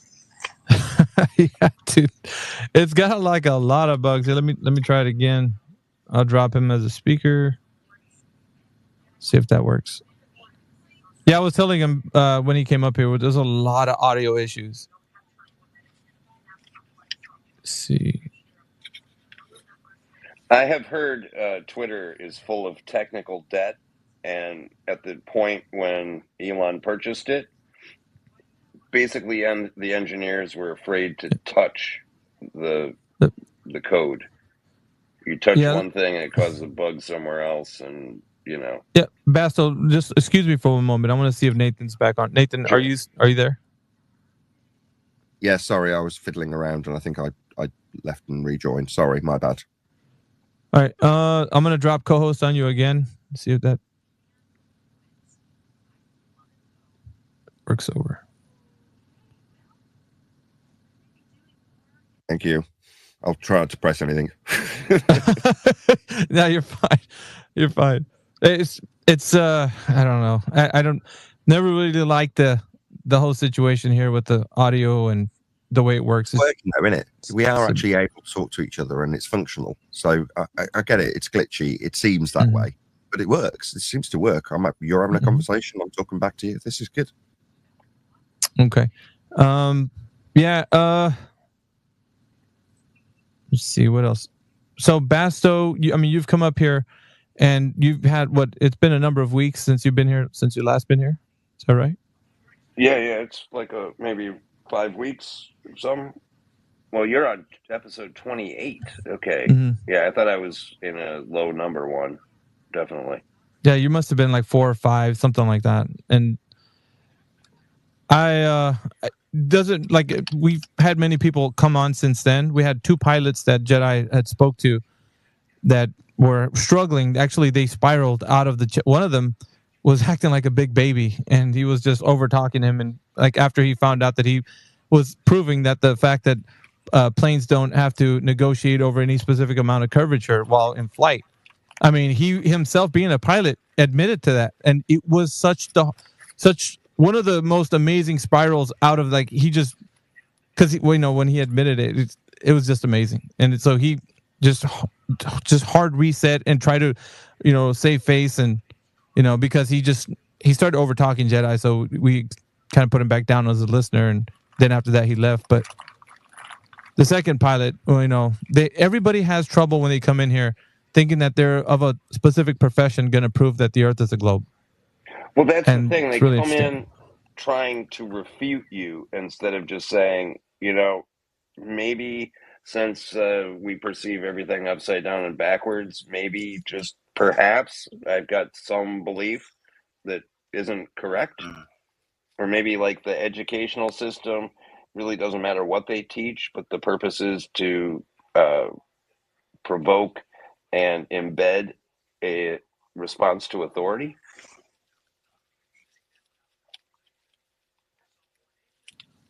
Yeah, I mean, but most of them read and be able to do basic math and Yeah, whatnot, yeah. but So yeah, they don't really speaking work on critical thinking skills. speaking of response to authority, I command everyone to go into the active chat and repost my post giving Nathan Oakley's information out to all the listeners that are going to be here today. So get as many reposts on that as we can. Thank you. Did you put it in the Jumbotron in the nest? Yeah. Let me see. It takes a minute to populate in the nest. I'm a crash guy. Unless it's the Indio. I'm gonna crash, guys. Thanks for the space, though. Yeah, thank you for stopping by, man. Yep, I'll be back around. Just gotta get some rest. Yep, we're here. If we're on, welcome. Wait, back. around? All the best to y'all. See ya, man. All right, man. Have a good one.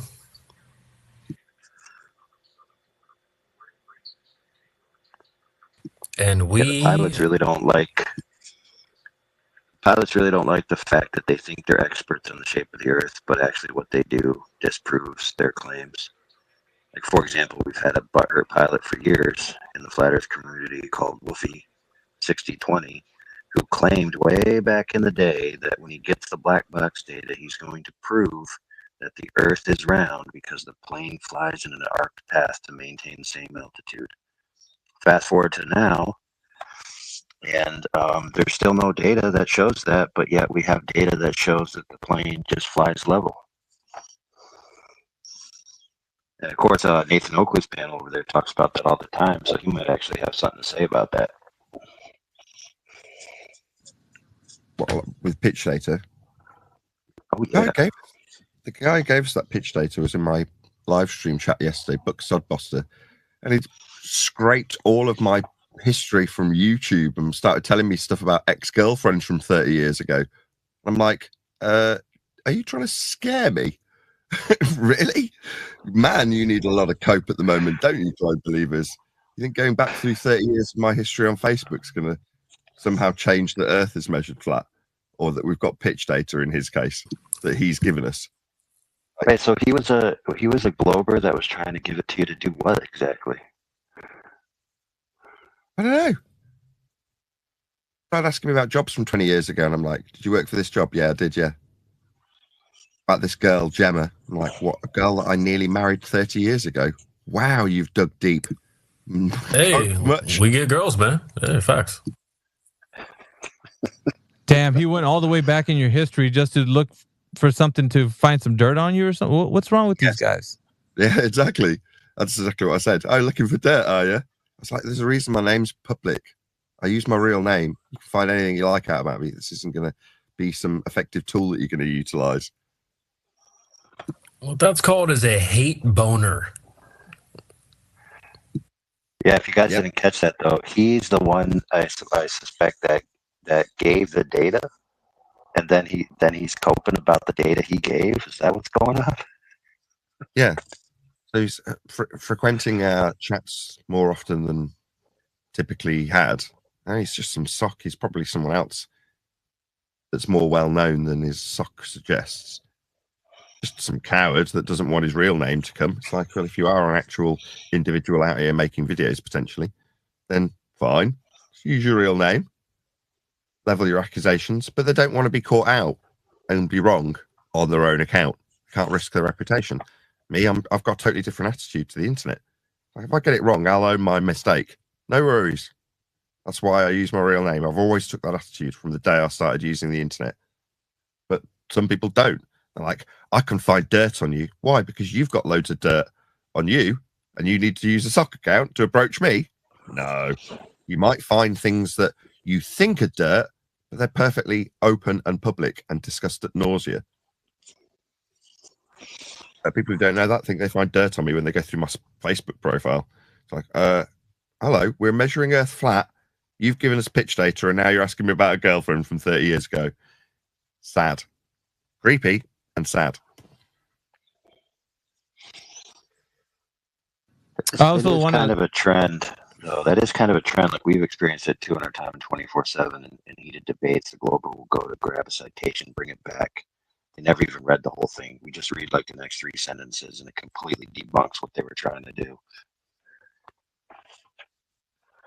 I do want to give I was going to say, I just do want to give a quick plug to Nathan Oakley, as he's just joining X. It looks like his account is brand new. So what I would also like to ask everybody who's in the chat right now to go ahead and follow Nathan Oakley. He has some of the best flat earth arguments that you've ever heard on the internet. So if you can do that right now, I put the post that AI had put up on the Jumbotron. So all you got to do is go right above all the speakers right now and look into all the information that's up there. He's on there 5 days a week, 9 a.m. Eastern. So it's going to have all the information there. But also don't forget to follow him.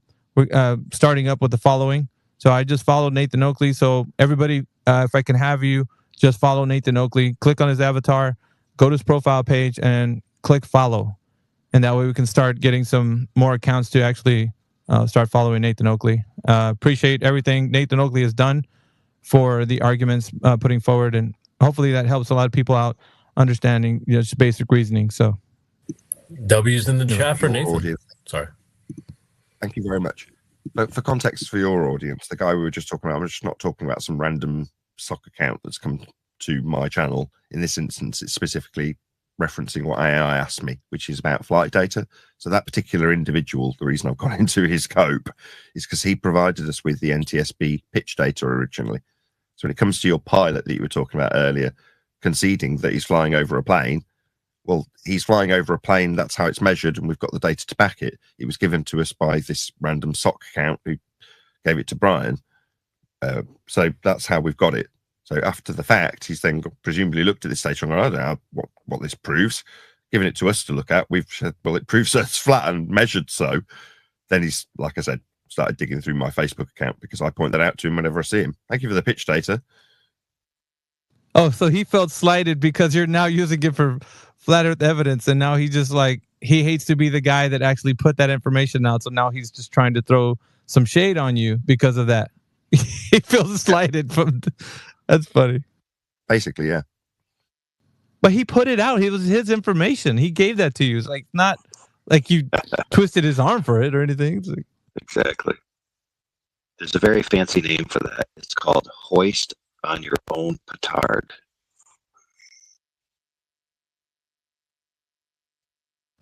Looks like Yakub's son wants to come up here requesting to speak. So, see, Yakub's son's been on our panel before. I'm going to see if I can give him the speaker. Yakub, welcome back to the panel.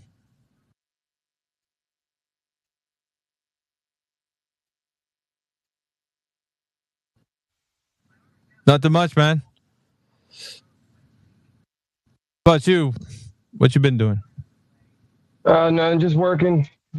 Being a globe dog. Hey, you hear about the 24/7 sun? The guy took a trip to the North Pole, and I guess they convinced him the Earth was round. We heard about those guys going over there, but what did you hear about it? Do you think that they've proved something for when they went down there? Nah, I think everything's a psyop now. Psyop? Well, why do you even say that? Why do I think everything is a psyop? Yeah, but no, based upon what you heard them go do. Like, I'm not. Maybe that's what you think about everything's a psyop. But what did you hear them?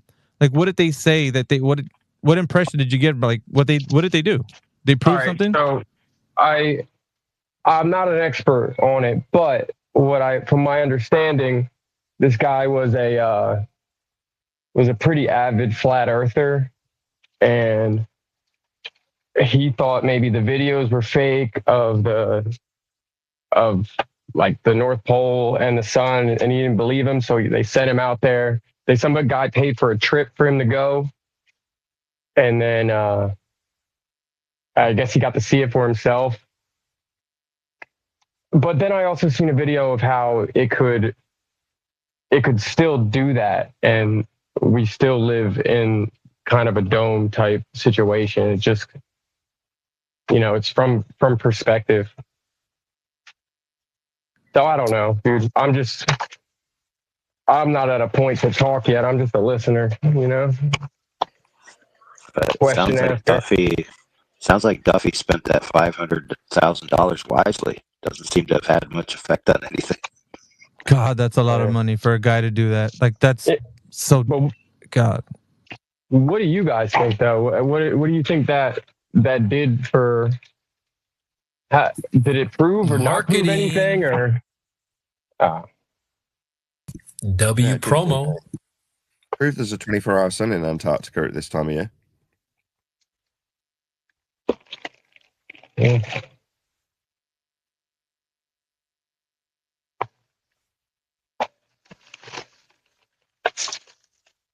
So was that all the impression you got, Jakub? You couldn't make heads or tails now of like them saying that they proved that the Earth is a globe. Did it leave a lasting impression on you? Like they did something amazing? I try to stay skeptical and not really convert anything to belief, but for the most part, no, it didn't wow me. I just figured that's like the newest thing in this spectrum,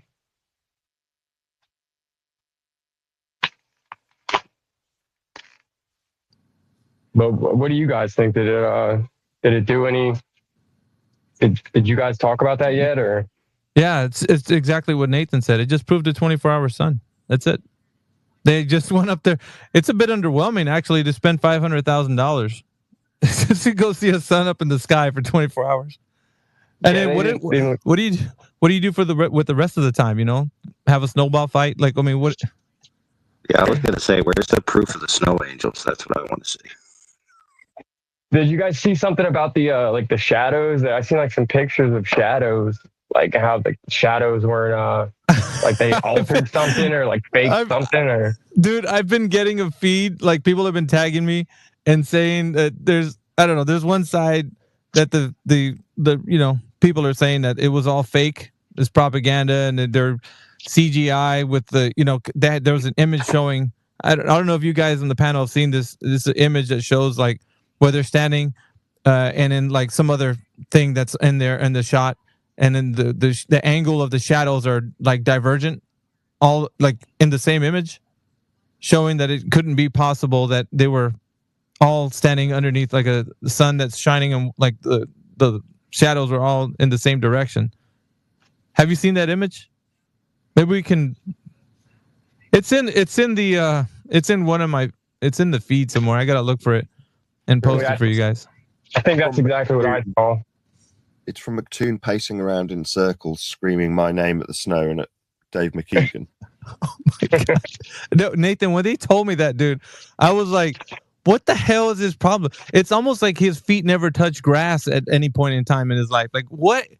Why does he have like this bee in his bonnet that he's got to talk to you about? Like, it's the guy is kind of off his. I posted two of those clips. I posted two of those clips in the chat thread too about this very thing. Yeah, if you can, Nathan, that'd be. Well, let's just deal with the more important stuff first, because that's far less important than what you're discussing. So, in terms of these shadows, right? Again, unless you're going to use it to affirm the consequent, it's not going to prove anything or disprove anything.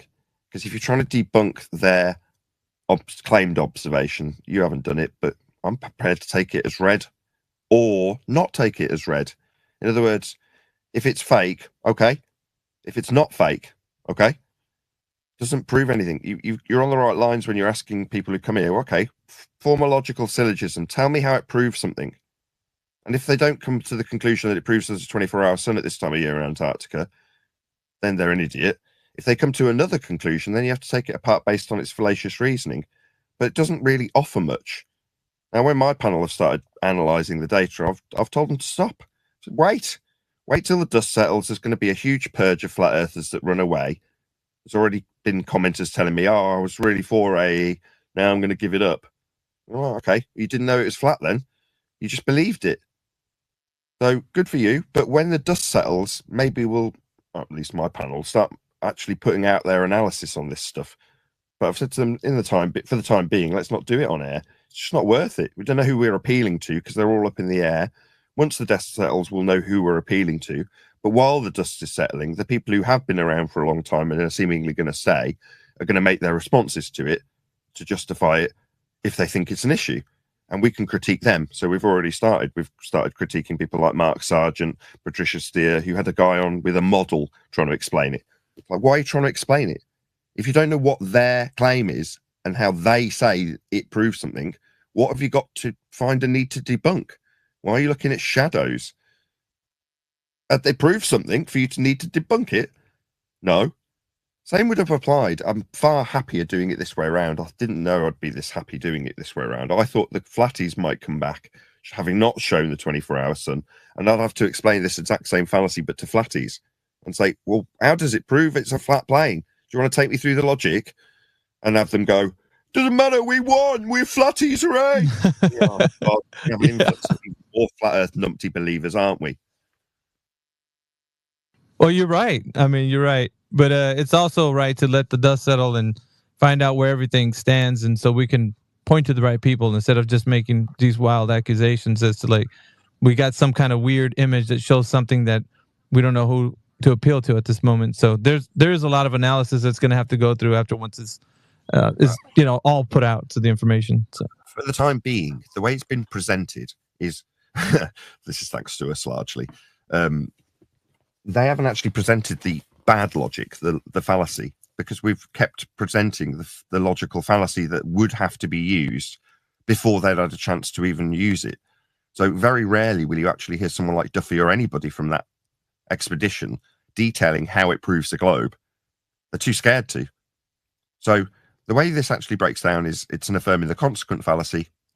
If I assume I go to the bottom of a ball, let's say I'm standing on the bottom of a ball. Now I've assumed that I'm here on the bottom of a ball. Let's have a look at the sun.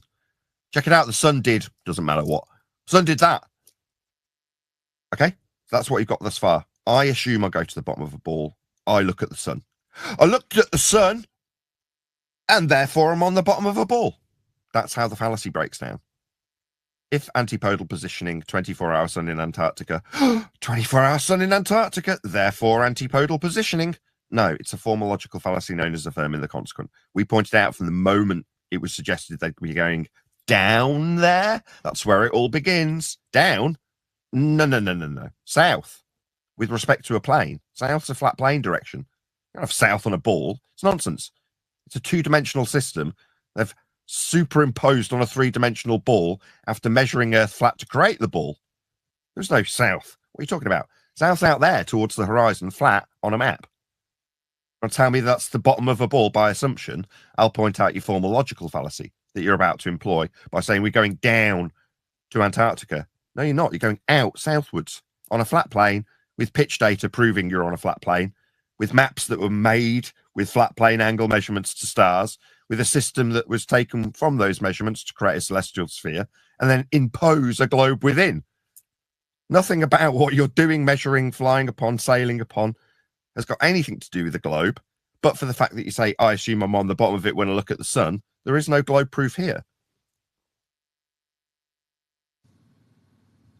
100's in the chat, guys. If you hear what Nathan's saying and it resonates, 100's in the chat.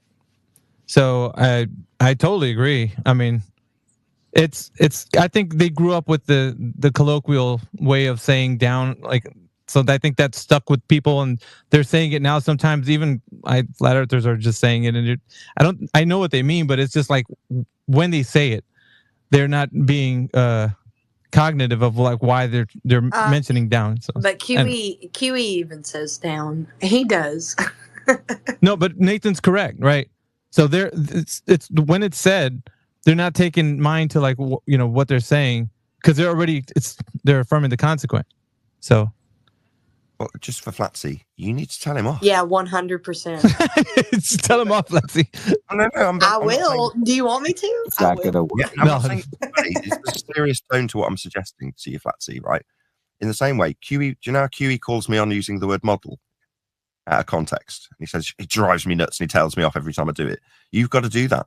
Same with atmosphere. Same with all these words that we use incorrectly because we're verbally You know how trained. many times I want to like correct Huey when he says down, and I'm like, You "Oh, should be. you're assuming an antipodal." But honestly, I can't even say that anymore because if whatever is happening in the sky has like podal positions, then I can't say anything against it. No, you can. You must. I'm suggesting to the entire panel that this is an opportunity as a reset's just occurred. I used to call it a purge, whatever you want to call it. Loads of flatties are going to desert it, the subject that is, because flat Earth subject. I should be more specific, because they only had a tertiary belief in it to begin with. They didn't know it was flat. So when someone comes along and says, "Oh, look, there's a 24-hour sun," I'm not a flatty anymore. Now that's how I hear it when someone says that. Like, what? Well, how are those two things connected? You're not a flatty because you looked at the sun on a video. Yeah, so I will. I'll take up that that whatever that means. Like I'll take it up and I'll be like, hey, every time you say down, QE, you are assuming something. But I want to say this at least when you're talking about antipodal. That could be happening in the sky, but not on the ground. But like ground position of what's happening in the sky could absolutely be like antipodal. What do you mean could be happening? Antipodal, opposite side of a ball. What do you Not mean? on the opposite. No, not on the opposite side of a ball. I'm saying whatever is happening in the sky could have like some sort of podal position, antipodal position. Flatty. When you get to the sky and you're able to go around, then you can use those languages.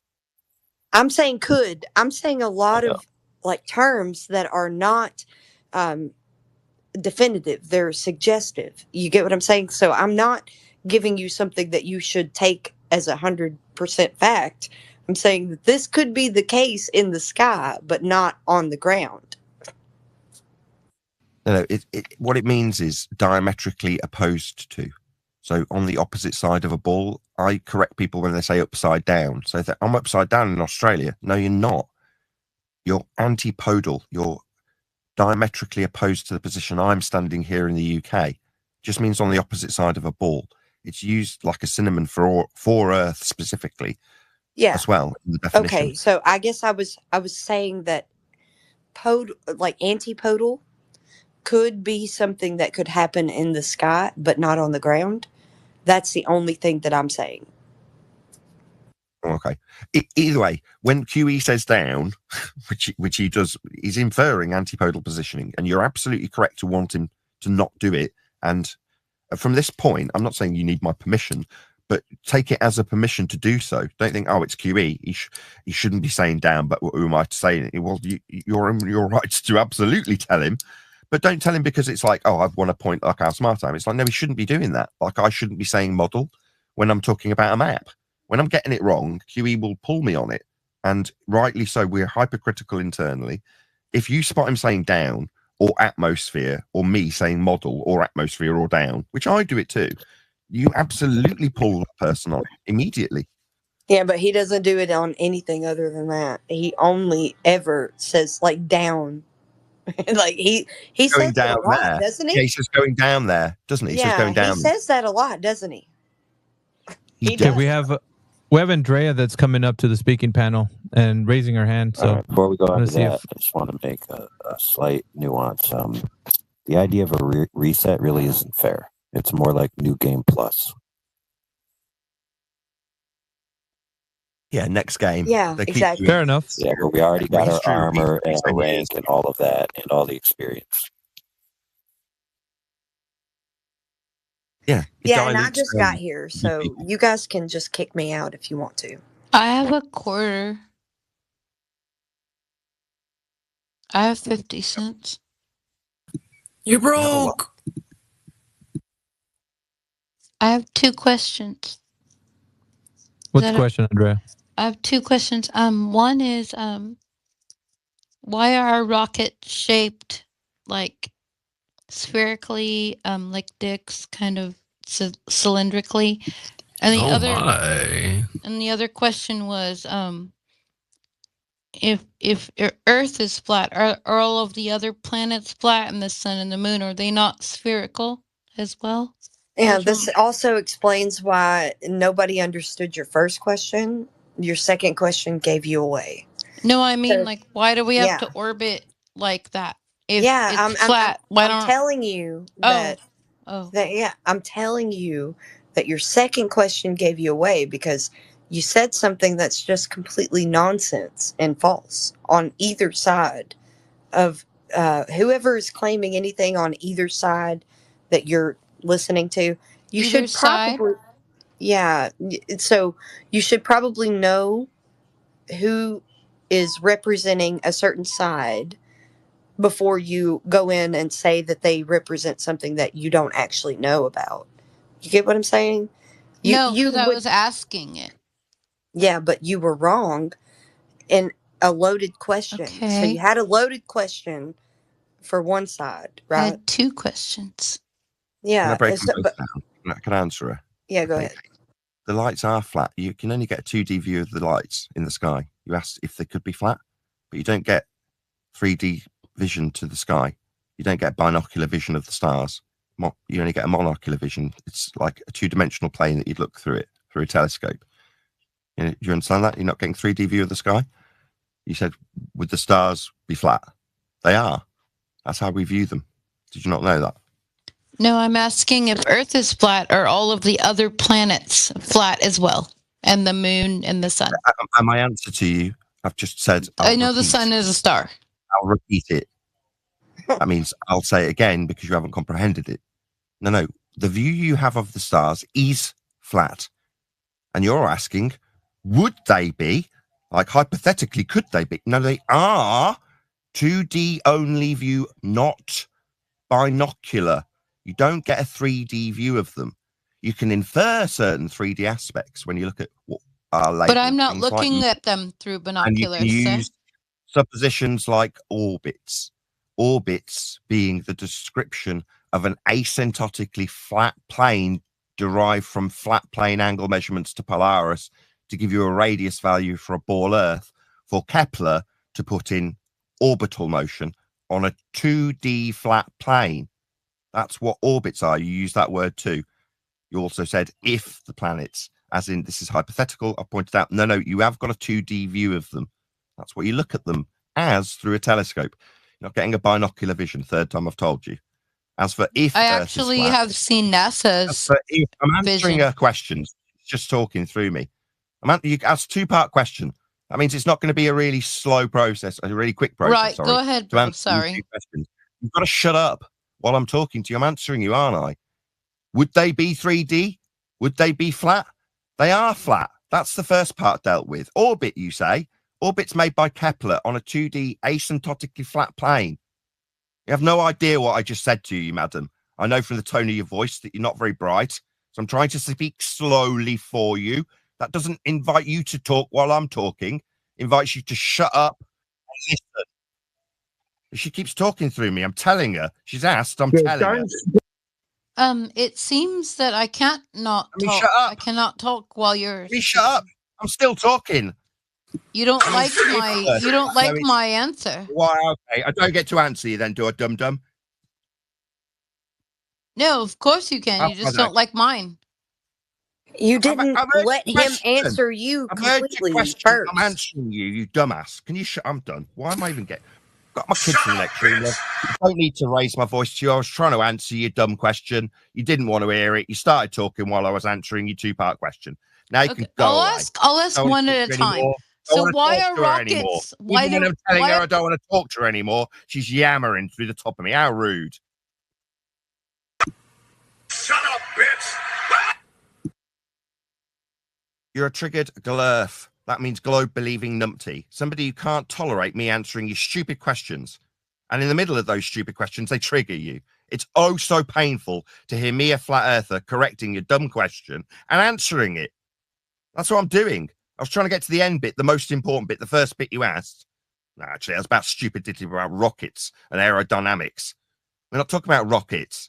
Going to where? A sky vacuum? No, we don't have a sky vacuum above us for the rockets that you're asking about their shape. Maybe go and speak to somebody in aerodynamics. That's not us. But we had to try and get to the end of the 2-part question that had no bearing on anything we discuss here. Shape of rockets. What's that for? Going to space, a sky vacuum, a place where you think orbits exist, because you used the word. Now, I know how orbits was made, how it was invented, who invented it, when it was invented, and what it utilizes for you to reify it into existence for a ball Earth moving.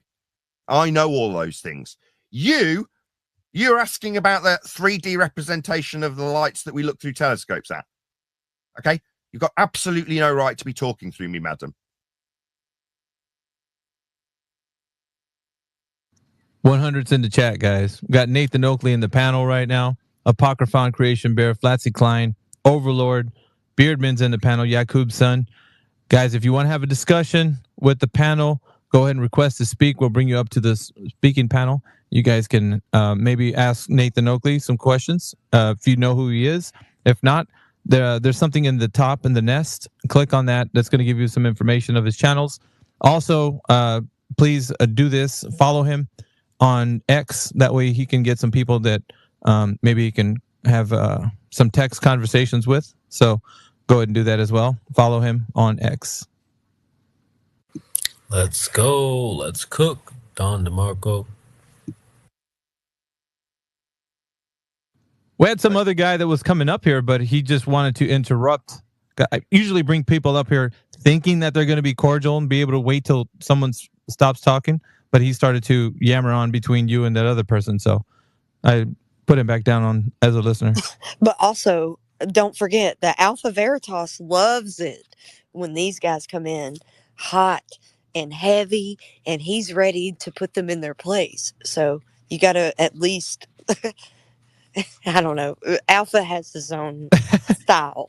The thing is though, Nathan's been bringing the heat for many number of years now, and a lot of people need to get to know who he is on X. There's a lot of these X globies and flatties that they don't know who he is, and if they don't know, they're going to start to get to know him.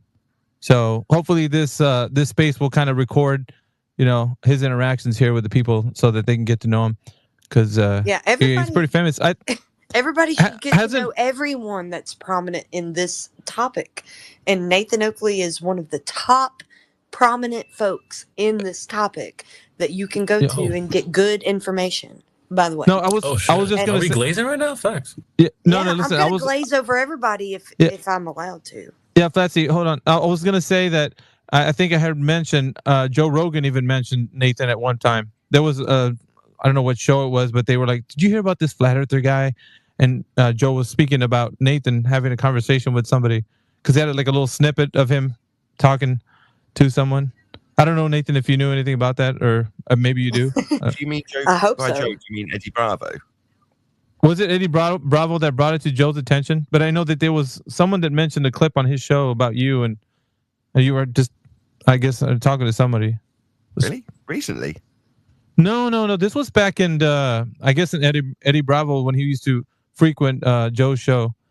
But I do remember that there was a clip of you. You were, I guess, you were lighting somebody up, and it was just like, it maybe could have been Eddie bringing it to Joe or Joe mentioning it to somebody. But I did remember a piece of like a soundbite of you. I don't know. It was an interaction that you had with someone, but it was interesting because like you got mentioned, and I was like, damn, he didn't even give you props or like who it was. He was. Anyway, I just thought that was kind of neat. Cool. I'll have a look, mate. That's news to me. I didn't know that. No, I just thought maybe you would already be like, oh yeah, I remember that clip. But I'd have to look for it actually. It's somewhere. It's in the internet somewhere, and I'm pretty sure we can find it. But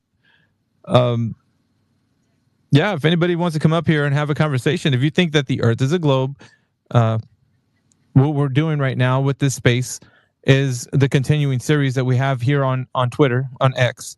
The final proposition, it's a rebuttal to the final experiment. So if you guys know or not know about what happened just recently with people going to Antarctica and seeing a 24-hour sun, if you want to come up here, we can discuss what that was all about. Perhaps have a discussion with Nathan Oakley or us. It's up to you. Go ahead and just request to speak or come up here to the speaking panel. We see Arthur B. Flats joined us as well. See you there, brother. Flat earther. I do have a question. Nathan, are you with the panel or are you just alone? I am on my own, alone. On my own, all alone. Just kidding.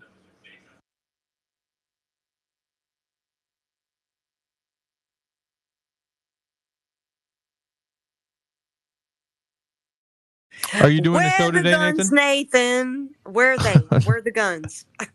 Where are the guns? Yeah. Dude, that is so funny. Oh, McToon's hair was on fire for Nathan. He was just running around like a freak. You want to know why that was? I didn't get to that earlier. So just give me a sec. The reason that happened isn't because of guns, in case anybody hadn't figured that out yet. Right, some 10-year-old comment wasn't so egregious that McToon felt the need to yell my name into the snow. No. The reason Toon's yelling my name is because I've pointed out to Toon on no less than 100 separate occasions that he measured Earth flat. He did a 10K challenge and measured Earth flat in it. Now, me pointing that out to him is why he's screaming my name. Because he can't cope. Why wasn't it enough for him to just go and see the 24-hour sun if that proves the globe? Not that we've been given the logic for how that would be the case, but if that's what they believe they're down there to do, you'd think it'd be sufficient enough evidence once they saw it. No, he needs to call me, doesn't he? Why? Well, because he knows he measures Earth flat too.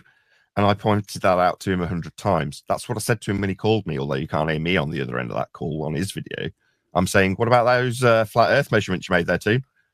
I've told you them 97 times. This will be the 98th. Then he rumpuses me. Then I say, 99th time, Toon. Your 10K challenge uses flat Earth measurements. And he hangs up the phone. As soon as he hears 10K challenge, which is what you can just about make out on his video, he puts the phone down and starts screaming about guns. Oh, where's the guns, Nathan? He measures Earth flat. That's the point. That's why my numbers have started going up. My viewers, my people requesting me on their shows, things like this have all gone up. People's interest in me and what I do and the people around me has gone up. Why? Because we talk about Earth being measured flat. That's why. You gotta love it though, because that song was such a good highlight for how you live rent free in his head, buddy. I posted the song, by the way, in the Nest for anyone that wants to check it out later.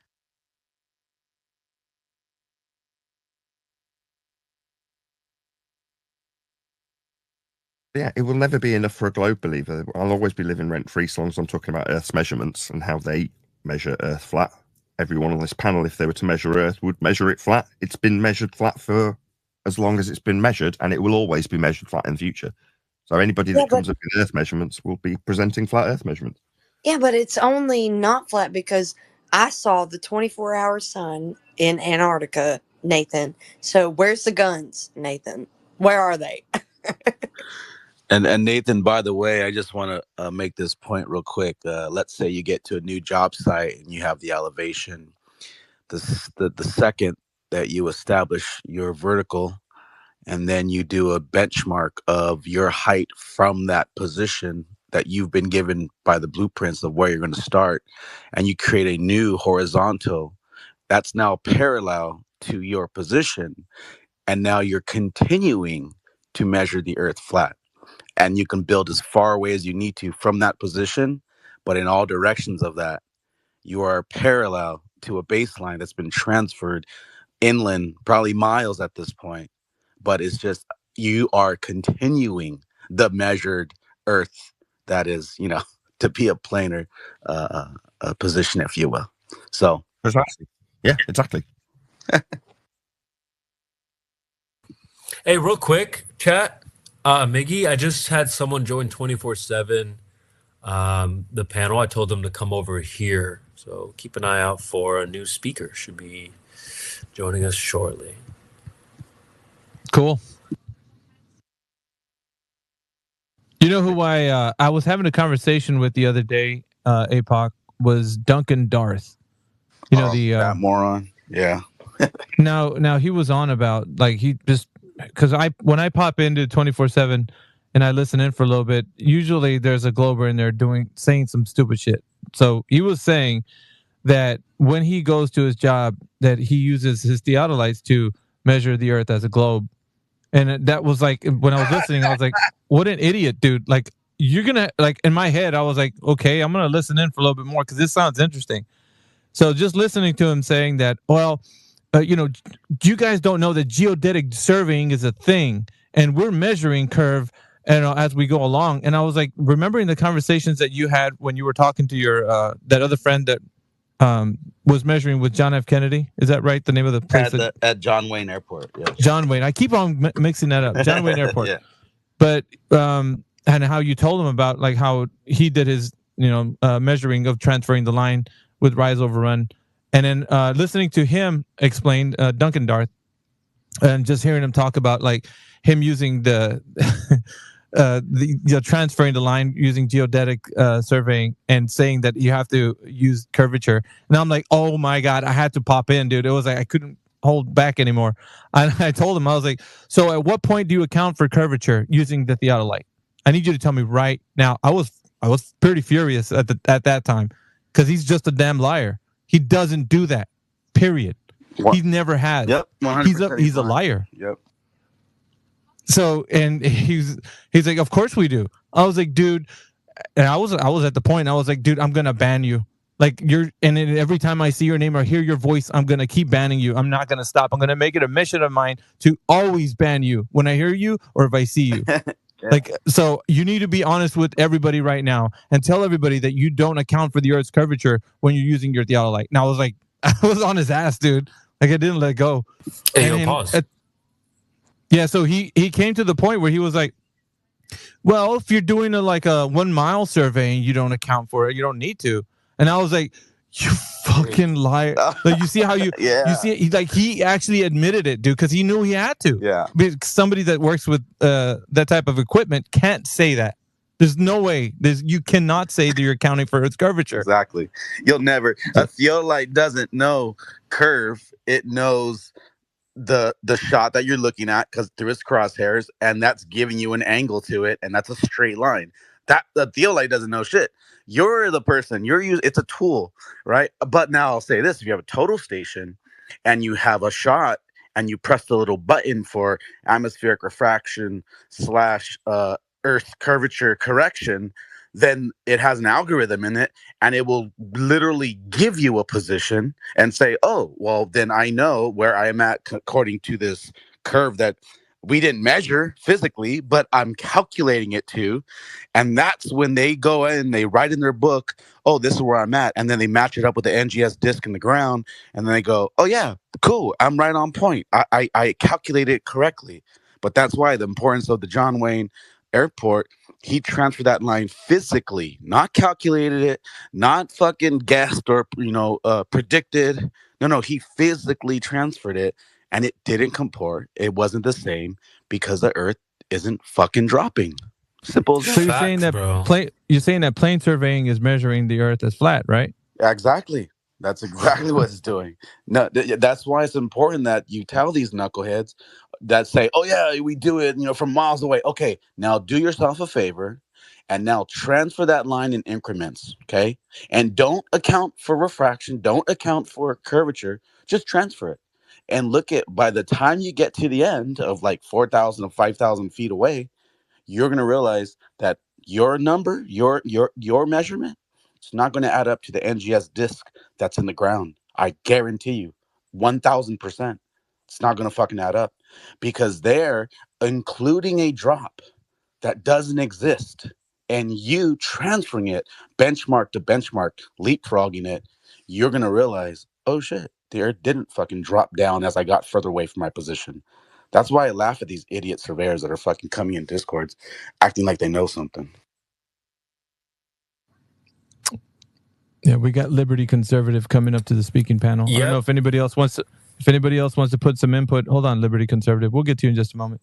If anybody wants to put input on what we were just talking about, if not, I'll turn it over to Liberty. All right. So what PowerPhone was trying to say is go to the nest, share, repost Nathan's info. think that's what he was trying to say. That's exactly what I was saying. For real, that's a plug right there. 100's in the chat, guys, for plug to Nathan Oakley's channel. The information's up in the nest. 100's in the chat. Go ahead and see if up in the nest you guys can click on that link and support Nathan Oakley. Go ahead and follow him. Also follow everybody on the speaking panel, guys. Me as a host, Alpha Veritas. We got Creation Bear on the panel. You got Apocryphon, Flatsy Klein, Overlord, Beardman, Yakub Son, and we got now Liberty Conservative, who we're going to turn over currently right now. And listen, request to speak so we can have you come up here. But I'm going to ask you guys, when someone's talking, just sit there and listen. Don't interrupt. Because if you start interrupting when someone's talking, you're going to go back down to the listening panel.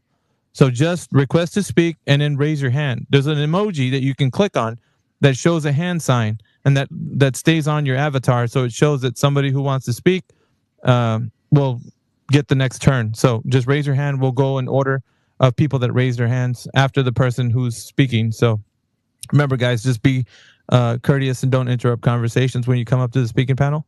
So we're going to turn it over to Liberty.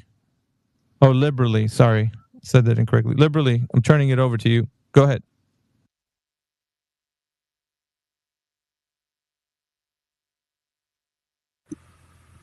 Yeah, this is the homie from Discord that just joined. Welcome, Liberally Conservative. Liberally, yeah. It's about flat Earth. Liberally, if you're there, go ahead.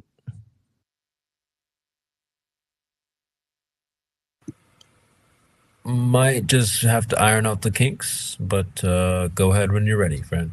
Does he know how to unmute himself? Boomer detected.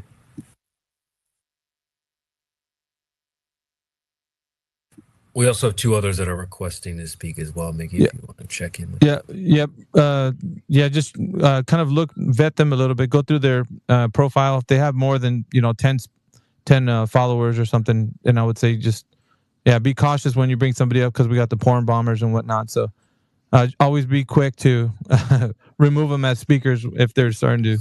Gotcha. Yeah. Looks like JBV's got some smoke for the Flat Earthers. He's reposting from Sly Sparkane. Sounds good, man. Let's bring him up. All right, let's cook, man. JVB. Is he JVB? Like not varsity? Okay. All right. JBV, welcome to the speaking panel, if you're there.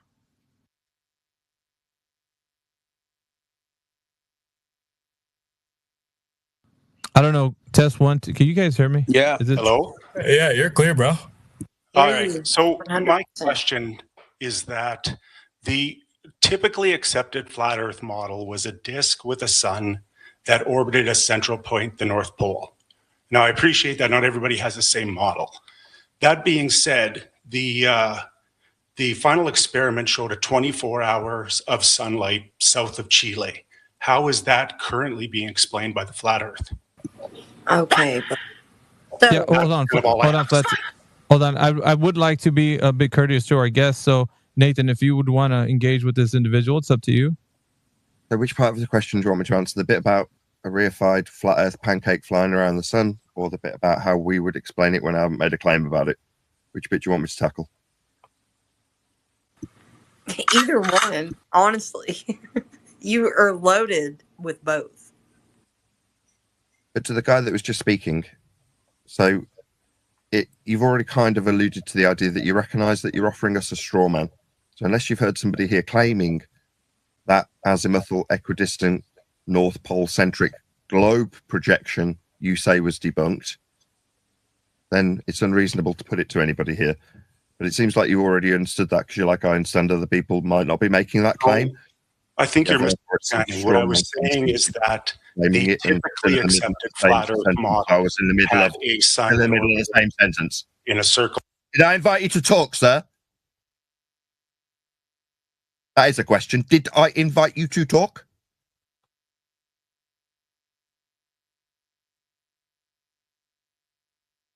Now he won't talk. That wasn't rhetorical. Did I invite you to talk when you started talking through me just a second ago, sir? Well, you're misunderstanding my question. I understood your question. I listened to it. All right. Feel free to reply. I was You interrupted me. Now I'm asking Okay, if, simmer down. when you interrupted me, now he's interrupting me again. If you felt like you'd been invited to talk when I took apart your straw man.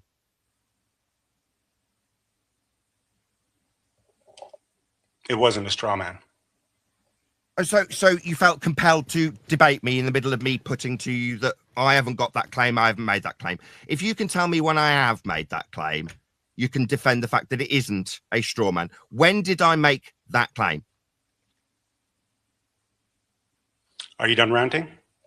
And so is that an answer to me not having made that claim? It is absolutely without question a straw man. You seem to identify it yourself in the process of saying, some of you might not say this. Yeah, that's a straw man fallacy. So in the middle of me pointing out that it's a straw man fallacy, which is absolutely still the case, you felt the need to interrupt to tell me that it wasn't, because you were compelled to, not invited to. It is a straw man. You stupid man. Do not interrupt me when I take a giant steaming dump on your poor use of logic. Straw man, I didn't claim it.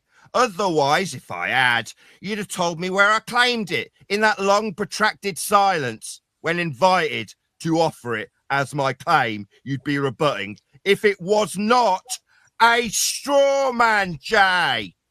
It was not a question to you specifically, Nathan, so calm down. Shut up, you stupid globe-believing dick.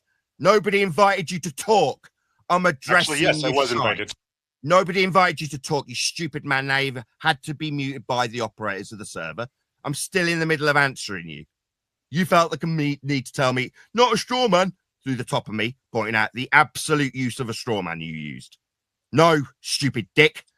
All right, get to your Contain point. yourself. Yeah? You used the fallacy. It's called a straw man. You want to say, no, it isn't. Yeah, it is. I didn't claim it. Nobody had claimed it. I know most of the people on this panel, we don't claim globe projections as flat earthers. Something else, I can see his mic wide open and him making little muttery sounds in his mic. He can't wait to talk. He's not listening to me. I mean, he claims globe projections. What you held up from the, final experiment, which it isn't, fraud by a fraudster that you haven't identified. That's a globe projection. It's called the azimuthal equidistant North Pole centric globe projection. So if you're saying that doesn't work, what do you explain? Yeah, that's straw man. Burden of proof reversal fallacy. I'm not making any claims here. So you've riddled your questions with fallacy, Jay. Now I've broken down all of your fallacies. What I don't want to hear is some new question that ignores everything I've just ripped to shreds. I'd like you to thank me for identifying your poor use of logic, starting with the straw man you used. Nobody here would claim as a flat earther a globe projection, and that's what the AA map used in that garbage was, a globe projection. How could you possibly assert I'm claiming it when it's a globe projection? Straw man, hello?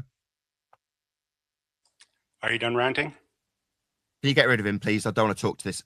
All right. Yeah, you don't need to be here if you can't. He's claiming I'm actually- ranting. He interrupted me. I'm annoyed because he interrupted me to tell me it wasn't a straw man. I put it to him twice with him interrupting, telling me it isn't. He was keen to tell me it's not a straw man through the top of me. And now he's assessing whether or not I'm ranting. I didn't rant. I took apart your arguments with you interrupting, which annoyed me. And I had to raise my voice because he interrupted. And then because I've had to raise my voice because he's interrupted, he's asking me if I'm done ranting. That is what you call a glurf prick. You can't cope with his fallacies being ripped apart. Asks me about how my tone's doing. Am I ranting? No, ripping a glurf, a new asshole. Exactly. Hell yeah. We got some other people that look like they want to come up here. We removed that guy. We got Keon requesting to speak. Let's vet him, make sure that he's got enough followers behind him before we bring him up. Yeah, he does. Keon does have some followers. We'll bring Keon up.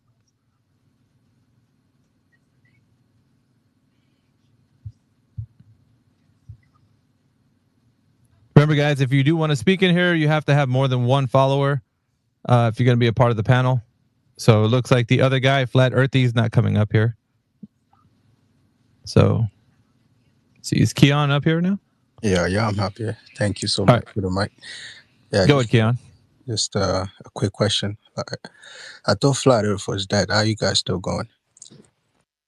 Because it's measured flat. Earth is measured flat. So there's nowhere for me to go from a measured flat Earth. The globe believers who ask me that sort of question, under the misapprehension they've got a globe to stand on, when in reality, the measurements I can't walk away from of Earth that are flat create the globe belief you hold. So my question to you is, why are you holding on to a globe belief when Earth is measured flat to give you that belief? Why is he talking through the top? Is he the same as last guy? Or is it just me? This guy's talking before I'm done talking. Haven't taken breath yet. Asshole. Keown. Your globe belief is based on the measurements of Earth that are flat and I can't walk away from them. I don't know why you'd think flat Earth's dead. No, it's measured flat Earth. Can't walk away from that. I'm now asking you in response, having answered you, why you'd believe in a globe Earth when the globe Earth came from flat Earth measurements. That's my response and question back to you, Keown. Yeah. So who measured it flat and when did they measure it? You could take any of your Glurf proofs, for example. You could take Eratosthenes, sticks and shadows. That's angle measurements, otherwise known as elevation angle measurements. You heard of Eratosthenes claimed to be getting the radius of Earth with sticks and shadows? Those are flat Earth only measurements. They're called elevation angles. That would be Eratosthenes, part of the origin story of your Glurf belief. That's globe Earth belief you hold. That's based on measurements of an Earth that's flat with elevation angles, sticks and shadows, Eratosthenes. That's a flat Earth measurement for your globe belief. I can do you better than just giving you a flat Earth measurement. I'll give you a flat Earth measurement your globe Earth belief is based on. Right. So why would you believe? You haven't answered my question though, Keown. Why would you believe in a globe Earth given it's based on flat Earth measurements? You didn't answer me. You've asked a new question. Yeah, because we have a 24-hour sun in Antarctica. Yeah, no, we want to hear the answer to the Yeah, question he asked. No, we Your want to hear question was based on. No, So I don't yeah. need any help. Your Yeah, question was based on there being a 24-hour sun that doesn't prove anything. Earth's measured flat. And I pointed out that Earth's measured flat for you to believe in. For your reification of a 24-hour sun on a globe, you need to measure a globe first. You don't. You measure a flat Earth and then create a globe in mathematics to suggest that this 24-hour sun would prove the globe you created with flat Earth measurements. You asked me what measurements. I told you of a measurement that came to give you your globe. Eratosthenes, specifically. You haven't acknowledged it. You've then reasserted and rinsed and repeated question about why flat Earth would still be here in light of a 24-hour sun. Yeah, we want to hear the answer to that. Bring off mute. I'm still talking. Yeah, Eratosthenes. You haven't answered my question here. You haven't answered me. Why would you haven't answered me? So I'll ask again, hopefully without you chanting through the. I'm answering right now. I mean, if you stop talking, I'll answer. Why do you believe in a globe? Earth's measured flat. Yeah. So Eratosthenes, he was a glober. Number one. Number two. That's not an answer. That's not a rebuttal. No, he measured Earth flat with an elevation. You stop him talking. He's got nothing except yammering through. It's just audio chaos rather than a concise demolishment of this dick. Keown, Eratosthenes measured an elevation angle. That's a flat Earth measurement. It's not a globe. He's measuring Earth flat. All right. So how about this, right? So we both know that the 24-hour sun has been non-responsive. So can I finish, or are you gonna? No, that's non-responsive. You've not responded to what I've said. Yeah, so you want me to say what you want me to say, or can I say what I want to say? Respond to what I reply to you with. You've asked me about the 24-hour sun. Well, how can you still be here as a flat earther? You asked. Yeah, there's a 24-hour sun. I'm going to give you the answer. I'm You're going to answer. repeating it. You're repeating it rather than acknowledging a single word that I've said. I've put to you Earth's measured flat, and then I've told you how it's measured flat for the use of your globe in your question about a 24-hour sun. To create a globe to suggest a 24-hour sun's above it, you need to first take measurements. Eratosthenes are the measurements. They're flat. I can't believe Earth is spherical when I know the measurements made by Eratosthenes for your globe belief. There's more beliefs than just globe and flat, by the way. But my belief is irrelevant. I don't have one. Earth's measured flat by Eratosthenes, so you can create a globe for you to believe there's a 24-hour sun on it. I've answered you 3 times. You just haven't acknowledged a single word in rebuttal in regards to Eratosthenes' measurement of a flat Earth to create a globe for you to ask me about a sun being above it. Yeah. Can you acknowledge anything I've said? If you let me answer, then I will answer. But if you keep interrupting me, you won't get the answer. Do not. That's non-responsive. Can I answer, or are you gonna keep talking? That's non-responsive. Also, that's not a response. Asking me if you cannot. can. So can I answer?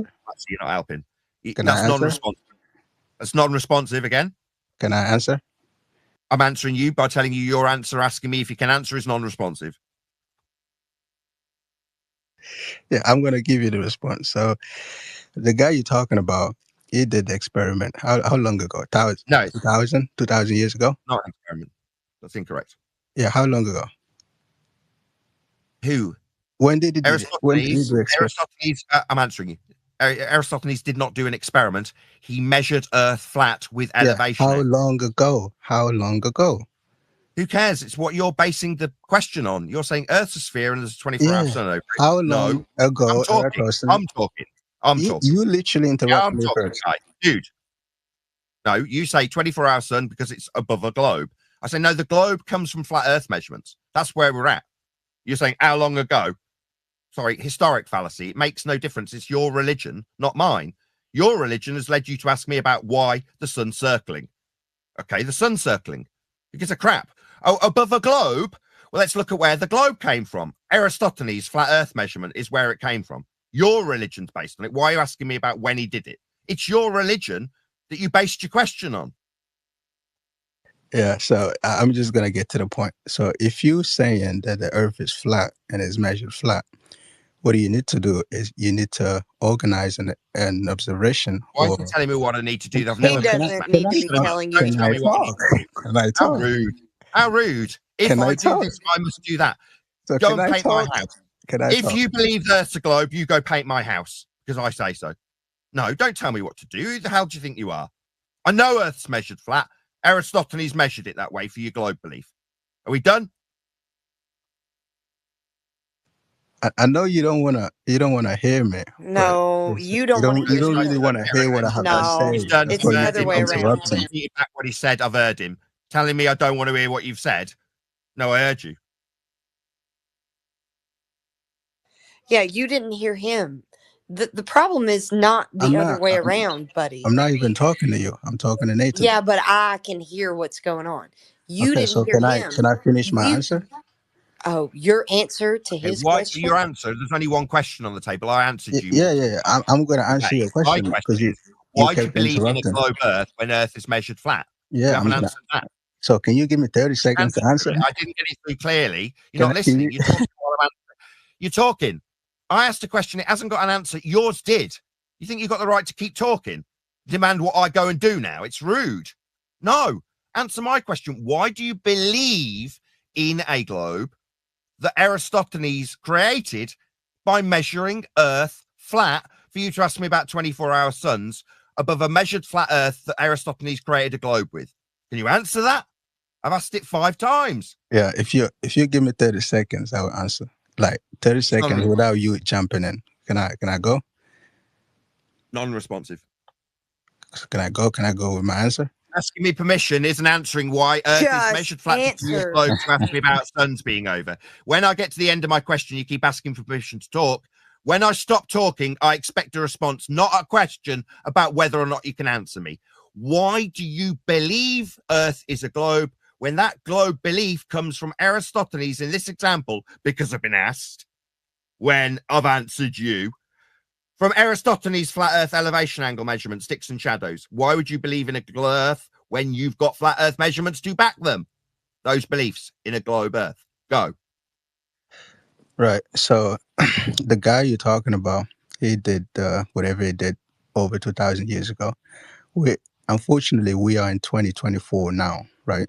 So if you say that the Earth is flat and it's not curving, what you need to do is you need to organize an observation. Don't tell me what I need to do. Can I answer the fucking question? I'm going to keep talking. Shut him up.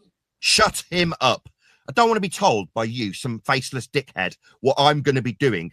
I'm not going to be doing anything you tell me. I've told you how Earth's measured flat. You haven't responded to me. You've started telling me what I'm going to do to prove it ain't curving. It isn't measured to be curving by Aristophanes, so I don't need to do a damn thing. It's already been measured. Oh, you don't accept Aristophanes' elevation angles. He calculated a globe into existence with. You don't accept them, too old. Well, then you don't accept your globe Earth, you stupid numpty. So you decry your own origin story of your own globe Earth belief then? Oh, well, bye-bye globe Earth for you. You don't want to believe in that story. Oh, well, There's plenty of other ways we measure Earth flat, sir. I don't need to do anything you tell me. I'll be telling you what to do. Bugger off and believe in a globe. You're an idiot. Bye-bye.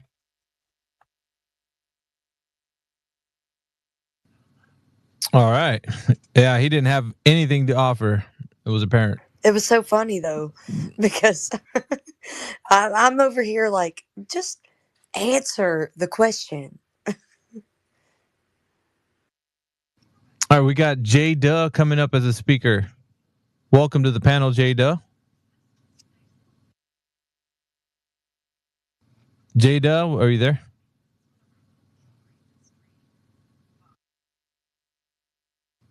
All right, I'm just going to give a quick plug while he gets sorted out with his mic situation. Chat, we got 62 people right now listening in. 62 people. We need 100s in the chat. Everybody go ahead and follow Nathan Oakley. He's a special guest this day. So if you guys can go ahead and do that. Also, more information in the Nest to follow any of the other places that Nathan Oakley is found, either on any social media platform. Thanks to Overlord or AI, he put that information in the Nest for everybody to look up. And also click on his profile if he has any links there for you to go look at some more material to follow him. But special guest today is Nathan Oakley. Hopefully he can frequent our show a little bit more. We kind of like that here. So everybody here, if you guys have any questions about the topic of the room, which is the final proposition, which is what we've been doing with the continuing series, or if you want to have a conversation with Nathan Oakley and form an illogical statement how the Earth is a globe via the 24-hour sun of what they went to go do with the final experiment in Antarctica. So if you guys want to have take a stab at that, go ahead and you can talk with Nathan Oakley for a moment. I don't know how long Nathan's going to be with us, but for however how long that is, we'll go ahead and do this chat. So go ahead, guys, if you want to go ahead and speak. We got Jay Duh on the panel right now. Go ahead, Jay Duh, if you're there. Or did he leave? I think he left. In that case, big shout out to AI. I'm only here because he hustled and pulled a few strings to make sure I was in a position, dumb as I am, when it comes to using this sort of software to get me here. So thank you, AI. If you can, send me some links to this. And when I publish this on my own channel, after the fact, obviously, I'll put all the links to hopefully usher people back to you. So the point that AI has done this is so that we have some cross-pollination in light of this 24-hour sun nonsense. People are coming and looking because they're intrigued. So we might as well cross-reference each other's platforms and cross-promote each other. So that's my intention. But thank you for having me. Thank you to AI for getting me here. Yeah, appreciate your time, Nathan. Always a pleasure to kind of hang around your chats and have you come through and such. I think it's just like, it's awesome that people get to hear, when they think they have an answer, to come against you and see like there's nothing they have to offer. I mean, they've been doing it with 24/7, but it seems like it's so apparent whenever they come across to like try to present any information or an argument to rebut flat Earth. It's just, you can see how they don't have an answer. The guy was struggling. The previous guy to that was hopeless. So it's just every single person that comes up here is just met with the same kind of thing. They're just gonna like have to prove it in some way, and they can't do it. So it's always amazing to me to see that. I mean, for one, I love to see that globe Earth is failing on every front. So Now, okay, so Alpha Veritas loves a good selection of people to roast. If he's got a bunch of globers in here, he's got you by the short hairs, and you just don't know until you talk. Go ahead. You roast flatties in here too. Oh, hell yeah. Good. Because it's like we hold everybody to the same standard. You can't just be in here saying dumb shit, and I think that's apparent to everybody when some of the I called them esoteric flat earthers. I don't know what everybody else calls them, but Nathan calls him Whitsit. Warm in my heart. Brilliant. We're all on the same page. You hate bullshitters. Great. Oh God, it's so annoying when I hear them talking about like what the sun's made of, and we figured out a map on the map on the moon is telling us how the flat Earth is, and it's so annoying.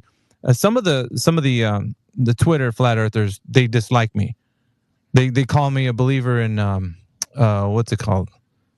Oh God, Photons. the particle, the photon believer or something. I don't know. They talk a lot of mad shit. They say that I believe in photons, and because they think that I'm more of like QE's protege or something. They're trying to make me seem like that, and it's like, no, I just don't like you guys We don't talking even have dumb to shit. make any claims.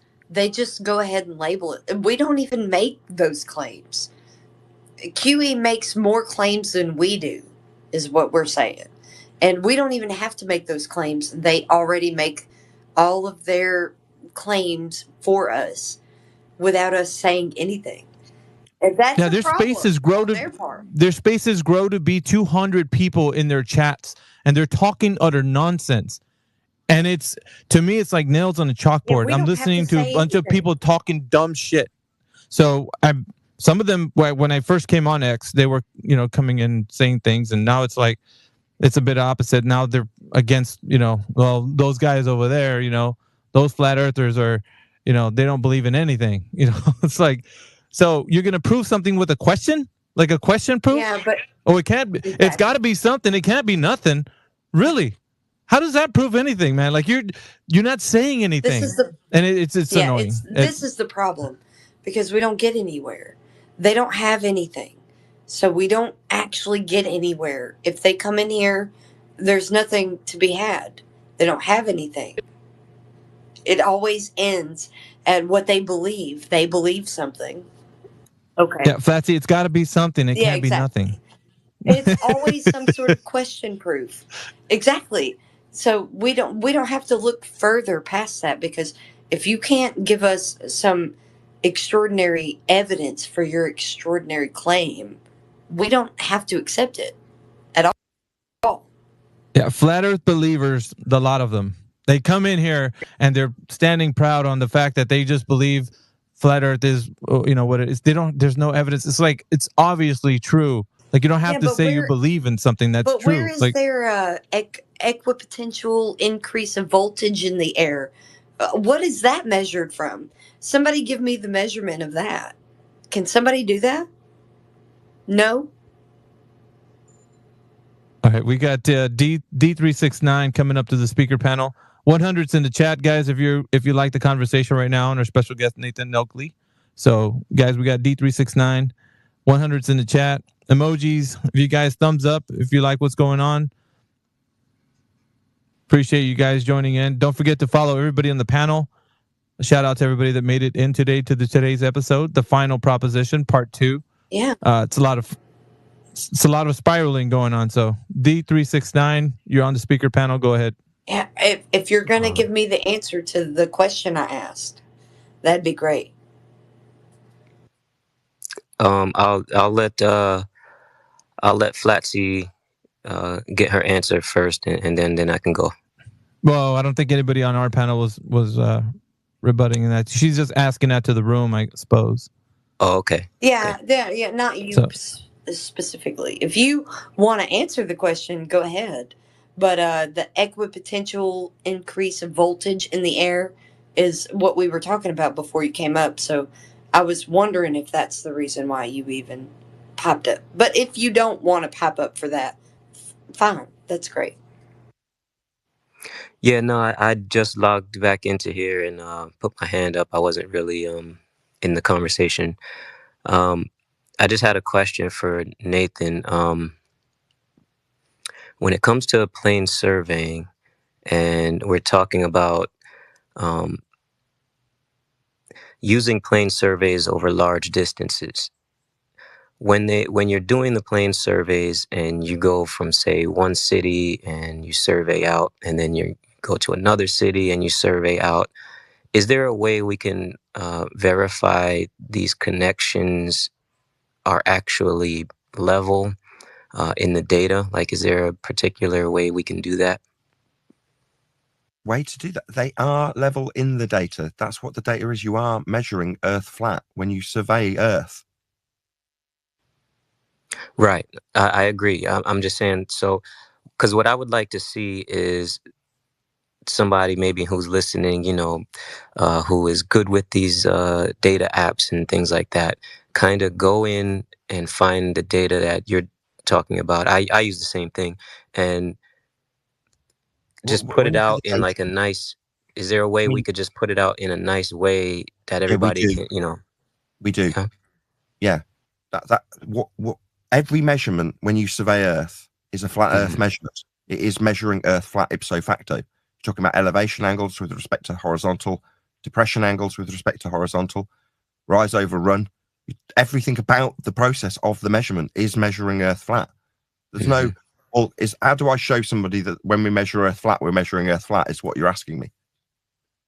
No, I mean, kind of, but I think people need to see like a large scale coagulation of this data put into like a single format that we can share in the community for everybody to kind of get on the same page with that I think it's data pretty point. funny that he's sharing it with somebody that probably already knows the information, that you being that person, and he's sharing it with you the way that he is. I think that that's more telling than what you're asking him to do. No, I think the only thing I'm saying is what Nathan's saying. It's obvious. D369. It's obvious. He doesn't need. What more can you do when it's already being done? It's obviously done. Like you, why do you say that there's something more needs to be done? Exactly, kind of like, because it's already the very average clear, person, plain, and already on the table. Super simple and not complicated. but it's not though, because for everyone who doesn't understand plane surveying, which is the majority of people, there is no way that you're just going to say, hey, it's been measured flat. They're going to look at somebody saying that and be like, no, it hasn't, because they don't understand it. So if the flat earth community would, I think it would be good if somebody could put it together in one format and maybe even create a model or visual based on the data to show people, visuals really affect people much more than talking about data points. You know what? That's actually a good point. And just real quick, if I could jump in, because I've thought of that. I've thought of, there's this guy that creates, like you can like just send him an audio file, and then I think he uses AI, to be honest, but he creates like a little cartoon to whatever's being said. And I was thinking of like recording my story with my boss / best friend, and then he can like do like this visualization of showing like somebody using a theodolite, transferring a line horizontally, and then like showing that when you get to the end, it doesn't add up. And then like maybe some like little comical cartoon, like the guy like, oh, like what? Why isn't it adding up?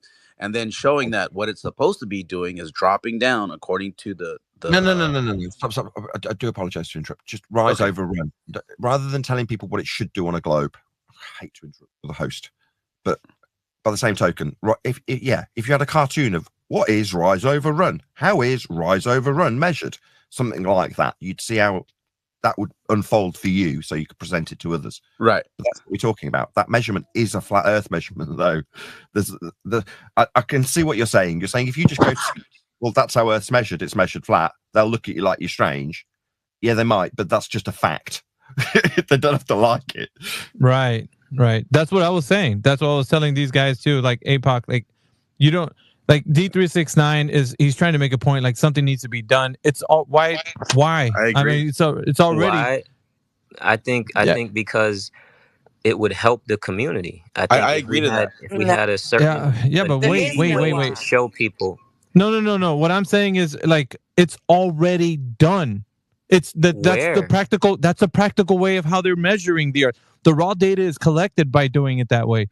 You can't just go out and say, I'm going to, how can we measure the Earth using planar surveying? And then There's attempt no to try to. Earth as a globe. You don't have that. You're missing. You guys. Yeah, no, I get what you're saying. You guys are missing the point. You see what I'm saying? No. Hold on. Just real quick. I get what D369 saying. He's saying that like to create like a visual, like that's what I'm saying. Like I thought about that too. Like doing a cartoon because it's unfortunately, here's why Flatsy. I know, but Flatsy, I know that we get that. Flatsy, listen, we get that. You and I, Nathan, Alpha, we get that. D, we all get that, right? But there are people, they don't get it. and that's what he's Exactly. talking No, it's about. great, but it's not incumbent upon us. Because here's the thing: it's not That's incumbent upon us to like hold their hand and say, okay, look, this is how it's done. The information is already it's already out there. I know. All they have to do is go like. Just hold on a second, man. All I'm saying is that the people who are lacking this information just need to go look into it. So, in other words, all you got to do is point them to the obvious way that it's already done practically. You don't. There's no more labor that needs to take place. I get it's already done that way. I get what so there is though, and here's why. Man, I don't see why you're insisting on trying to make it sound like we don't listen. Wait, guys, listen. You don't need to make. Hold on, Flatsy. You don't need to make a cartoon or something else. The Earth is measured that way. When planar surveying is done, it's done in that fashion. You don't need to do extra things like make nice little videos and things. Like it's when you study this and you research how they're doing it. They're going to tell you the same thing. Every surveyor, they say this. The raw data measurements are taken from planar surveying. They're not doing geodetic surveying to take information for like how they're measuring the land.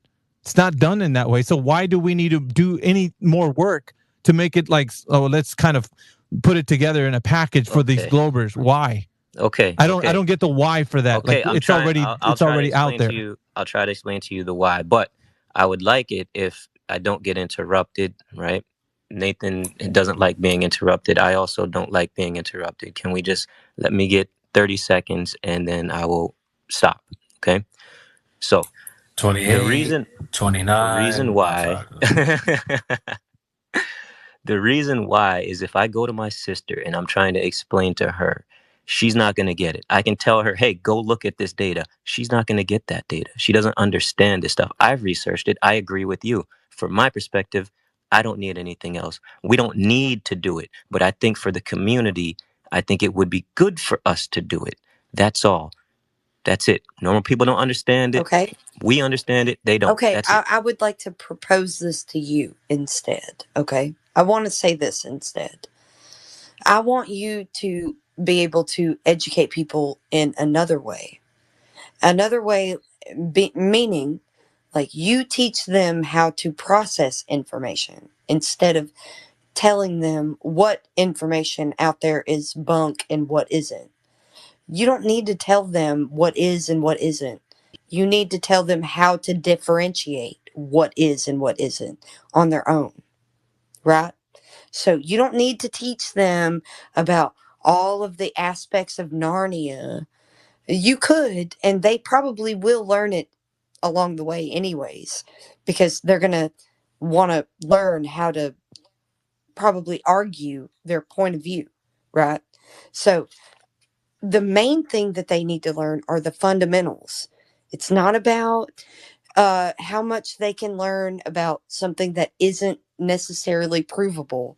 They can just stick to fundamentals and they'll be able to dominate any conversation because no one can refute somebody that's only giving you fundamentals or axioms or those things. Yeah, but all experience. I'm just saying, Flatsy. Let's kind of. I think you're moving off the beaten path. Like we're sticking with what he was asking, which is a way to describe to the Glober how easy it would be to describe, planar surveying and like measuring the Earth flat in that way. It's like it's obviously like the practical way of how it's done. It's already out there for everybody to look at. So you don't need to. AJ, you have some backfeeding, brother. Yeah, rise over run.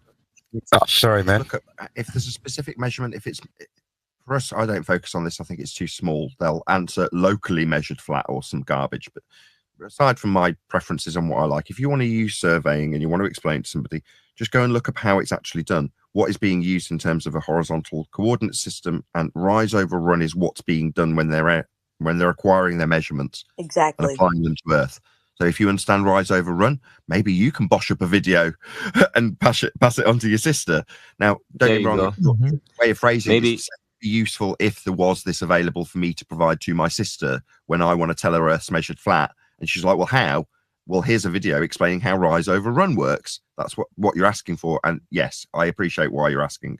Good question. Thank you. Thank you. Yeah, I'm going to look into that, though. Exactly. Rise over run. Maybe there's something I can do with that. Appreciate you. Pleasure. Oh, rise over run is a big part of it. Yeah, it's from sea level. That's what we're always using. So And that rise over run is and that's how what I we was saying, build. that's what should be made into like a cartoon, because some people are visual learners, and when they see it even like comically like a cartoon, like everybody learn like that. As kids, that's the way you learn visually. That's a big part of our learning. Some, not everybody, but most people are. So like if you're trying to explain like, oh, this is why it's not like that, well, if you can do like a little graphic, like a cartoon, like a little, like a little animation. Anyone in this Yeah. panel right now could just go ahead and understand that if they have to build something, they have to level the ground first. They have to level the ground first. You need to be able to do that first before you build like a greenhouse. So if you're going to do some sort of greenhouse outside of your house, you need to level the ground first. Don't you? Am I wrong? Yeah, no, but that's when it comes to people that are told from the globe side that surveyors are counting for curvature of the earth. Like if you did an animation showing what they're actually doing, and then even They're including measuring maybe the earth flat. Their own. I know that's the point. That would be the APOC, do you think that there's videos that are out there already that show that? I don't know. I know. Well, hold on. Let me take that back. There's videos that are that show how they do it. That's true. But like there's an actual instruction video. My husband actually as well. works. My husband actually works with theodolites and all that stuff. So all they do is measure the earth level. By the way, so that's. I mean, if you really want to know what they're doing with theodolites, they're measuring the earth level. And all right, yeah, go ahead. No, yeah, look, there is this information out there, Alpha, like you asked. I'm sure, just Google it, planar surveying. Look for a picture, go to images, you'll find it straight away. I mean, the information is very simple. Anyone can find it very simply. It's 250 kilometers square, which is 16 kilometers equal sides, where there's 20 meters of missing curvature. I mean, it's so simple. We don't need to link. Well, what I heard he was asking, if we were to survey one piece of land and then travel across the ocean and survey another piece of land, is there a way we can link these two together to show that these heights are level? I think it's more. I think we don't. Yeah, hold on, Flatsy. I think it's more the case that he wanted, like, he's posing it to the group, right? Like, I think it's something that we can do if we can make a video or do something to make it like package for the Glober, so they can look at a presentation of something that we show is evidence of the earth is flat, like in regards to a planar surveying.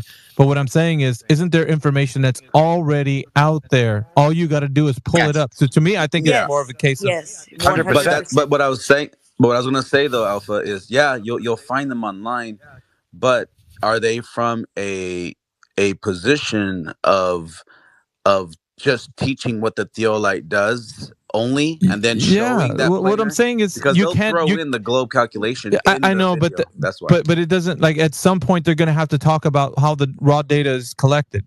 So you can't. There's no way you can fudge that. But and say we don't have to. We don't have to sift through their dumb stuff. I want to boil this down, Flatsy. May I? Is that okay? Yeah, go I'm ahead. asking Alpha. Yeah, go for it, Nathan. Okay, so there's a flipping of a burden that's happening.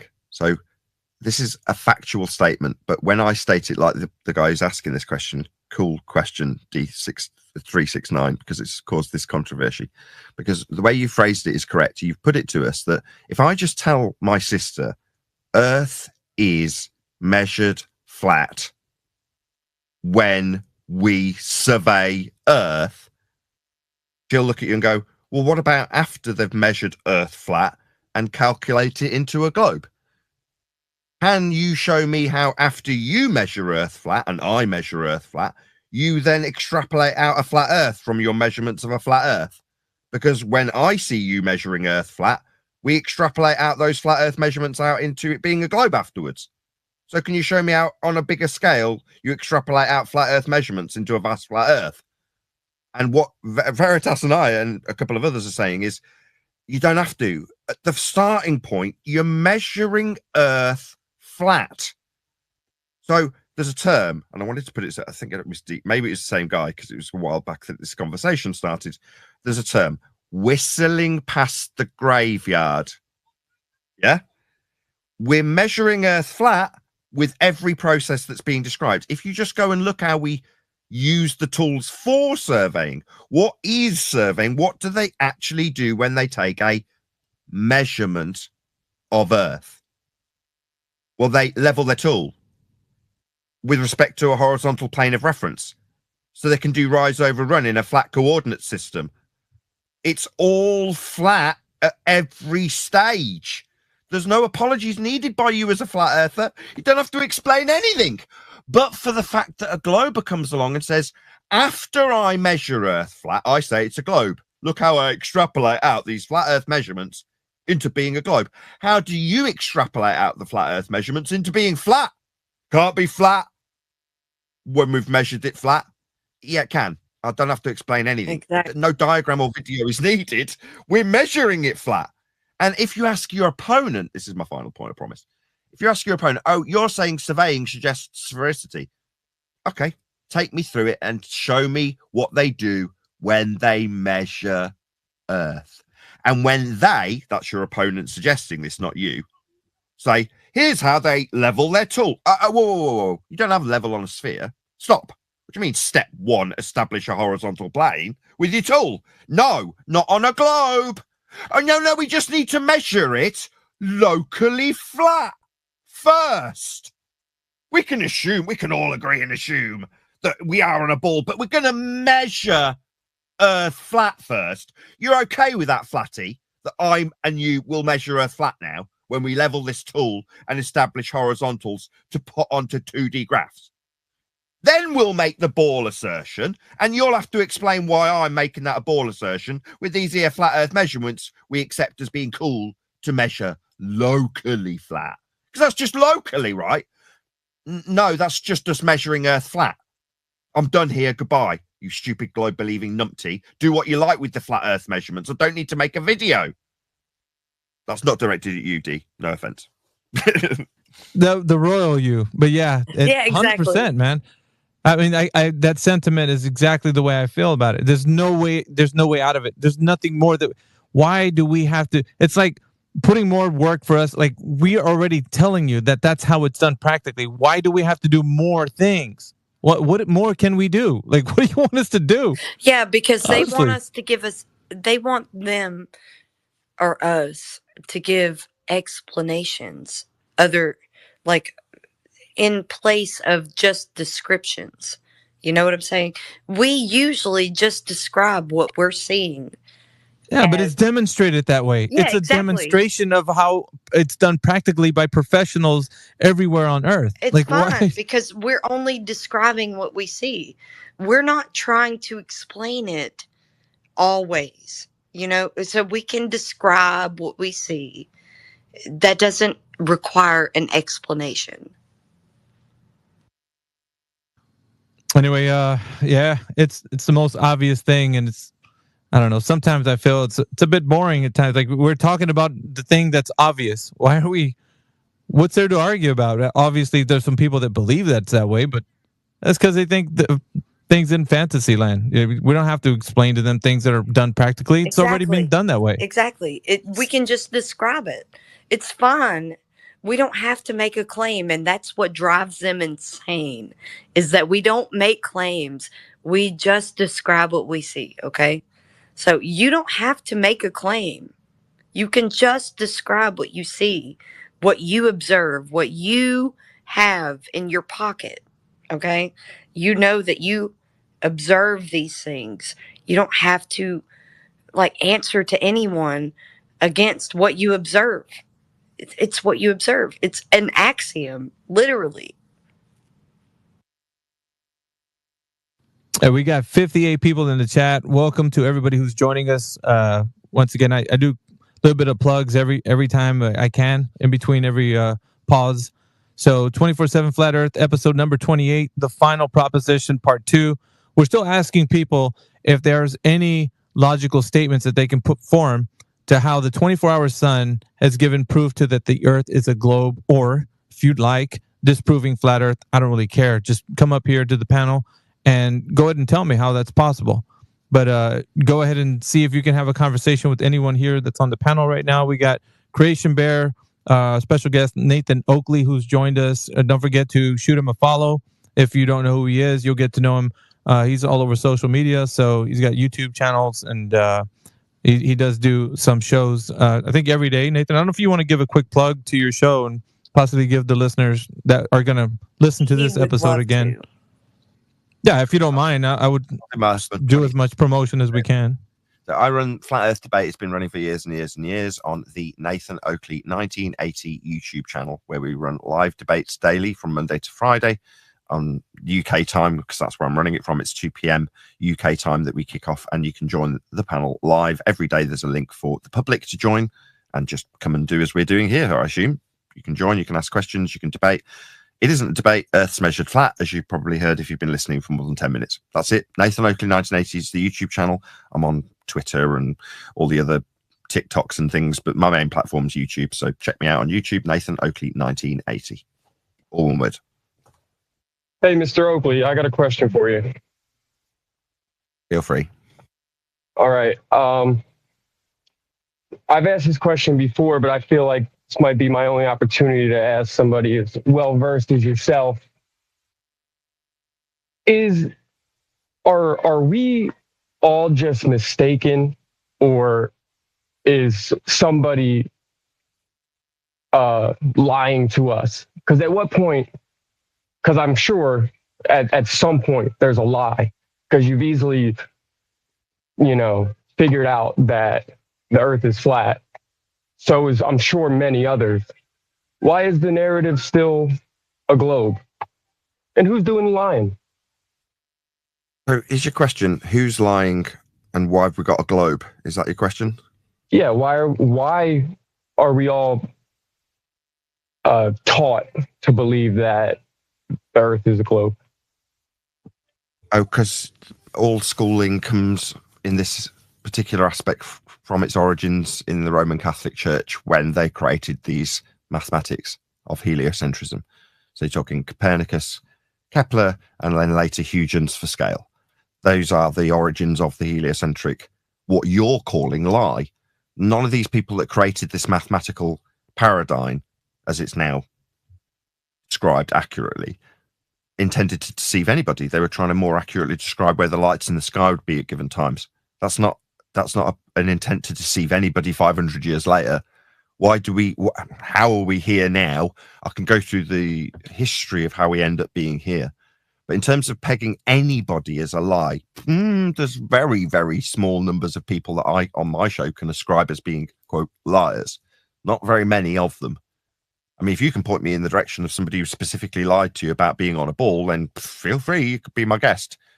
Okay, well, maybe I might be looking at it the wrong way.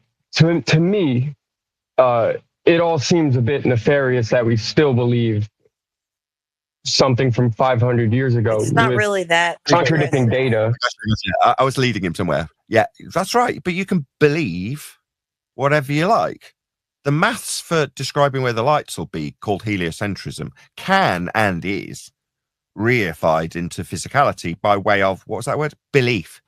You're welcome to, as society. Well, we're taught. We're not just belief, we're taught. Still answering you. Sure. You're welcome to believe whatever you like. Now you're saying you're taught it. Yeah. Doesn't mean you don't have discernment to recognize what is stories, fantasy, religion. All of those things are also taught to you in schools or by your parents or by your own discernment. But I feel like you're being fair here. I feel like you're avoiding what I'm asking here. No. I'm in the middle of answering you while you tell me you feel like I'm avoiding you. Could you just shut up while I do answer you? But now you want to shut me down because you can't directly answer the question. No. I am answering it. You're interrupting. This isn't a prolonged interruption to me actually answering. All right. It's the audience's benefit. Never mind. Fuck the question. Fuck you. Why is he now swearing at me? Triggered zealot. I don't know. No, you can believe in whatever you like, right? I'm not asking you to believe it. I know how Earth's measured, so I don't hold any beliefs in this regard. But this guy wants to ask me, well, how did I get tricked? That's what he's really asking. How could I have been so stupid? Surely someone's to blame. They taught it me. No, you had no discernment and you didn't look into it. You didn't do any investigation. That's on you. You want to know the truth of this matter? Eventually, to answer his question, I got there in a soft way, but he's decided to swear at me because while I was answering, he recognized the awful truth of whose fault it is. His. Yeah? You can't recognize that you didn't do enough research into it. You just believed what you were told, regardless of it having any primary source research logic applied. Trevor, you're a Stephen Greer grifter. That's what you are. You're a fucking grifter. Wow, dude, you are just giving yourself away. I'm pointing out the origins of his answer. Told him it wasn't lies. He wanted to ascribe lies to it. Why is it taught in school? Why is it taught in school? You're giving yourself away. I told you it came from the Roman Catholic Church. I've already answered this question. You're not listening to me. Roman Catholic Church gave it you. I gave you the people who gave it you. Kepler, Copernicus, Huygens.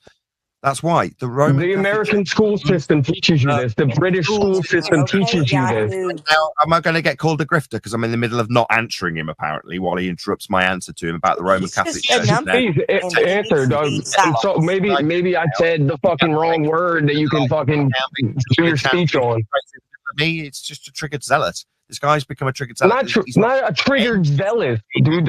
What are you talking about? You know the question I'm asking. The audience knows what I'm asking you, and you're deflecting, just in your little fake intellectual way. Are you done chanting through the middle of my answers? Because I'm done talking to you. Sir. In the middle. Fuck you, bro. I'm over it. Bye. Thanks for joining. Yeah, we removed him. Just to summarize, bro, who hurt him? Summarize. I know this guy was triggered, and now he's decided to carry on being triggered while I actually summarize the answer he chanted through the first time, telling me I wasn't answering him. Nevertheless, I will try and conclude that answer, which is you can believe whatever you want. I know Earth is measured flat because I looked into it, having suspected that something wasn't quite right. Doesn't mean that the people who told me what they also believed and have been taught down the line to believe when they taught it me in schools, which is your question, doesn't make them liars, as you phrased your question. I tried to deal with each part of it by unpacking it. The nonsense waffle this sweary little man decided to put to me. Yeah, I heard him. Oh my God, I might not get another opportunity to chant and swear at the person I'm asking about your failures in recognizing your beliefs. You were taught in school. Yeah, the teacher didn't recognize me. They had a curriculum and they were paid a salary. As I grew up, I realized that they didn't actually do any primary source research for what was in the syllabus. The curriculum had no bearing on them and checking whether or not it was right. They just got paid to tell me that stuff. Literally, they were handed money. Amazing revelation for a dumbass that's going to swear at me. Dum-dum, you believed all this crap and now you want to blame the teachers? Call them liars? Well, aren't you stupid? I wouldn't do such a thing. NASA astronauts claim to be in a sky vacuum that violates natural law. They're definitely liars. If I was in front of Buzz Aldrin, I'd look him in the eye and call him that. Well, wait for him to lose his temper and punch me? No, he is a liar. I can call certain individuals who lie about being in sky vacuums liars. Your teacher isn't one of them. They were paid and they had a curriculum. Where did it come from? The Roman Catholic Church. Now, as I found out through more research, it doesn't matter if you're a Muslim. In a Muslim school, you'll still get taught this Roman Catholic paradigm. Why? Because I've asked a few. Yep. That's why. Because I traveled around the world and asked people after the fact, after knowing that it doesn't matter what continent I have been on. People are people and you can talk to them. They're easy to ask these things. So I asked them, were you educated in heliocentrism in your Muslim school? Yeah, I was the answer I got. Telling me that it's not just Western world from the Roman Catholic Church that got this garbage to believe in, as you did, and I did. It's just I can have some introspection and face my own failures and recognize my own beliefs, where you want to swear at me and shout and call your teachers liars. It's sad. Get a grip. Meanwhile, Earth's flat. Still getting interrupted while I try and summarize the answer to a complicated question that had a lot to unpack in it. But people are going to call me triggered because there's a capability within me to unpack numpty questions about beliefs and liars. I'm done. I didn't mean to interrupt you. I'm sorry, Nathan. It's a friendly fire. No, but you're spot on though. That's very, very true. Yeah, I was agreeing with you every step of the way. Everything that you said is so true. It's just crazy how people don't see it. Yeah. No, it's not that. It's not they don't see it. They want to blame a boogeyman. And so just like Nathan was pointing out, just because it was, he doesn't, now that he, in this conversation, he was realizing it wasn't a boogeyman he had to blame. It was himself that he didn't realize that. So he didn't want to face that. So that's why he got triggered and called Nathan these names, because Nathan pointed that out. And it hurt him some way, emotionally, possibly. And now he's lashing out, making it sound like, you know, Nathan's a bad guy. Why? Because he pointed it out? That's the obvious reason. No. There's no boogeyman to point at to say that, you know, some people are conspiring, because he wants that to be the case so he can feel good about himself. Somebody's gotta be the bad I wasn't deceived. I wasn't deceived. They deceived me. No, you deceive yourself, dude, because now when you could critically think about the question, you're still believing it. So it's your fault, not the boogeyman. So yeah, he pointed it out, and it hurt him because he now knows the truth. So he had to call him names and stuff, and I didn't appreciate that from him.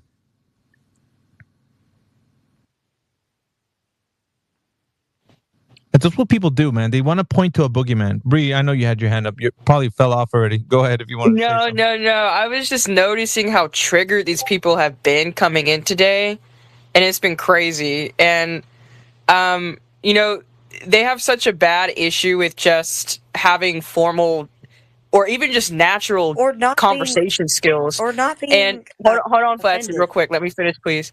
So, yeah, and I was just noticing that I don't think that... I think that we should try to limit ourselves when also when other people are speaking as well. Like I know that we really want to, you know, tell the Globers, you know, hey, you know, you can't say that, or you can't dodge the question, but when another one of our members are trying to get a point across, I think it's not going to help anything, you know, if we're like dogpiling, because it's just going to make them more angry, more frustrated, because then they'll feel attacked when they're already being mansplained by somebody else, you know what I mean? So that's just one thing I was noticing, that I think it would help if we just let whoever is currently going at the person, let them just get it out and finish, and then we can, you know, slide in and say what we need to, or what we felt we needed to. But besides that, the main reason I had my hand raised was because we're thinking about bringing back Ladies' Night. So if you guys know any female flat earth women, then totally, like, you can hit me up on my Discord. I'll put my information in my bio here on X, actually. But yeah, you could also hit up AI.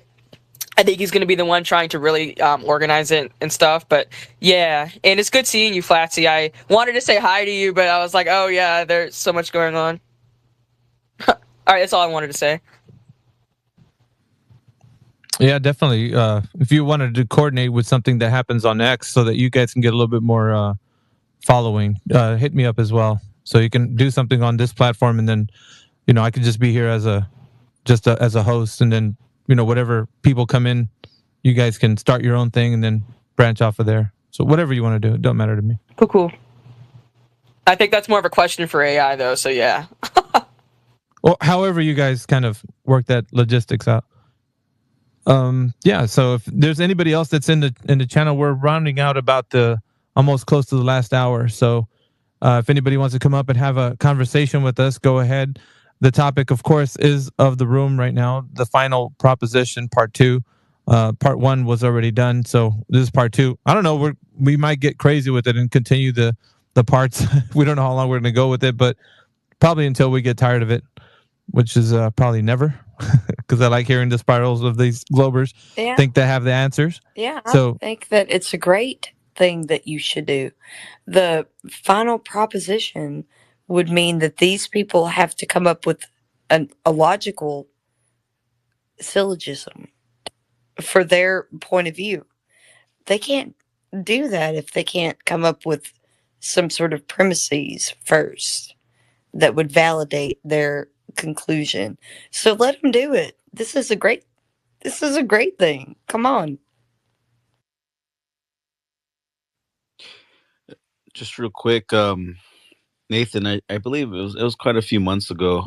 I'd said, hey, you know, like Just wondering if you were interested, if somehow you could, like simultaneously broadcast to X in the space while you, and then you're like, I got too much stuff going on. I got YouTube and Discord.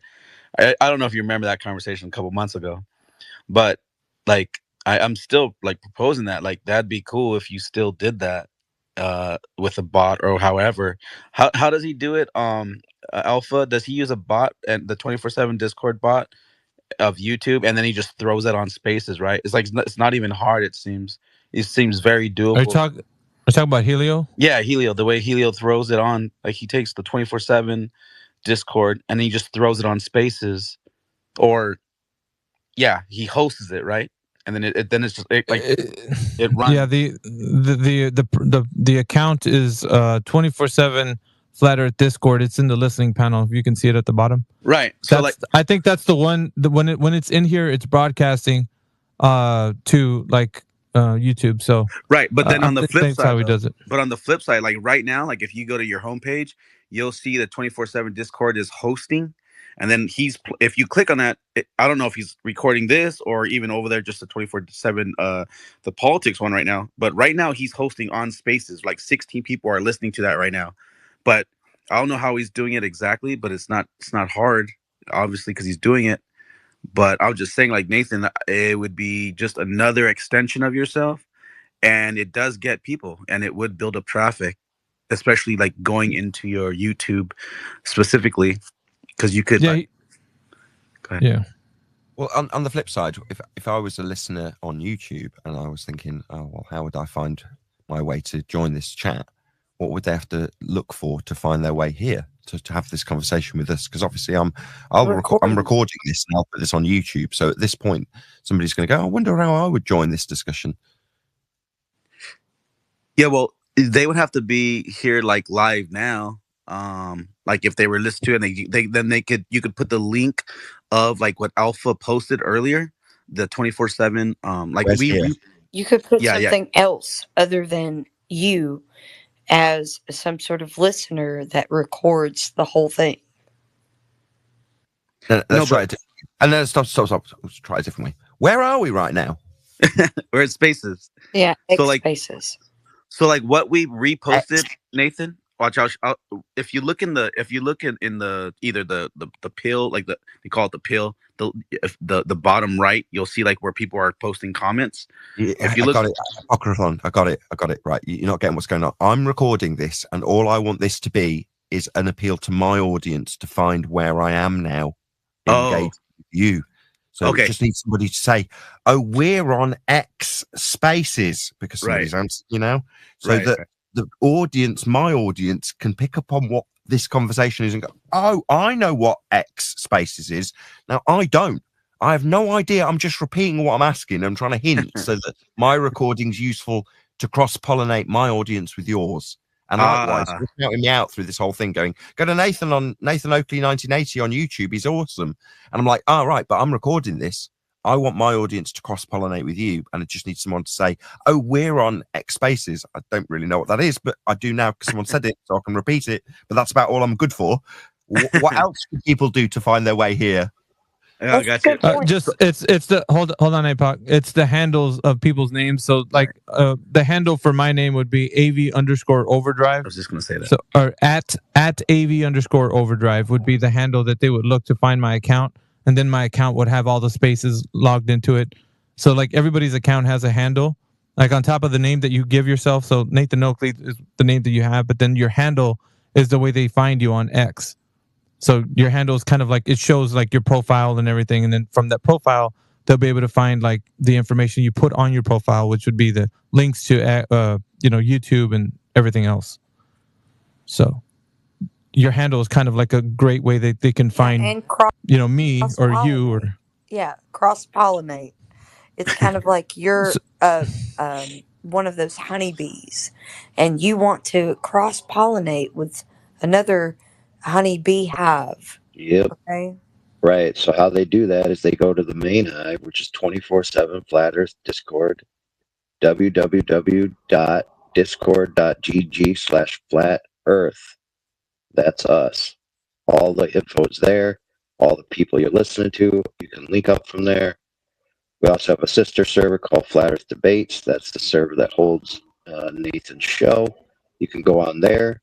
They don't have a vanity link yet, so you're going to have to search them or get a link. And that's how you do it. And in that Discord, they'd get links to places like this, which is X Spaces. Absolutely. Gotcha. So the main hub is Discord, and that's Flat Earth 24/7 Discord. That's just like pronounced right. And you can go to mine, but you can also go. How am I saying the 24/7 Flat Earth Discord. That's the name of the server. We do have a vanity link, which is just a simple discord.gg/Flat Earth. That's 24/7. 24/7 has a vanity link. 24/7. Well, good news. Yeah. Discord. Yes. Correct. Perfect. But I did want to add that if you follow me, you see QE's live streams, like Quantum Erasers live streams, because I always share them, and all that's on my profile. Perfect. But just for the benefit of my audience, so that makes perfect sense, because that's actually how I've got here, right? So I've gone in, and off the back of being told by AI in Discord that he's holding an event, and obviously the host of the event is a bit like my Google Plus when I hold it for my panel. Well, we're in X Spaces now to hold that. But the way I got my link was through Discord, which is 24/7, which is 24/7 Flat Earth Discord. And that's where you can find the links to places like this, and indeed probably to my show if someone's sticking that in there. Who knows? But in either event, that's how hopefully we'll increase each other's audiences, which is the purpose of this. But this is also going out on X itself, is it not? As it's being recorded, it's correct. That's correct. Yep. Yeah, cool. Very cool. I love it. It's my first time doing this, so I'm obviously a bit green. But yeah, cool. Very cool. Yeah. So it's recorded and archived here, and then Helio restreams it to YouTube, where it's recorded and archived as well. There's live chats there. There's obviously chats here. Also, there's good news on the Flat Earth Debate server. You actually reached critical mass for boosts, where now you guys can have a vanity link. So I'm sure Righteous will produce that for you in the That's next so coming cool. days. Yeah. Oh, very cool. I've got to toddle on because my kids have become little sods after several hours of me not obeying our regular routine. But it is close to Christmas, which is why I can actually do this in the first place. So I've got to thank you very much for having me and toddle on and say farewell. But thank you, especially Alpha and Apocryphon AI, I don't know who else to thank in moderation terms, but you guys have been great. Good to have you, brother. Thank you, Nathan, for dropping by. You're Always welcome good to anytime, have brother. you. Always good to have you. I don't actually know how to leave. How do I? Oh yeah, there is a button.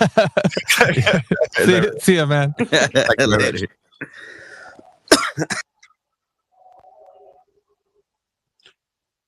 No one leaves. Hundreds in the chat, guys. Emojis, hundreds in the chat. If you like what was going on, stuff.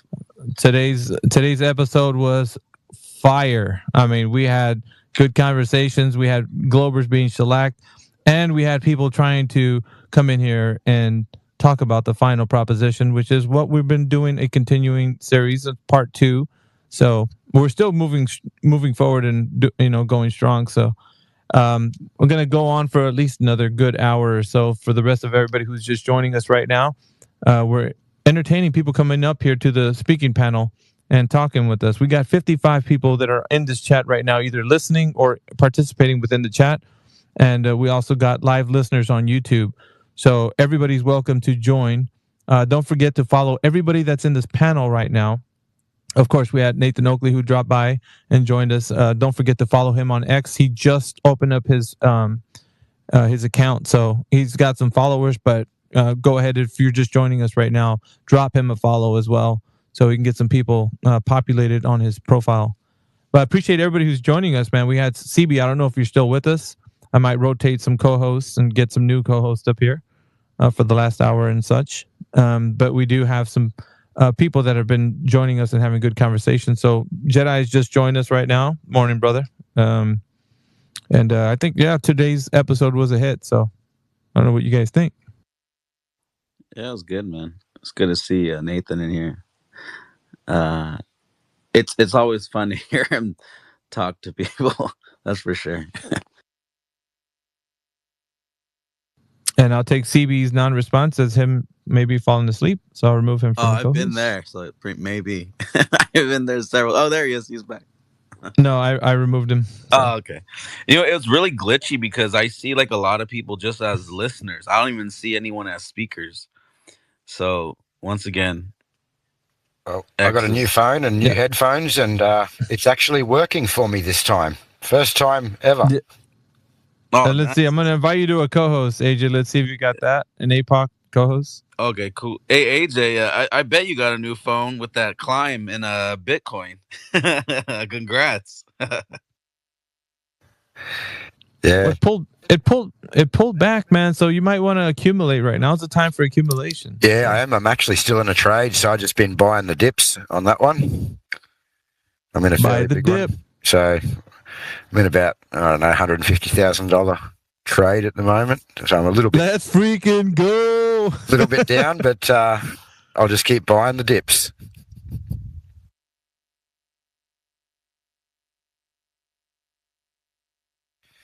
No, man, I bought one of those Samsung Galaxy flips, and you fold it open like a book. It almost gives you an iPad screen.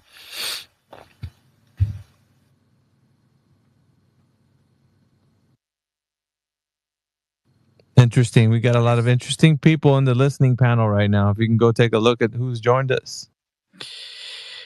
Yeah, this former flat earther and this other one. This almost seems like the same person. They have 3 following, or 1 follower and 3 following. It's like it's 2 soccer accounts. I don't know. I'm not sure who it is though. Don't bring up that. Yeah, I did it.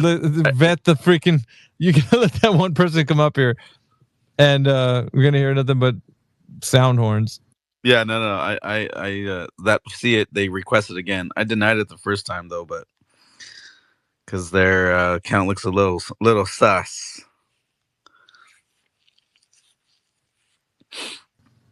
Good stuff, man. So we're getting the cross pollination going. We're getting people to look at spaces a little bit better now. So we're gonna start moving the people who are holding good arguments onto Twitter, and we're gonna be holding these guys to their claims. Nice. Yep. It's interesting because I think it was earlier. I was listening in a different place, and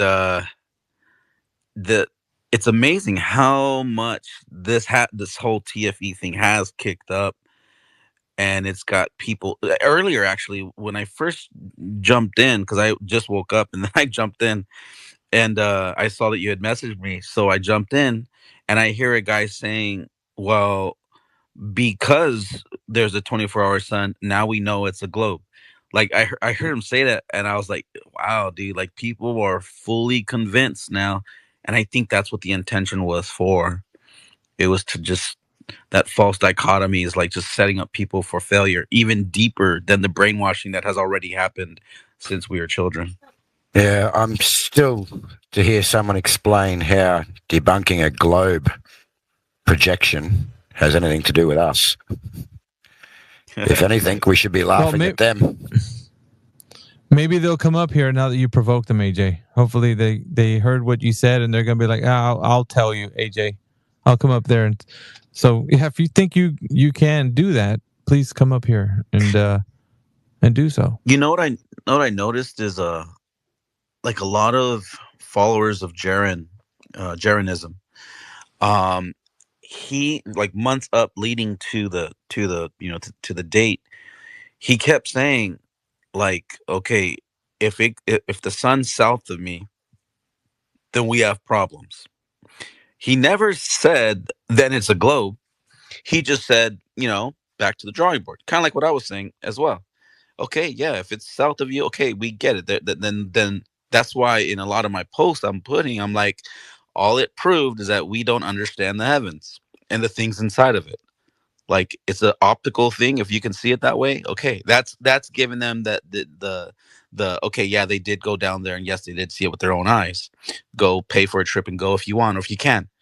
But it's just interesting because a lot of those people that have fallen from, like, oh, because Jaren said if it's behind, if it's south, then that's a wrap. And then they're just like jumping back to the globe. Yeah, he needs to rephrase that. It needs to be rephrased that he has a problem, not we have a problem. He's the only one that's claiming some sort of map, some sort of globe projection that they've debunked, yeah?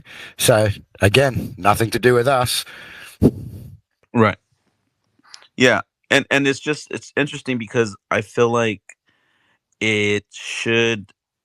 people should have been more like, no, it doesn't mean it's a globe. It just means that we just don't fully understand because the way the Earth is treated, observed, and measured. How do you have a 25,000 mile circumference sphere if you can't even get any, drop on that rise over run the way we do it? You can't even get drop, 5 miles away, 3 miles away, 2 miles away, 1 mile away. You don't get drop. So how, tell me where it starts to drop to make it a curve that's 25,000 miles in circumference. It's just, it's ridiculous how people can still think it's a globe. I will say, though, that I reckon I've seen about 50 different posts, at least on Facebook, with Jaren all over them, about Jaren being debunked, Jaren admitting he's wrong, all the flat Earth completely debunked. But they're definitely using Jaren as the poster child for it. Oh yeah, it's the news in Australia, the news in the UK. Like there was literal hit. Yeah, I've seen that, dude. I've seen the news in Australia. It was Channel 9 that aired it, and it was just a little hit piece against flat Earth and showing that one thing that they're showing that the flat Earth was debunked by some flat earthers going to Antarctica and seeing the 24-hour sun. It was just dumb things that they do. But yeah, they're starting to put out the propaganda. But like I was saying, what this is going to do is reignite the conversation. They're not putting it out. If they say, okay, we're finally done with these flat Earth nonsense arguments, like they're not doing that. They're inflaming it. They're making it. People are going to now, well, I'd never heard of this. Where's this at? And they're going to look online. They're going to find us, bro. Yeah. And you know what they say? There's no such thing as bad coverage or bad media. Like it actually is a good, like even bad cover or bad media is good media. Or wait, how do they say it? Bad press, or I think it's bad press is good press. Something like that. Because they'll get the word out, like you said. Yeah, free promotion. What's up, Jedi? See you come in here. Hello. How are we going this morning? Everyone good? Hey, good morning, Jedi. What's up, APOC? I saw Nathan Oak in here earlier. Yeah, he was definitely in here, man. We got Goyam that wants to come up here and speak, so I'm going to give him the speaker panel. Yeah, he was in here having a conversation with us. He's trying to cross pollinate, so that's a good thing. I brought some people over there. I was going to say I brought him up. I checked his account. Cool.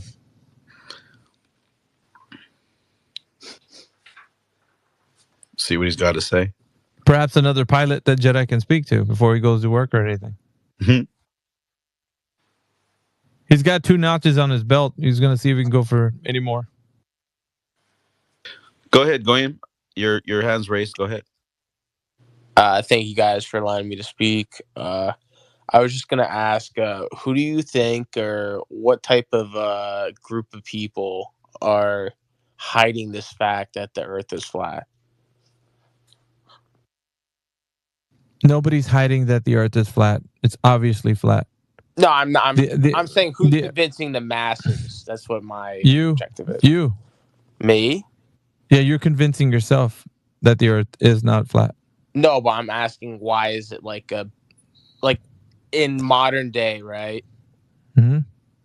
Education points towards like a round Earth, which I don't believe that. Like I'm not a big round Earther guy.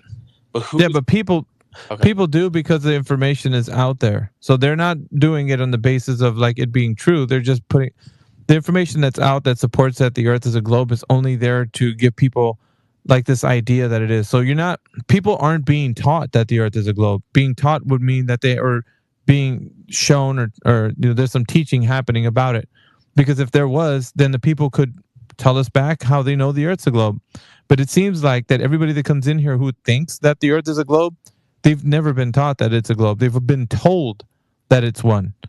So they're telling you how it is. They're not telling you like how to think about how it is. So if you were to say like, well, wait, let me ask, like, how is it possible that the Earth has curvature if I don't recognize that's any way that I've seen the Earth, have curvature or measured to have curvature? So people are just accepting this narrative. So the narrative that the Earth is a globe is what they're doing and believing. It's not true. But it's not like a nefarious thing. People are just like in school. It's like a traditional thing, you're being taught that it's a globe and so on. So it's not like a nefarious thing. Like nobody's out to get you with this information. It's just for so long, people just already think it's just an obvious fact. And they're just telling everybody, yeah, of course it's a globe. They don't know why. They're just saying that. It's kind of like a religious belief in a sort of way. Okay, so you think it's not on purpose that people are being told that? Yeah, let's put it this way. It did start out that way, and then as it moved forward, from it being like a bit nefarious to now like how everybody just tells everybody, like your school teacher and all them, like they're just teaching a class with the curriculum that shows that they're telling their students that the Earth is a globe. They're not doing it to deceive individuals. They're not doing it for that reason. And like you said, they're not really teaching, because at the end of the day, I don't believe I've spoken to one globe believer that's come into this conversation where they can answer who's measured any curvature, who's measured any rotation, questions on gas pressure. They don't even know their own circumference or radius. They know absolutely nothing. It's just a belief that's held because they've been told, and the majority believe it. Yeah, you can't go against what the majority believe, otherwise you're an outcast. So they just follow along like sheep. Of course, and like people look at you sideways when you tell them, "Hey, how do you really know that the Earth is a globe?" Like even if you were to ask them that question, they want to like look at you like you're some like idiot or something. Like, what do you mean? What do you want to talk about this, man? Like, it's suspect to them because they don't know how to articulate how they know it is a globe. So they don't want to get into that. It's some question that it's almost like you shouldn't ask those questions. Don't ask those questions, so they get upset. And it's like, to you, it might be just like, well, I want to know how you know it's a globe. And if, that shows you any indication that somebody doesn't know that the Earth is a globe, that would be like, I think to me it's evident that there's no way that they know, because if they're going to get upset about it, or it's easy, right? If I knew the Earth was a globe and I was taught some information, I'd be like, okay, I know how. So this is exactly how it is, And so people you got to think about this, man. Do it like a random test. Grab as many people as you think you can and have the conversation about the Earth being a globe. Like randomly, just talk to them. Okay, so I'm going to ask you a question. Can you just tell me how you know the Earth's a globe? And say that very same question to every individual that you speak to and listen to the response, because it will never be that they articulate a point to the exact way that they know. They're going to tell you something like this: I'm not a scientist, so I wouldn't be able to tell you. Or they'll say things like, well, science. Like one word answers, they're never going to substantiate it with like a great unfolding of knowledge. You're not going to do that. Because nobody's given that. Nobody knows. We're just told that it's a globe, and to believe in this narrative.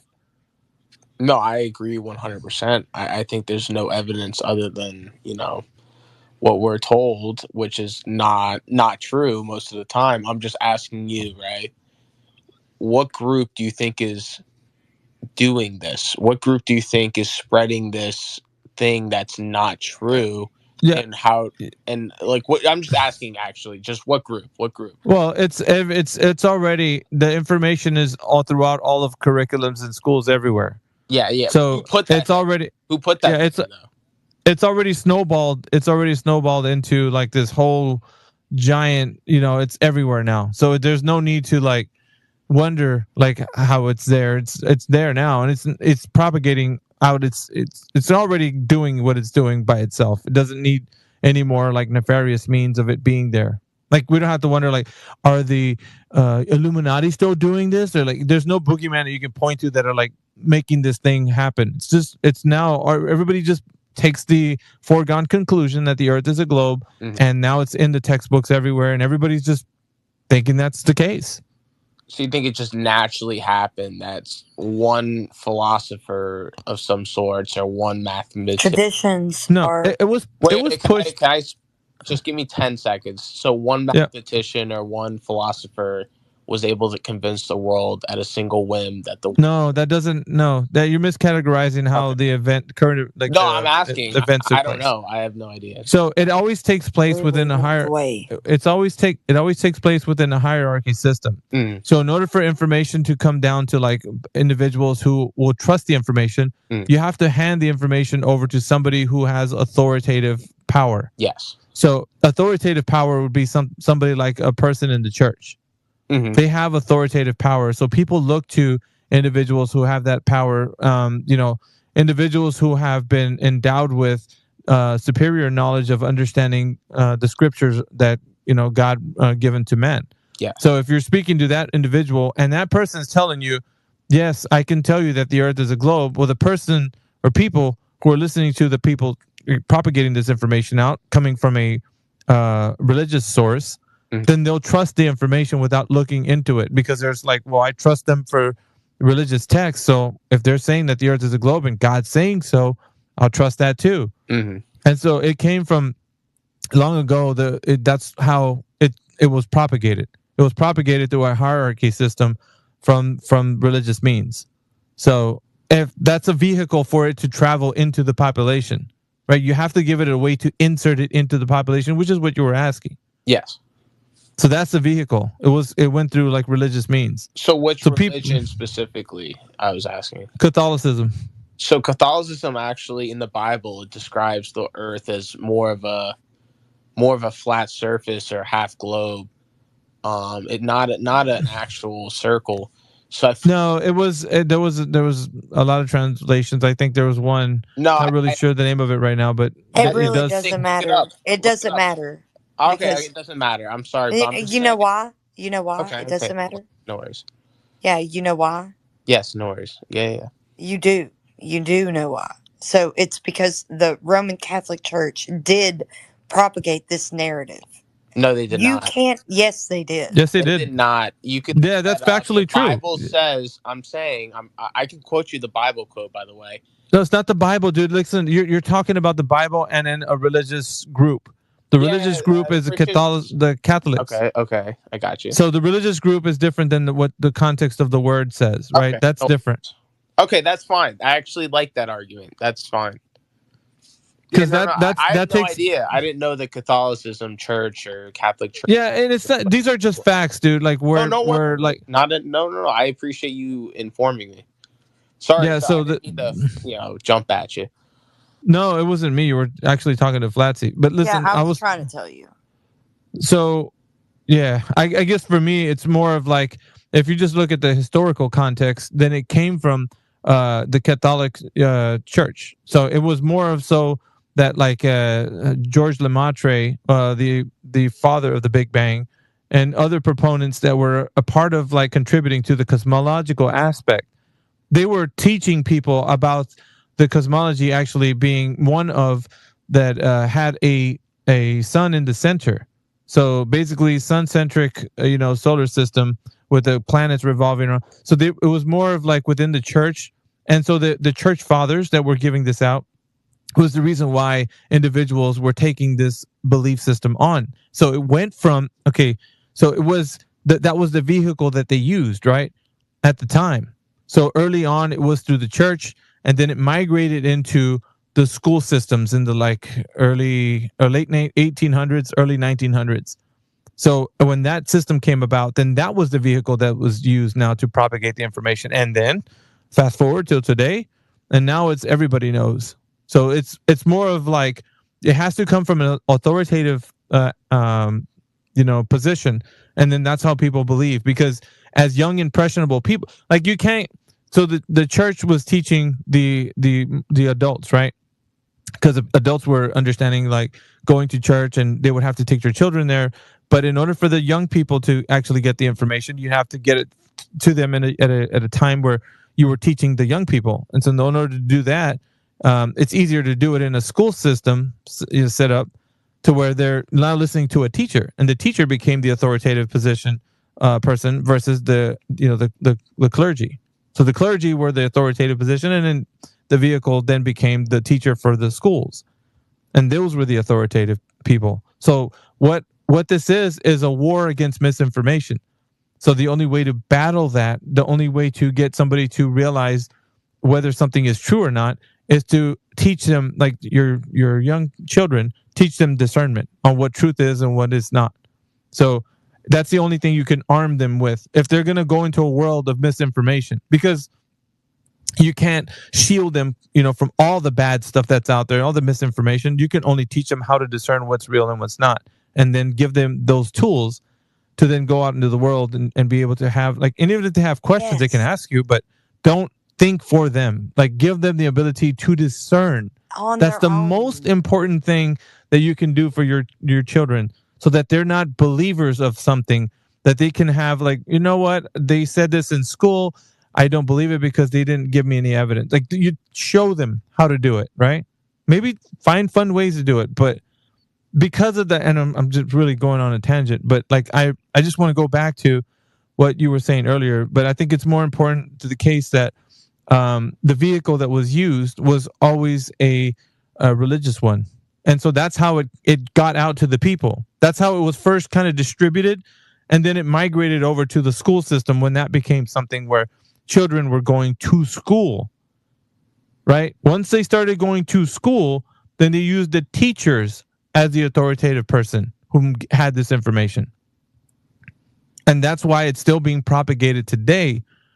And without any buffer against the information, the person who hears this information will take it on in their worldview without any hesitation. Because, you're a young person, you're impressionable, you're not going to argue with your teacher in second grade.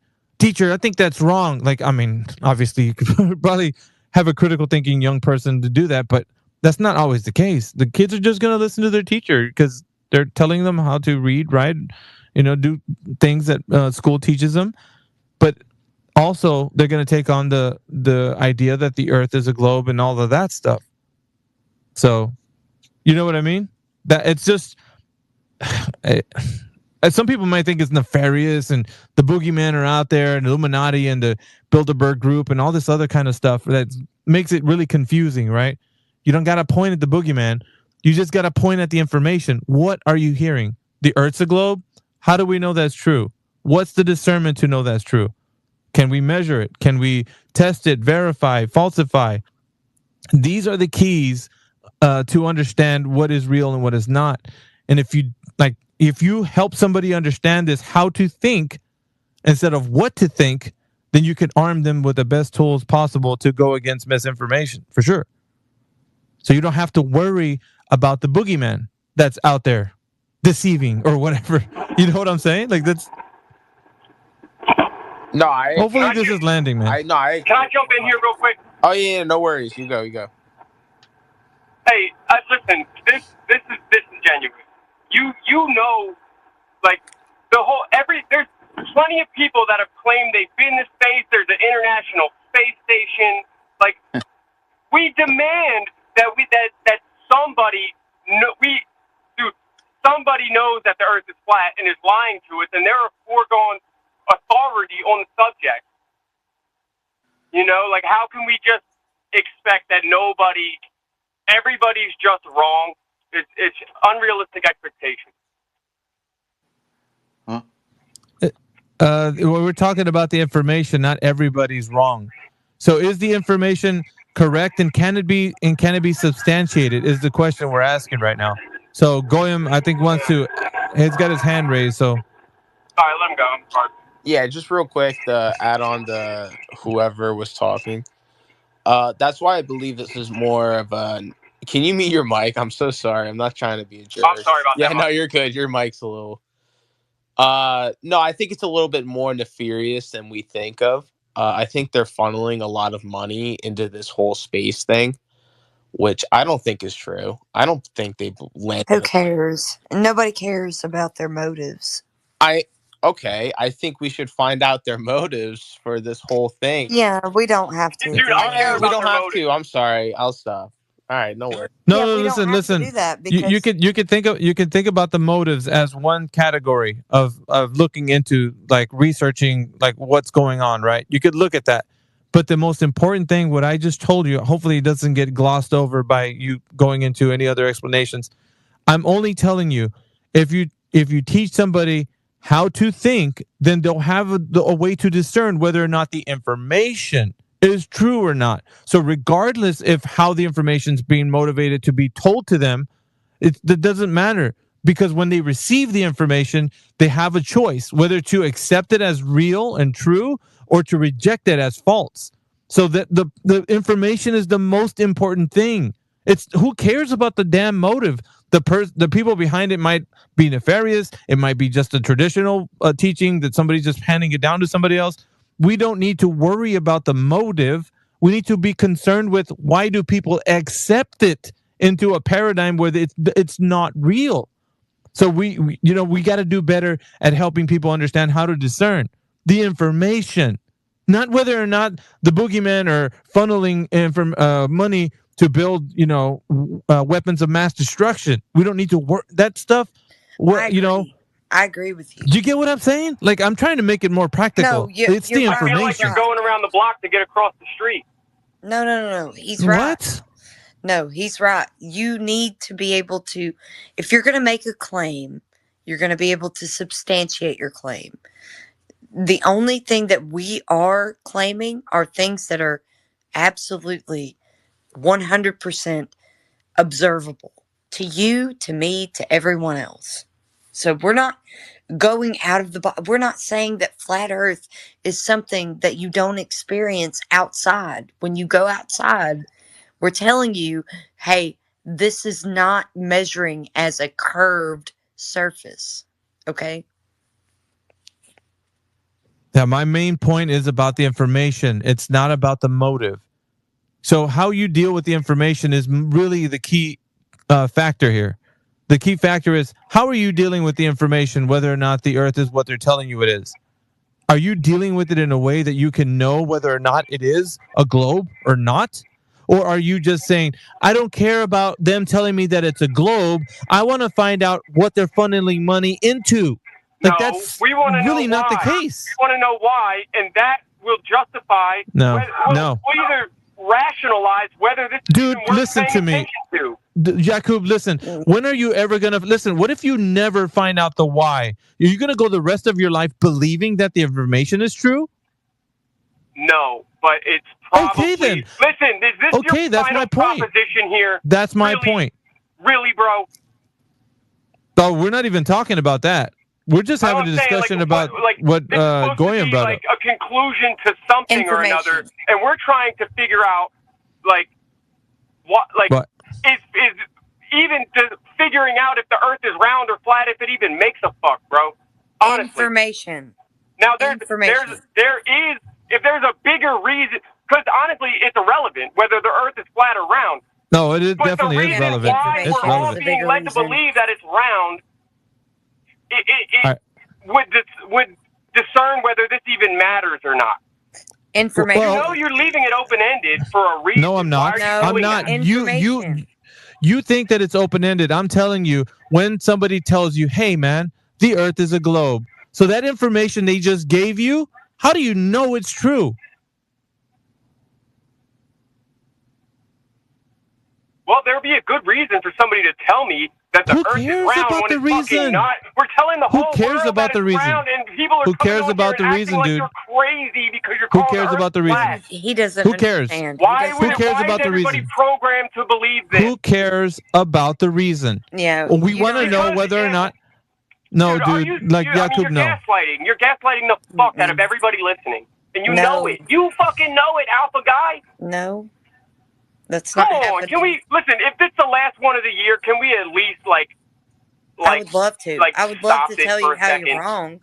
I'd love to tell you how you're wrong. Okay, So you'd let's like just us stop to- for a second and talk like regular people. Like, So you'd like us what to the fuck? speculate on why a liar is lying? It's really not logical, man. I'm sorry. How do we know they're lying? Well, maybe they're just wrong. Maybe I just told you. I just told you. It's about the information, Yakub. I told you it's about the information. They put a Tesla in space and they're just wrong about it. No, listen. If they're making any claims, right? If they're telling you any information about the Earth being something that you don't experience it to be, how are they proving it true? How is the information validated? The information they gave you that the Earth is a globe is not validated. So how is that information true? It doesn't matter, regardless of what you think nefarious means that they're giving it to you. It doesn't matter. The only thing that matters is the fact that it's true or not. Man, I'm gonna have to leave this alone because I You should. It just stops at a point to where it's like, how can I not see this as gaslighting or a grift? No, information is your key term, and you're not picking up on it. No, I am picking up on it, but we all fucking know this is a grift, man. We know it. If you will refuse to go into further about anything else except for, and you won't even fucking say believe, like you're so careful with your words because it catches you on your script. Wow. Okay, buddy. This is bullshit. It's really fucking me up here. Like can't you guys be regular people? Who gives a fuck? Nobody's gonna remember this next week. Hey, Yakub, here's my question. I will. Here's my question I want to present to you, okay? You're saying this is a grift, okay? Do you know how much money McToon, Craig, Fight the Flat Earth, Dave McKeegan, Simon Dan, do you want to know how much money they have made compared to Nathan Oakley, Whitsitt, Jaron, Dave Wise? I'm not concerned about their money, and I understand. Oh wait, because you're using the same logic that they're telling me not to use, No, bro. no, no, no, because no, the no, motive no, doesn't you're missing the justify point. the Hold on. No. I'm just throwing it out there. You got really angry right now and raised your voice and said, this is a grift when Craig, Fight the Flat Earth, has received more money than Jaron, Nathan Oakley, and Whitsitt combined twice as much over. So think about who's the real grifter then, okay? Don't think really about care who's about grifting. I know that. I know. Listen, I apologize Don't really for calling care you a about grifter, but you those. guys refuse to go in. No, it's not to about that any, either. You could say whatever you try want. to keep it on topic so people don't argue Yakub, about you could say something what. unfamiliar Listen, to what you're no. comfortable talking I don't know. about. I don't know what being in your bonnet that you have right now, but it definitely is not addressing the fact that I've spoken some truth to you and you're rejecting it because you're upset because I'm not giving you an answer. I'm not Yes, rejecting. you are. You're not hearing me. You're just responding to my emotion. Because you're emotional, dude. Why? Why? The fucking Oakley guy I don't know, man. You just. You know why? Because I asked a simple question. I ask a simple question, and it's like I get stonewalled. Yeah, well, if you're gonna You're not getting and you stonewalled, guys dude. overcomplicate it, and you're like, let's just stick This to ain't the overcomplicated. No, this You is know, not like- overcomplicated. It's simple. Stop It's being so simple. emotional. Listen, it's so It's simple. so simple because you Yeah. choose it for it to Okay. be Yeah, elementary. you can't finish my. You because can't you're finish my comfortable sentence. talking on You an can't finish my elementary level sentence. to people that haven't memorized fucking whatever fucking data they. You can't finish my sentence, dude. I'm gonna finish my sentence. So Go ahead, I'll basically, listen. Sorry. the information that's handed to us every single day, because it's not just one time; it's all the time. We're being told that the Earth is a globe. The news is showing that people are living on a globe. It's like we're getting bombarded with this information at all times. So what I'm saying is that we're getting hit with information 24/7 all the time. This information is coming into us at light speed. The only defense we have is like not finding out the motive of why they're telling us that it's a globe, but how to discern whether or not the information is true. So that's the only defense we have. How else can we go about it? We're not going to wonder every day, I know they're saying that the globalist population is increasing, so I need to figure out why they're saying that. What's their motive behind them? Who cares? The only thing that I'm telling you right now is to discern whether... Listen, dude. The only thing I'm saying is to discern whether or not the information that they're telling you, that there's overpopulation or whatever it is that they're telling you about the Earth being a globe and it's dying or whatever, how can you know that's true? I'm telling you that's the only defense you have against misinformation. You're adding. You don't. I don't care. How am I not being clear enough? Like, that's not. You're not what getting I'm it, dude. concerned about. No, You're concerned about the motive. To fit your response. That's not what I'm saying at all. You're asking us. Do I have the floor? Or am I cutting anybody off? Go ahead. Do I have the floor? All I'm asking you is people like when you're talking about pitch data improving, we are willing to run with it. Okay, the Earth is flat, but why are we getting hit every day on the news with the Earth is round? Why would we be looked at like we're fucking crazy if we walk around saying the Earth is flat? Why is that taboo to speak about? No, oh my goodness. Listen to what I'm saying and don't add anything or make people think that I'm concerned about other shit. Why is it common knowledge that the Earth is round? Okay, dude. And it's not all right, flat. let me answer your question for you, Earth being flat. Let me answer your question, yeah? The people that you're talking about, the people on the news, people in everyday life, your school teachers, etc. They're no different. Let's say the entire planet. Hang on. They're no different to me and you. Most of the population of the entire planet, or if you want to call it a planet, sorry. Wrong word, pardon me. They're no different to me and you, yeah? They've been told this narrative. We've been told it since birth. We've believed it, yeah? So when your teacher teaches it to you, they're not lying, yeah? They're just being deceived the same way that we have, and they're teaching their belief or a belief that they have in what they've been told. Now, beyond that, why they're lying, we would have to only speculate. Now, most of the time, people lie for certain reasons, and the reasons are usually for power, for control, for money, there we go, or some type of benefit to themselves, yeah? But other than that, there's no way that I can tell you exactly why. I have my own speculations based on religious beliefs, well, biblical beliefs, okay? But again, that's my belief. It's not something that I can prove, so it's not really something that we're going to sit here and debate over, yeah? What Alpha's trying to say is that these things we can't prove, yeah? It's very difficult to get to the bottom of these things. However, what we can know, yeah, is that when we put these claims to the test, they don't stack up. As a matter of fact, but what about the experts? The experts are just what are they doing? As a matter of fact, yeah, hold on. We do have people that have their hand. What am I? Hold on, Yakub. Hold on. No, we got people with their hand raised right now. So I have to go to. I have to go to Goyim, and then I have to go to Bree after Goyim. So Goyim. No, I'll get Yakub. No, I was just asking if there's no nefarious intentions, like Alpha said, then why does it matter? In a sense, I don't understand. Is it just to say like I'm right? Is it like an ego thing? I don't understand. No, for your discernment, for your ability to be able to.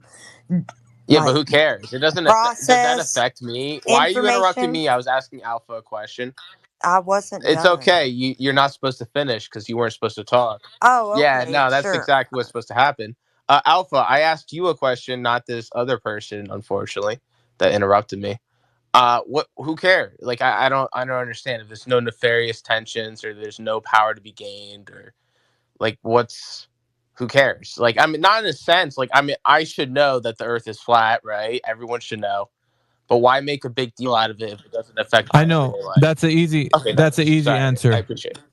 That's an easy answer. The answer is, why does truth matter? You kind of were saying the same thing that I just said right now. Why does truth matter? If if it doesn't really matter at the end of the day whether or not we think the Earth is a globe or whether it's flat? Like, why does it matter? Like, why do we need? Is that what you're asking? Yeah, exactly. It doesn't affect my everyday life. Like, if there's no nefarious intentions? I think there is nefarious intentions, in my opinion. But if there is not, how would I justify this? Like, it's everything that the information. So basically, what it is, it's a foundation. The foundation for that information, what it supports other derivative narratives. So the derivative narratives are going to be such that, okay, you live on the Earth, that's a globe. That's fine. But this globe is dying. Why is it dying? I'll tell you. Because we're using all the resources. And one day there won't be any resources because it's a dying planet. That's one derivative. Another derivative, there's overpopulation. We are crowding this planet. And so like Thanos, we need to thin the herd. We need to depopulate. That's another derivative narrative. I'm going to give you a couple, maybe just to think about, right? Another derivative narrative is that we're polluting this place, this planet, right? This planet is being polluted by individuals such as you and me, cow farts and whatever are contributing to the climate descent, right? So that's another derivative narrative. And they're all sitting on top of a foundation of the Earth being an oblate spheroid spinning in the vacuum of space. So the truth behind that supports all of these derivative narratives are such that the Earth is a globe. And these derivative narratives wouldn't exist if you take the rug right from under the globe. Okay, no globe. So what about the derivative narratives? They don't exist either. So the other people that are pushing these other derivative narratives like climate change and overpopulation and a killer asteroid that wants to come and take us out one of these days, right? There's a lot of fear mongering that's happening. You don't have to live in fear anymore. You can tell the globe whatever is telling you, like, yeah, how do you know that there's a killer asteroid coming if the Earth is not a globe? Like, duh. So there's a lot of things that you can debunk on its face by knowing this truth. So it like the narrative of the globe supports a lot of derivative narratives that help you, like in the future, not be afraid anymore. Because fear-mongering is a form of control. And that's the way that you understand, like, the world being a globe exists. It's like a feeble little speck of dust that's barely hanging on by a thread. And so everybody lives in fear because they don't want to destroy the planet when this thing has been existing forever, right? The Earth that you stand on has been existing forever. And they're telling you, oh, but dude, we're running out of resources. Your land doesn't have any more oil. So you got to go to the other land and take those guys' oil. So here's a gun. And then you go run around and do, you know what I'm saying? Like, they push these fear-mongering tactics because of all the derivative narratives that support the idea that the Earth is a globe, dude. So all of it has to do with, like, getting you to believe this narrative. And then once you fully trust it and you take it on as your belief, you defend it. Not you, the royal you, right? The people defend it because they think it's true. And so all I'm telling you, I'm going back to my premise, right? So my premise is this. So now that we know it's important, right? We established that it's important to know this and answered your question, right? Going back to my premise, the information that you receive, it doesn't matter from where, and someone tells you, hey man, the Earth is a globe and we got 9 planets and we're in a solar system, we got black holes and quasars and exoplanets and whatever out there. And so you think that you can refute somebody like that because now you're like, okay, tell me how you know all that information. You can, on its face, you can tell the person, how do you know anything you told me about all of these things is true? Because we're handed this information, Goyim. This information is given to us, and it's whether we choose to accept and believe it's true or investigate or do some research. How do people know this is actually the case? And then once we can refute that, then the narrative that supports all these little derivative, like fear-mongering narratives, it gets taken away.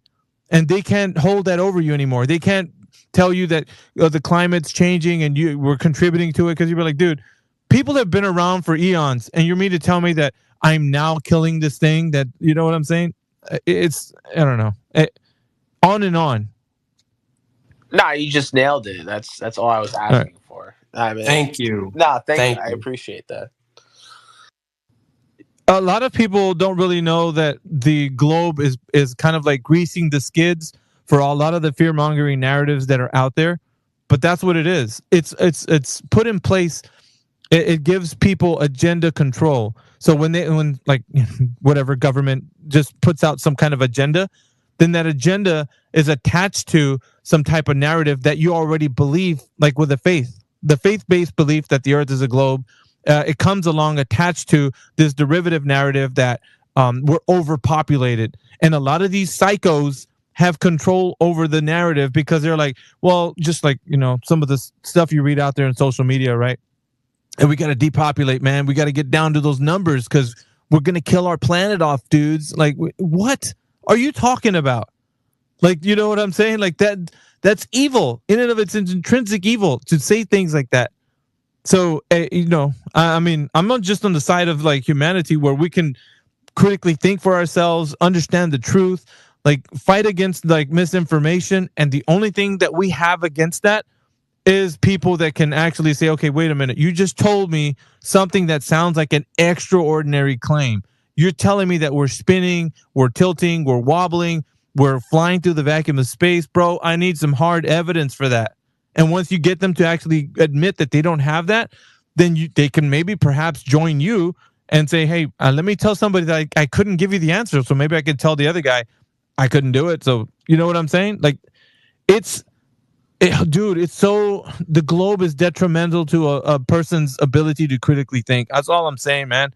Like there's nothing more I can say about that other than if you come in here and say like, nah, man, you just want us to believe in flat earth. Like you don't realize the implications of believing this false narrative. It's like I said, it's attached to so much other things that nobody's ever really gone over. So anyway. No, I agree 100%. Alpha, real quick. You're a believer in giants too, right? Like they change history throughout. I mean, they've changed history. The winners write history, right? Unfortunately. Yeah, you mean the victors? The victors. Yeah. Dude, like whoever the victors of the giants. I mean, do you believe the giants or no? You think the giants existed? You're talking about something to do with like the Book of Enoch and so forth. Yeah. Do you think giants existed or walked? I'm gonna just for the sake of this conversation, I have to detach from like any other. Yes or no? No, I'm not. I'm gonna stay impartial to that because of the fact if I do give my 2 cents on that, there's a lot that people read into it. So I'm just gonna stay out of that for now. No worries. Yeah. Because I want people to focus on this conversation because it's important, right? The information that. Don't worry, Goyam. I think giants are real. That's fine. That's fine. So the only thing that we're sticking to right now is getting people to realize the narrative that we've been told that the Earth is a globe is not supported by any facts or evidence. Alpha, I brought Nate up way earlier and then Kobe after that. So if we want to try to let go them through. talk. Let them talk. I'll stop. I was just saying. Go ahead, Nate. One last thing.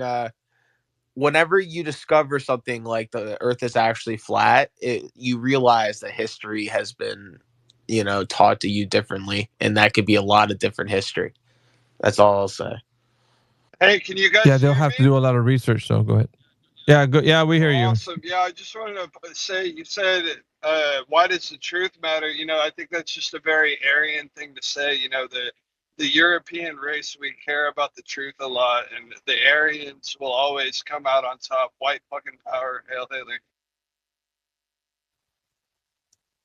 Oh my goodness. It is the Jews, but we're not racist. No, hold on a minute. No, you saying, don't be coming into my chats, dude. Don't come into my chats. We no. love the truth. Okay, you're removed from chat. Well, what the fuck? Did you guys see his username? Yeah. Get him out of here. He's out. And a lot of it has to do with he's actually a part of the problem. I think that's the reason why when people have these narratives that they think that something is correct without looking into it, I think that's what happens, man. They fall into these traps of belief systems. Yeah, it's without having. Yeah, that was ugly. Yeah, it's without having the right tools to be able to navigate through some sort of information given to you. Nate, unfortunately, you're not coming back up, so I wouldn't request to speak. You're not coming back up.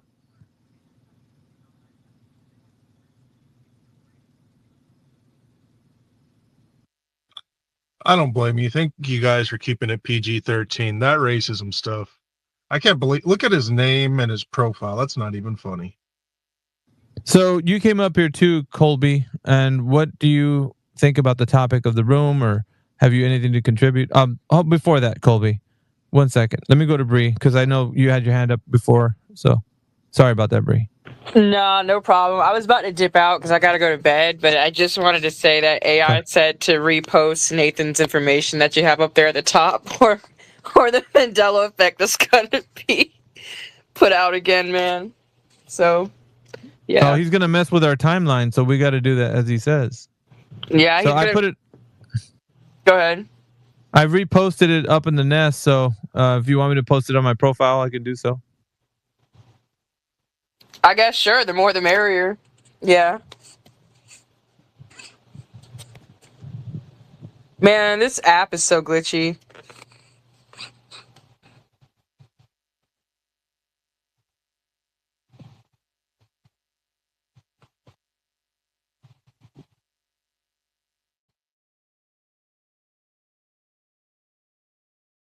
All right, so everybody repost that. Also, I reposted it. It should be in my profile now, but it's now on my timeline. So our physical timeline won't get messed with by AI. He'll leave it alone.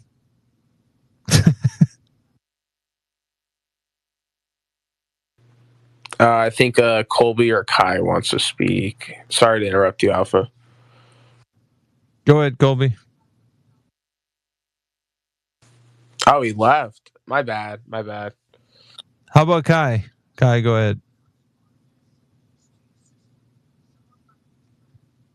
Yeah, I just wanted to say, fuck you, nigger. White power, hail Hitler. Really? Kill yourself, nigger. Die, nigger. Die, nigger. Gas the kikes. Fuck you, Jew.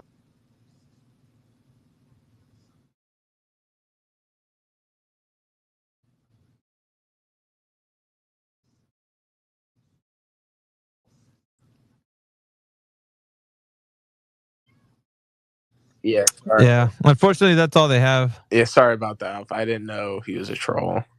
Did that mute straight That is away, no guys, trouble. for everybody? Because I muted that instantly. No, it kept going for a little bit. I got like a portion of that. I even like reported and removed him, and he was still talking. I was like, what the hell? Like, I don't know what.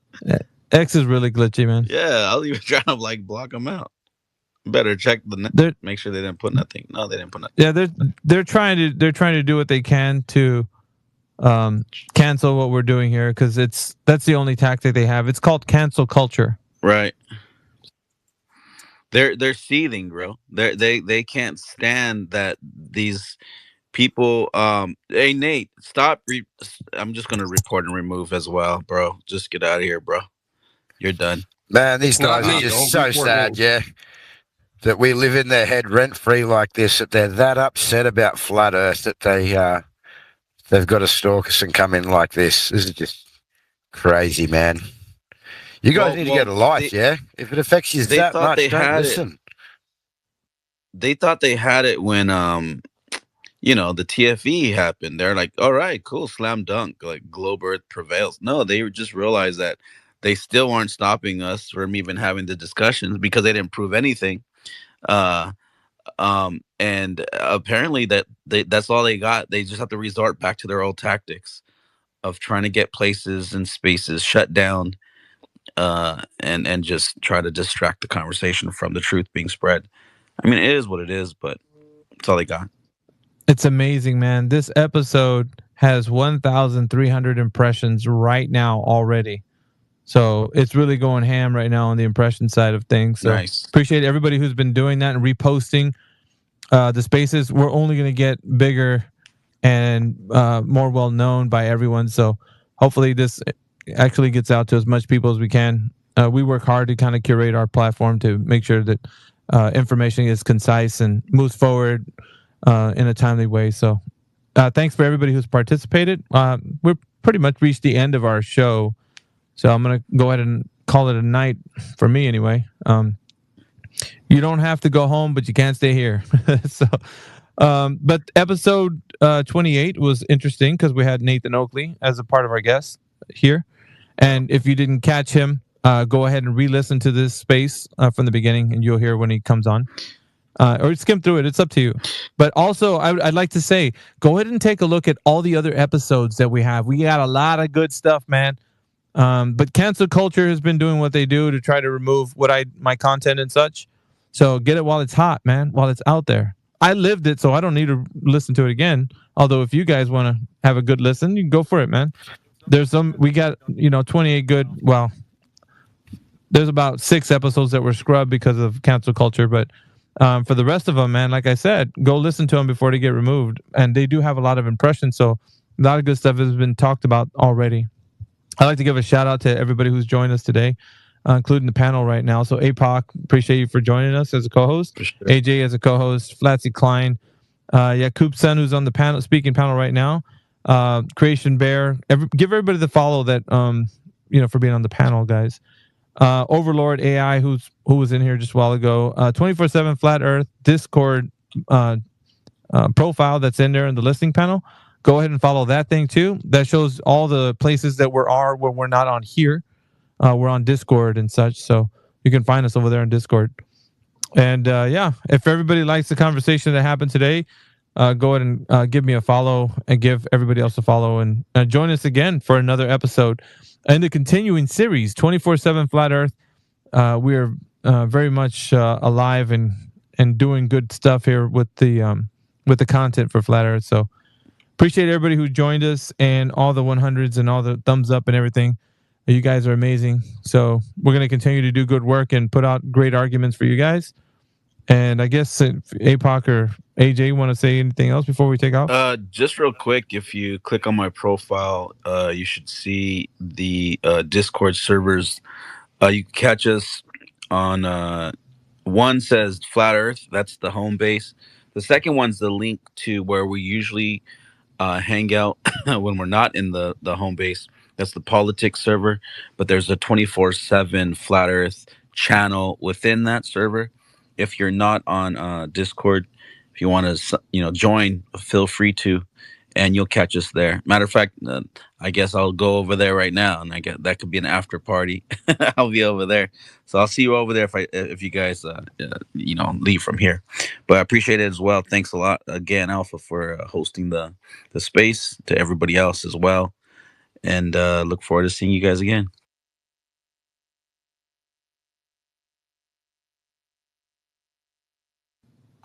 All right, guys. AJ, if you're there, if you don't know if you want to. Yeah, no worries. Just thanks to everyone who joined, and hope to see you back next time.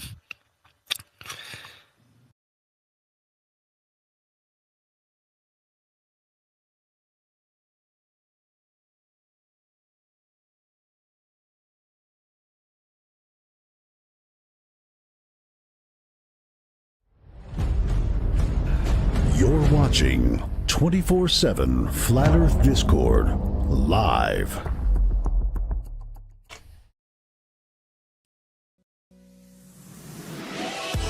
You've been listening to 24/7 Flat Earth Discord 2.0. We hope you're having a fantastic day on this flat and stationary plane. If you too would like to join the debate, please click the link below. We'll see you there.